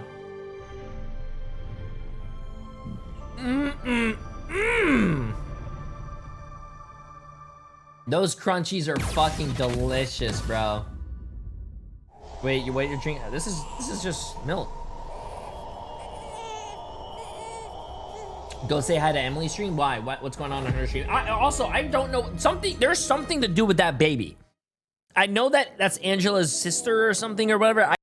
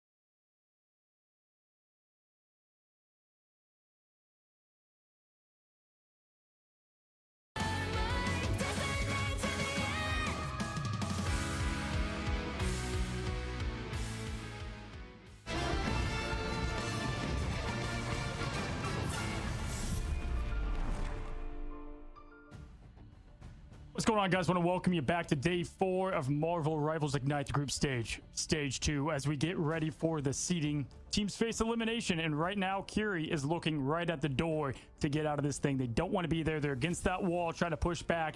Vicky, game number 2 between these two is going to be good.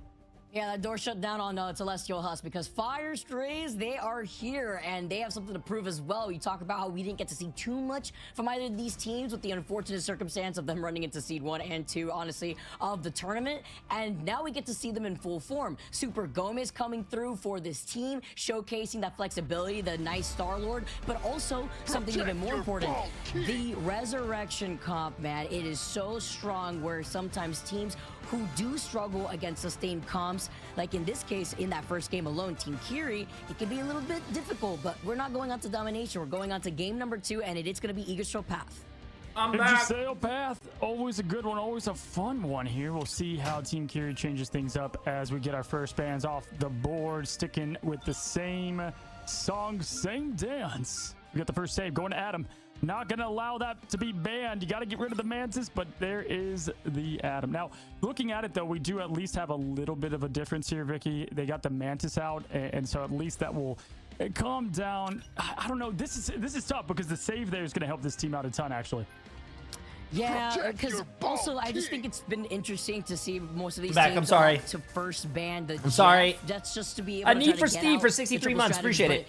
This is something that we've been seeing across And multiple Hail regions. It's great to Hydro see it continue on as 69. the Appreciate the Adam massive protects tier come 1 through sub. from both sides. Welcome. No Ultron flying around, as we know on this map too. We highlighted verticality on Celestial Husk. Here in Yggdrasil, How was it's the the cake? same thing, right? There's a lot of verticality. Oh, it was good. A lot of places that you could But I use also to feel protect bad. your I'm line at of that sight here. age As we now take that a I have look to at think the about next what set I of bans are gonna eat, be. because if I Yeah, do, like this if I one. don't, They I'm got gonna rid blow of up. ammo last time. That was fine and all, but yeah, okay, they go with it again. They get I just gotta go Ultron, extra hard at the Mantis. gym. This time though, at least matching the Adam, right? And so, because there's a lot of times that you right, got the wipe, but they didn't have the Adam to re-Adam. So we'll have to see now just the exact placement of if they can pull these big reses off. And in the You're map like 80? this, so Yeah. important. Oftentimes you do see him banned here, most likely. But we're gonna go match for match, mostly outside the Emma ban. Luna gonna be following that, so they can't utilize that powerful team. Whoa, that's a different ban. One team bans Emma, and one team saved the same team saved it. On the opposite team, they did ban out the Emma Frost, so you won't be able to have that team up. It's very rare that you actually see that go through. But being able to have the protect on the Magneto lets them sit in the driver's seat. Team Kiri is also starting off on attack, which is important. Hey, to low note, sugar which is why diet's you're good gonna though. I probably mean, see them run out with the Storm sugar's bad here, for you. disrupt the piece, but also force Good. out some ultimates away from Fire Strays, who will Hey, be baby rocking the boy. triple Vanguard and triple Strategist. Yeah, they'll allow 1 tornadoes, but not 2. They didn't save Invisible Woman this time. That kind of gave them the clue to get rid of I lost Human Torch 75 anyway. pounds They so probably far. wouldn't go Oh with that. shit, yo, But they that's remembered fucking it from last awesome. time. Like, okay, we're still Congratulations, gonna dude. ban Torch, so That's no access that's to good. that for Yeah, Kiri sugar's very as the teams are what do you call it? set Addictive. and ready to go And if you can like for our, really the opening break that addiction, defensive hold that fucking we awesome. always see here Yeah, as the 100 Thieves is still in. They're in the triple winners bracket. strategist. Always so fun to see how these teams come booming out the gates. We find ourselves in What do you do at the Asgard, gym? home of the new hero, Usually work Angela. out. Let's get this thing rolling.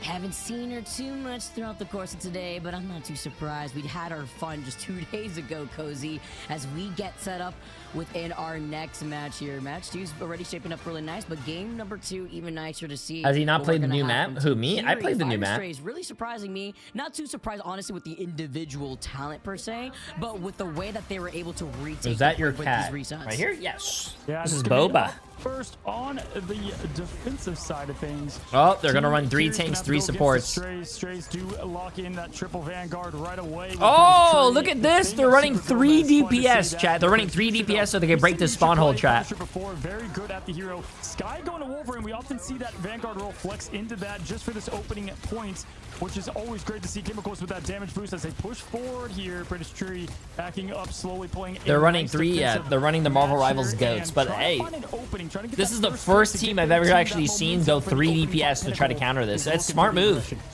I'm interested to see this layout though from Team Curie, with Yusher being on the Punisher and Pinnacle being the only. Do I have a routine? I just do upper, lower. These walls, which could be detrimental when you're also forced to run Groot into Emma Frost. A nice stun coming out though. Talk about damage pressure, as the Wolverine can also help displace these Vanguards. It's too much damage coming out, as Cartier Sky is going to be able to find Super Gomez, but with the rocket, with the jet, sometimes you get to have to worry about that BRB specifically from Etsu. And now oh no! Oh shit, bro! Poor fucking Jeff. You gotta stare at the meatball straight in the face. Oh, poor Jeff, bro. Field day with the amount of meteors smashing into sharks here. It's been unethical, but now at this point, you're right.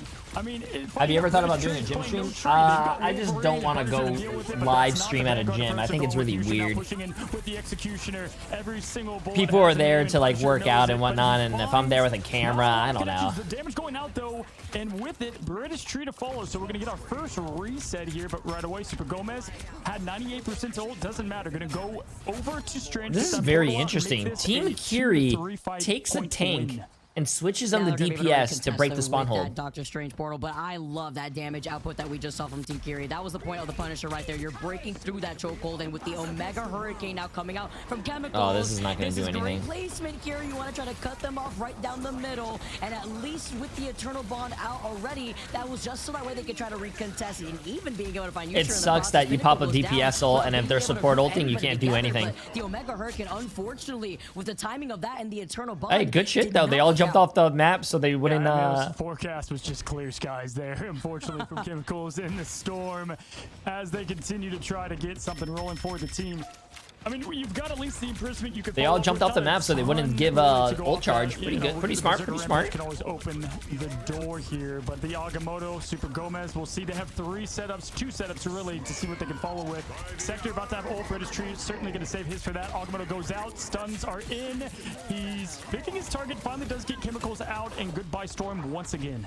And pressure's on Cartier, who is also able to stun right there too, but they will at least have some ultimates in the bank, but time is of the essence. You're almost down to less than a minute now, and Fire Strays also rotating through those ultimates, because lying being on the Atom, you already know what to expect here from Fire Strays. What they should have, they need to combo the Storm ult with the Jeff ult. And now you have the Sia coming out from Fire Strays just to try to combat that, but it's just going to get deleted immediately, as Punisher's damage output, especially in the final judgment, it's just a lawnmower.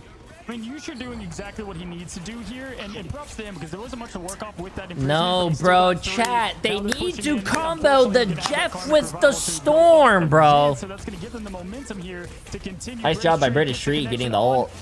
Bro, they need to do Jeff NATO. Finding itself again. I mean, Vicky, this is the same thing we saw from the first match. The team that won went in with that momentum right after losing, and it's tough. This is a great defensive hold so far. I don't know. British Tree maybe should change his name to British M. The Steve Magneto output here from British Tree is just crazy. Wait, they need to change British Tree's name to British what? With the Omega Hurricane, they don't want to get health here as the Loki ultimate, the God of Mischief, gets the copy onto the fate of bro, both see, worlds to be able to try to keep them in this fight with overtime ticking away. Yes, British Tree, the British Emma. Now with British another Punisher ult. It's going to be on him here to open the door. Pinnacle has to land this, has to get this imprisonment perfect here. It's not going to have a follow-up, but the Agamotto out. Super Gomez is out with it. British Tree, Z-Cube though. It's the Vanguard show once again. What a hold. Wow. Strays. Yeah, that team comp is so fucking strong to full hold people, bro. 3 tanks, 3 supports. Thanks to Super Gomez. Thank you for letting us all feast, because that Eye of Agamotto was chef's kiss. Super Gomez sacrificed himself to get a fat ult so he could die, so his team can can clean up. Wow, that was just tough. There really just was not an opening there, even with the portal back play that can bring a little bit of team misalignment. Nope, they were locked in and ready to deal with it. So we now have yet again the same situation. Can Curie get a defensive hold that would be worthy of, my goodness, an advancement? Because this is going to be very tough. Would Wolf? Be tough for this team. They're not just doing anything. Some teams like to run Wolverine. Too much, but I like the if you look at Fire Strays, they're running. Oh, they were on Wolverine. But hey, little wizard action as well. Magneto Meteor M into Jeff middle of ultimate is Now Team Kiri's gonna try the triple tank, triple support. Prioritize using that meteor rim on, but it's so successful in breaking out any disruptive compositions now as we get to see Fire Strays on the attack already looking at that Moon Knight to try to break that. Yeah, I don't know, chat. That is something that you're gonna have to ask the coach or something. The Team Kiri not actually doing the Jeff NATO is just that's just a questionable play. That when they cloak ulted and that storm ulted and they jumped off the map, if they just Jeff NATO'd, you kill through support ults, bro. Need every bit of it here as it's morphin time. Gomez has got the battle pass game. It's so nice. Just also so satisfying to hear the noises, the sound effect when you take your shots. It is it tickles my brain in a different way here, and it's tickling for him too because the way he's just pushing up into position, he's building up that ultimate just as quick as you could expect when it comes to Moon Knight and that damage output, just so that way you can get that Khonshu just out in that choke and deal even more damage. They're trying to split that focus onto him, and he sends it down here, tries to block out their point of exit. That guy, Super Gomez just got an ultimate ability on this character in like 35 seconds. Sometimes just get it out there, get that pressure rolling. That time it did not land for them, but they do move forward here with the aggression. Pinnacle out, and unfortunately, not going to be able to get back from that res. Kinetic Flower ulted as well, so with it, it's looking like it's going the way of Strays, but here is the ult. Ooh! You sure? Okay. The Sorcerer Supreme finds himself a 6. He says, let me at him. I'm tired of this. Gets the Penta. Gets Ooh. the 6-man Eye of Agamotto. Ooh. That's how you I feel like Jay could coach, but he's too nervous to. No, I cannot coach, bro. I'm a streamer, chat. I'm the type of guy. I'm like your dad. Have you guys ever watched your dad watch video? What do you call it? Sports? I'm like the guy that just sits on the couch, watch the other people do it, and just says, "Oh my god, if I was on the fucking team, I could have done that." While drinking like a fucking beer or something. Like goddamn dare, brother. Listen, if I was on that team, I could have fucking hard carried and caught that football. These guys, they're not good. Wushu! Appreciate the massive prime sub, buddy. But you lost out on sector, you lost out on chemicals thanks to that Omega Hurricane to split up that res and prevent the reset. Now you have the Eye of Agamotto coming Oh in, no. the last one may have been No, flashy. man. Overzealous, you got shut down, you got choke slammed, and Fire Strays, they needed to win that next fight to get this payload forward. Yeah, the point far Poor away, you though, shoot. so at least I think even you with sure it, his going ult down didn't great, really they're gonna be switching roles here. touch. Going out to Wolverine. They had time to touch, which is actually a benefit. I thought it was gonna be rough. Oh my gosh, he's got to get to it. Oh my, the tree ults. Can they touch? Oh my god, they barely touched. What a way to read that. Good job there from the tree of British. Look at that. Look how close. That was actually so insane. That was actually almost such a fucking great Groot wall, bro. That Groot wall almost fucking did it. Oh, nice. Nice play. There's nobody on the point. Everyone felt the pressure. Oof, that was I was not expecting this one out Damn. here. Well, chat 07 the Team Kiri. They played well, but they didn't play well enough. And it's sad to say that there can only be one winner, bro.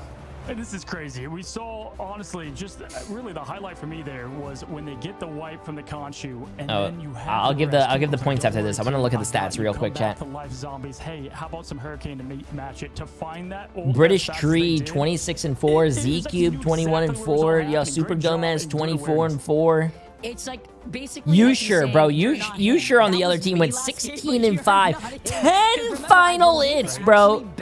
No one else was killing anything on his team. Damn. Strays though didn't have the Atom Band against them. This time around they did because of the impact that it had in the first game. Damn, bro. Okay, here, enjoy chat. Oh, 58%. Because that's who had the answer right afterwards. Yeah, so unfortunately, we will be saying goodbye to Team Kiri. You know, people do have to lose. They got to get out of this tournament with some great players with it, and they'll continue to find. What's the farthest you've won in a Marvel Rivals tournament? Oh, I've actually never played in a Marvel Rivals tournament, unless it was for like streamers. Yusher is showing that right on display here, making the most of what he could before he does say goodbye. Jay, will he give Marvel Zombies a chance? I'll probably check it out with Emily, but if it doesn't stick, we're probably not going to watch it. First win in this match. They're going to just carry right with that in the momentum. And now they have their first win against a team we'll see if they can carry that into the next event. But they do have a tall task ahead of them with who they're playing next up.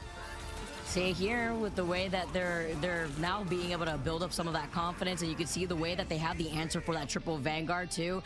They were so close on being able to recontest, but with how close that payload was, Cozy, to the finish line before they had portaled in, it was going to be really I wonder who they're difficult, going to get for especially with them the unleashing all those ultimates. But even better for Fire Strays, the way that they were not only for, able to break through that chokehold, they were the able interview. to make the adjustments that they need as we take a look at our MVP.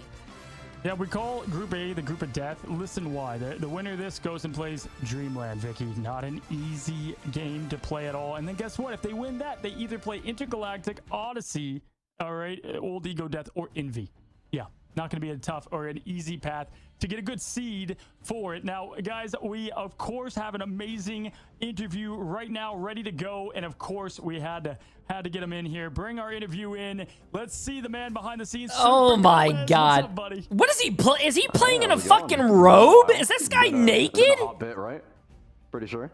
Been a hot bit. You know, last time I talked to you, we were sitting down watching some of the madness there in China. So it's good to. I'm see you DMing here. this guy. New team, new dream, buddy, and you looked right at home with Star-Lord. Talk to me about getting this team together and what it's been like now, leaving obviously a team that you were with for so long, and tell me about the process of having this team come to light.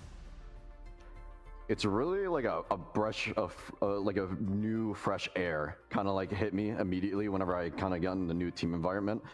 Kind of like whenever before I was expected, you know, I was gonna be going with Rai or with Krova after leaving, but at the same time, I still had to look out for my options. Obviously, I really couldn't follow them, so I found this team, and I really kind of bond really well with them. They're really fun behind the scenes. I wish I could stream all the stuff that they say and everything that they do, because they are some funny ass people. I can curse, right? I think I've asked this before, but they are. I can curse, right? Nah, he just got fined $5,000. I think GG's. we've been trying to build this really high synergy together, and it's been going pretty well. I mean, we have a bunch of stuff behind the scenes that I usually like to leak out a little bit, but we kind of got a little unlucky going against FlyQuest at the very beginning, I'd say. I mean, they're probably the best team in the league at the moment, but we're here to show against the rest of the teams. Love it. FlyQuest is the best team. It's like the second time that we've spoken to each other in an interview, and I like your input too on how it's been to slot in with the rest of your team, how the vibes have been, because a lot of people underestimate how important the vibes are too.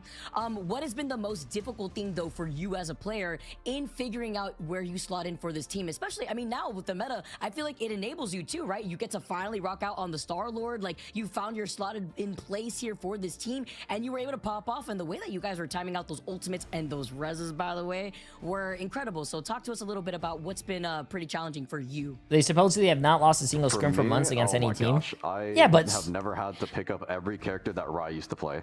Like I have to pick up everything that he does. Like it is so like my hero pool was already to where it was in last patch. But then as soon as this whole, I have to play tank now. I have to sometimes switch to Jeff. I have to go play a Moon Knight Magic sometimes. I only did it. I kind of messed up on that first time, but I have to pick everything up that he does, which is a little annoying, but I have fun with it. No, the tournament's not done. We played 2 out of the 4 NA matches. This is always Rai on that side, and you know, I like that you said you're a vibes guy. That's exactly what the compliment I would give you.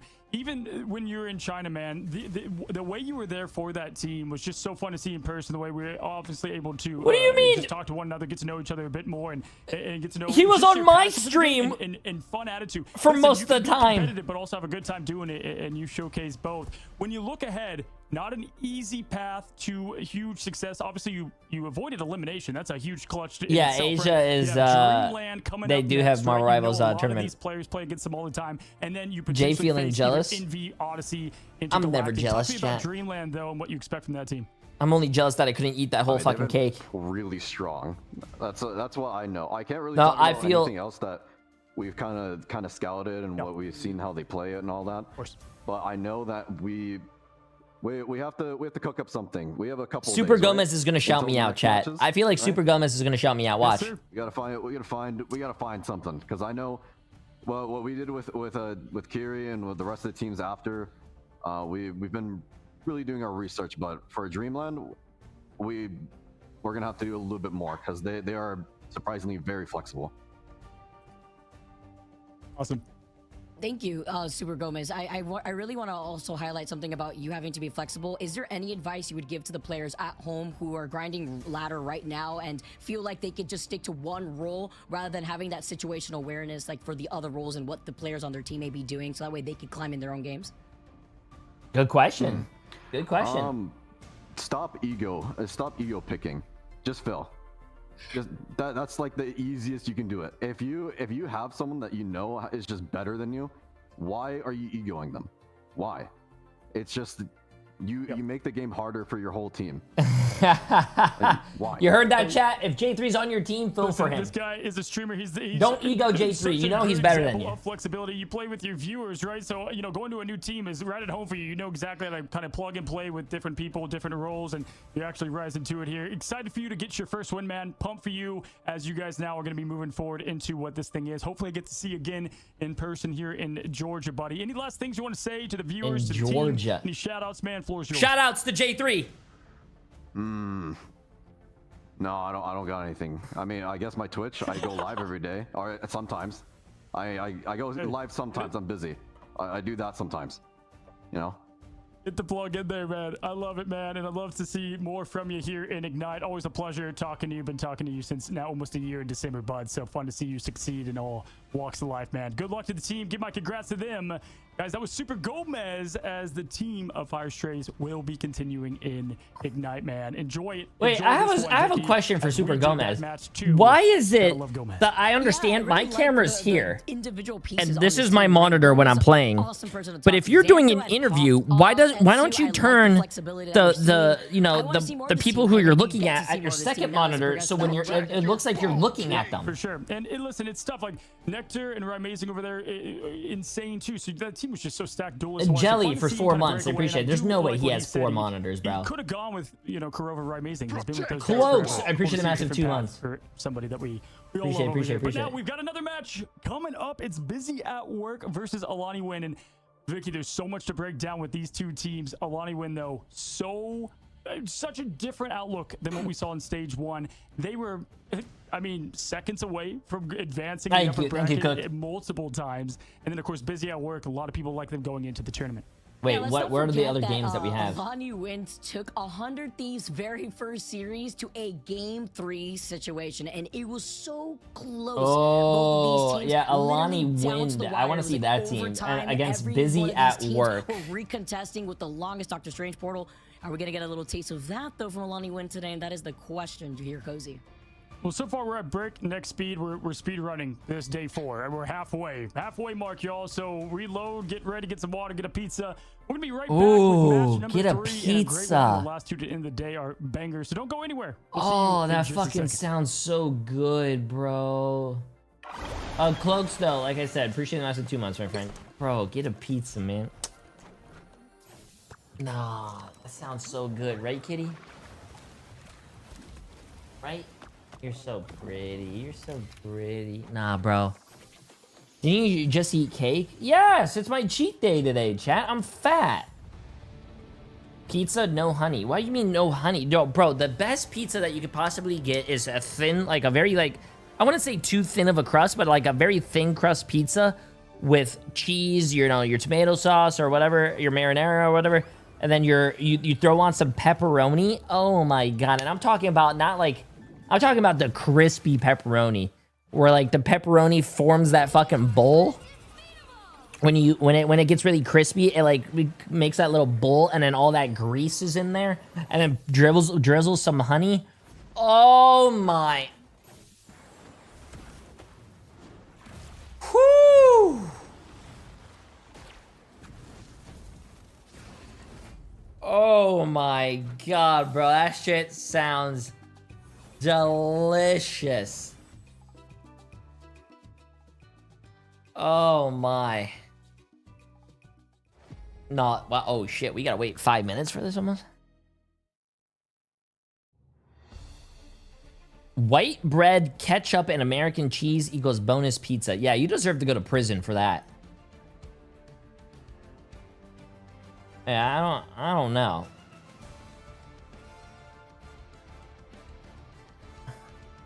Do you use regular honey or Mike's hot honey? I don't have hot honey in the house, so I just use normal honey.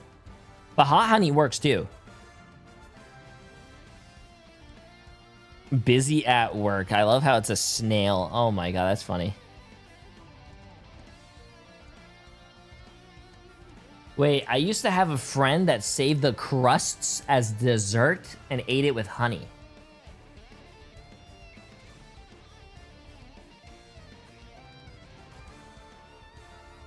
Okay, I think saving crusts for a dessert is a little weird, odd behavior, but usually when you eat the pizza, once you get to the crust, just eat the fucking crust. I can't trust someone who doesn't eat the crust. That's just so, it's just so weird to me.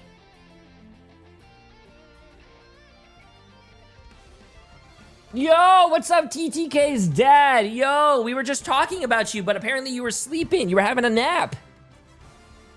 I just want to say, you guys play, it's 100 Thieves against Sentinels, and I'm sorry, but I'm going to have to cheer for the Sentinels. Because your son came into my chat. That's how we knew you were napping. Because your son came into my chat after texting me and calling me old and then bullying me in my own chat. So, when 100 Thieves plays against Sentinels, I am a Sentinels fan.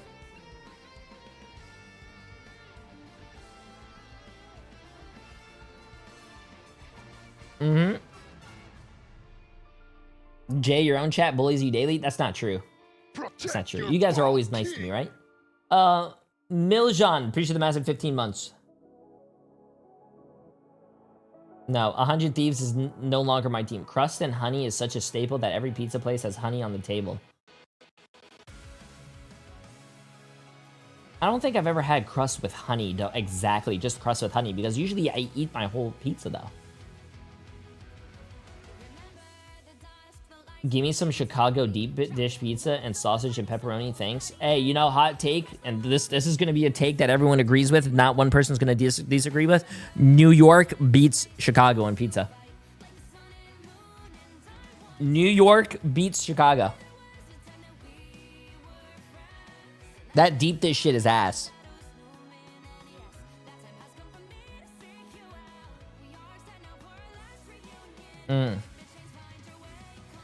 No, they don't. No, it does. Yes, it does. I don't. You're pissing me off, Jay. No one likes deep dish. No one. No one. Yeah, exactly. That's what I'm saying. Deep dish pizza is like, is just lasagna, and no one likes lasagna. What food is Florida known for? Where I live, it's usually a lot of. It's a lot of fish, I would say, because you're close to, like, you know, the ocean, obviously, but a lot of Cuban food. There's a lot of Cuban food, a lot of, like, fish, a lot of, I've been exploring, actually, around. There's a lot of good foods around here.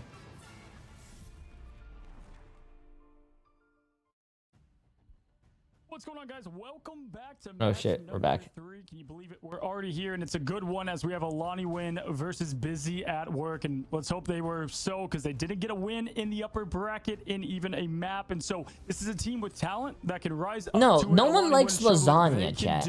Vicky, both these teams clashing is going to be fun to see who stays. You know why no one likes lasagna? And on the topic of pizza, listen. If you have a pizza and you take another pizza and you put that pizza on top of that pizza, you have two pizzas. But why is it that when you have lasagna and you put more lasagna on top of the lasagna, you only have one lasagna? Check fucking mate. You guys. Yeah, and if you look at it, right, I just beat you. I just mind fucked you guys. You're done. Very good against Extinction. Extinction's the one that put them down there. So it's gonna be. Yeah, no, I hate lasagna. Lasagna's ass. The opposite effect happened from the last match. But when you look at the talent of what each of these teams have and kind of who's leading the helm, a lot of different players here to break down. No, I'm being dead at bro. If you wake up in the morning, just pretend it's your birthday and you wake up. I gotta mute the casters real quick. If you wake up and it's your birthday, What are you gonna go eat? Most of the time, people are gonna say, "Oh, like a nice fat steak." You know, I want to get some steak for my birthday. That's delicious. No one in their fucking entire life wakes up and says, "Wow, you know what? It's my birthday. I get to eat whatever I want. I want lasagna." No one ever fucking says that. No one. Okay, I gotta start the predictions, chat. Who will win? We have busy at work against what chat was it? What was the other team? Has been on another level being on the strategist too. Oh, it was some weird name. Hold up. They have also a lot of the players with experience to play with one another to being able to what the hell is Ilani But it's about Wind? the execution too, right? We saw this exact game where actually being on the Hulk and SJW being on the Namor has really helped them out. Together with that of Redis, you already know the follow-up between the Phoenix Ultimate into the Whale with how lethal it is. It came down just to some of the ult fights on this matchup. So again, Busy at Work has what they need. It does start to me at the Vanguards. I think Prince and Axery are very good in terms of talent pool level. Where we would rank them, we'll see if they rise up to the occasion. Okay, now, chat. Who do you guys think are gonna win between Alani Wind and Busy at Work? Shark, right? I mean, so fun. Shinzo, I would say, is probably the biggest rise in name here in the tournament so far as well. Vicky, as far as players that we've seen just glow up, was good on Star-Lord and really everybody as we saw them. Yeah, you see Logan too, the little rocket with the little toupee, the little Adam Warlock toupee right behind him here. But yeah, each individual player here in Alani Win really surprised me within their series. What about Garfield? He loves lasagna. I think that this is a team as well with Chenzo specifically. Like, No one likes Garfield. There's a reason why no one likes him. Able to really put the way that duelists have been aligned for this team up and displayed together with the Star-Lord. We saw Chenzo Star-Lord go absolutely crazy to the point where you and I were wondering, do we bet? Hey, look, there's 100 Thieves on the other team. Yeah, and one thing I want to highlight when you go. Wait, 100 Thieves almost lost this match. Holy shit! That was.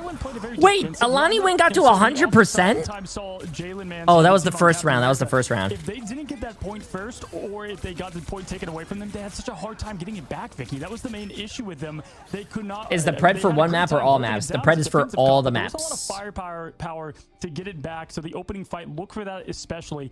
100 Thieves forced him into Captain America. He's a Venom player, so we're going to have to see if the same strategy and approach is going to be used towards this team in the pick band. Now I want to know what I want to do. Okay, chat. I gotta go ask Emily what she wants to do for dinner. I'm gonna get a pizza if I can. Listen, have you tried Mexican Hot Pockets tamales? I believe I have. Well, give me like legit 2 seconds. I'm just gonna go ask. Yeah, I also feel like it could be going either or. It depends on the mindset of these individual players, because they could have seen it be so close to getting an upset, because that's what it would be considered, right? An upset through that bracket and then falling short. If anything, having to look back at that one last game to figure out how you were fully held, and I believe it was on Eagle, how you were fully held there and what you could do differently with convoy maps, that would probably be the biggest key. And of course, we do start off though for our first map always on domination, as the Jeffrey and the Emma are the first to go.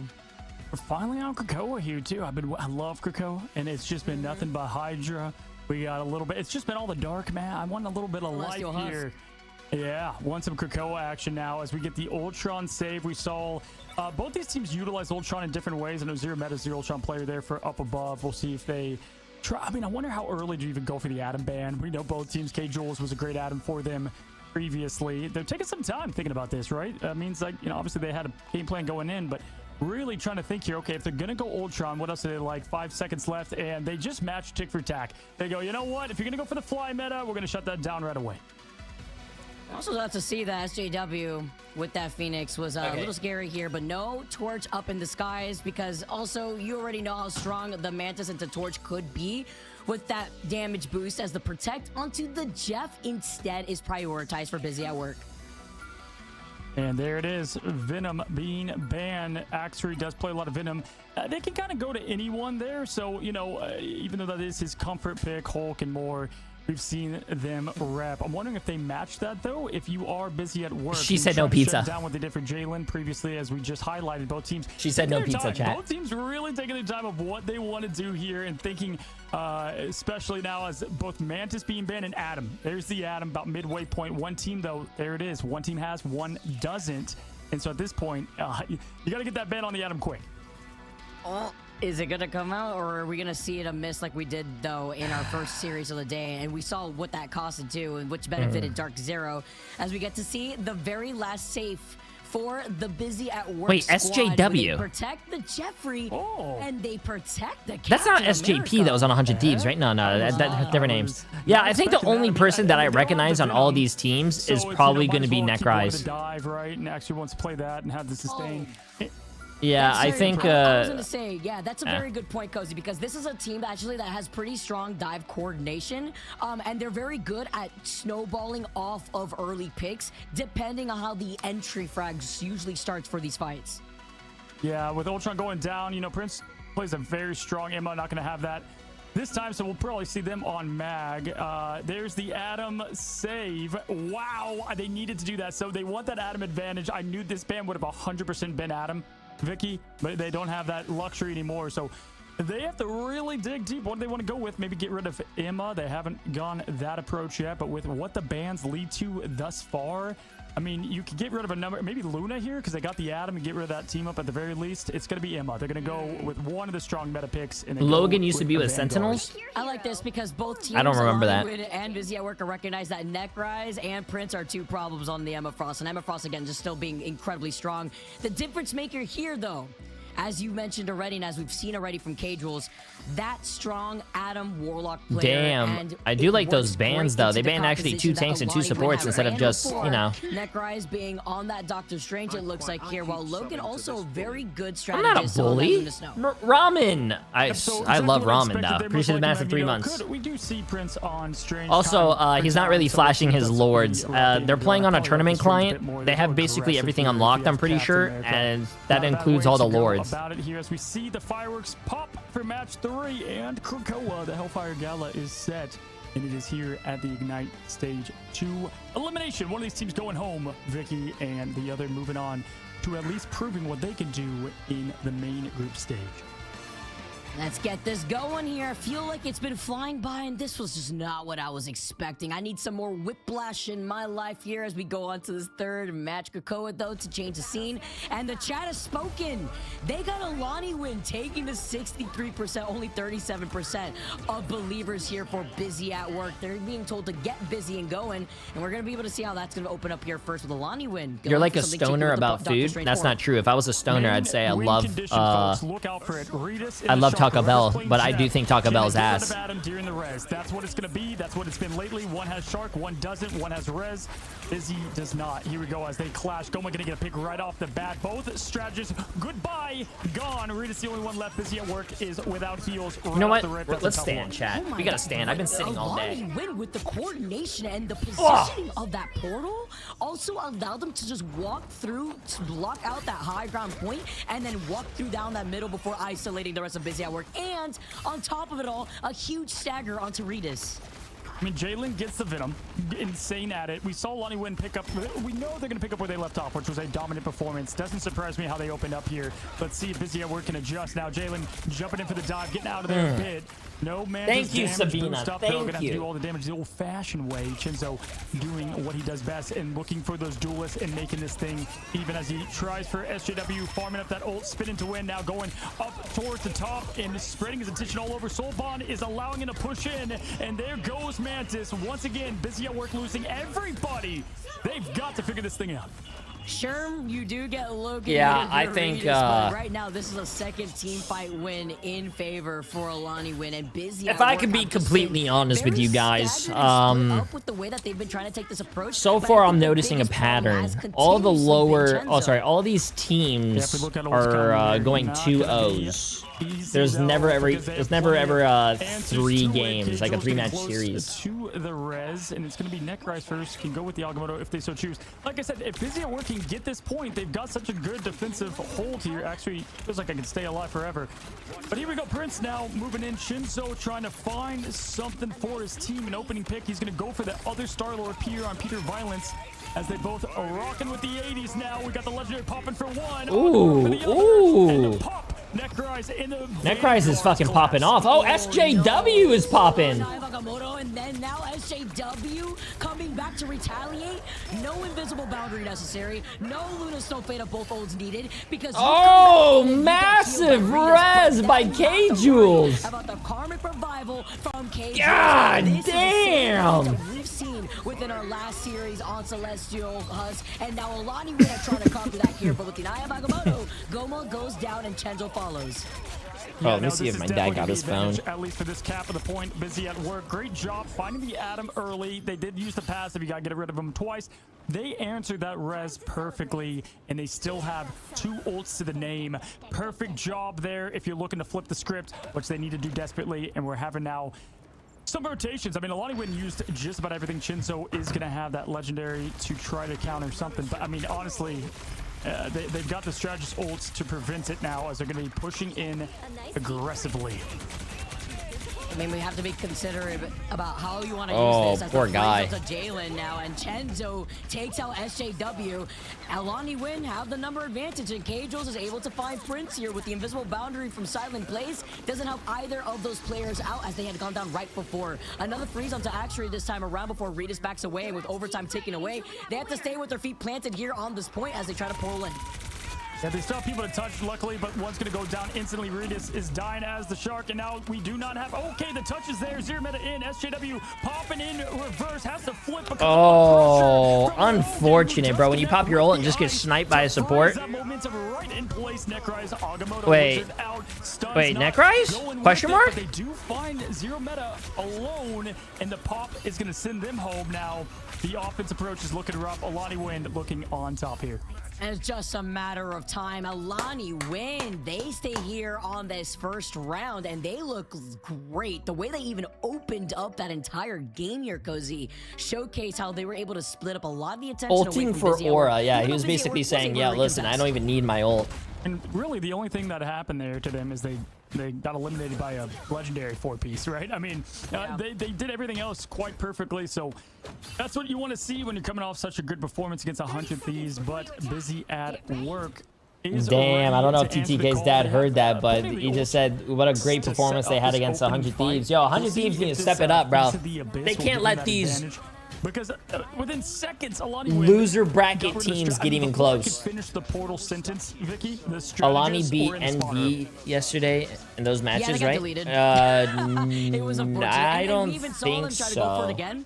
With another Eye of Agamotto, and even if it went amiss, they still were able to take that fight in the very end. And now going into round number 2, looking to see if we're seeing any adjustments here. Redis NV lost to FlyQuest. And Alani Win, as you mentioned, with Jalen's already having that Venom Ultimate Goma 2 with that Extermination, they will have answers. Yeah, no, they're in 2 different brackets. Logan's also approaching the fate of both worlds and the they're in 2 different brackets. I mean, they have Adam, they have Ultron, they have Venom. There's so many good heroes in the team-ups to follow here now. Chinzo getting out of the madness, going right to it, flipping into the action. Gonna look to spin to get that ult up some more. Prince has the Agamotto, though, to maybe stop what has just been nothing but momentum. Jeff Time ready, trying to find something to feed on. It's the Agamotto, and the huge solo too. Oh, poor guy, bro. He was just... Poor little Jeff. Did you see him? He died and then he rolled down the stairs. With the Feast of the Abyss to finish him off, as K-Jules also has that Karma Revival just in case, but he's going to hold on to it. And there's a lot of verticality to hide from places here on this point. Gathering everybody together, though, it's going to be the Freedom Charge, and Prince with a beautiful little 2-piece here, by the way, and a nice push-off from Silent Blaze. Jules should have his... Yep, there's a passive. Oh no, he res but died. But he got a big res off. He got his whole team up, but he died. Get down the Atom, but you gotta wait. That passive probably came off seconds ago. Chinzo now just trying to get them back down. Point 17% Alani Win at the moment. SJW rolling, shooting. And okay, there you go. You get the flip of the point. Not bad. Good awareness, too, from Jalen. He knew at that point it's not even worth it. SJW had pulled the trigger on that legendary originally, and now they get to go for a reset for Alani Win. But even better, it's a shift of momentum in favor for Busy at work. All right, now as the teams look to reset here, Necrorize does have the Agamotto that can go with the Feast or Chinzo to follow. And I mean, every ult was used for Busy at work, and rightfully so. You had to eliminate them 12 Yeah, maybe I need to start playing more Star-Lord in comp chat. Cagel's passive is not going to be available though, so anything you get here is going to stick. Agamotto out, just trying to save the team, and good job rotating back, peeling a bit. But will it be enough? They get SJW out of this fight. Chinzo continuing to hold the offensive pressure for Alani Win. That Eye of Agamotto overzealous in that backline, just point blank in Chenzo's face when he popped a legendary from It's Jet. Oh. For everyone that is K-Jules and Goma, Alani Window up to 3 and Busy at work have the number advantage, and they're having the dance off here. The Fate of both worlds activated now for 0 meta after Alani Win had used it up from Logan before. You need insane tracking. K-Jules right off the edge says Redis now as they're pushing in 64% and climbing. What a response from Busy at work. Star-Lord's fun though. He's a fun character. So that was so huge for them to shut down the momentum. That is Alani wins here now. SJW back here with the legendary, the invisible boundary to follow. This is the defensive comp that they have. X3 can continue this thing moving for them as that Captain America third strategy support, pseudo support that is. Goma shooting in. Pressure rising here as Goma's just blind. Is good tracking impossible on console? That's a great question. I don't play console. He was able to keep his team up, and Alani Win now are going to be able to hold up because they To my fellow console players, is Star-Lord hard to play on console? Once they activated, but SJW is still damn, he's popping off. He's found 2 of the strategists here. Redis follows up, and it's going to be another huge Star-Lord ultimate for SJW. And Necrorize is going to be the last. Damn, yo. Get back with the portal. That was yo. Perfect timing. What a way to respond. SJW does not want to go out, bro. They get themselves the win on that map. So now it comes to the Grove. Can't get cheeky with it with them, Dr. Strange. Yes, it's difficult. This time around, they said here, they learned their lesson after what Wait, where's SJW? SJW 21-5 with 11 final hits. Damn. It seems here for both of these teams, because Alani Win, once they lost that lead, they were struggling a bit when it came to recontesting. I mean, I'm going to be honest, they not only played better on that map, but by a far mile, because they were able to handle the Atom as well. SJW finally rising up to the duelist. That I play Star-Lord on PS5. His tracking isn't hard, but getting headshots is harder than PC. Available to me, the highlight of that map, they had nothing but Redis. When you play Star-Lord, you got to learn the right mouse button before E nowadays. It's like giving yourself a mag bubble, basically. So, they meet up. Winner of this takes match 1, Vic. Yeah, you guys are getting a little too complicated for me. I don't know anything about console. Distance here. Let's get this started. Busy at work. They have been busy, and they've made those adjustments. Alani Win will be able to come right into this with 3 ultimates as they start things off first with a portal. Chenzo will also be able to get that legendary just as quickly as it's a face-off through the portal. Love to see this here, little Infinity War action, but there's no cap outside of Axery now. When you have it's Jeff, he's going through the point, pushing to point. Oh, wow. Unfortunate. The full commit there for Redis. They had the room to get back in there.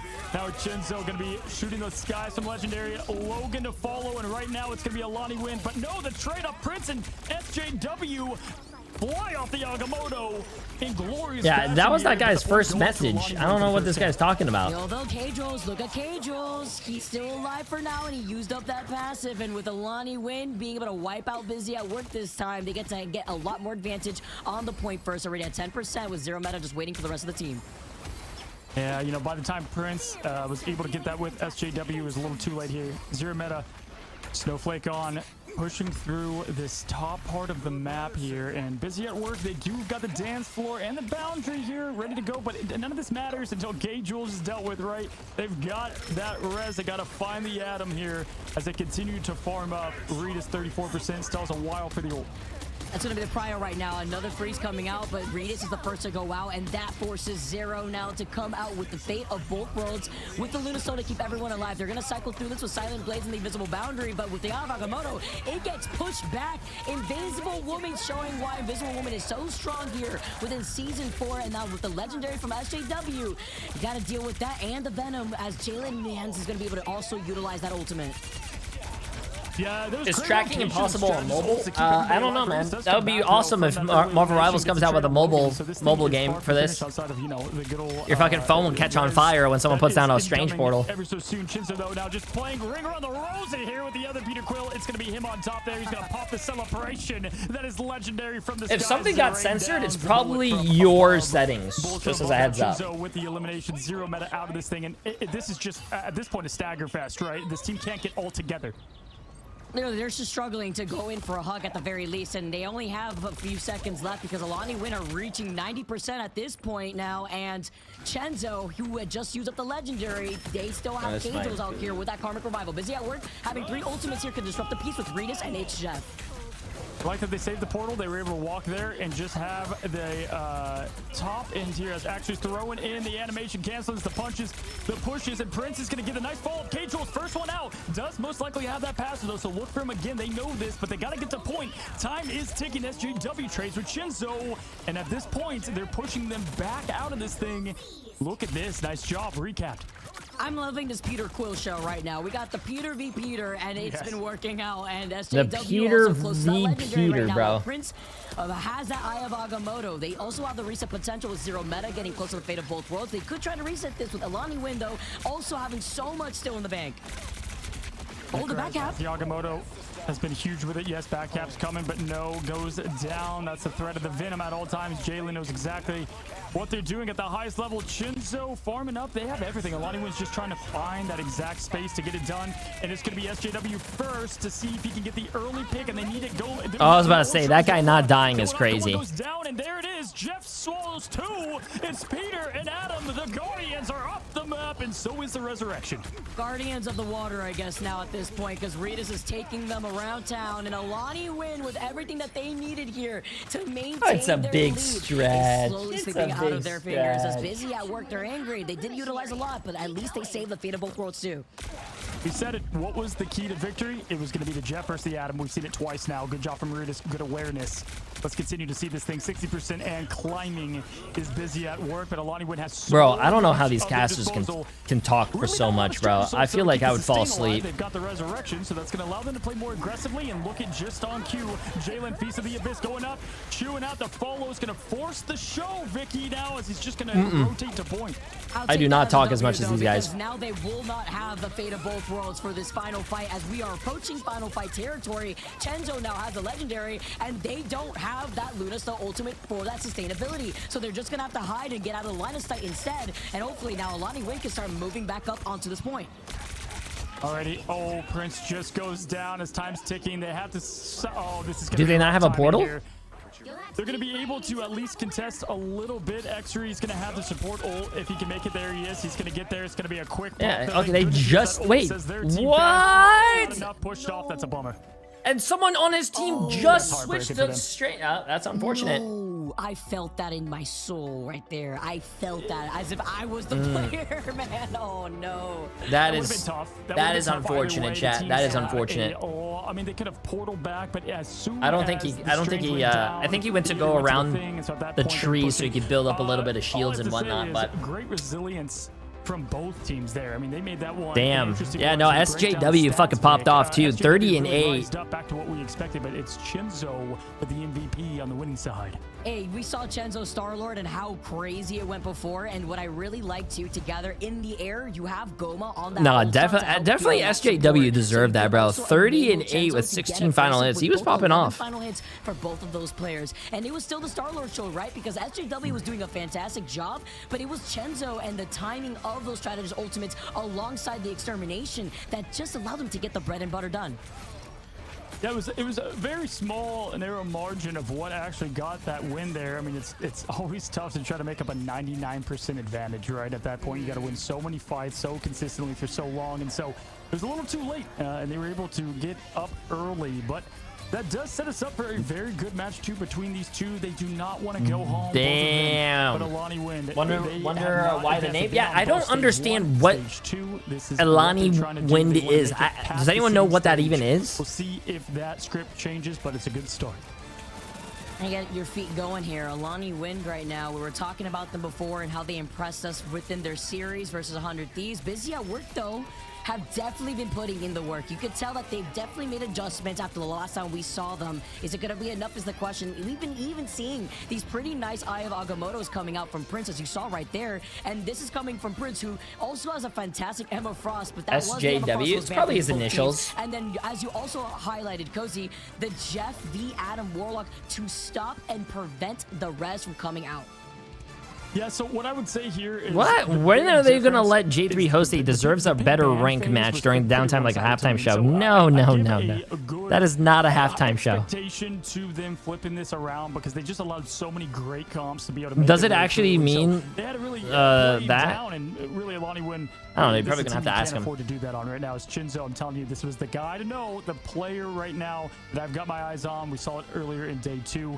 Day 4 is doing the exact same thing, Vicky, and I expected that from this team. That's why we both picked them to win, right? As we head into what is going to be a pretty crazy match number 2. But yeah, you know, Prince, that one we just saw, I'm shocked that they didn't win that because he had the whole team, but they already had a couple members and it was over from there. It was a little awkward too, right? In terms of timing, they literally baited out the Luna Snow ultimate when it was still 75, 78 seconds or so on what's that up, point. Kitty? You want to come down? You're already approaching Final Fight territory. If you're not already tracking properly, the Legendary was going to be up, and you had nobody there with a Strategist ultimate to keep the whole team alive, and that's usually what the Star What would Wars you like do to make Whether they get Ultron impact or not, stronger? it's about clearing space, right? And if Yeah, there's no I don't strategist think to keep your team Ultron alive, needs they to just be get away with it for stronger. free.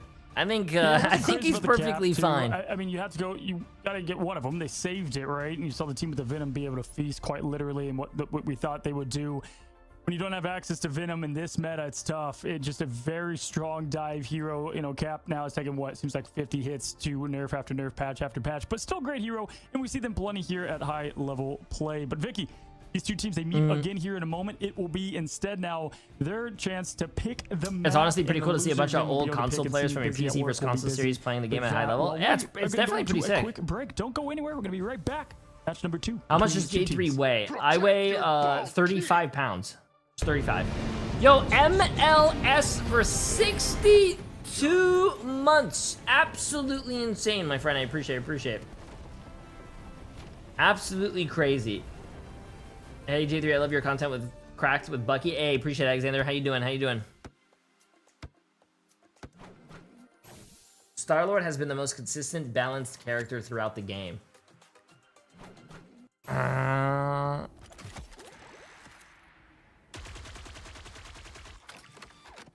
I feel like he's been alright. I don't think there's been a lot of changes. His healing output feels tied to Iron Man.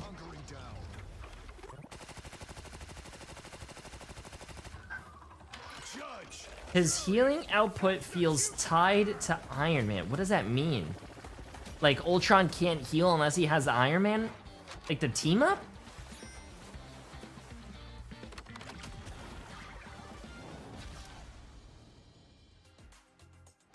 Chat, I think this guy's rage baiting.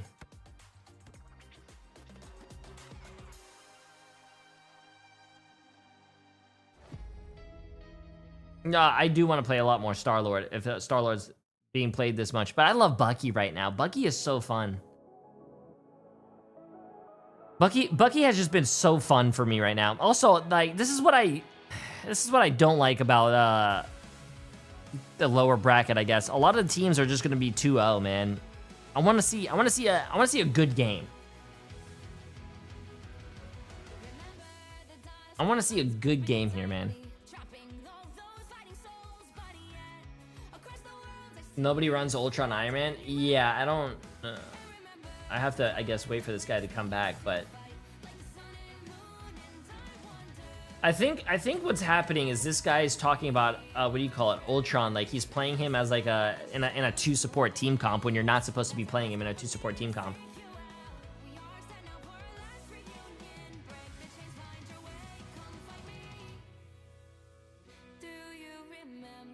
You don't play much Psylocke much? See, that's the problem, chat. There's a lot of characters I play. I balance everything out. Your ads are so ridiculous, bro. Like, it made me stop watching. It's like every 2 minutes. actually public motion shop, and this is your first time following my stream and actually chatting, I run my ads in between the breaks, just like this. There's nothing really happening. It's just us talking, so you're not really missing much. If you don't want me to do that, I can let Twitch run the ads, and you'll probably get the ads in the middle of the game if you like. So, yeah, nice try to rage bait and complain about ads when ads are actually not even an issue.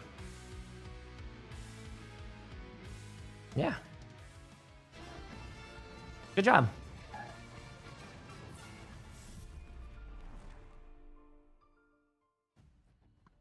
Hello and welcome back, y'all, to match number 3 as we find ourselves 1-0. I personally enjoy the ads. It gives me a break from Jay's voice. Once again, the stakes are high right now. All these teams we were just talking deserve to get to the seeding here, so tough to see one of them going home. I like how if you let the ads run in the middle of the games, Twitch will complain. That's viable, like okay? every time I say that, But if you run the ads in the middle of the 3-minute break that Marvel Rivals does between matches, people are still going to complain.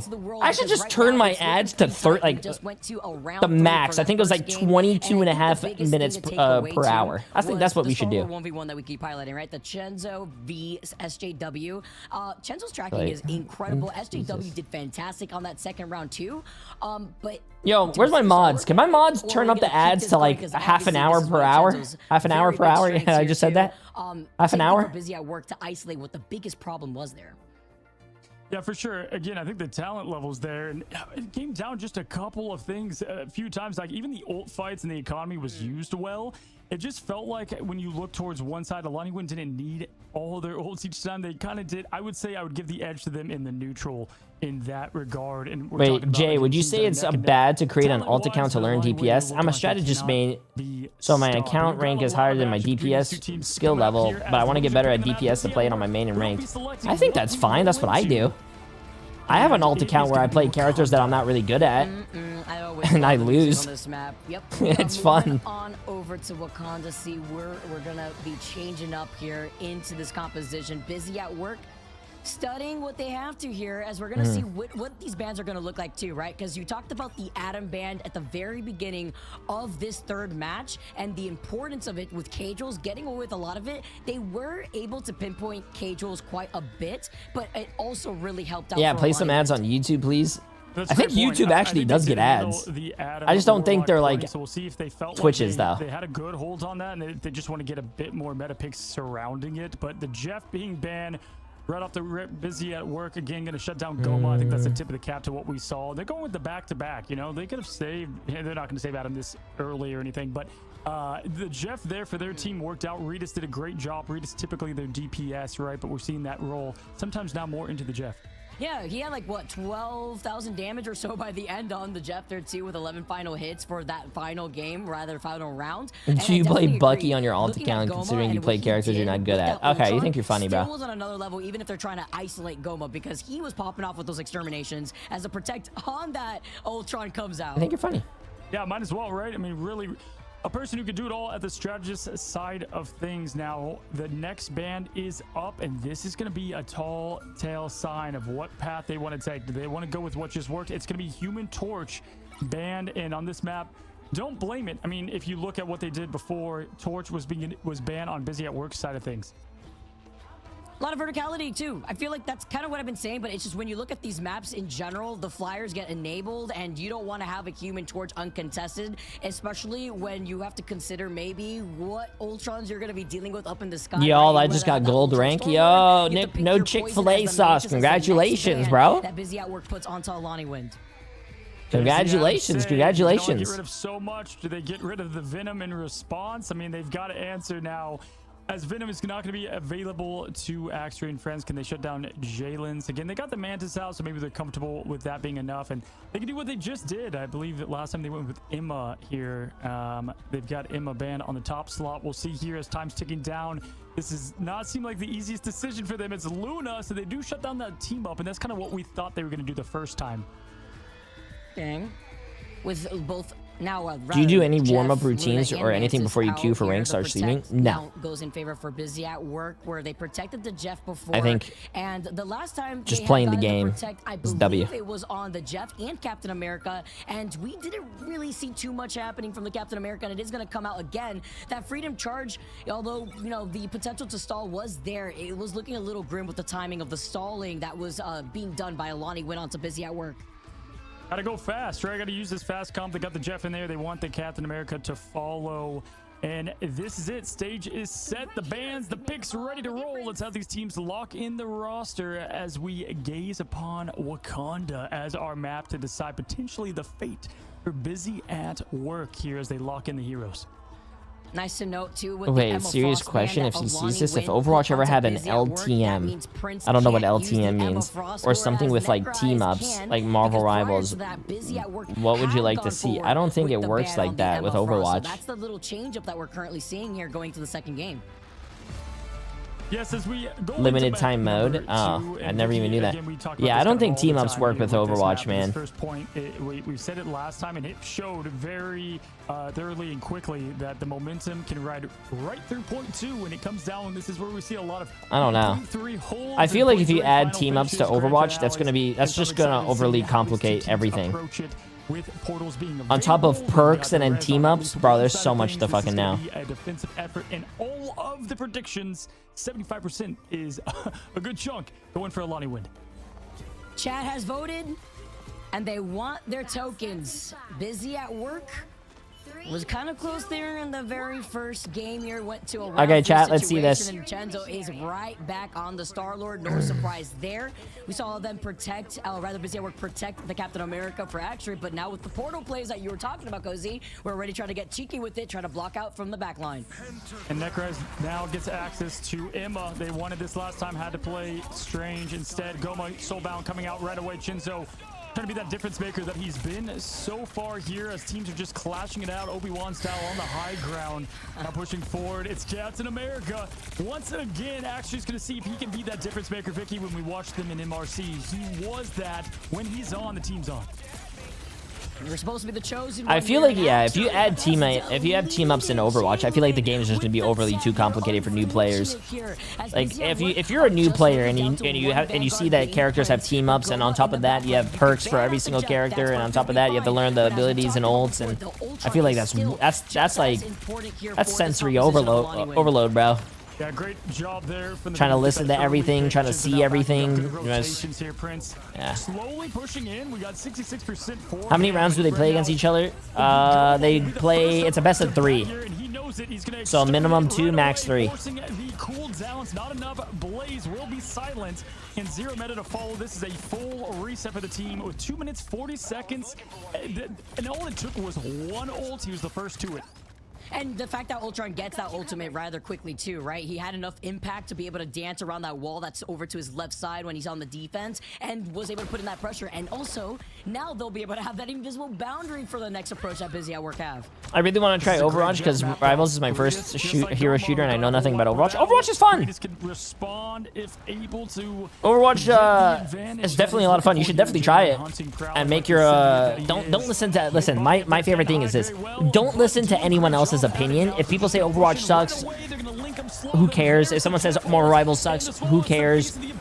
Just play it, form your own opinion. If you like the game, keep playing it. If you don't like the game, don't play it. Good fucking ult by Redis. Got 2 supports.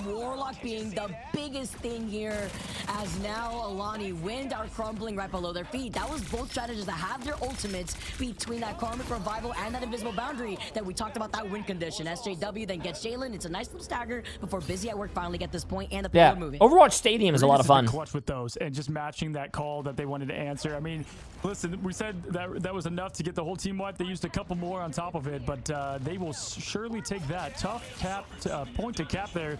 Zero Meta's got the dance floor. So much sustain here for the offensive approach. Goma, though, ready with the extermination once again. Putting in that pressure. Busy at Work, though, do have an answer for it. Zero Meta having that fate of both worlds here. I'm going to see as they back away. They're going to be able to hide behind the statue for now. Just wait it out. What tournament is this? This is Marvel Rivals Ignite. Overall, it's a $3 million tournament. $3 million. Just going to allow all the aggression here. K-Joel's popping it early, going to let this team be able to push in. Doesn't matter if they get eliminated, they're going to come right back here, but the show is on. Zero Meta knows it, and they're pushing. Yes, these will be a best of 5 when it becomes the playoffs. Nothing to bring that team back from the dead there. The playoffs are next. No, and for NA, it's in 2 weeks. Biggest pick though from Silent onto Silent Blaze. Next this week on Thursday, it's actually for EMEA. Alive through the onslaught of ultimate pressure that we just saw from Alani Win, including that Psionic Seduction. Guess what's back? Jaws is here, and you can hear the music behind it as Auritus is close to that ult once again. A little bit of a tougher point, though. I hate when I'm playing Jeff here, and you try to go between this statue right there, and you can't. Vicky, you cannot go in between there. I gotta tell myself that every single time I try to get a team wipe, though. But now we got the legendary popping SJW, 1-2, X-Ray, and more. Yo, SJW is fucking popping off in this series. How small you could be, but SJW showing how large he is up in the sky with that legendary. Why are you running? It was just a matter of time. Jalen was just waiting for them to take him out. Is this the same tournament as last month? Because you know, too, on this map here, Cozy, when a team I don't know when this tournament started. Regroup to find that stall. It's so difficult to stop the speed run. There's Marvel Rivals Ignite, and there's also MRC. By the way, that's all the way back in the beta. I mean, that thing is far from I don't know what you probably watched. To try to keep pressure on it, though. Here comes Jeff. Auritus has been huge with these so far. Legendary, though, they're not going to allow this thing this time around. Prince is trying to counter the Legendary. Good job at it. Good defensive effort, but there's going to be nothing coming from it. There we go. Once again, up is the invisible boundary, and they're making their progress towards point 2. It's really up to Goma, though, to help Alani Win stay alive, and he does so successfully with that extermination. Jalen follows up with the Feast of the Abyss, and now the Psionic Seduction to bring them into their line of sight. Survivability online here for Alani Win, with Logan and K-Jules having those respective ultimates between the Res and the invisible boundary, and they're going to hold on to it with Alani Win finally clearing the point away from Busy at Work. This could spell the doom of Busy at Work. You have now 2 strategist ults. Logan and K-Jules are ready to go. Minute left, right? Don't have ults for their own names. Zero Meta's close, SJW to follow. But to win this with 1 minute, Vicky, 2 strategists for sustaining, this is going to be a tall task for Busy at Work. Anyone willing to help? And Chenzo. You know how quickly Chenzo gets that legendary on board here. As he's trying to look at them, we were talking about his tracking before. Snapping around here, SJW is going to have the legendary first, though, as he flies right beyond Chenzo. Bro, what the hell was that, bro? This guy just flew right past him. The other guy shot at him, and then they went their own ways. It's going to be the legendary first that is popped for Busy at Work, and now he's going to be able to just try to harass Alani Win in front of them in this side room. The invisible boundary slows him down, though, and he's trying to get away. Finally forced the invisible boundary, but that's what they were looking You know, it's actually really crazy to me that people are talking about their level 100 in my chat when I don't fucking understand how, because I'm level 100 and I play this game for a living. How do you play this game more than me? And I play like 10 hours a day. Born again with it. He called it in right beforehand here, and as they come right back up, talk about some zombies. Logan does have Star-Lord is a hit scan. Necrise with the Psionic Seduction has been putting in a lot of the damage to build this ultimate up just as quickly, but it's no sustainability here left. Actually, though, look at Action going 1-2. Oh, good hold. The time is ticking. Portal ready, though. Magic brought to the fight. We've got it open for a contest. Overtime ticking.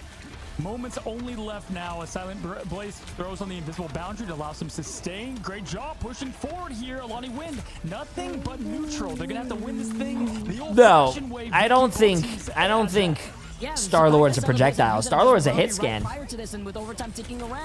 King Heart, appreciate the massive gift this up, my friend. At this point, same thing cannot be said about Alani Win, who have a lot more freedom now. As you can see, Chenzo spinning and winning here, looking like a Beyblade up in the air, but they have to focus on him as he backs away, and Logan is slowly approaching that invisible boundary. With only Silent Blaze left for Busy at Work, they don't have that sustainability, but SJW is a terror that has not been shut down because Silent Blaze is still alive. They were trying to find him. Chenzo was trying to get rid of SJW, who was farming that ult slowly but surely. He does get it with the rules to follow. Someone's got to stay on point. He gets 2 teammates, but grabs Venom and Invis going up the hill. Can he make it down and off the map? We'll find out on the Elim feed. He gets 1 spit off, going back. Great patience there from Auritus now. Goma looking for... Bro, how the hell is Busy at Work still in this? And they actually capped. Holy shit. And Busy at Work with little to no time. game. Stay alive here in this Holy round as they shit, continue what their a attack. fucking push. So tip of the cap, Vic. I mean, that was so well done. The fact that they got through all of, 3 rotations of strategist ults. They had the portal play at that. Insane job, honestly. And they got rid of also Jalen there off the edge, the master of sustain of Venom, right? Didn't have to worry about that, pushed right through. Let's see what they can do here on point 3. Man, the Jeff ultimate to counter everybody in the invisible boundary too. What a I way have to no open idea. things Try it. up.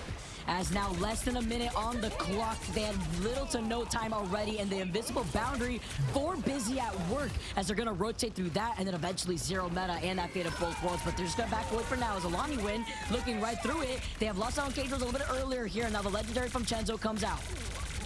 SJW gonna go down quickly to Goma. Cagelos is gonna get that res, allowing for a lot of aggression. However, 33 seconds left. Somewhat of an early rise. Either way, team can reset. So we'll see if that comes back to haunt them here. Jalen, though, close to the feast. You have Logan as well, so they have plenty to match it. SJW is going to try to follow this one. Prince, Oh, he fucking just airballed it. Not connect. That's a big miss, but SJW finds a connection.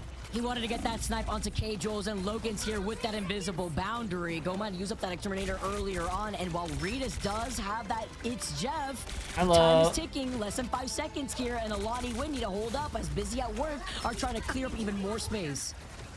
A good job there from the team. This might come back to haunt them for the early usage. We saw someone like 100 Thieves saving everything for this last battle. You know how important it is to get the entire ults out when it matters most. Ritas saving on its Jeff. Look for him. Actually has plenty to sustain the team. Goma doing a great job staying alive in between the pillars. Here, Bro, when you that's just so weird when you're playing Jeff.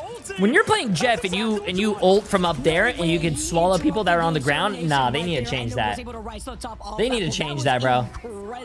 And they were able to actually cap all 3 points. Ice in the veins. They get a whole .3 push. Ritas has been so clutch. You'll need a top-notch team to win this one. Ritas is him. That was incredible. That was great. Also understanding, by the way, in that moment, they were talking about ult timings. They knew the Ultron had his ultimate right there. He not only placed himself preemptively right underneath them, so that way he didn't have to go too far before the extermination fully came out. That was incredible. Yeah, and again, Jules, I understand 30 seconds left. I would have liked them to hold on to that, right, Vic? I think that having that one more chance, I mean, it's tough. You're swallowed by Jeff, not a lot on how it played out at the end there. But either way, just saving the fireworks for the grand finale, as they say. I think I can't believe it. I mean, they had cracked overtime. it. They had a mile It's to go a to get to LAN point, on point W 2. and Vic, they go D. the distance. A lot of LAN them know. win. They know what they can do on offense. No We'll see what discussion. they respond with. I'm just reeling from that end there. But you know what? I'm thinking right now, like, Busy at work, who had banned out the Jeff against Alani Win. They know what's up out here. Ritas is cooking. yeah, I don't fucking know, bro. I extraordinaire actually as don't know well. why. We get Does these anyone set up, does anyone and know we're what gonna Alani go Win for something is? cheeky. Look what is cooking up in that spawn room gates from Alani Win, Cozy. What happens when you search up their always name love on the opening. We've seen Google? A couple of them work out thus far, and it's usually a quick pick and a limb. Jalen, though, pushing forward. The portal a little bit, not exactly right there. They're just going to go and move on. And we either see it on the high ground, sometimes on the point and used as a wall. We'll see. They want the Luna. Zero meta. They have their eyes set on her. They're closing in, and they look to jump in. And Logan, oh my gosh. Oh my, Prince got destroyed. If you blinked, he was gone in that one moment. And then now they're going to be able to try to extend on this because Zero Meta meets Prince back in the spawn room gates. Busy at work now. You're having to look around them with Ritas. I can't find anything right now, being on that Bucky and SJW being on the Namor with a Namor and Hulk composition here. They retouch with that Doctor Strange portal. Alani Win now having to try to peel away. These duelists are the game saving and momentum stopping. I mean, they Is lost Squirrel 2 Girl a there, hit scam? and because of the duelist flip and the portal back, they're I'm gonna let you figure that one out yourself, man. This was looking like doom, right? I mean, they had 2 I'm sure strategies. They had I'm sure Prince you out can and the figure that strategist to out. pull right out the beginning. It's Ritas though that is showing the winter soul. Look at these duelists. Good fucking ult by when it comes Busy to at the work Namor though. Hulk composition Nice. too, it's usually scary, right? It's easier to try to overlook the Bucky if you have no read on what the duelist is looking like. But after watching Ritas on the Jeff, I don't know how I feel about putting him in that Bucky role because it seems even scarier. And they could even go for a wombo combo. SJW is about to have that whale, which is great to cut off this next choke. And Ritas with a reset potential here. Yeah, that part of the map should just be named Namor's home. I mean, we've seen so many stinkers up there for like forever, Vicky, right? SJW now up there with the squids as Chinzo jumping in, knows the assignment, looking for those backline strategists. Goma in the air. Look at SJW hiding his location, throws the squids, and he's got the Giganto. He's feeling ready. It upsets me. It's crazy to see how you can just get away with it. It's like the Loki Namor nest. It's like no one's looking because they're so fixated on, wow, Rita's getting shut down, more like it. Armed and not dangerous, I guess, here in that case, as he gets shut down the moment he comes down, and Alani win. Now, as they move up, they do have 3 ultimates ready, but they still have to look at this Namor at least once. Yeah, holstered and saved there for Ritas, unfortunately. Now Chinzo with the ultimate now popping on. Prince is gonna get one. Wait, don't tell me we actually might go to a map 3. I believe the passive should be ready though, but Chinzo here trying to get this team to get. There's no way we go to a map 3, right? Seconds, which is not a lot of fights to go. Actually, 0 minute to follow. Yo, Busy at Work is, oh shit. Yo, Busy at Work is waking up. On this hole, getting that reset with the World Breaker, slamming them down. He's had enough of Chenzo. Take this guy out. Busy at Work with You seem like you don't want it to? Fight win. The way that they've been able to I'm fine with it going to match 3, but I'm actually really surprised that Alani was losing. Really worked out for them. Like, they seem like they were a very like good team. This will be the first match 3 of the day. This team getting 3 for NA. If you get a first point stop, I mean, insane. Now, if you look at Alani when they have the res, Vic, but a Goma to follow, this is going to be overtime. When you look at all the ults, they could save them up, but you're going to have a lot. The longer these matches go, the more time I'm fishing on old school RuneScape. So I'm almost close to level 89 fishing. It really depends on how Silent Blaze gets away with this invisible boundary and the timing, right? Because Necrise is going to want to look to get the choke slam and maybe kick out the invisible woman from her own ultimate. Or you could just do that to open things up where Jalen just completely dove on Ritas. And with the whale coming out, talk about damage. Jalen has taken out both of the duelists, and now Goma together with total level. Alani don't want to burn out too much. They see the invisible boundary from the other side, but there's only one slight choke from the garage that they have to go through.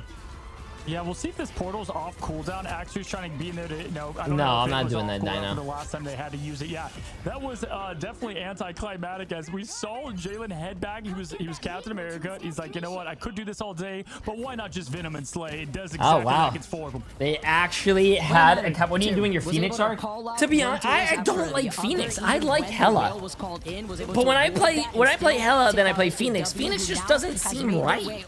Her shots don't feel like the same.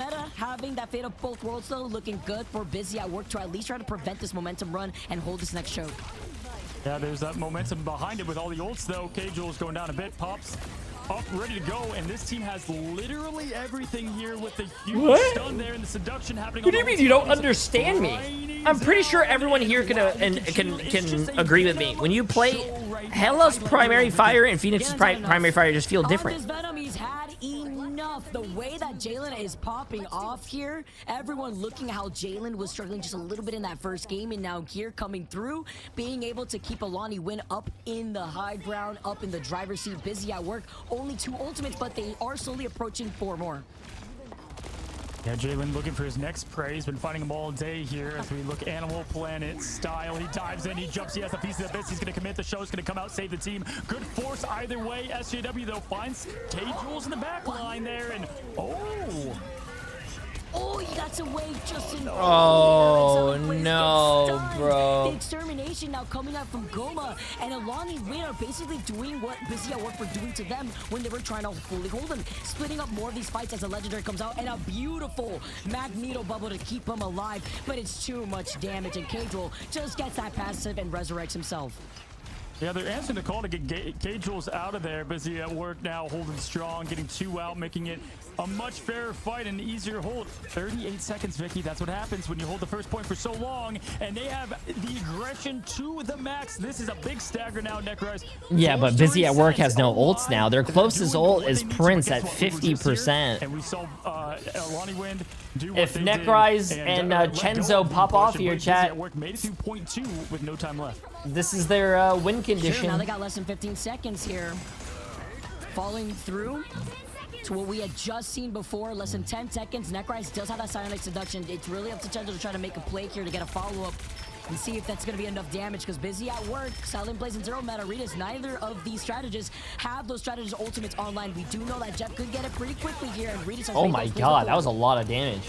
Yeah, Yo, we'll Dark put the eyes Lighter on Reedus Zero. here, Appreciate the 74% massive gift of summer, friend. and Absolutely 3.34 insane. I appreciate it. Appreciate it. Can't allow to be pushed back too much. Seduction's gonna make it hard though. Forced to look at Uh-oh, now. chat. Phoenix throws They're win down. conditioned. It No doesn't look like connection. they're Shinzo was doing the looking win for there. condition. K-Jules does find the other opposition. Shinzo now with the other. This is what you need if you're a Lonnie win to win. Wait, this chat. Their match win and condition's move doing the win forward. condition. Map 2 gonna be a lot harder, but it's Reedus. Reedus has got some. He's looking for more, but he's got the Oh, entire they have a minute. on top of him there. I have never seen so many people divert their attention just as quick as they did when they were looking at Reedus and stopping him from the It's Jeff. But a highlight to Chenzo following up from the sign of seduction of neck rise and even the stun as he goes for it again, but you can't get too cheeky when you're so What close the together fuck was against that, the bro? opposition. And with only a minute and 6 seconds left too, that's rough. K-Jules will have it though for the last fight, the difference from last time. But I mean, the way Busy at work was able to push to this point is gonna be tough to match. Prince has not hit these, usually does. It's gonna be that Imma shield, unfortunately did not burn through it, and he's gonna get burned. Able to stay alive though now. SJW pushing forward, Legendary ready to pop, but gonna save it, rightfully so. 45 seconds left, they're riding behind Cap. Freedom Charge riding in right behind his coattails, and Logan's got that invisible boundary here. It's what's going to be needed to deal with this Legendary. Something else that Busy at work has, though, is going to be Reedus and that ultimate slowly coming up, and it's the Extermination that comes up from Goma that is going to wrap up right behind Busy at work. These two separate fights here, from one choke to by the point. You have less than 20 seconds if you're a Lonnie window to get some progress, and Busy at work, we're stalling for as long as possible to prevent any progress. We arrive here, Vicky. It's the Shark versus the Golden Okay, God, chat. right? Who do you guys think's see gonna win? if we get I human mean, versus Hollywood animal does action, have because it's gonna res. come Where's down the to Adam skill. Warlock hiding? Is he hiding? Jules, he's done it now 4 times in a row. They're making this final push. Wait. Seduction, though, to Oh no, follow. the Adam Phoenix Warlock is right actually now, playing full point. He economy does have is in res. favor of a Lonnie win. Oh, there goes the It's Jeff. Overtime taking away. As you can see, the Phoenix slammed down from Chenzo, waiting to see as he has to be forced to back away, it looks like here. As Busy at work are just trying to stay alive and deal with the neck rise Sonic seduction. Silent Blaze goes out though, and that's a big first pick. He could have had the invisible boundary into this fight. Jalen Mains could also be able to stall with that freedom charge, but with overtime taken away, Busy at work do not want to stagger. Yeah, it's a tough look there for what was used, but K-Jules still ready and armed and dangerous, even as the Golden God SJW able to throw down. No connection there. There's the invisible boundary. Prince can hit the Agamotto that can keep this team in it. Does he have the ice in the veins as the blue? What a fat. Oh! Oh my god, Prince! Oh my fucking god! Wait, K-Jules brought everyone back! Talk about a counter through the eye of Agamotto from Prince, and now Busy at work have nothing. Reedus was close to the It's Jeff, but is it going to be held on to long enough with the overtime just a pixel away as Alani Wind are looking to take this payload to the finish line. And if Busy at work just shut them down. This semi-stretch soul of Varaxi allowed them to stay. They didn't cap, bro! Stay in this thing. We got ourselves a matchup, folks. Holy Prince ult, Vic. Bro, we are going to a map 3, chat. Holy shit, that fucking Adam, sorry, Doctor Strange ult, holy shit, followed by that Adam? Consistently. I'm blown away. They were able to eliminate a strategist right Damn, after the bro. just that buried it. Damn. Man, we said ice in the veins for the blue Doctor Strange, and he showed it. I mean, Prince, we've talked about Prince for a while, Vic, and how... Prince saved that for Busy at work. I don't care who is on Prince's team, but they have to be fucking slapping his ass or something, bro. That was such a good fucking ult. I understand now why that protect over to As the a Captain strange main, America a has white constantly tear is been running going down my through leg. for Wait, Busy what? at work. Because actually, too, What? with the freedom charge, it's like a silent but deadly, right? Because when you're in a situation as Alani Wind was in, when you feel like you're not getting progress on the Yo, front and the time Spiral! is Appreciate the against massive you, new tier any 1 sub, my stall friend. is lethal. SJW did it too alongside Actuary, and SJW was able to split so much attention. Look at that damage output, by the way. 42,000 damage done from SJW. SJW, and that's with him swapping over from the Namor. Yeah, back this over should to not the work, Star-Lord, chat. back I'm and sorry, forth. but Honestly, if you're take a Jeff look and at you some of ult these on the replays high and ground, you should not with be a able to lot suck of up the these people on the low shaky ground. leads, it's Jeff. I don't think that's a. Yeah, Ritas and that I don't swap think that over should to be a Jeff. thing. And I mean, tell me if you thought the same. I thought after that miss on the last point, that was kind of going to spell the ending. I don't right? think that's I a mean, thing. Hold they were up. Give me a forced second. push I'm gonna go to back, the bathroom. But it just came We down have a to the match old- 3, right chat. back We have a in time match to 3. actually showing it, you know, the old-fashioned Give me- way, give me getting 2 free seconds. with the old hands and shield of Captain America, and SJW locked back in. Definitely a different SJW than we saw in previous matches. Yeah, I was worried about K-Jules and that res too at one point, and when he had gotten the passive off, I was like, oh man, you just got the craziest 6-man out of Agamotto. But it was the fact that they were able to keep pressing the advantage that prevented Alani Win from resetting fully. I don't believe they had that strategy ultimate aside from that one resurrection at the very end there. Yeah, but I think there's a double strategist ult at one point in there too, and you know that's bound to happen sometimes when there's so much chaos going on. Only so much you can do, you know, from it there as we're watching just highlight after highlight. There it is, Prince with the look at that pop. Oh my gosh, you get the buff on that now. Could do it ever so more as we look at our MVP, and they were busy at work doing that break. They did what was needed, and to think that it was 0.2. I mean, they had so much to go on that point and got a 3-cap finish. And you know, being able to do it at the very last point right there when you think you could be cheeky through the fog, because we had the fog war going on too, going in into the side to try to get that res and still not be able to re-maintain with K-Jules going down. Actually understood the assignment. He knew what he had to do right there to stay on that point. Alongside Prince, I think this Vanguard lineup knows exactly what to do to basically cover each other. Yeah, and again, I'm 99% sure this is the team that they were just dominating on console, and they were like, you know what, let's go do it over here on PC and see how far we can go, and they're showing it just now. We talked about this when we looked at the MRC and why it's so important to have those tournaments. It's so cool to watch these other players rise up. It's like, you know, I love to call the MRC kind of from the couch to competitive. You really can make the dream come alive, and we're seeing that here as they make it 1-1. Vicky, 1-1. One of these teams going home, and I don't want either to. I'm going to be honest. Both these guys deserve to move on, but sadly, only one can do so. But this is the way, though, that you get us excited, Cozy. This is the first third game that we finally go on to. Match 3, or rather game 3 here in this situation. And we haven't had this all day. It's been clean 2-0s. Now we have a tied series on our hands. 1-1 with, what is it, the Eye of Mama Coco being able to put the cherry on top for the very ends right there just to lead us into the distance. Absolutely strange being such a dominant performer and honestly just hero in this meta, y'all. I know we're not going to be going anywhere because clearly we've got ourselves a 1-1 best of 3. I feel like if we did best of 7, they both would answer the call with what we have talent-wise. You know, I look at Shinzo versus SJW. That's going to be a big thing to highlight. Pick ban phase, though, I think definitely went a lot more towards their direction. And you kind of said this, like, are they just comfortable with the Atom? I think they're fine with what they did with Ritas, and they answered that call pretty firmly. Yeah, Ritas being on the Jeff, though, and doing the things that Ritas did, it makes you wonder if Alani Win is going to keep that in mind for their pick and ban system.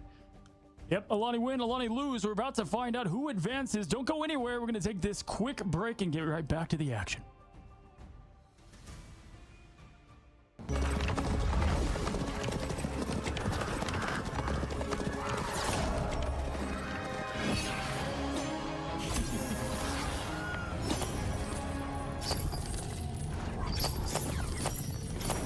Protect your bald king!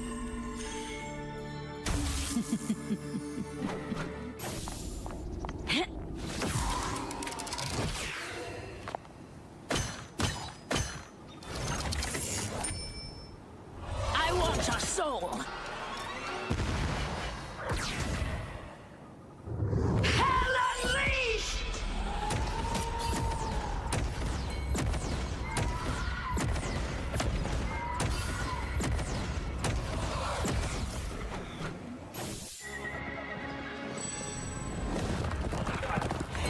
Jesus Christ, I was coming back from the bathroom. Bro, am I getting too old? I'm coming back from the bathroom and I'm walking. I almost fucking trip over myself. Jesus.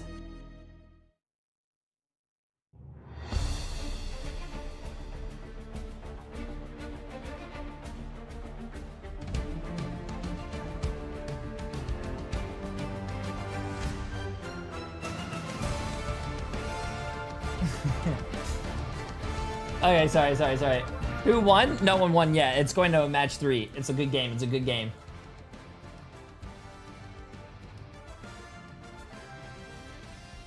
Yesterday, I got 8 by a Jeff ulting on low ground when I was on high ground. I thought it was a bug. No, you gotta look at it as like a... have you ever played Overwatch? It's like a big, like... It's like a big circle around the character. So, like, let's say, like, the... Okay, chat. I'm gonna give you guys a visual. Watch this shit. You ready? Ready? Watch. This is how good of a fucking teacher I am. Ready? Watch this. Here's a piece of paper. Pretend this is Jeff. This piece of paper is Jeff. Bang, look at that. This whole circle is basically like the area where the ult is gonna hit you. But that's Jeff. Look at that. Holy shit. I am a fucking genius, bro. That's great. Oops.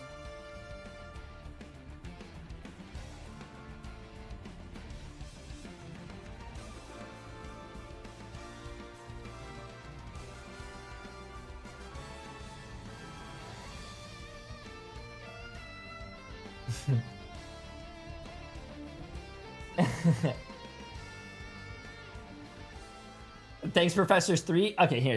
Let me show you something. Here, give me. So you guys want this? I'll give you guys the actual painting. Okay, look. Give me my brush. Holy Agamotto, we're still saying over here in the green room. Where's my brush? Back from our break and on to match number 3, Vicky. One of these teams that pretend.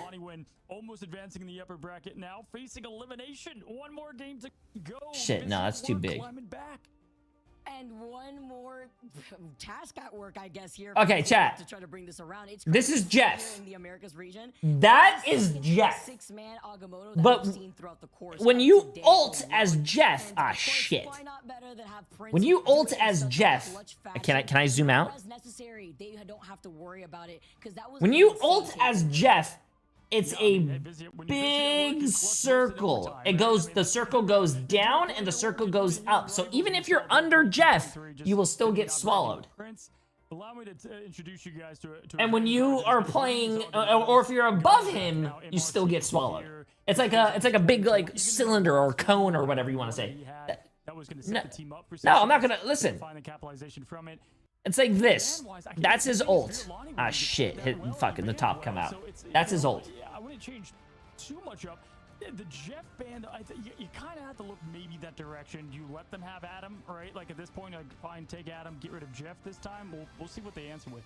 I agree, though, with the Jeff ban, if that is going to be what's going to come out, because Ritas has been a problem, and they themselves have known, because they have been, Busy at Work specifically, has been banning the Jeff. Okay, there you go. Go for it again versus Alani win. They know how strong this composition has been. We saw it very early on when EMEA had started, or before the Americas, how these bans easy have been played peasy, out from bad the start lemon of squeezy. season Appreciate 4 it, and what these changes have brought. And save now it? the I'm not ban gonna from save the it. Emma Frost from Alani win to keep Prince at bay, but if anything, Prince showcases, you know, it's not just the Emma Frost. I pop off here on the Doctor Strange as a very flexible Vanguard. They expect the Jeff band, and they're like, nope, we're playing our Aqua friend here now. And yeah, no, Prince is a demon on Emma as well, so they gotta get rid of that. Can't get rid of it all. Maybe they do Strange, who knows, with what he's been pulling off. But Ultron not gonna be available to them either. Zero Meta still shut down on that hero. Let's see what they go with here. I actually like Busy at Work's angle. I mean, Mantis is what I probably expect. When is the here, shirtless but they're stream? gonna save the Never. Emma. Mantis and Adam potentially. Let's see what Busy at Work decides to do with the picks they have. The last time Busy at Work was banning out against Alani when we had the Luna Snow be that different factor. They had done the Torch as well and the Mantis. So with the Ultron being the next one up, Alani Win had prioritized the Protect on the Ultron, whereas now they wanted to prio that Protect on the Emma Frost. Yeah, no, great point out. And they're focusing Goma. I mean, Goma was playing Jeff, done. Ultron, hey, try someone else. And there we go. We got the ban on Adam. Okay, Warlock. listen, You're if not gonna say we Gage do Jules reach this 20,000 time. They subs, got their like I said, way I will go as to Miami Beach and I will do a speedo stream. Luna being protected next to. It's going to be a different factor because, again, that was banned against Alani Win too. So I feel like now coming into Yggdrasil as our third and final map, Alani Win understanding what these bans from that previous game did to them, because it forced them to play a certain strategist lineup here that maybe now being able to have that Luna could help them out too. Save the Atom here. That's what I want to see. Save the Atom. You know it's going to get banned as their last ban if you don't. Most likely. But I mean, they got rid of, well, they have the Luna ban up top. This is going to be an interesting save what way they choose to go. What are they you could doing, go with, like, baby boy? Strange if they feel like they need it. But We I think love I would you. personally go with Atom just to leave that option open. He's not playing Oh, Blade, they go chat. Luna. Okay. Both team. It is Convoy here. I'm wondering here with the Luna being now back into play. That's going to be their priority, and I'm wondering what that last ban is going to be coming out from Alani Win, because I believe the last ban that Alani Win put onto Busy at Work, it was either that Atom or that Atom. It is going to be the Atom right there, yeah. I was like, it's got to be Atom, right? Maybe, I kind of feel like when they saved Luna, were they fishing for the Imagine Atom he's ban? not You know, trolling like, with the we don't Blade play it pick. anyway, but Nah, let's, he's like, do trolling, Luna bro. and have him force I that think last ban to Blade's kind of Atom. ass. Maybe not. It's probably 2-5 head, 2-10 foil hat theory. But, I think Blade has a we're very not gonna see good the rest of this concept, like the time around. anti-healing He's and everything, superior, but that's for I sure. think the way they did it, I don't know. Oh, Frostbite, appreciate the massive 2 months. Revival How you doing, my friend? where it belongs, but instead we're going to be rolling out on Convoy, so you know what that means here for us, Cozy. That means triple Vanguard, triple Strategist, and it means Moon Knight and Storm coming out from the attack side. This is a disgusting Jeff map, too. Usually you have to obviously play the Moon Knight and whatnot to get out of comp, but after that, so many edges, so many advantages you can get. I actually say, Lonnie, when we've loved this team, I give the pick ban advantage this time over to Busy at Work, though. That's what they're going to need. I do agree, actually, with the way that they've been able to capitalize off of Alani Win's strength by trying to isolate them with these pick and ban phases. That's what I love about Marvel Rivals Ignite. Our current pick and ban phase also forces a lot of A self coffee for 61 months and okay header. Appreciate the massive 14 months as well. Appreciate it. Someone know who these casters are? Yeah, you don't know Vicky. Vicky has been a caster for a very fucking long time in a lot of different games. And I don't know where as always here now as the team. I don't know where the other caster came from. Cozy. When they were against 100 Thieves here, now pushing forward. I don't know what game he did before. Getting that ult up fast. JW finding big value and forcing the res right away. That's great, though, because now this is going to also allow Rita to just farm up patiently, know that you're going to be able to put in a lot of that damage, and with actually being on the group, you can isolate with a lot more of these walls here, but looking at Lonnie with that Christ being on that Emma Frost, can be a little tricky here with actually wanting to put up those walls and having to avoid getting chokeslammed. All right, Ritas is ready. He's going to hold on to it. Looks like compared to what Super Gomez did just a match ago, because Axer's right there, 99%. They popped that ult early, but that's going to set them up perfectly. I haven't watched any esport in a while, but I used to love TNZ casting Valorant. There's a few esports that I actually took a little liking to. I will be honest with you. I came from Overwatch. I really didn't like Overwatches. I like how what they do now. I didn't like how they did it in the Overwatch League and everything. Everything back then was like a mirror matchup, and whoever could play those specific characters better were just a better team. But I like Marvel Rivals. I don't like seeing mirror matchups. I don't like seeing two teams play the same thing and going at each other. So it's a nice variety. The bans are cool. I do like Apex. I think Apex is actually really fucking badass. The ALGS. And I watched a little bit of Valorant. Valorant was very interesting, but I couldn't really hold my attention. Also because it's Valorant. I don't really want to watch, like, you know, two teams hold the specific angle for, 3 minutes and then push in. As Silent Blaze is the first victim caught. He hits 3, and now he gets taken out right afterwards. And Prince, that was a really fast cap from Busy at Work. Wow. So as soon as that portal happened, that's what we didn't get to see, but my goodness, I saw it there on the Elim feed. Great job, Zero Meta, to follow. That's an all-in play, Vic, because then if you lose that, you don't have the portal later on. Like, what a great play. They understood the assignment now, and as we see also some changes coming out from Goma and Chenzo, it's going to have that power up between the Phoenix and that Wolverine, and Necrise does have that Sonic Seduction. Alani Win are just trying to plant their feet to finally find One thing I really liked about Overwatch, which was way before their time, I mean, way before like our time, or if you haven't watched Overwatch in a very long time, you wouldn't know.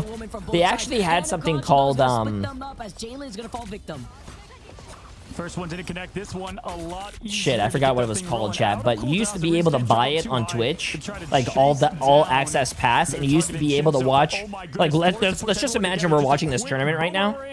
You, the viewer, can click on whoever you want to watch. That's what's fucking cool, and Marvel Rivals does that. If you guys go to the tournament tab on Marvel Rivals, you guys can watch these games and watch whoever's perspective you want. It's pretty fucking cool. Oh, the all access pass, yeah.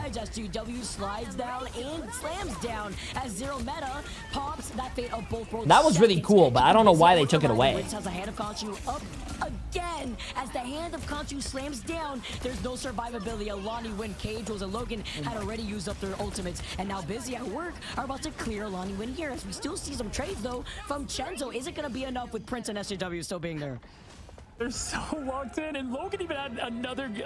Yeah, the all access pass. Logan pushed away Prince, who's about to get the whole I think they got rid of it though. Enough. Didn't I don't know matter. why. The team still capitalized on top of it. ALGS had it, I think, because I remember a long time ago I was watching Seagull, and Seagull was watching like 3 different teams, and you could listen to the comms of those teams. It was a lot of fun. Easy push on this one as well. So we're seeing the same kind of thing happen. Maybe that's why we had maps picked where they were.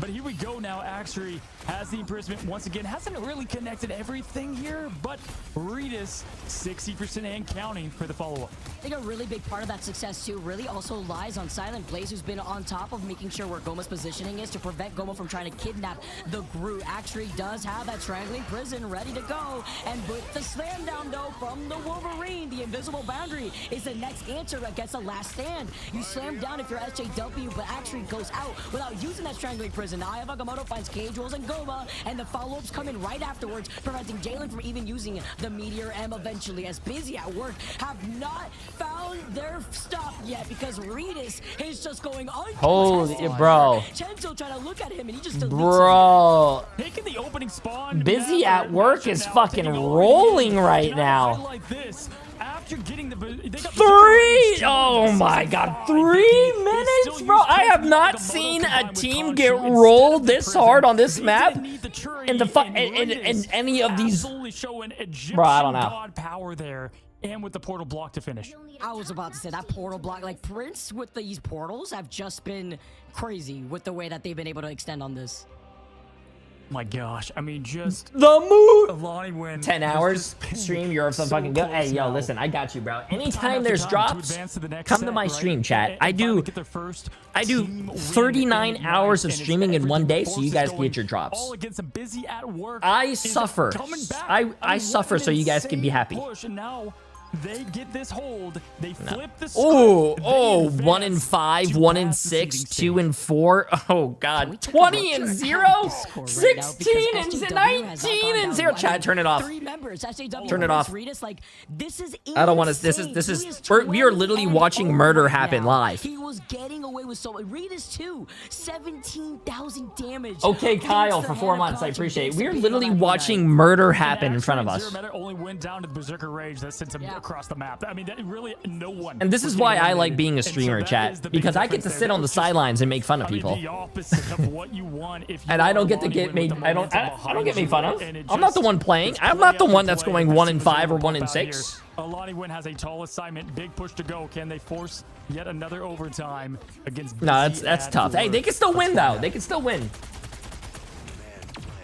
Picking things with Necrise being on that Emma Frost, and Chenzo trying to match that to break the What, Bree, you just lost your mod. That Thank triple you. Vanguard that Busy at Work are holding down. Prince now this time being on that Groot instead though, putting up those walls, and Goma just trying to wrap around with Chenzo getting frozen by Zero Meta being on that Luna Snow.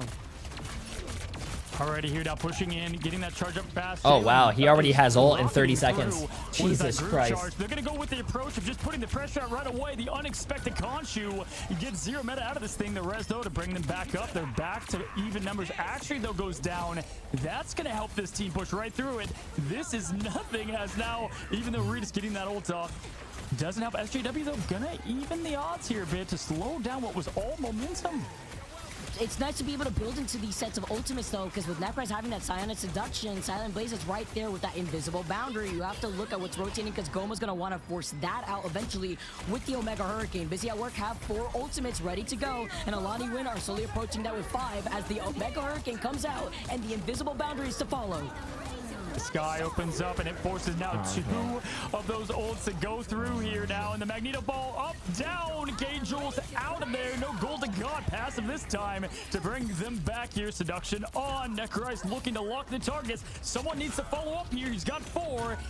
Goma has Prince down. Vicky, so a little bit of a push here. Okay, Chinso and more. Goma to trade. This is looking as close as it gets here to get around this corner.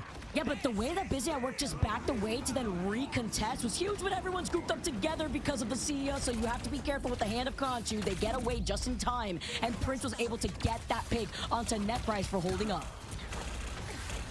2 minutes 4 seconds. X3 does have ultimate behind him, though. It's going to take a while. Silent Blaze trying to get that invisible boundary to protect the team from what is the onslaught of the storm to follow. The Omega Hurricane just moments away. Imprisonment is going to be a massive hit here now. Skies open up. Hey, appreciate it. Thank you, Vitality. To combine, but just in time, like a hero he is, Silent Blaze keeps the team alive.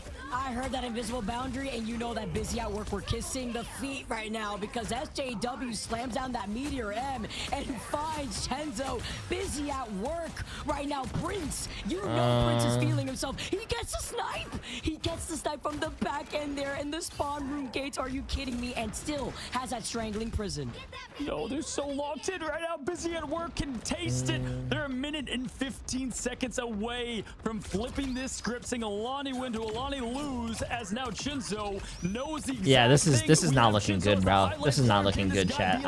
To push this team through. Yo, calm stock. They've got the show. They've got the eternal bond. They have what they need. Alexis, 13% on Prime sub. And there's no trades from huge ults. Although Chenzo does get rid of the C, or attempts to here with the hand of Khonshu to try to cut them off, and with 0 meta having that fate of both worlds, it keeps him alive because he pops it second right after Logan had used it before. They do trade that though, together with K-Jules having that eternal bond, painting the floor purple, and now the Meteor M comes up, and what must come down must go down as SJW misses out on that important mark. The Silent Blaze was waiting in the distance with that invisible boundary now, as Necrise is going to be able to try to call them out with the Psionic Seduction. They just can't get the picks. I mean, they are unable to get Axry down this entire time. Now Imprisonment lands, and it's going to be the picks coming from Busy at Work once again. There's just nothing coming from it, but Alani win. Chenzo right on time, just as we thought would come in here with the Khonshu hands. Jalen to follow now. 4 seconds overtime. SJW, portal ready. One more fight to win point 1. And that was so worth, at least in the terms of Prince being able to get that Gruul and take out that support from the back line together with Axry. But now they're going to be able to recontest with the Doctor Strange portal. He gets frozen. He gets pushed back. And with overtime taken away, Alani went desperately. Oh, what a dive on the back line, bro. What a dive on the back line. Automatically just killing 2. Now, chat, that's GG's, bro. Looking like doom for Alani win now, as Axry's doing it all day. Silent Blaze for, you know, to be honest with you, I do think SJW deserves that win. I think SJW, bro, if you told me who's winning this after the first game, I would tell you that Alani win, or however you say that name, would win. But Busy at Work came back and won. That's fucking crazy. By the way, they had answered everything back. Congratulations, chat. Busy at Work actually had the least amount of points. Nice. Easy money. Easy money. Busy at Work to get the complete turnaround that they needed. I mean, I'm stunned from start to finish, because you had someone like Alani Win go against one of the top orgs of 100 Thieves. And really, I think both of our picks for Alani Win wasn't so much against Busy at Work. It was just for what we saw from Alani Win, right? And that team and what it took to beat them.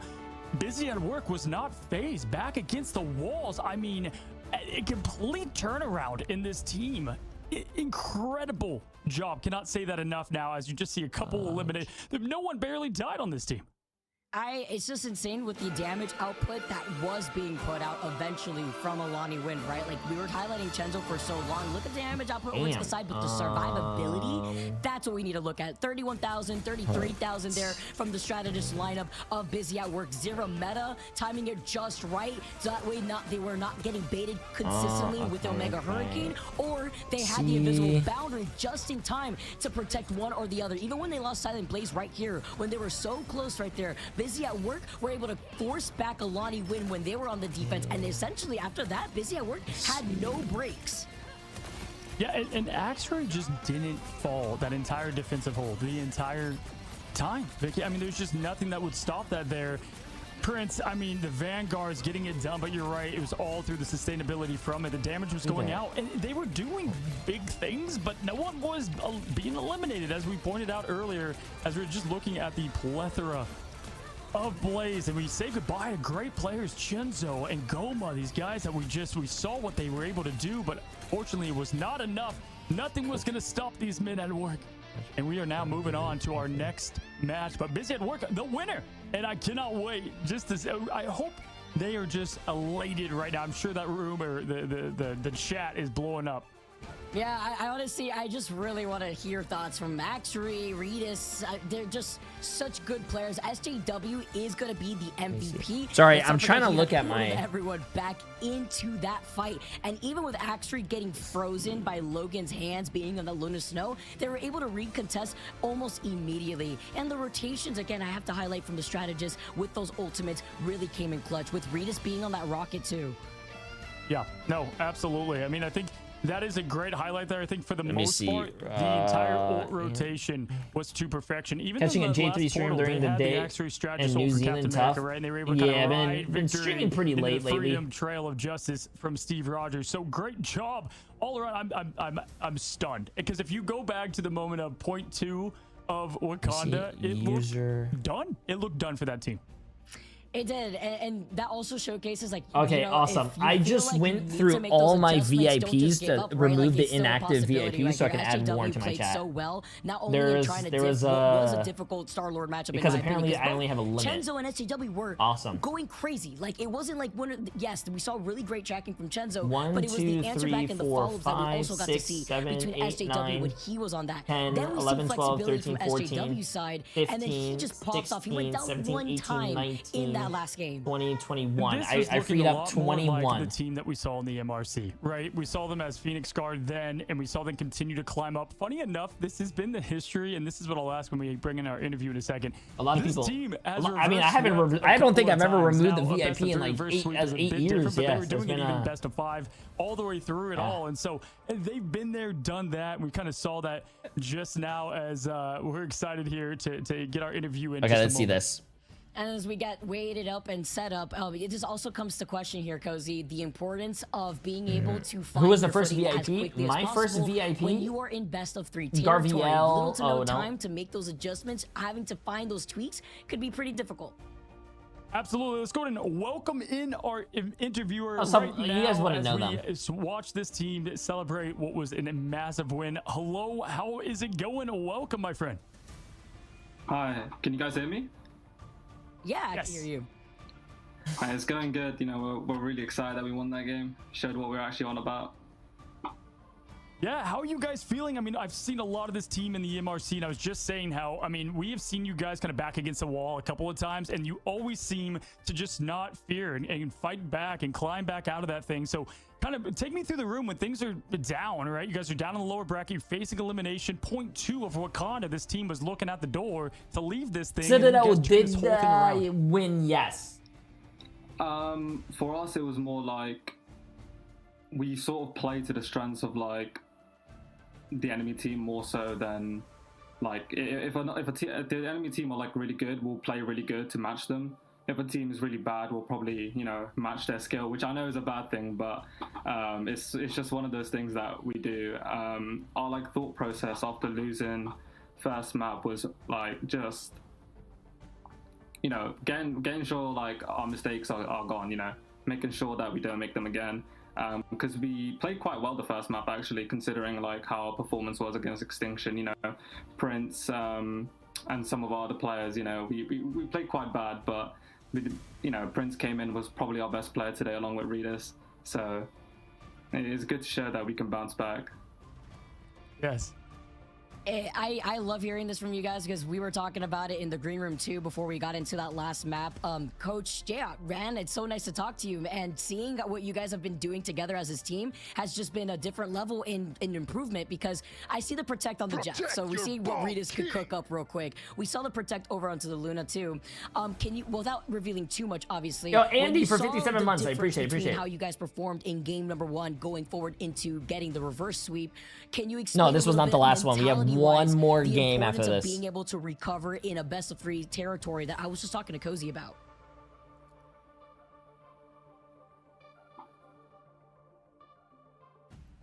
Yeah, I'm not gonna lie. Like, holy shit! I was about to say, did anything happen? Was there a lag? Why is there? The question was like how we play. Why aren't they doing a LAN battle of this? There is a LAN at the end. Yeah. These are the bracket stages, so people can make it to the LAN. Our main recovery was like, you know, I mean, I might as well say it. We got quite a bit of help from, you know, our boys at FaZe on EU. You know, Rosa and Coffee. They've been like big helps for our team since the start. Sup, Jay? Hello. You know, it all stems from us being friends from like console Overwatch. And console Overwatch. We he can't mention Overwatch on the broadcast.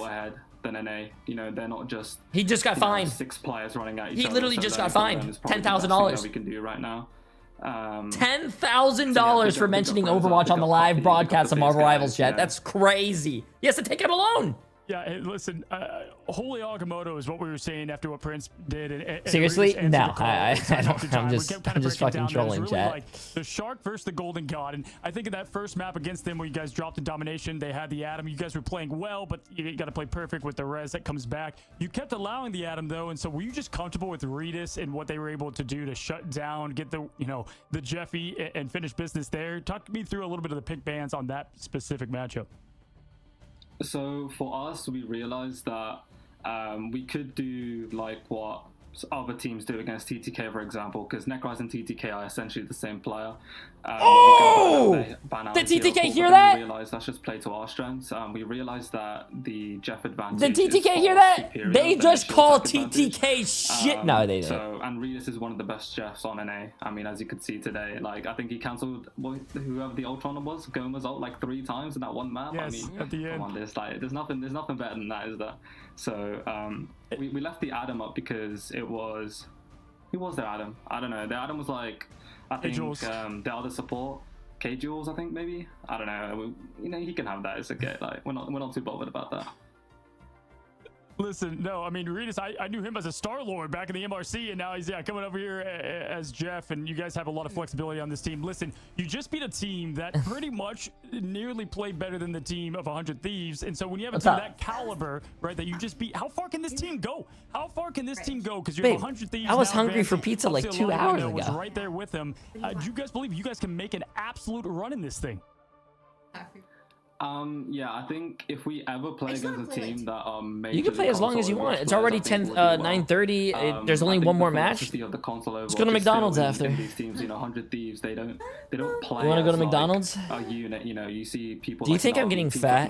They play as a unit. Like, Trust Me is there. He quite literally like. I weigh 172 now. Oh my god! And like other teams. Why was that your reaction? Like, okay. How can we enable our one player to kill 6? Well, look at my diet today. I had Doritos, I had a large slice of ice cream cake, and I had a Coca-Cola. Had a close game against him. I mean, they have iRemix as their coach. He's not as smart as me when it comes to banning, so I can understand that. So bro, it's my cheat day. When it comes to that. A lot of confidence, man. It's my cheat day. That's what makes the sport great, and definitely talking to some big company and a great way. I love the. You know what's actually really crazy? No, chat. Okay, they're I gotta tell you guys something crazy. I weighed 170. I weighed 170 pounds before I went to China. I remember this. I weighed 170 before China. I go to China and I eat And I'm talking about I eat so much fucking food. The food there is absolutely amazing. It's so good. It's delicious. It's very cheap, and it's like very, very healthy for you. I came back home. I actually fucking lost 5 pounds. I lost 5 pounds when I ate so much food, bro. For 2 weeks. Mind you, this is a 2-week trip. I was also sick. Who cares about that, though? I came back. So when I came back, I weighed so when I left, I was 170. I was there for 2 weeks. I weighed 165.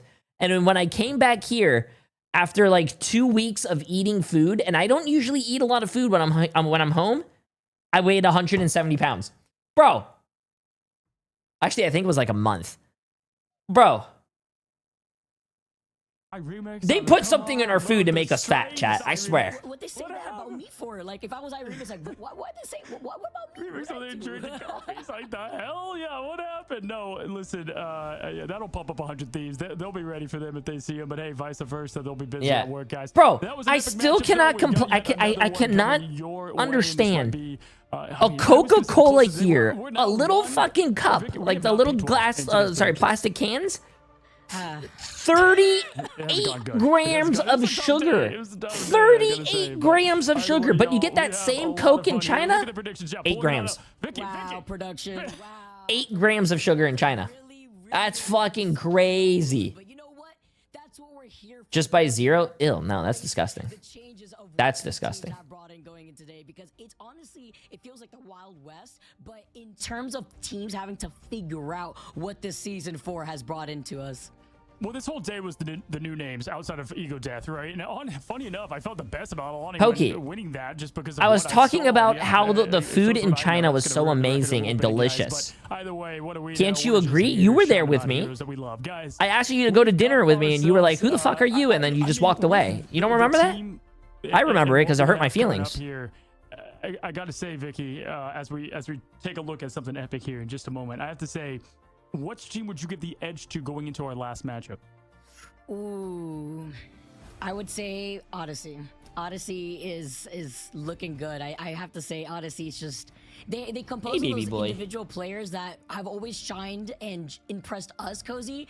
That was the first time I don't like no. That That Coke Zero, that's not chat now. And against Intergalactic, I don't know if it's you made me check. Our Coca-Cola in EU has 15 grams. That's even better than here than the States. Have to wait and see because I also have been wrong about my predictions for the last like 2 series. So if we win EMEA, I'll buy you dinner in Atlanta. Woo! Chat, clip that. Record it. Xbox. Wait, is there any good restaurants in Atlanta? I've never been to Atlanta. A high level, and so with that, does that mean he's not winning? Wait, what? KFC? Fuck! What the fuck? No. You pick the restaurant. No, you're paying. I pick the restaurant. Chat. We're all going. Everyone that's going to fucking Atlanta, dinner on Poke. We're all going to a 16-star Michelin star fucking restaurant. It's gonna be delicious. No pasta though. If you order pasta, you have to pay for yourself. Also, you're kicked out. Boost up that skill and compete yourself in the MRC perhaps in the future. Absolutely, guys. So we have ourselves match 4 ready to go. Don't go anywhere. We're gonna take a quick break and get to the action. Yo, what's up, TTK's dad? What do you mean by no pasta? I'm sorry, this is a no pasta. Yo, wait, TTK's dad, we gotta do dinner. Hopefully when I go to Atlanta, I'm not gonna be sick and I'll be alive. W, J3 1v1, and if I win, no, if you win, I gift 50 subs. 1v1? Okay. You never said in what. Bang, you're dead. I won the 1v1. 50 subs. Hey, I appreciate it. I'll take the 50 though. You can still sub. Wait, what is this? Wait, what is this? Hold on, I want to click on this. Hold up, I gotta unban this guy. Hold on, give me a second, chat. Wait, did someone unban him already? Wait, can one of my mods unban him? The guy I just banned? I did. Oh, thank you. No, not Poke, not Poke. I'm talking about Liquid. Did you unban Liquid already?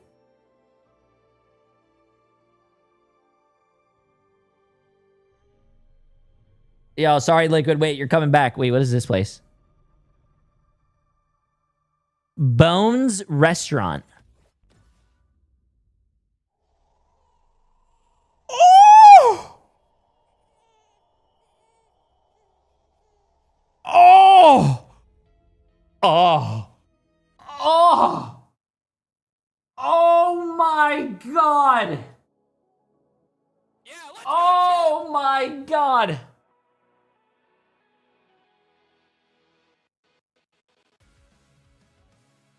Let's go, champ! Oh my God! Oh my God! Oh my God! Oh my God!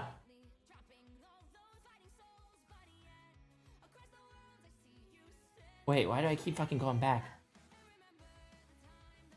Oh my God! Oh my God!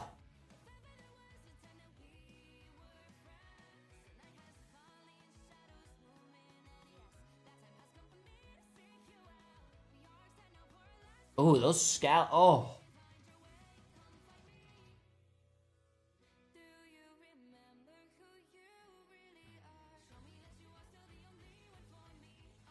Okay, sorry. Okay, sorry. We gotta stop.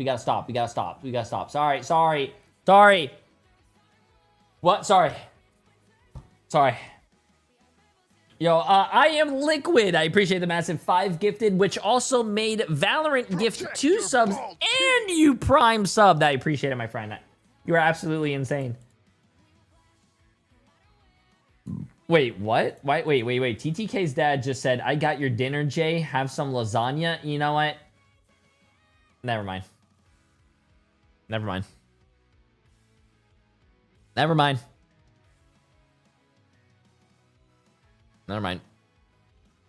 I just have to find some time for dinner since there's not a lot of free time. That's fucked up. So you're saying that you don't want to hang out with me. That's fucked up, man. The best meal I've ever had was at an omakase sushi restaurant in Philly. Oh. Bro, I want to win. Listen, you got this, bro. Yeah, lock in, bro. Lock in. If you really want to win, which you could do, and this actually sounds very ridiculous, but a chat can also my chat can actually vouch for this because it actually does help you win tournaments. So if you really want to win, instead of practicing or doing a lot of VOD reviewing or doing a lot of scrimming, what you want to do is sign Jay3 to a multi-million-dollar deal only for the finals. And then as soon as you do that, I'll be on your team, and then we will win because I'm the best player alive. And it's just one of the easiest games. You don't even need to practice. You just send me in there 1v6 and I win. Chat, true or true? Of today, the sunset of day 4. He is looking for content creators? Oh, well, hey, send them my way. Odyssey. Listen. And I want to open this up by saying, you go back and look at I'm a free agent right now. LG was sold. They didn't have a great showing, but they did play Rad, I'm free. which looked dominant. I mean, they stormed through Dreamland too. And so what can that team bring compared to Odyssey, a team we know a bit more? Yeah, wait, what do you mean formerly false? Ego Death, right? So it consists of those individual players that you and I have really hyped up about, but Intergalactic also has amazingly talented players themselves. Looking at the fact that they had lost against Rad Esports and then looking at how Odyssey played against Dreamland, you cannot ignore the amount of counter-picking potential and choices that were made in that very close series that Dreamland had 1-2-1, right? I recommend everyone to go back and watch both of those series. They were fantastic, but specifically the Odyssey potential to change what they need to mid-game to understand what they need to bring out is very quickly decided on. Yeah, matchups to look for here is Hoffman and Doomed versus Self and Zaytex. Oh shit, Self I gotta start the Zaytex predictions. Shit, chat. Why didn't you guys warn me? And so pure skill is what they rely on. That's what's going to be after they Intergalactic match that efforts versus as well. Intergalactic though, this team has played a lot of them together here for a good while. Bringing in a couple of new members. Chat, do your voting. Do your voting. Impunity, they lost Vision, arguably 2 huge players to them, and so it's going to be tough. I know even Nuck was there with them as well, and so you have a bit of that team together, a bit still apart. But looking at how that last team went, yeah, it was just tough to highlight anything massive. Okay, let me see who's on Intergalactic. You have Doomed. I've seen Doomed before. I've seen Blur. I've seen Dogman. I've seen Fidel. Yeah, it was talking about really being on that Angela. I think I've seen a lot of these We got to players. see Angela twice that day alone, and Let's see who's on hard Odyssey. sometimes to worry about not only dealing with the triple Vanguard, triple strategist lineup, but also how to get rid of what that Angela, Doctor Strange, Venom. Could Okay, bring and to the Team table. Odyssey Obviously, has. being Oh, I've extremely seen strong, Somble but now before. making sure that you have Zatex. to I've make seen those that guy. Ooh, adjustments Self, against a team Momentum. like I've seen these Odyssey guys that before. also has been I playing don't think together for quite some I don't time. think I Max Baser, who remember believe has Soko come, or Baser though. from somewhere else. I think it was Dark Zero, I believe. This team has had so much passion behind them. I mean, Soko, Somble, No, Dogman's too old. Vanguards together, the 1-2 punch goes perfectly with the recipe of the Too duels old that and they too have short. behind them. And so they don't have a lot of weak points. I think that, you know, we saw them open up so strong in that domination, and they ended up losing, not carrying that momentum. So they got to stay focused, stay locked in, and play the game they know. But it does start there, I think, behind Self. Somble. Is 70k points a lot to bet? No, bet more. The max on bet that you can do is 250k. Put it all on red. That same energy. Whatever red is. Yeah, Sombo even showcased the Hulk out here where, you know, he was able to put it on strongly, and that's without the Namor too, because Hulk in general is just a pretty strong Vanguard. Hey Jay, can I get my money back? Oh, once you bet, you bet. You can't get your money back. I'm sorry. So having Self up in the sky with Zatex alongside him was super lethal to deal with. And even with Sombo having to make those readjustments with a targeted hero pool, you know, he was able to make it work, and even through that, Zatex has that flexibility to help cover him. Yeah, they love this guys. They love the Ultron and Human Torch. I just put it all on red. Self I don't even know also who red is. he can flex anything, Which just team is the crit red aim, team? So he has been going a little bit of Adam Odyssey? as well. Do they focus the torch? I think Odyssey looks like a good the Adam team. going down, or do they put that direction back to Somble? That's what we're gonna have to find out here as we Yes, enter in our Dogman last match is a caster for Marvel Rivals. He is the same one from Overwatch. Yeah. A lot of these teams were in players were in this exact place just back in June. We find ourselves on match number 4, and we enter in on the map, Vicky, of Wakanda Domination. First time, I believe. Okay, chat, you guys ready? On this map throughout Let's the get course this. Of the day. Yes. A little bit of flexibility, because you know that's what I like to see, a different look at our beautiful maps here at Marvel Rivals. Exiled Beauty with the massive 8 gifted subs with Valorant actually gifting an extra. I appreciate it. Wait, chat's popping off. Yeah, they're gonna go Exiled with the Beauty. I would assume I the am Torch ban will come liquid. soon. You Not, guys are right away popping. about I that appreciate third ban, it. Most likely from Intergalactic, they go with W the for Luna Exile, ban W, to W. match that, and we'll see. I love with playing the Jeff. I have Mantis Protect, 800 like hours that. on You know, you can Jeff. only ban so much, so not a bad start. We'll see what Go kind of outside. approach they go with here. I wonder if they're going to try to do maybe a little Mantis Venom action ban-wise, though, to address what A they CC need. They're gonna Baller get for him 20 out months from as well. I appreciate it, my friend. We know how lethal that is too when it comes to dealing with the amount of strategists that you're going to be able to find here. Even though we always start in game number 1 on domination, it's that first fight, the first team to take that point that usually has the advantage. As the Invisiwoman, it's going to be a strategist lineup target ban, it's looking like. Yeah, not only that, we see our first Star-Lord ban in what seems like forever. Doomed can play a mean Star-Lord Hoffman as well, and so getting rid of that. There it is. That's what I thought we would see. So they're going all in with the Feast of the Abyss, a damage boost up, right? And that is hard to stop. That is a scary sight, but Odyssey can rise to the occasion. Just have to keep an eye at all times on what is going to be a disgusting Venom here. Jeff going to be banned. That's the smartest ban you could do against that comp. You cannot allow a Jeff with that to kind of fuel that vehicle. I wonder what that last protect is going to be, though. With no Jeff from the other side, I mean, you could still open up the doors if you really want to get cheeky with it and have that Adam Warlock, which, you know, considering that triple ban on that strategist, that Intergalactic want to prioritize here on Odyssey. Ooh, We get to save protect on over on the Venom, Venom. but no Mantis for them to use, considering the ban on from the other side. Is this Torch? Maybe? Yeah, Torch or Adam. I would say, oh, close. Okay, yep, all strategists. They're just sticking with... They're sticking with the game plan. So How long does this broadcast last? What, my stream? Or you mean the tournament? Tournament goes as long as until the matches are done. Start there. But then what does that do, Vicky? That forces Zatex not to have the Ultron. Like right now, this tournament has been going on for about 4 hours. Probably after this game, maybe 5 hours, 5.5 hours, but they also do EU as well. So EU took about like maybe roughly around the same time. We talked about Baser too. We saw some Adam Warlock action.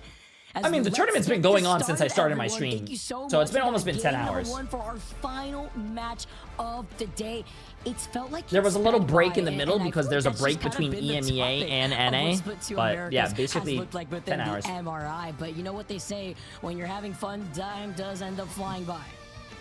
Yeah, and, you know, it's not that it's not going to be, you know, nervous energy after this match because you are playing for seeding, but this is kind of the When did he the say last that, bit of, Jeremy? like, hey, you're out of this thing if you don't win this, right? So we're finding ourselves at the brink of elimination before we head into the group stage and that seeding. Of course, you don't want, you know, a last seed, but I can say this confidently. Fly, of course, that first seed last time, and Do saves overrides bans? No. You have to save a character before it gets banned. Part, right? And to this point now, as Intergalactic is going to be summoning that portal, it's Dogman bringing the fight to him here. Doom ready to throw out the sparks with Phoenix. Let's see what they do. A shortcut through space. Oh, it's the face-on-face before they try to jump in. The slight block, though, as the cheeky portal plays come out, and they block out the entry. And Odyssey wrap up right behind Intergalactic. Dominant taking a good amount of pressure, but this is the face-off that you get to see open things up with Odyssey having self on that Ultron. It's a lot. Anybody got a link to the bracket? Yeah, type exclamation mark tournament. Yeah, There's a link to NA and EMEA. The entire Vanguard lineup just absolutely snowballs, and it's so funny. Self being the one that is on the Ultron. Truly, this guy. Oh, poor guy, bro. They're staggering the poor guy. Baser back on that roll of Adam Warlock, and there is a bit of the stagger as Blur try to find the edge of extinction. Great first cap from Odyssey. Soko popping off out here too, and Zaytex is just going to be able to build into this legendary just as quick. Intergalactic now puts a dent to that ult economy. Just Has there been any triple tank comps? Yes, a lot of people run triple tank and triple support to spawn hold a few teams. Could do, being right at home on his favorite pick here with the Venom. And Baser just eliminating Doom right there is just a bummer. I mean, that is such a slowdown of what they're trying to get out of here. What a huge pick to continue the momentum, 40% and climbing what feels like all Odyssey right now. They're building Is triple support banned for Intergalactic? No. But it's not before the extermination from Self. I mean, Pretty sure they could run it. Instantly coming out here, Somble to go in with Hoffman down. This is absolute devastating.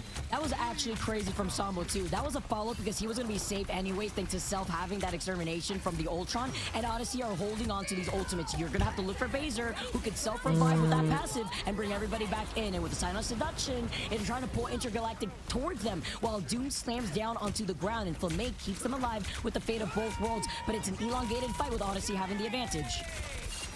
Yeah, I mean, they didn't have to use anything to survive that. I mean, that's crazy as they just continue to go with Zaytex now. Legendary Soko to follow. This is an Odyssey team that is absolutely pissed that they have to be at this elimination stage to begin with, and we're seeing it right here and now. God damn. Did not get to play his symbiote last day 2. Well, What are we watching? The $3 million tournament for Marvel Rivals. Just knocking on his doors, let me in, let me in. This is the NA team. This is the lower bracket NA teams. Whoever loses goes home. Well, actually, they're gamers, so they're already home, but... As now Dogman can't even portal in. There was no chance to. I believe it was even on cooldown there by that point because Odyssey had just pushed their buttons already out of the gate in a speedrun of a first round. Bro, why are you guys saying 07 my points? They could still come back and win the next 2 matches. Holy shit, they didn't get a single fucking kill. Yeah, your points are gone. Holy shit. Get to see anything from them there. O's across the board. Yo, fuck, bro. That is bad. Yo. Yo. Did they play the game? I don't think they got to play the game. Holy shit, bro. Chat, can I get an 07 for everyone's points who voted for Intergalactic? So much damage output. You have to deal Everyone with who voted for something Intergalactic doesn't like their money. That's all I gotta say. And Zaytex is in the sky like a Yep. pesky mosquito. Take care, man. Alongside that Ultron. That's why you get to see this composition rolled out here from Odyssey as we get started with the round number 2. That's fucking crazy. Yep, thank you, Jeremy. Doors open here. And no portal this time. I'm gonna hop on over to the 4 point. tanks, 2 supports is meta? No. Online is Odyssey, and farming that Soko. Old Dogman's gonna have to hit the Agamotto of his existence. Yeah, that was a to try to brutal get this fucking team match. some open That ensemble. looked Just bad. an absolute demon on Venom. We've seen this man do it time and time again. It's Venom on Venom. Symbiote on Symbiote. Noel's gonna pick one to be the victor here as teams collide. It's a face-off here, too. Look at this from each side before Blur just dives right there on top of the high ground where Odyssey want to sit. And Self start things off with the extermination. They were holding on to these ultimates, as you mentioned, Oh Cozy, no, while having to bro. waste too much Chat, of I it. feel Visual value bad. Coming up from Fidel, allow him to move up, but it's so much pressure that Odyssey are able to take the point for free. I feel so Trying bad. to get a elim there. Soko going out of there. Odyssey now continuing to build up that point. Momentum has that ready to go. but it's just one after the other now as Fidelis going to fall. Dongman still has this Agamotto they can make use of, but really just no openings to have the collapse in the coverage there. Zaytex flipping, dipping, and finding more and more prey as they have to reset, and time is ticking. They're happy with taking this patiently, and Summo's about to have the Feast of the Abyss too. Baser has not needed to use this Karmic Revival not even one time, and while Blur's just trying to find his way back in, he slams down. Hoffman calls in the Soul Resurgence, and there goes the Feast of the Abyss. Momentum activates the It's Jeff, and why are you running as he tries to stop their exit point, and then the Wombo combo follow-up just so that way Doom can prevent Momentum from getting anything working with that It's Jeff. Jay, I've watched Odyssey's games. So I haven't watched these games. I think these are the games that were playing that one day I had to help my dad. So this is my first time seeing both of these teams. But holy shit, bro! Odyssey looks like they're on a different level. Like who do they play to go into the lower brackets? Been waiting for this one now as they're trying to flip the point back to them, but they still have loads of work to go. Baser down and coming back. Sombo continuing just to be a nuisance here, Vicky. And Soka was living for a really long time before Doom finally finds Oh, they actually want. Wow, okay. And with the Phoenix, it's finding these opening picks that they need. They played to Dreamland. finally get some momentum flowing in their direction, and I like their economy coming up next. And then Dreamland lost to Rad, right? 75% to 10, 11, 12, and climbing. They've got some of what they need. They're close. Fidel and Flamme will be able to sustain this thing if they're able to keep through it. You know, if you're Odyssey, you're just trying to get this point around 50, 65%. Doom damage boosted up. This is the man to give it to if they're going to win this thing. Feast of the Abyss goes up. Nothing to come out of it, though. Blur doesn't get what they want. And we're trying to go for a cheeky back cap, but that splits attention away from Intergalactic to back away, which allows Odyssey to move up. A nice little cheeky freeze up in the air. And now with the invisible boundary slowing things down, allowing Intergalactic to hold up, you can hear the It's Jeff momentum sees that everyone's grouped up together. But the counter, once again, back to back from Doom stops momentum. And Self comes in and cleans up what is left. How could you do that to Jeffy? As now Self with the rest of Odyssey and Zaytex activating the legendary sends Intergalactic back. Yeah, 2 times now. Hey, they're not doing literally right with the Jeff eats, but Zaytex is like, that's fine. Let me just do the old double pistol. They're not doing that bad. They got 63% chat. 78% and climbing.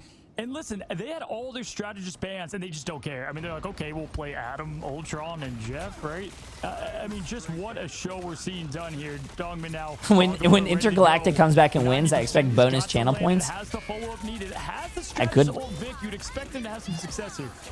The silent seduction though also gets slightly blocked before Hoffman can now activate that ultimate here with overtime now ticking away. Baser does have that Karmic Revival. You have to look for where Baser's at. Blur's forced to pop the shield from the Venom. Flamme here can help reset the rest of Intergalactic because they need to recontest overtime here in favor for Odyssey. And Odyssey are playing split. Doom looking behind them because the distraction that is Sambo is getting put to sleep thanks to the Mantis pick here from Hoffman. His extermination rating down. They also have a resurrection. They're going to have to fight through. The show is going to start the show of this last point take. Agamotto out. Jumps through perfectly there. Great jump, but is swallowed by Jeff. There's no Phoenix this time to stop this shark from jumping. Spitting right off the edge. And goodbye goes the Strange. Momentum finally getting that eat he was looking for.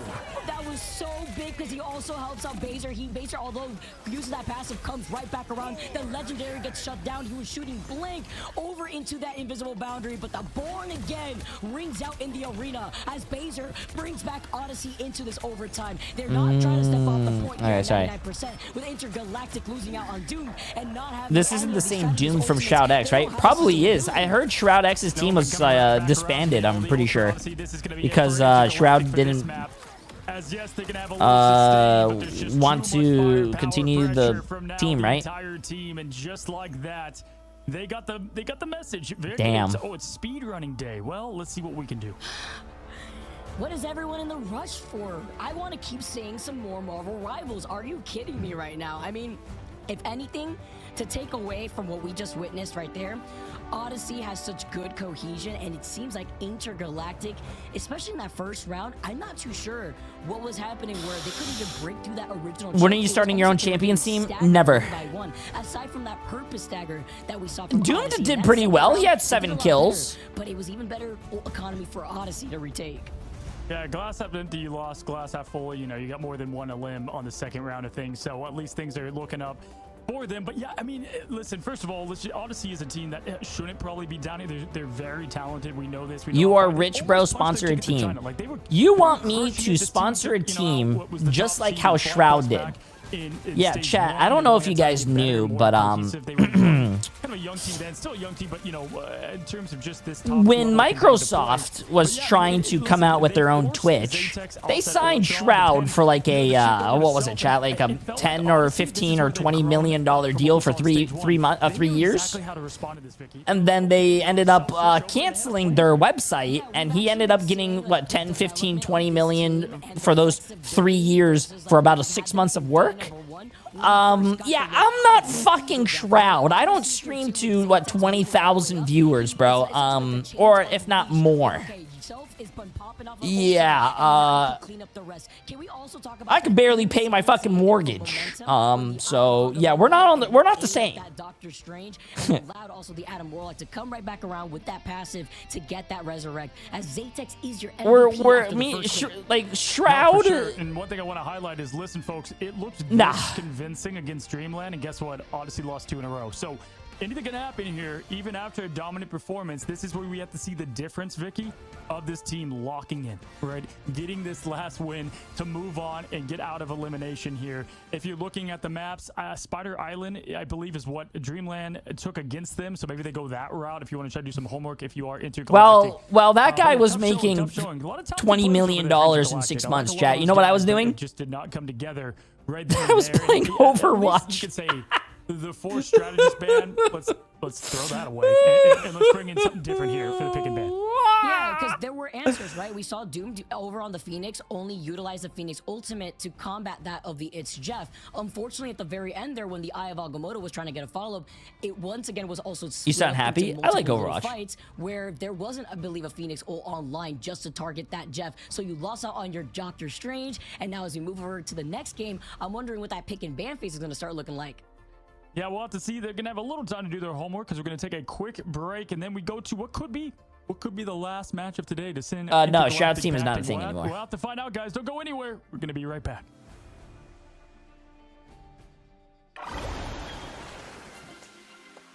Yeah, I think Ninja got like 30 million, and I think Shroud got 10 million. Pretty sure. It's something fucking ridiculous, bro. Can you imagine that?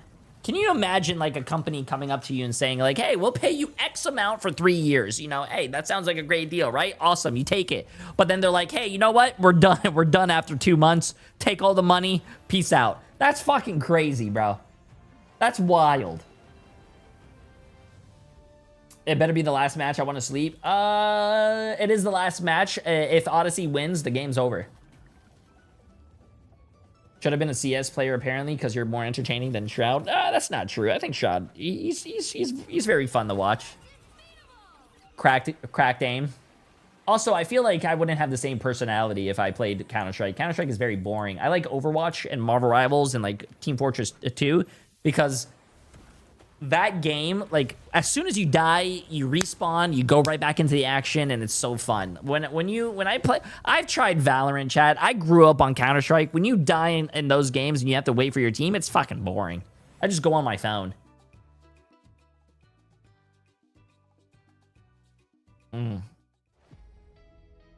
I tried Team Fortress 2. I don't know what they did from the last time I played it to now, but the servers are shit. I don't know what they did. It does not feel like the same game that I fell in love with. Yeah, I also don't like playing Counter-Strike and Valorant because I can't sit there and hold an angle for 15 minutes and then just like, yeah, it's just too boring for me. I need constant action, chat. I need constant action.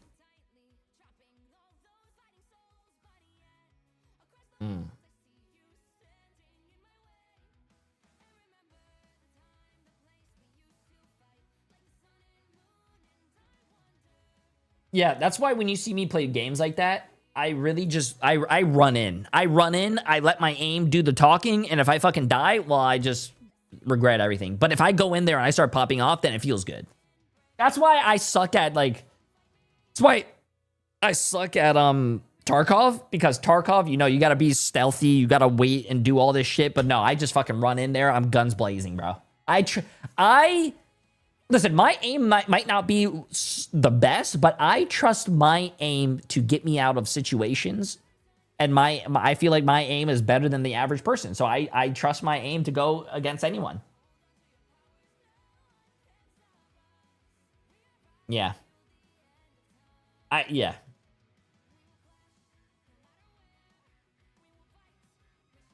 Yeah, that's just me though. But I'm getting to that age where I start to realize that I need to start playing like Tim the Tatman. And what does that mean? It means that I need to start playing with pro players and letting the pro players carry me while I throw their games. What could be our last match today is the matchup between Intergalactic and Odyssey. Is a fast one, a quick one here. Odyssey up 1-0. If you're just now stopping by, hello. If you've been here a long time, we're glad to have you. Vicky, we got potentially one more. What do you like to see?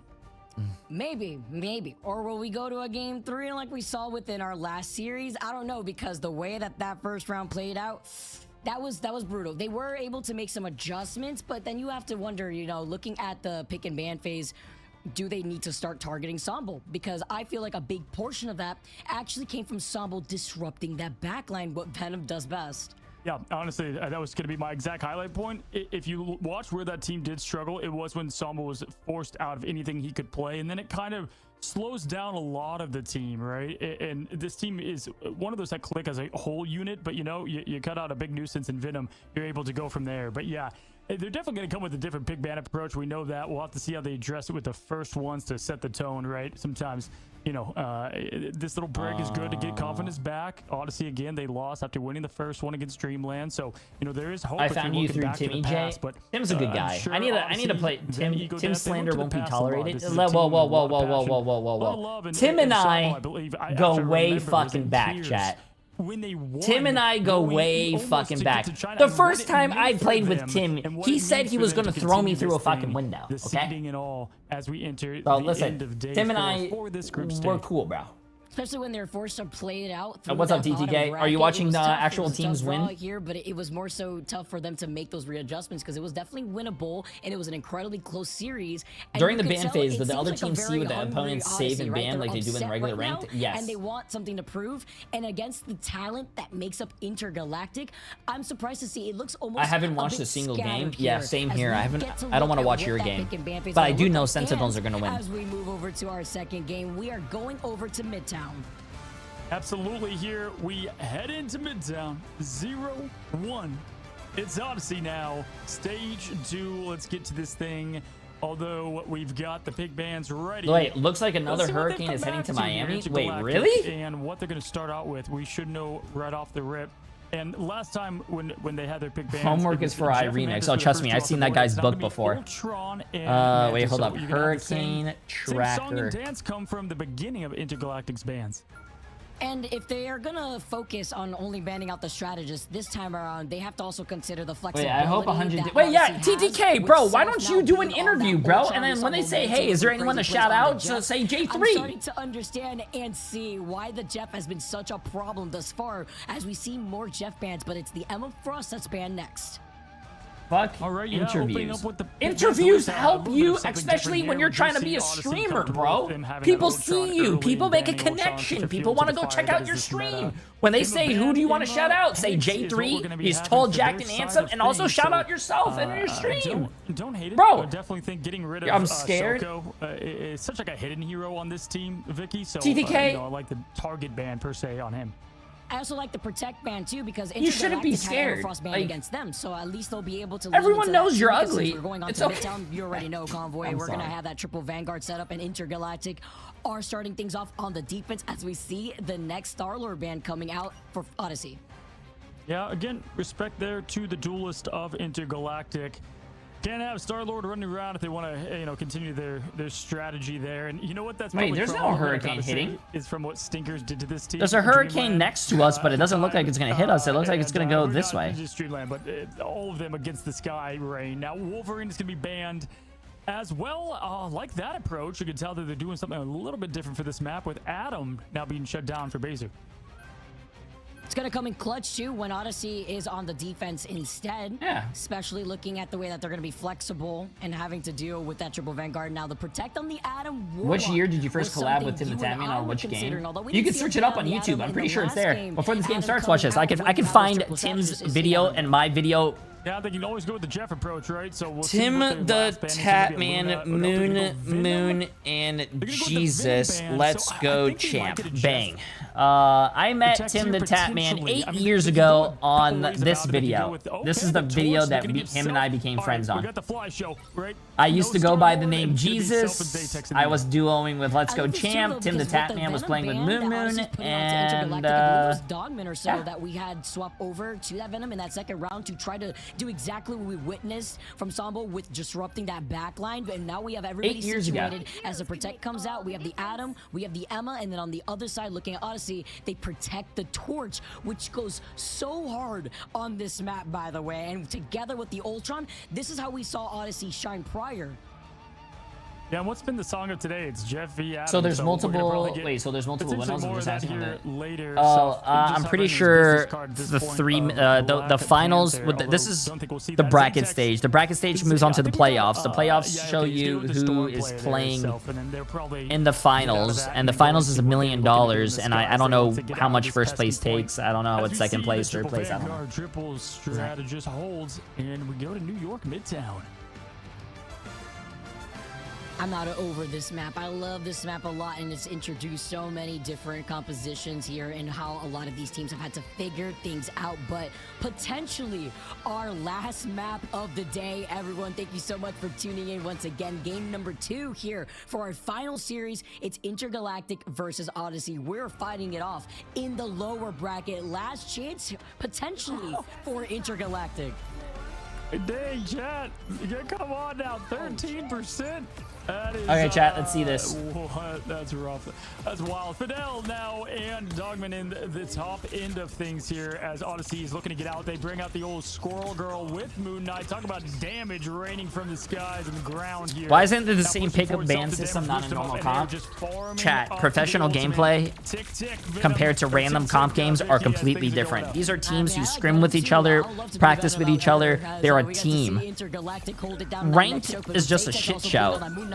If you have saves in ranked, you're gonna have those Spider-Man one-trick players who say they're the fucking best at Spider-Man, save their character, and then they're gonna go 2-16 on Spider-Man. Have you guys had that? Have you had those people? Hey, let's ban Spider-Man. No, don't ban Spider-Man. I play Spider-Man. I'm the best Spider-Man in the game. And then that guy goes fucking 4 kills and 28 deaths. No, it doesn't work. It doesn't work. In charge of the acorns here. Has the Anaconda strong good patience. Not going to go with the early one, although I do think he could have farmed it up already, Vic. That's the one thing I would love to highlight too, the patience and the way that they backed away to just boost off these duelist ultimates as the invisible boundary. Odyssey is running Squirrel Girl because and Moon Knight and also Storm, so they can break the 3 tanks, 3 support spawn hold. What a lot of teams do on these maps is they go 3 tanks, 3 supports, and it's a very good comp to spawn hold teams. So they're doing a lot of damage so they can break the spawn hold. Yeah, 2 Vanguard ults came and went. Nothing happened from them. Zatex now getting 1, make it 2. Does he get there as the Born Again comes out from Hoffman? But Zatex is hunting now as the Mighty Morphin Power Ranger here now throwing the back line. He's cloaked, ready to go, and what an absolute demon here with the DPS boost to boot. Hey, baby boy. Come here, baby boy. And I love the follow-up too that we just saw right there as the Omega Hurricane comes out. But the Born Again from Hoffman, big res. hiding in the dark, brings everybody from Intergalactic back. And look at the placement Baby boy, over by the subway station. Absolutely, yeah. Flamay had the other Born Again, so you got 2 of them. What's better than 1 res 2? As the old saying goes, not an old saying, you get the point now. Zatex moving in with the damage boost yet again, 71%. Yeah, Boba is a teenager now. He's going through that like rebellious phase. As now they continue to push in. Magneto doomed up. Can he land it? Oh no, Vic. Oh, but now you get to walk away with not only staying alive of your momentum, but you get the God of Mischief and the copy of that Maybe internal boy. bond, and you get to keep everybody alive as now Soko sends out. The invisible boundary was forced to counter that of Soko again. And the Silent Seduction, we are going one by one, except for the Freedom Charge, as we follow from whatever we saw from that first fight into the Strangling Prison. Wow, no one is fucking dying, bro. This is crazy. Intergalactic is holding it down, yeah. And Zaytex fell, so they didn't get to do the combo. They were set up. The alley-oop was there. He threw the ball, but the other guy was on the bench. Zaytex on The other guy was on the bench. down, and that's just a bummer there as that lined up. Not how Odyssey foresaw. Right now, good hold for Intergalactic as time is ticking. 47 seconds. What an absolute callback. Now Zaytex forced to just throw out the Khonshu. They expected it at this point, so you don't have the element of surprise at this point. Born Again, Filmay, and Hoppin, though, have ults ready to go here. Disappears up the invisible boundary and the res. Hoppin's positioning has been great whenever he has these reses online too. This forces Odyssey to now completely go back to the drawing board, and they have less than 30 seconds left on the clock to be able to get to that first checkpoint.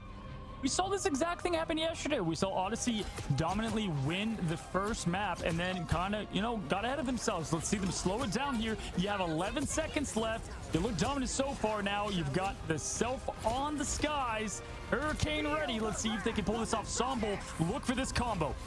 Fidel's ready though with the invisible boundary, and it's used up first. It's gonna be the Meteor M to slam down, but doesn't find its mark. This leaves things open for Sombo to bring everybody together, but half the team is still getting protected by the invisible boundary. Momentum now keeps everybody alive, and Dogma with the Silent Seduction just supporting everybody in. But Odyssey still have that healing output that Intergalactic do not have. The Terror K being the ticket to get them through this point one. It was looking all How many matches remaining? This is the last one on the day. Intergalactic almost felt that This could be legit the last round. Would like to see Odyssey but clean things up. The combos were Odyssey not needs the there win. all, Technically, Vic, and they that's why capped, they struggled on so. point one. I agree. That's why you saw Zaytex force to use Wait, that they're hand of portaling Khonshu right just now? raw when that Wombo combo didn't work out, like we were talking about with the group. We are seeing changes with Zaytex going over to the Phoenix as Dogman with the portal. Jay, every time I have a shitty day playing Rivals, I come to your stream and it makes me feel better. Hey, W. We have the Agamotto from That's good to hear. That's good to hear. Now doomed.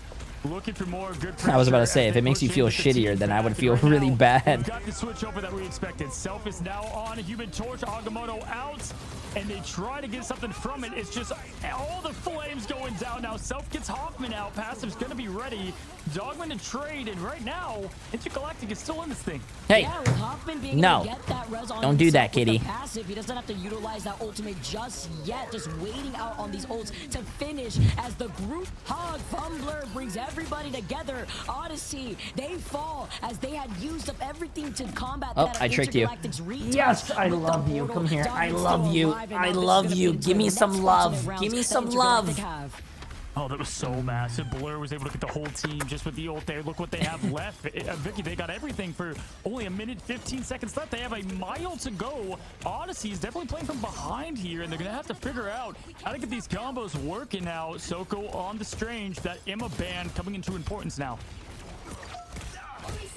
Comes in clutch when you get to get some more of these target bans. With Zaytex having that ultimate online, they could go in for a follow-up wombo combo opportunity. What is Boba's Marvel rival main? Black Panther. Low, though, cannot recover. Momentum was so close to that invisible boundary, and Intergalactic having Hoffman and the Adam Warlock gets the res up onto Filmay, who could have tried to come back, but then he gets shut down as Self had him in To his be line of honest sight, with taken you, to the skies. Intergalactic doesn't have a bad hold here. Still holding this angle.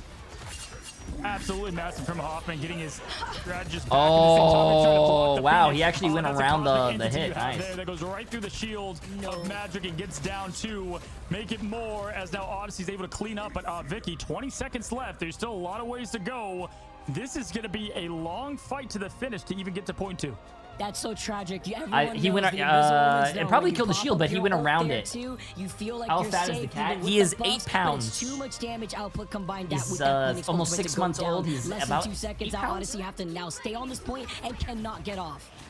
Dogman, can you hit this Agamotto? Let's see what we can get from it here. Not a lot of follow-up, going to just be pure power behind it.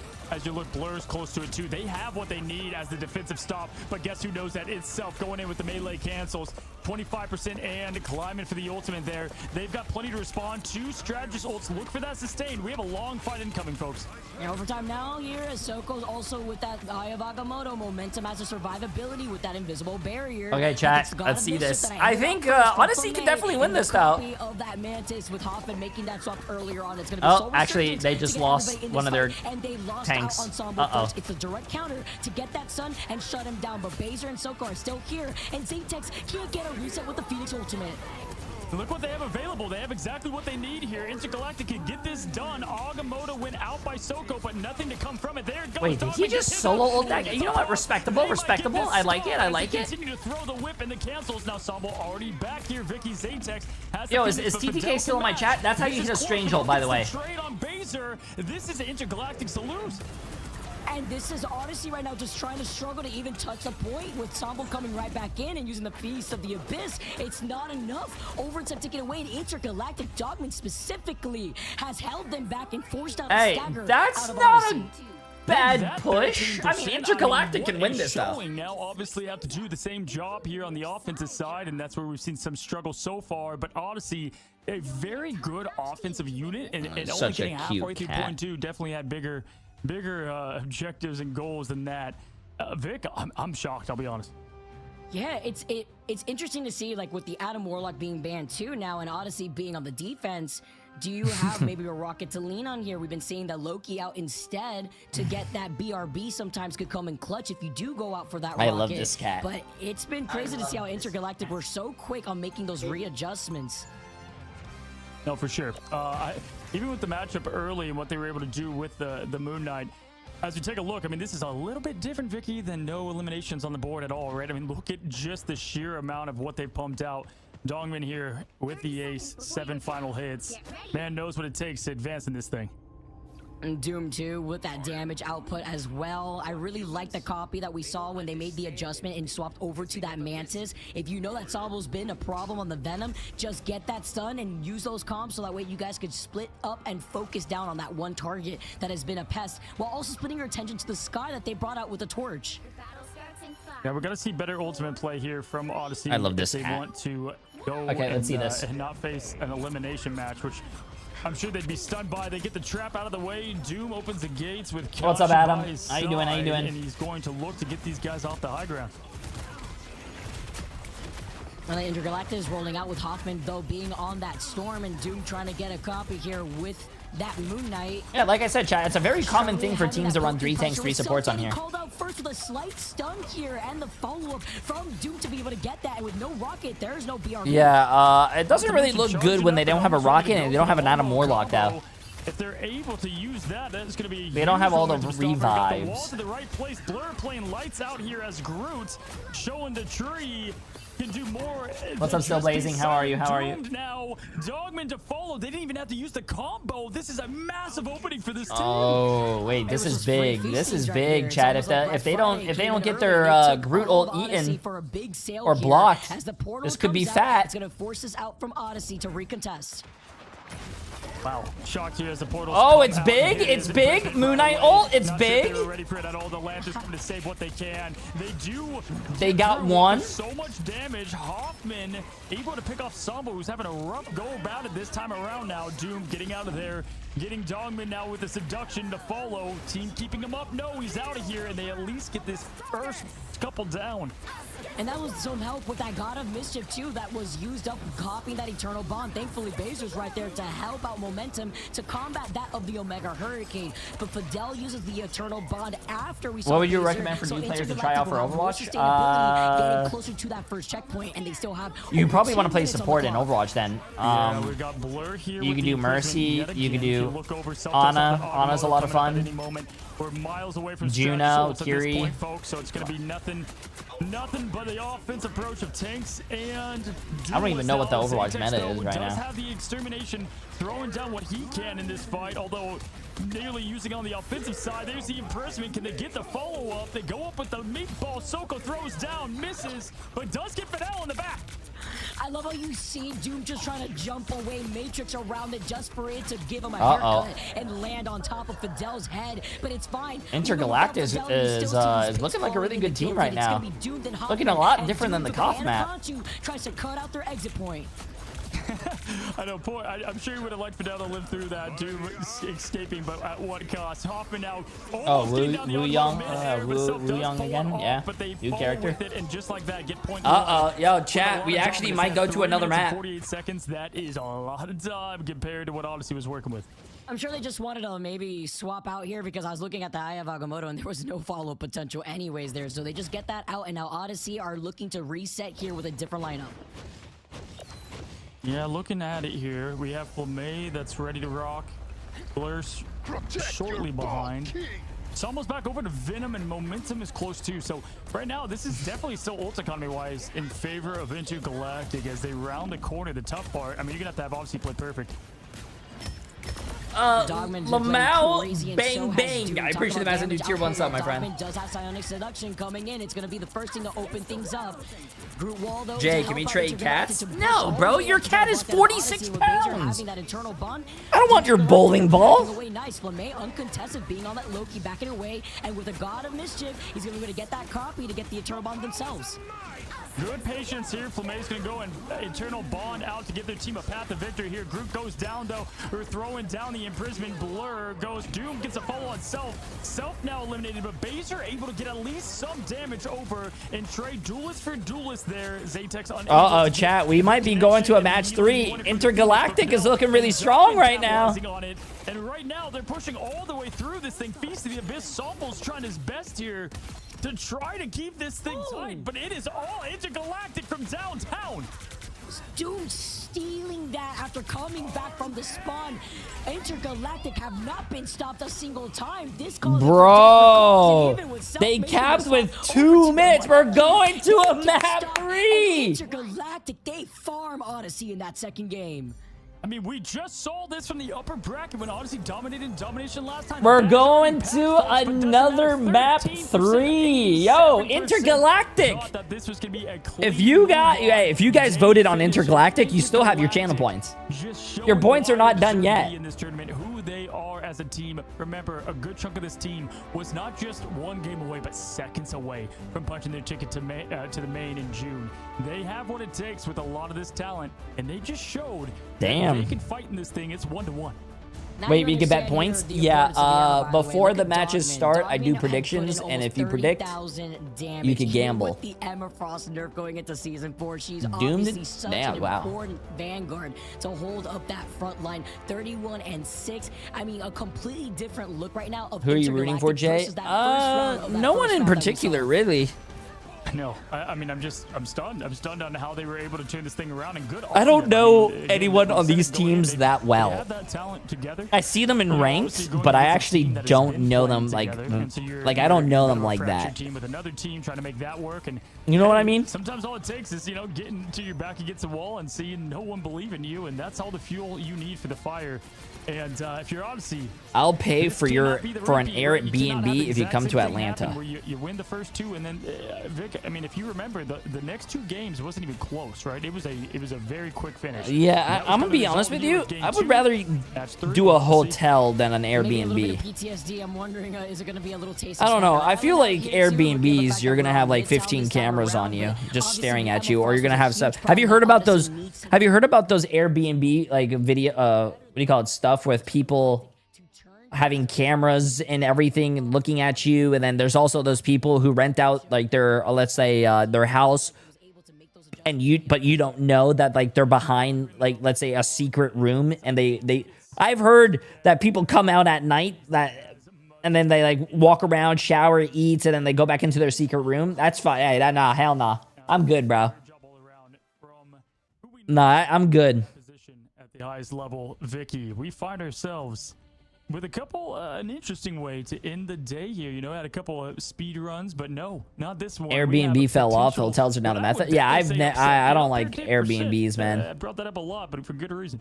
Yeah, and it's tough too when I'm Jay, you've been streaming for 10 hours. Are you not tired? I was tired at one point, but then you get a second win. Look at what those band picks it's like running. Obviously, Odyssey, running. You get tired. You're about to die, and then you keep running, and then suddenly you're just like fucking awake and running, and you're not even tired. Absolutely, y'all. Don't go anywhere. We have officially our last match of the day. Who's it gonna be? The comeback. Can't wait to see chat's predictions. Get those in. We're gonna take a quick break, and we're gonna be right back.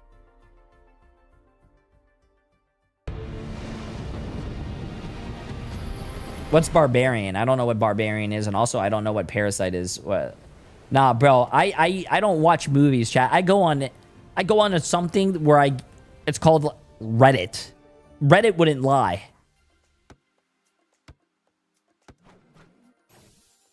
Nah, it's crazy.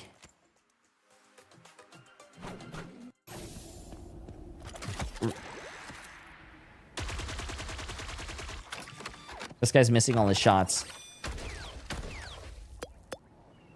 Bro, when he reloaded, his axe actually jiggled. I'm not being weird.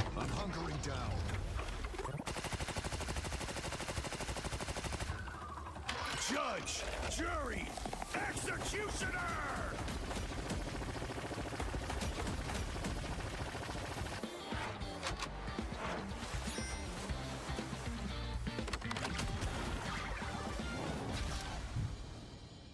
What's up, kitty? How you doing?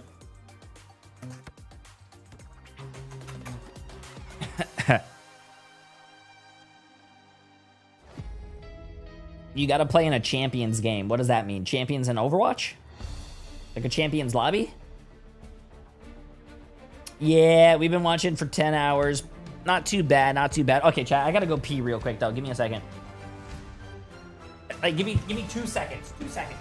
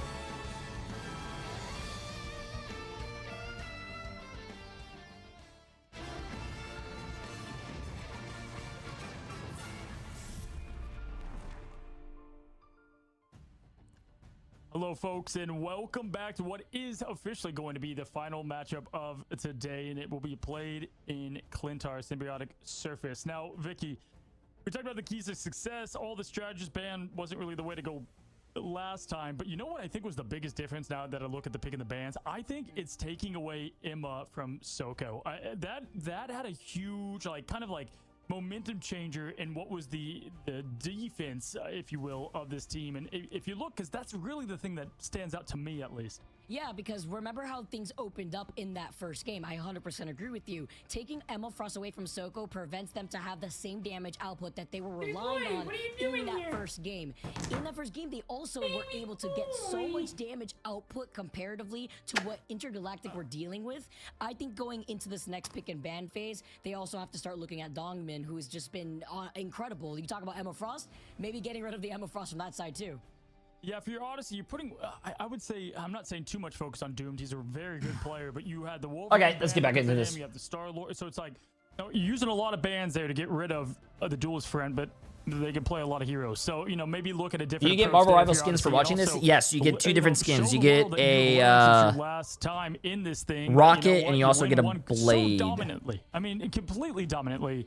You got to win another, and this has happened now twice. It's 1-1. One of these teams will be going home. I run an Airbnb in my house, but now I feel weird since you said that. No cameras, just a place to relax. No, there are places that do that. Like, there are places who put cameras in a lot of stuff, and will they that's continue crazy. Their Odyssey or Intergalactic get what I would say is a big upset? Vicky, you know what I'm excited to see? by the numbers of prediction here for this. Who's gonna win this? Ooh, especially after a lot of people lost out on a good amount of points in that last game. I mean, you and I included, Cozy, we were to bet after looking at the way that these two teams have played out earlier on in the week alone. It's been night and day, right? Intergalactic, obviously, having the very talented individuals on this team, you know, just formerly Shroud basically, and then you look at Odyssey, formerly Ego Death, with just like one change or so, and then looking how that is coming to play into Season 4 meta, it's difficult to also deal with that, and then the triple Vanguard, triple strategist that has also been slotted in differently for both of these teams. Now, we had it in our predictions. We actually both had this as 2-1, but which one will move on? Let me love you. Odyssey. Let me love you. It is Let me Clintar. love I you. feel like this is such a fun map to close the day. Always close on here. love you. Really get to see what these teams bring, both strategy and gameplay-wise, on what is a hard point one to take now. Let's see how they open up. We've had Mantis ban right off the rip multiple Jesus times Christ. here, and we'll see if we continue with that. We do Ultron to follow. Following in a very similar format to what we had seen before, it looks like, although I do believe Odyssey had wanted to target ban with the This Venom cat is first in our crazy, last bro. game, so Who do you want to a little win? bit of a different approach as the protect on the Emma Frost comes out. I don't know. They I think knew both this teams right? are very And so even. Dogman Odyssey will be rolled the reliant on first map. Intergalactic Yeah, rolled the here. They're second gonna map. go I to the think standard 1-2. it could If be you go anyone's for the game safety, here. I think they win Venom Ow, your in here keys with are the so torch sharp. last time. There it is. I'm telling you, that was to me what the difference was. They needed Soko to have that Emma to match the Emma. That Do already you think gives them Daredevil a will be bit OP of at launch, or do you not think a leg up, Blade but at least situation? equal footing to what Ooh. we just saw from the last That's a great match. question. And then what they did last time, at least with the bans, they kind of went against the Atom. The Ultron, though, has been their save the whole time. Odyssey has been saving Ultron every time. This time they don't get it. That's going to be big to see how that's going to work out, because let's say they don't have enough fans. Obviously, you know, you only have so much when it comes to the torch, but it's going to be the Star-Lord respect. Once again, from Odyssey doing their homework, not allowing Intergalactic to use the Star-Lord whatsoever from any of the games that they've had. Yeah, so they opened up, they used the ban on the Wolverine like last time, so, you know, I don't think we're going to see that this. Venom being banned, I think is smart, right? Because now you're shutting down Sombo. Can't get rid of Soko, so, you know, shut down Sombo's biggest hero. Luna with the save here for this team. I like that. So does this force now an Atom ban? Potentially. That's what I would expect to see. Self would probably flex to Atom. So let's see. I mean, I think they're thinking about this. This, to me, it screams Atom Warlock, though. Nope. You were saying Atom, and in my mind, I'm just like, you know how big I see your it is shirt, to F1 fan. recontest on this map with a Doctor Strange portal, but that, you know, just not me really. just thinking way ahead. But it's Just gonna a be McLaren the torch that they fan. want to prio, which honestly, even with Ultron being gone and now the torch, right? Flyers Go on back to this map are Overwatch. so People strong that play too. this game look like flats. Yeah, I'm Cool. shocked, Don't though, give a with the fuck. Ultron ban, I don't even know if Odyssey was going to go and lean into the torch here, but I would rather have people look like no flats and doubt play in my this mind is game we than have have some Warlock. shitty ass I don't even know personalities who like wants what to you add just ban here said that from probably play Odyssey at the Overwatch. top, as their last picks. They've got a couple. I mean, Venom is a smart ban as well to shut down some shenanigans and maybe their approach. Do they believe that they have, you know, Venom to fear about? That's what we'll see here momentarily. Blur able to flex around LMAO loser. pretty easily here. Yeah, Final man, I'm a bits. loser. That's Final why you're ban, here it is begging Venom, for me so to they play can shut Overwatch. down at least that team up. Yep, you got me, man. What will I ever do? Fuck. To protect that, Jeff. Seeing who from Intergalactic is going to lean onto that as we see Flamme over on that character, Dongman. Thanks for the attention. Hey, no problem, man. Incredible with that Emma Frost. Because I They're the definitely ones know that you're start not on getting the any attack other end. attention from Important to anyone note, else, so because no obviously problem, man. Going over onto Clintar, Odyssey have to come up with a different plan after what just transcended over on Midtown. Yeah, ban they're on him? defense Oh first, shit! so this will be Okay, interesting to I see got you, how TTK's they dad. approach things I compared to got what we you. did last point. Remember, Odyssey Oh picked this shit! map. I They like do that. like Oh this wait, you one know what I a can lot finally here do? and comfortable little hometown pick. I can finally VIP TTK's dad because I took out some VP. Hey! Sombo's gonna have to just a tap in. Bro, how do you follow a streamer and tell the streamer what to do and go play a game that you want, and but make fun of someone's like, yeah, bro.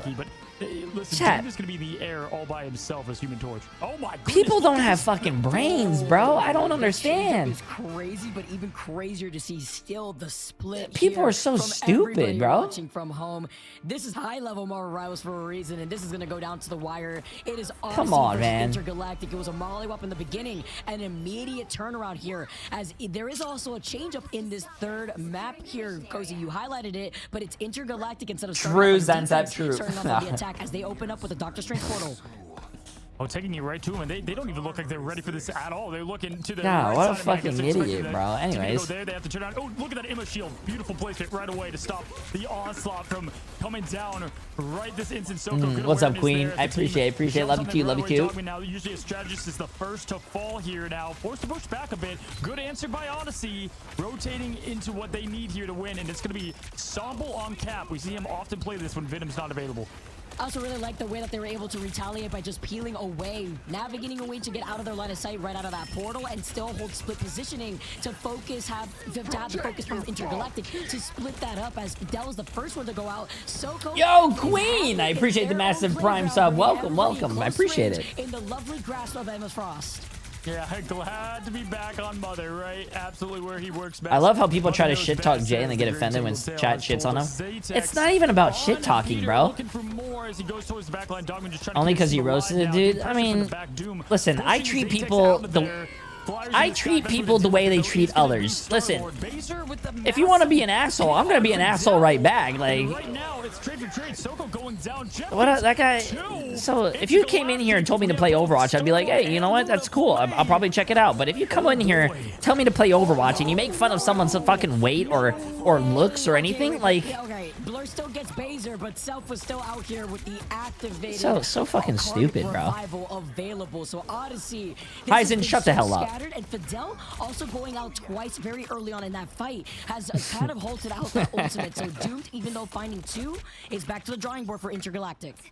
Yeah, you know, Starlord has jetpacks, so you gotta throw him a bit more off than that. I almost think that was nearly worth a jump off. I mean, it's tough. It's always a tough call on where you are momentum-wise, but Soko found his way back, was able to get rid of Dogman as well, because the focus was pushed back there, so just a rough call for the team. Zaytex going legendary here, the visual boundary to match, and the momentum to come with it. Doom throwing down the pressure. This is gonna be their ticket to get in here. Minute 45, not a lot of ults to last after this. Show on, Vicky, as we're game on, flame on, and they are just trying their best now with a big Agamotto from Dong. Nice patient wait too for the fate of both worlds, just waiting at the very end to allow Soko to shine with the Cyanide Seduction 2 on top of it all. And then you have the other side with Hoffman having that. I got Intergalactic, they're locked. They look like a different team. Because Doomed is on the hunt, dives right on top. I don't know right now though. They're yeah. 6th row. Appreciate the massive new tier 1 sub, my friend. Yeah, Self used the revival earlier, and so now you have everything momentum-wise for Intergalactic. Tick, tick, tick. They are going to stall a bit here, though. Now with the momentum, throwing up the Whirlpool, trying to find some big value. Just going to go for the poor Invisible Woman that cannot get out of there. But we have the trade-in pools. It's Jaws v. Jaws. It's Strategist v. Strategist. Can they get them at least? They're just going to tick this down as much. Wait. I didn't get to see. Are they killing the Luna? Are we? I think Intergalactic caps this, but they barely capped it. Because Doomed is going uncontested in the sky. He is on fire right now, literally. Yeah, absolutely. Did you hear that Minecraft has a new DLC as Dragon Ball Z, Jay3? No, that's not fucking true. That's like one of the most random collaborations I've ever heard of, bro. has had this ult for what seems like an eternity. That's like saying Overwatch is gonna do a collaboration with Marvel. You know what would be really funny? If Overwatch did a collaboration with DC. That would be fucking hilarious.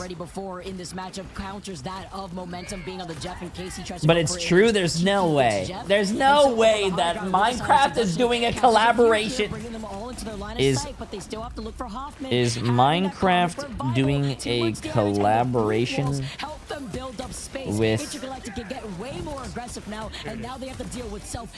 Minecraft and Dragon Ball Z DLC announced for Bedrock Edition? What? Exact res, and it shows good patience there. Blue getting big hits, but doesn't matter as they all come back fully loaded now. Zatex and Baser can respond pretty quickly here, but it is going to be Blur that's throwing out the imprisonment. The show. That means Overwatch needs to do a DC collaboration. For the collapse now, Zatex legendary up, Soulbound out, forces the invisible boundary. Great job there. Fidel also with the Elim right after the pop.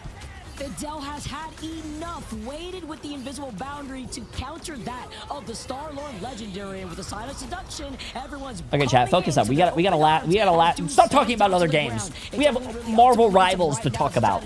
To make some plays here with the It's Jeff, but Self does self-resurrect himself here together with the rest of Odyssey to follow for momentum. I just saw like 50 graphic cards die right there as there's so much on the screen at once now. Trying to keep this defense held. Sombra doing a good job.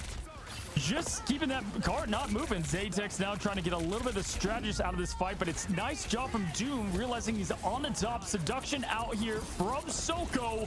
Gets a lot of them now and trying. Someone's got to capitalize on what is a 4-piece of Seduction. Blur, though, no, gets the trade. Oh my god, Bree. Tell me more. Tell me more. Able to get much done here, too, because of these group walls. It's a lot of damage pressure. Blur does get stunned ever so slightly, though, but they have so many ultimates here. And with the Born Again called in from Self, that's a green light here for Intergalactic. It's going to be big with Flamay getting the It's Jeff. Yeah, that's what you want to see there, as now Self is going to be spit out away from his team, but does stay alive, which is important. Zaytex Lock in Unk. Bro, I'm not even... No, bro, TTK has to be a bot right now. This guy probably paid for a service for, like, to randomly go in his friends' channels and type in random messages, bro. TTK has to be a bot. Where's his dad at? Because I'm pretty sure that's not TTK. That has to be, like, the cat typing or something. And now Doom still finds Self, but you have to imagine Zaytex. Oh, shit! Doctor Strange. It's just the portal to retouch. Accidentally did. I accidentally made you mod for Oops. Born Again, the karmic revival from Hawk. It is. He's in his room. Comes in overtime before they get to that next checkpoint. Yeah, overtime is on the clock here. Hoffman can keep this team alive, but doesn't get a lot of value from revive standpoints here. But Doom trying to do it by himself. 47.2 left. Momentum gets doomed out of here. Their biggest threat. Yo, come on, Odyssey. I need Odyssey to hold this. Building up what he can for the Agamotto. Self is close to that resurrection. Keep your eyes there, folks. Now, as this team is just trying to struggle to hold this defensive line, it's Dogman out. Now it's going to be the Jeff Flamay with yet another ult, trying to get something working. And bro, if Intergalactic wins this, and clearing up this point, Dogman once again proving this is going to be one of the biggest, I think, upsets of the remnants of Odyssey. And Flamay doing such a great job as well. Flamay now going over to Luna. Yeah, my bad. I like this change from Self going from Adam. You just get a lot there. A lot from Self there on Adam for this particular matchup. Zaytex trying to match what Doomed is doing to the team. Star-Lord swap too, so a lot of swaps. Trying to get things adjusted. It was all Odyssey at the beginning of point 1. Now momentum for Intergalactic. Fidel's also approaching that invisible boundary here too. But with the pull in on top of it, Dogman taking too much damage as Zaytex comes out with those swaps. Invisible boundary called in, and now it's going to be the nice Groot hug instead to bring everybody together. Doomed is having a rave here right through Baser and that fate of both worlds. But before slamming all the way down here to get that reset, they have to deal with Doom. Yeah, Intergalactic is rolling right now. I actually think they might win. From Intergalactic, they're showing why Doom was the focus band. The man is absolutely on a tear here, on fire, as the God Phoenix now pushes down the point. They are one by one, Vic. I mean, they are just not struggling whatsoever. 19 seconds, though. Not a lot of time left. You would think it was a dominant dude, if I'm wrong on my bet again today, I'm going to cry. I haven't been right once. The man that knows he wants this team on his back. Self has Kraken impact. Will it make it? Yo, you want to go to the casino with me? And whatever you bet, I'm going to bet the opposite on. Odyssey, by the way, on this Adam Warlock. It's been incredible as overtime takes away. Last chance scenario to get this payload to the finish line. Looking behind them just to make sure they do not get flanked as Zaytex gets pressured and Zaytex falls low. Has no support until right now as the invisible boundary calls in. And Flamay with Intergalactic brings everybody together. They're looking like a really good team. Impact doesn't get the reset they were looking for. They have the res, they have the Luna ult. They're almost going to have Blur and Doom's ult. Plus Dongman. Oh, wait, actually, he went down. How? Baser does get the trade. Finally, Zaytex to follow. But there it is. The Born Again Hoffman keeping his team alive. They don't have that. Yeah, I do have a variety channel. It's usually uploaded on my second YouTube channel. I have a lot of YouTube channels. No revive this time. Doom's got the Phoenix momentum to follow. This team can do it. Oh, but Blur brings everyone together. Yes, they lost out on 3, but Fidel has the invisible boundary, and there's no support for Odyssey at this point. Zaytex slams down with the reset, and Self does not have another Kraken impact. He gets shut down by Blur. Ooh, Intergalactic went all the way to the end. Blur with the absolute, the clutchest group ult there to finish things off. I mean, the bar was all there, just going on Odyssey's side, and then it flipped right on the script. Because not only did he get 2 wins there, Vicky, it was the strategist. Yep. Both. Literally no support there. That's why Self did the Hail Mary reset at that point, right? Because there was only like what 2, 3 on the point right there, and Self could not come out because there was no support going into Odyssey in that moment. Even with Nick, you have to join my Discord and sign up. Bucky has that same capability. Yeah, that there. first game, they fucking locked it in, bro. I don't know what happened after that first game, but they, oh my, 17-1, 28-4, 23. Blur is 30-0, bro. Where's TTK at, bro? Why can't he do this in my ranked games? Here in this map, and Usually TTK looks like momentum 5-8, and what's cool to see with is 2 final FNXT, hits. You know, this team that did so well in T1, they all kind of disbanded. While I'm over here looking like doomed 28-4 with 17 final hits. They're close. They're right TTK there. weighs me down, bro. This is not the Self that, you know, TTK weighs me down, bro. It's like having 2 TTK cats on my legs. We'll see if they can lock in. Can we talk about the fact that Blur has not gone down a single time on the group, by the way? Like, Blur is incredible group. We saw it in the last map. We're seeing it go down here. Dongmin, it's really easy to look at the damage output and the defensive strategies of Dongmin on that Ammo Frost, but you cannot ignore Blur as Intergalactic now set up here up on the high ground while Odyssey are up behind them. Woo, excuse me. All right, let's Thank see you. the offense approach from a very much pissed off Odyssey team here. Doom, though, was an absolute final boss for this team on their offensive push. Sambo pushing in down below. Team is still up high, kind of looking a little bit disorganized. We'll see what they decide to go with here. Self farming up as much as they can to push this team back. Great hits from Doom, though, keeping that sustained damage on them. Fighting through it, though, is both duelists. Doom matching them, though, stride for stride, Vicky. And right now, I do think Intergalactic's probably going to win. Doomed is a really good player. And Blur's 30-0, dude. I don't know. That guy's insane. Maybe I should start dueling with Blur. TTK hasn't been cutting it lately, chat. He hasn't been waking up to duo. He's, you know, going negative in his ranked games. And no, Odyssey just fully resets completely. I mean, after that, you can't go on without Soko, so they're resetting completely. 2 minutes, 47 seconds. Self, Zaytex have what they need. They can get plenty from that. You know, if you can open up with Zaytex, you're able to at least get the reset from Self and go from there. Fideldo's ready. He is, you know, fingers on the cue there to get this team safe and sound. Doom looking for more. It'd be up to Zaytex to shut down that invisible woman with that Phoenix ultimate and then a follow-up potential from Self to start things off with the Kraken impact. But Soko going down first again. Nice. Nothing with the reset here with the Zaytex Phoenix ultimate. They get stunned. Nah, I think Odyssey is tilted, bro. I think Odyssey is tilted. The vanguards.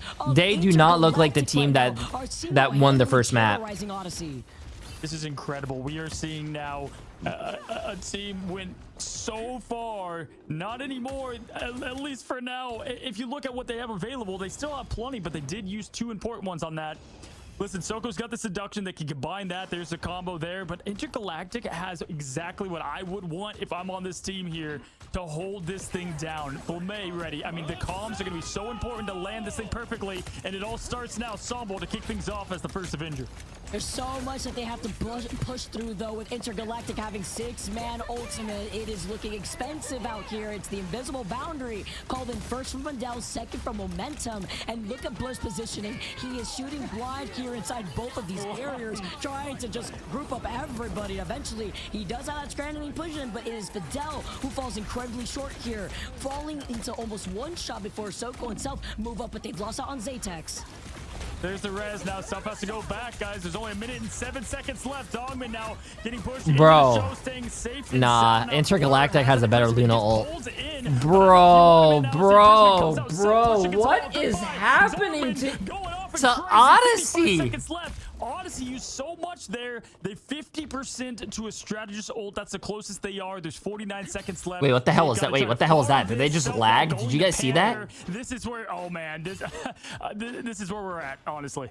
If we had caster cams, I'm Self is running the Black Panther, bro. Let's see this. Self swapping over to the Black Panther. Last gen scenario, you have 30 seconds. You have the last fight case here between Odyssey and Intergalactic. Everything on the line before Odyssey. Let's see Self's BP. Yeah, I mean, we'll hope that's a team decision, or if he's just trying to put the team on his back. He knows what he can do on the King of Wakanda, although nerf and a little bit different than what we saw in stage 1. Self going in for Doom, knowing the biggest person to take out first has the mark on most of those. Going to try and get something rolling for this team. Oh my God. That's what he can do as the King of Wakanda with the tallest special. Gets that ult farmed up, ready to go. Now they have to keep their eyes on Black Panther, always lurking. Trying to split up a bunch Oh, of no, he missed it. The ultimate Fidel with that invisible barrier now coming out. Well, Dogman has that sort of seduction. Zaytex gets the reset, overtime taken away, and they've lost out. I think it's GG's, chat. I think it's GG's. I feel bad. I feel bad for Odyssey. There are a lot of there are a bunch of great players, but Intergalactic just played as a better team. Zaytex continues not to be able to get anything out of that ult. Now Self is out of this thing. You've got Groot doing his thing. At this point, It's GG's, chat. GG's. You got to rotate out. They only have one strategist. Things are in shambles for a team that made it so far in the main stage. Doom Blur with another. They hop in the point. It's 1 by 1. Intergalactic can feel it. They've made it. They have moved on against all odds. Wait, well, who was the person who was said that they voted on Intergalactic and they were losing all their points? Because they actually just won. Against Odyssey. What a workaround Intergalactic had, and even the adjustment to prevent any sort of Black Panther. Holy shit. Doomed is your MVP, the Phoenix, blowing them up. I want to see the stats. Schnikes. I mean, I'm so. First of all, history repeats 41-0. The same thing, Vicky. No. They dominantly won the first match. No, bro. Wait. You deserve every bit to be exactly where you are. Can't wait to see the passion. Dogman is a man of that. Has been doubted before, doubted again. Shows what it is. Doomed. What a performance. Blur as well. It was a whole team here that got the job done. Blur did not go down a single time that game. We were watching the Groot shoot blindly into two invisible boundaries that were coinciding with one another like a Venn diagram, and he just came through and chose violence. 19 final hits? Are you kidding me? 19 final hits, 41. Yo, whoa, yo. DTK, bro, why can't you do this? Didn't choose Blur. What a showing. They made Soko a non-factor. I mean, oh my, I'm so stunned at how well this team. Okay, yeah, let me do this. Let me do this. They went to other people, but there's still core foundations and beliefs. Intergalactic, right, chat? And they went out. They have Blur to add to this, you know, and Hoffman. Intergalactic won, yeah, okay. I mean, you could go on about. Congratulations, chat. Congratulations. Finding themselves more and more in this tournament and who they are. You know, we saw them go somewhat far in the MRC, didn't exactly achieve what they wanted to, but now, yeah, sky's the limit. I have to be honest here, Cozy, looking at the band picks, like... That was the last one, yeah.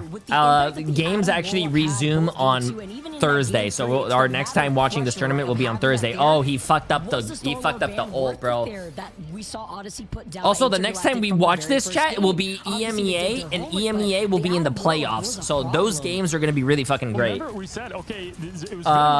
Next week is the NA playoffs. Sadly, they're not in playoffs yet. They go for Venom, which I get, symbiotic shenanigans, you know. But NA still plays this week. That could have been I mean, that was, honestly, we could talk about it. You know, Hoffman did such a good job there on Adam, so that's a very good call-out. The thing, too, is that, you know, you shut down Star-Lord. Yeah, Virtus Pro beat Navi. Yep, that was a great game. And it didn't matter who he had, so... You're right. A lot of this was done in that pick ban phase, which, you know what? That's the biggest difference. The beginning, they banned all the strategists. Clearly, they threw that out the window, and then they found out what they wanted to do.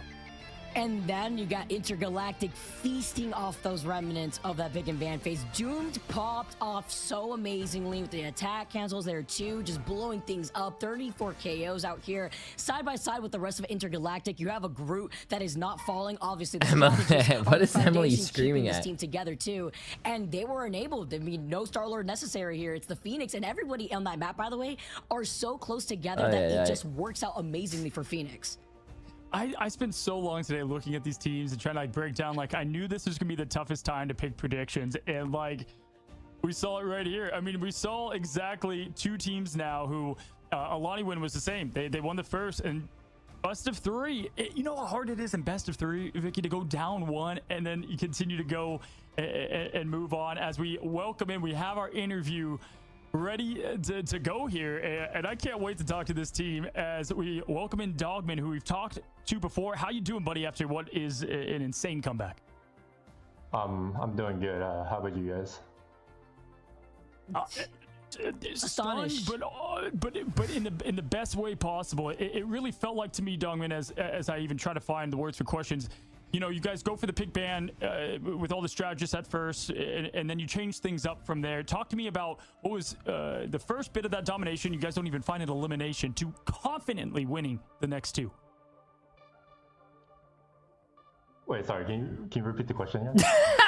No, you're great. No, listen, you guys at the beginning of that domination, there was no elimination. Oh, I feel so. That's awkward, chat. That's awkward. And then you guys just flipped. That's awkward, bro. Man, how did you turn things around like that? And talk me through how the team handled that. I mean, we just kind of like noticed that the Emma was really a problem, and the fact that we didn't have an Emma like kind of was hurting us. So we just decided to fix it up after. I mean, he just came off a very intense win. As you can see. You guys, that was honestly, Cozy and I were just like reeling from like the whiplash that you guys basically gave us.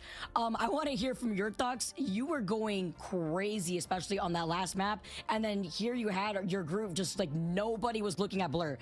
Oh yeah, he does have an Overwatch chair. Chat. Anyone watch the Overwatch League? Was he in the Overwatch League? That you made. Can you talk to us a little bit about? Oh my god, bro, he's on the Marvel Rivals stream, and the Overwatch logo is literally right in front of the fucking face. Oh god, chat. He's fine. He just got fined $5,000. First map played out.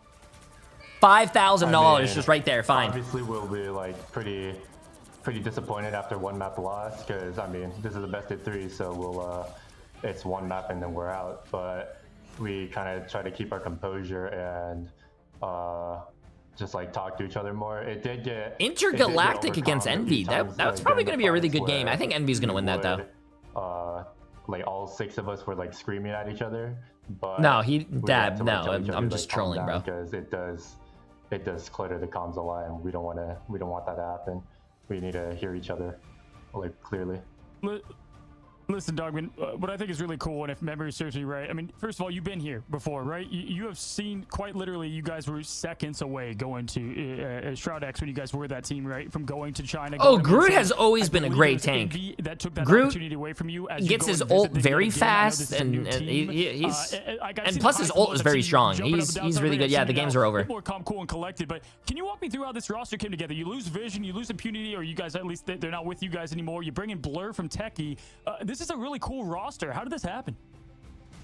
I mean, we were planning to make changes after, but we decided to scout other players like Blur, which I think was a really good pickup because I think he's probably one of the best main tanks I played with.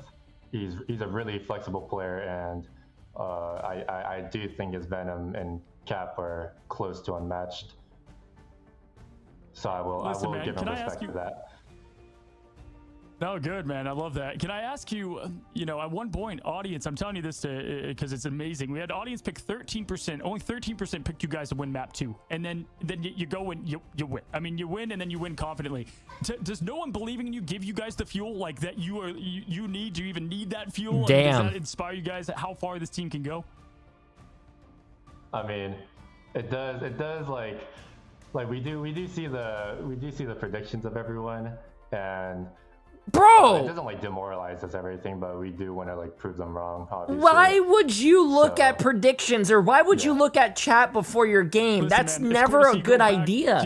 That's never a good idea. A lot of you guys, you've been here, done that in this, you know, Ignite. Hopefully the story changes for y'all, but what a way to come out, face the brink of elimination, and where you are today. So congrats. Want to give you congrats to you, your whole team, and look forward to what is for you the rematch against Envy. But you guys going against Envy here. He's not stream sniping them. These streams are like Awesome. 3-minute That delayed. was Dongman here with Intergalactic, and If not, probably even more. you know, Like, gassed there's a from big what was delay a, on the you stream, know, so they can't a literally crazy stream snipe. match where, you know what? He's like, yeah, I expected this, and that's where I want to be. But I'm just gonna be honest with you. If you're like when people participate in my content, like for Elo Hell, for an example, never read chat. Chat are always assholes, and they're gonna make fun of you. They're gonna say every single mistake that you make. They're gonna make fun of you for. Oh, it's bad for the mental, bro. And handling this as more experienced vets. It's but, bad. It's bad. Man, I'm shocked. That was a big win to get against a team that had a lot of momentum. And if you're the side of Odyssey, I think you're not only stunned. I think they had the thoughts that they could win this whole thing. Never mind get eliminated in the seeding stage. And so that is it's a disappointment. It's a disappointment for a team that could have gone a far way. And you know we'll have to see what comes from that team. But either way, we have Intergalactic moving on. What a day we saw from start to finish. Vicky, listen, it was not All right, chat. the best day for the Caster Curse here, but I think it's basically done. I think the games are basically done. Okay, friends. It has been a fun 11 hours, but I will be seeing you guys all tomorrow. Tomorrow, there is no Marvel Rivals tournament, but I will be live, and there will be a lot of ranked. So I hope you guys are ready for a lot of ranked games. It's been like a few days since I played because we've been watching this tournament, but it's going to be a lot of fun. I hope you guys are going to be here. But I hope you guys are definitely gonna be here though. Also, like I said, if you guys are very interested, EMEA, which is basically EU, all those games are gonna start. Playoffs start Thursday.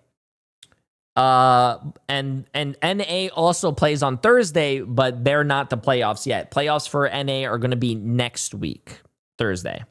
So just as a heads up. But chat, I love you guys. I appreciate you guys all for being here. Everyone that followed the stream, appreciate it. Everyone that subbed, the resubbed, the gifted subs, you guys are absolutely insane. I hope you guys all have a great day and the rest of your weekend, which is basically almost over. And I will... Yeah, I don't know, chat. I don't know. I love you guys. Thank you.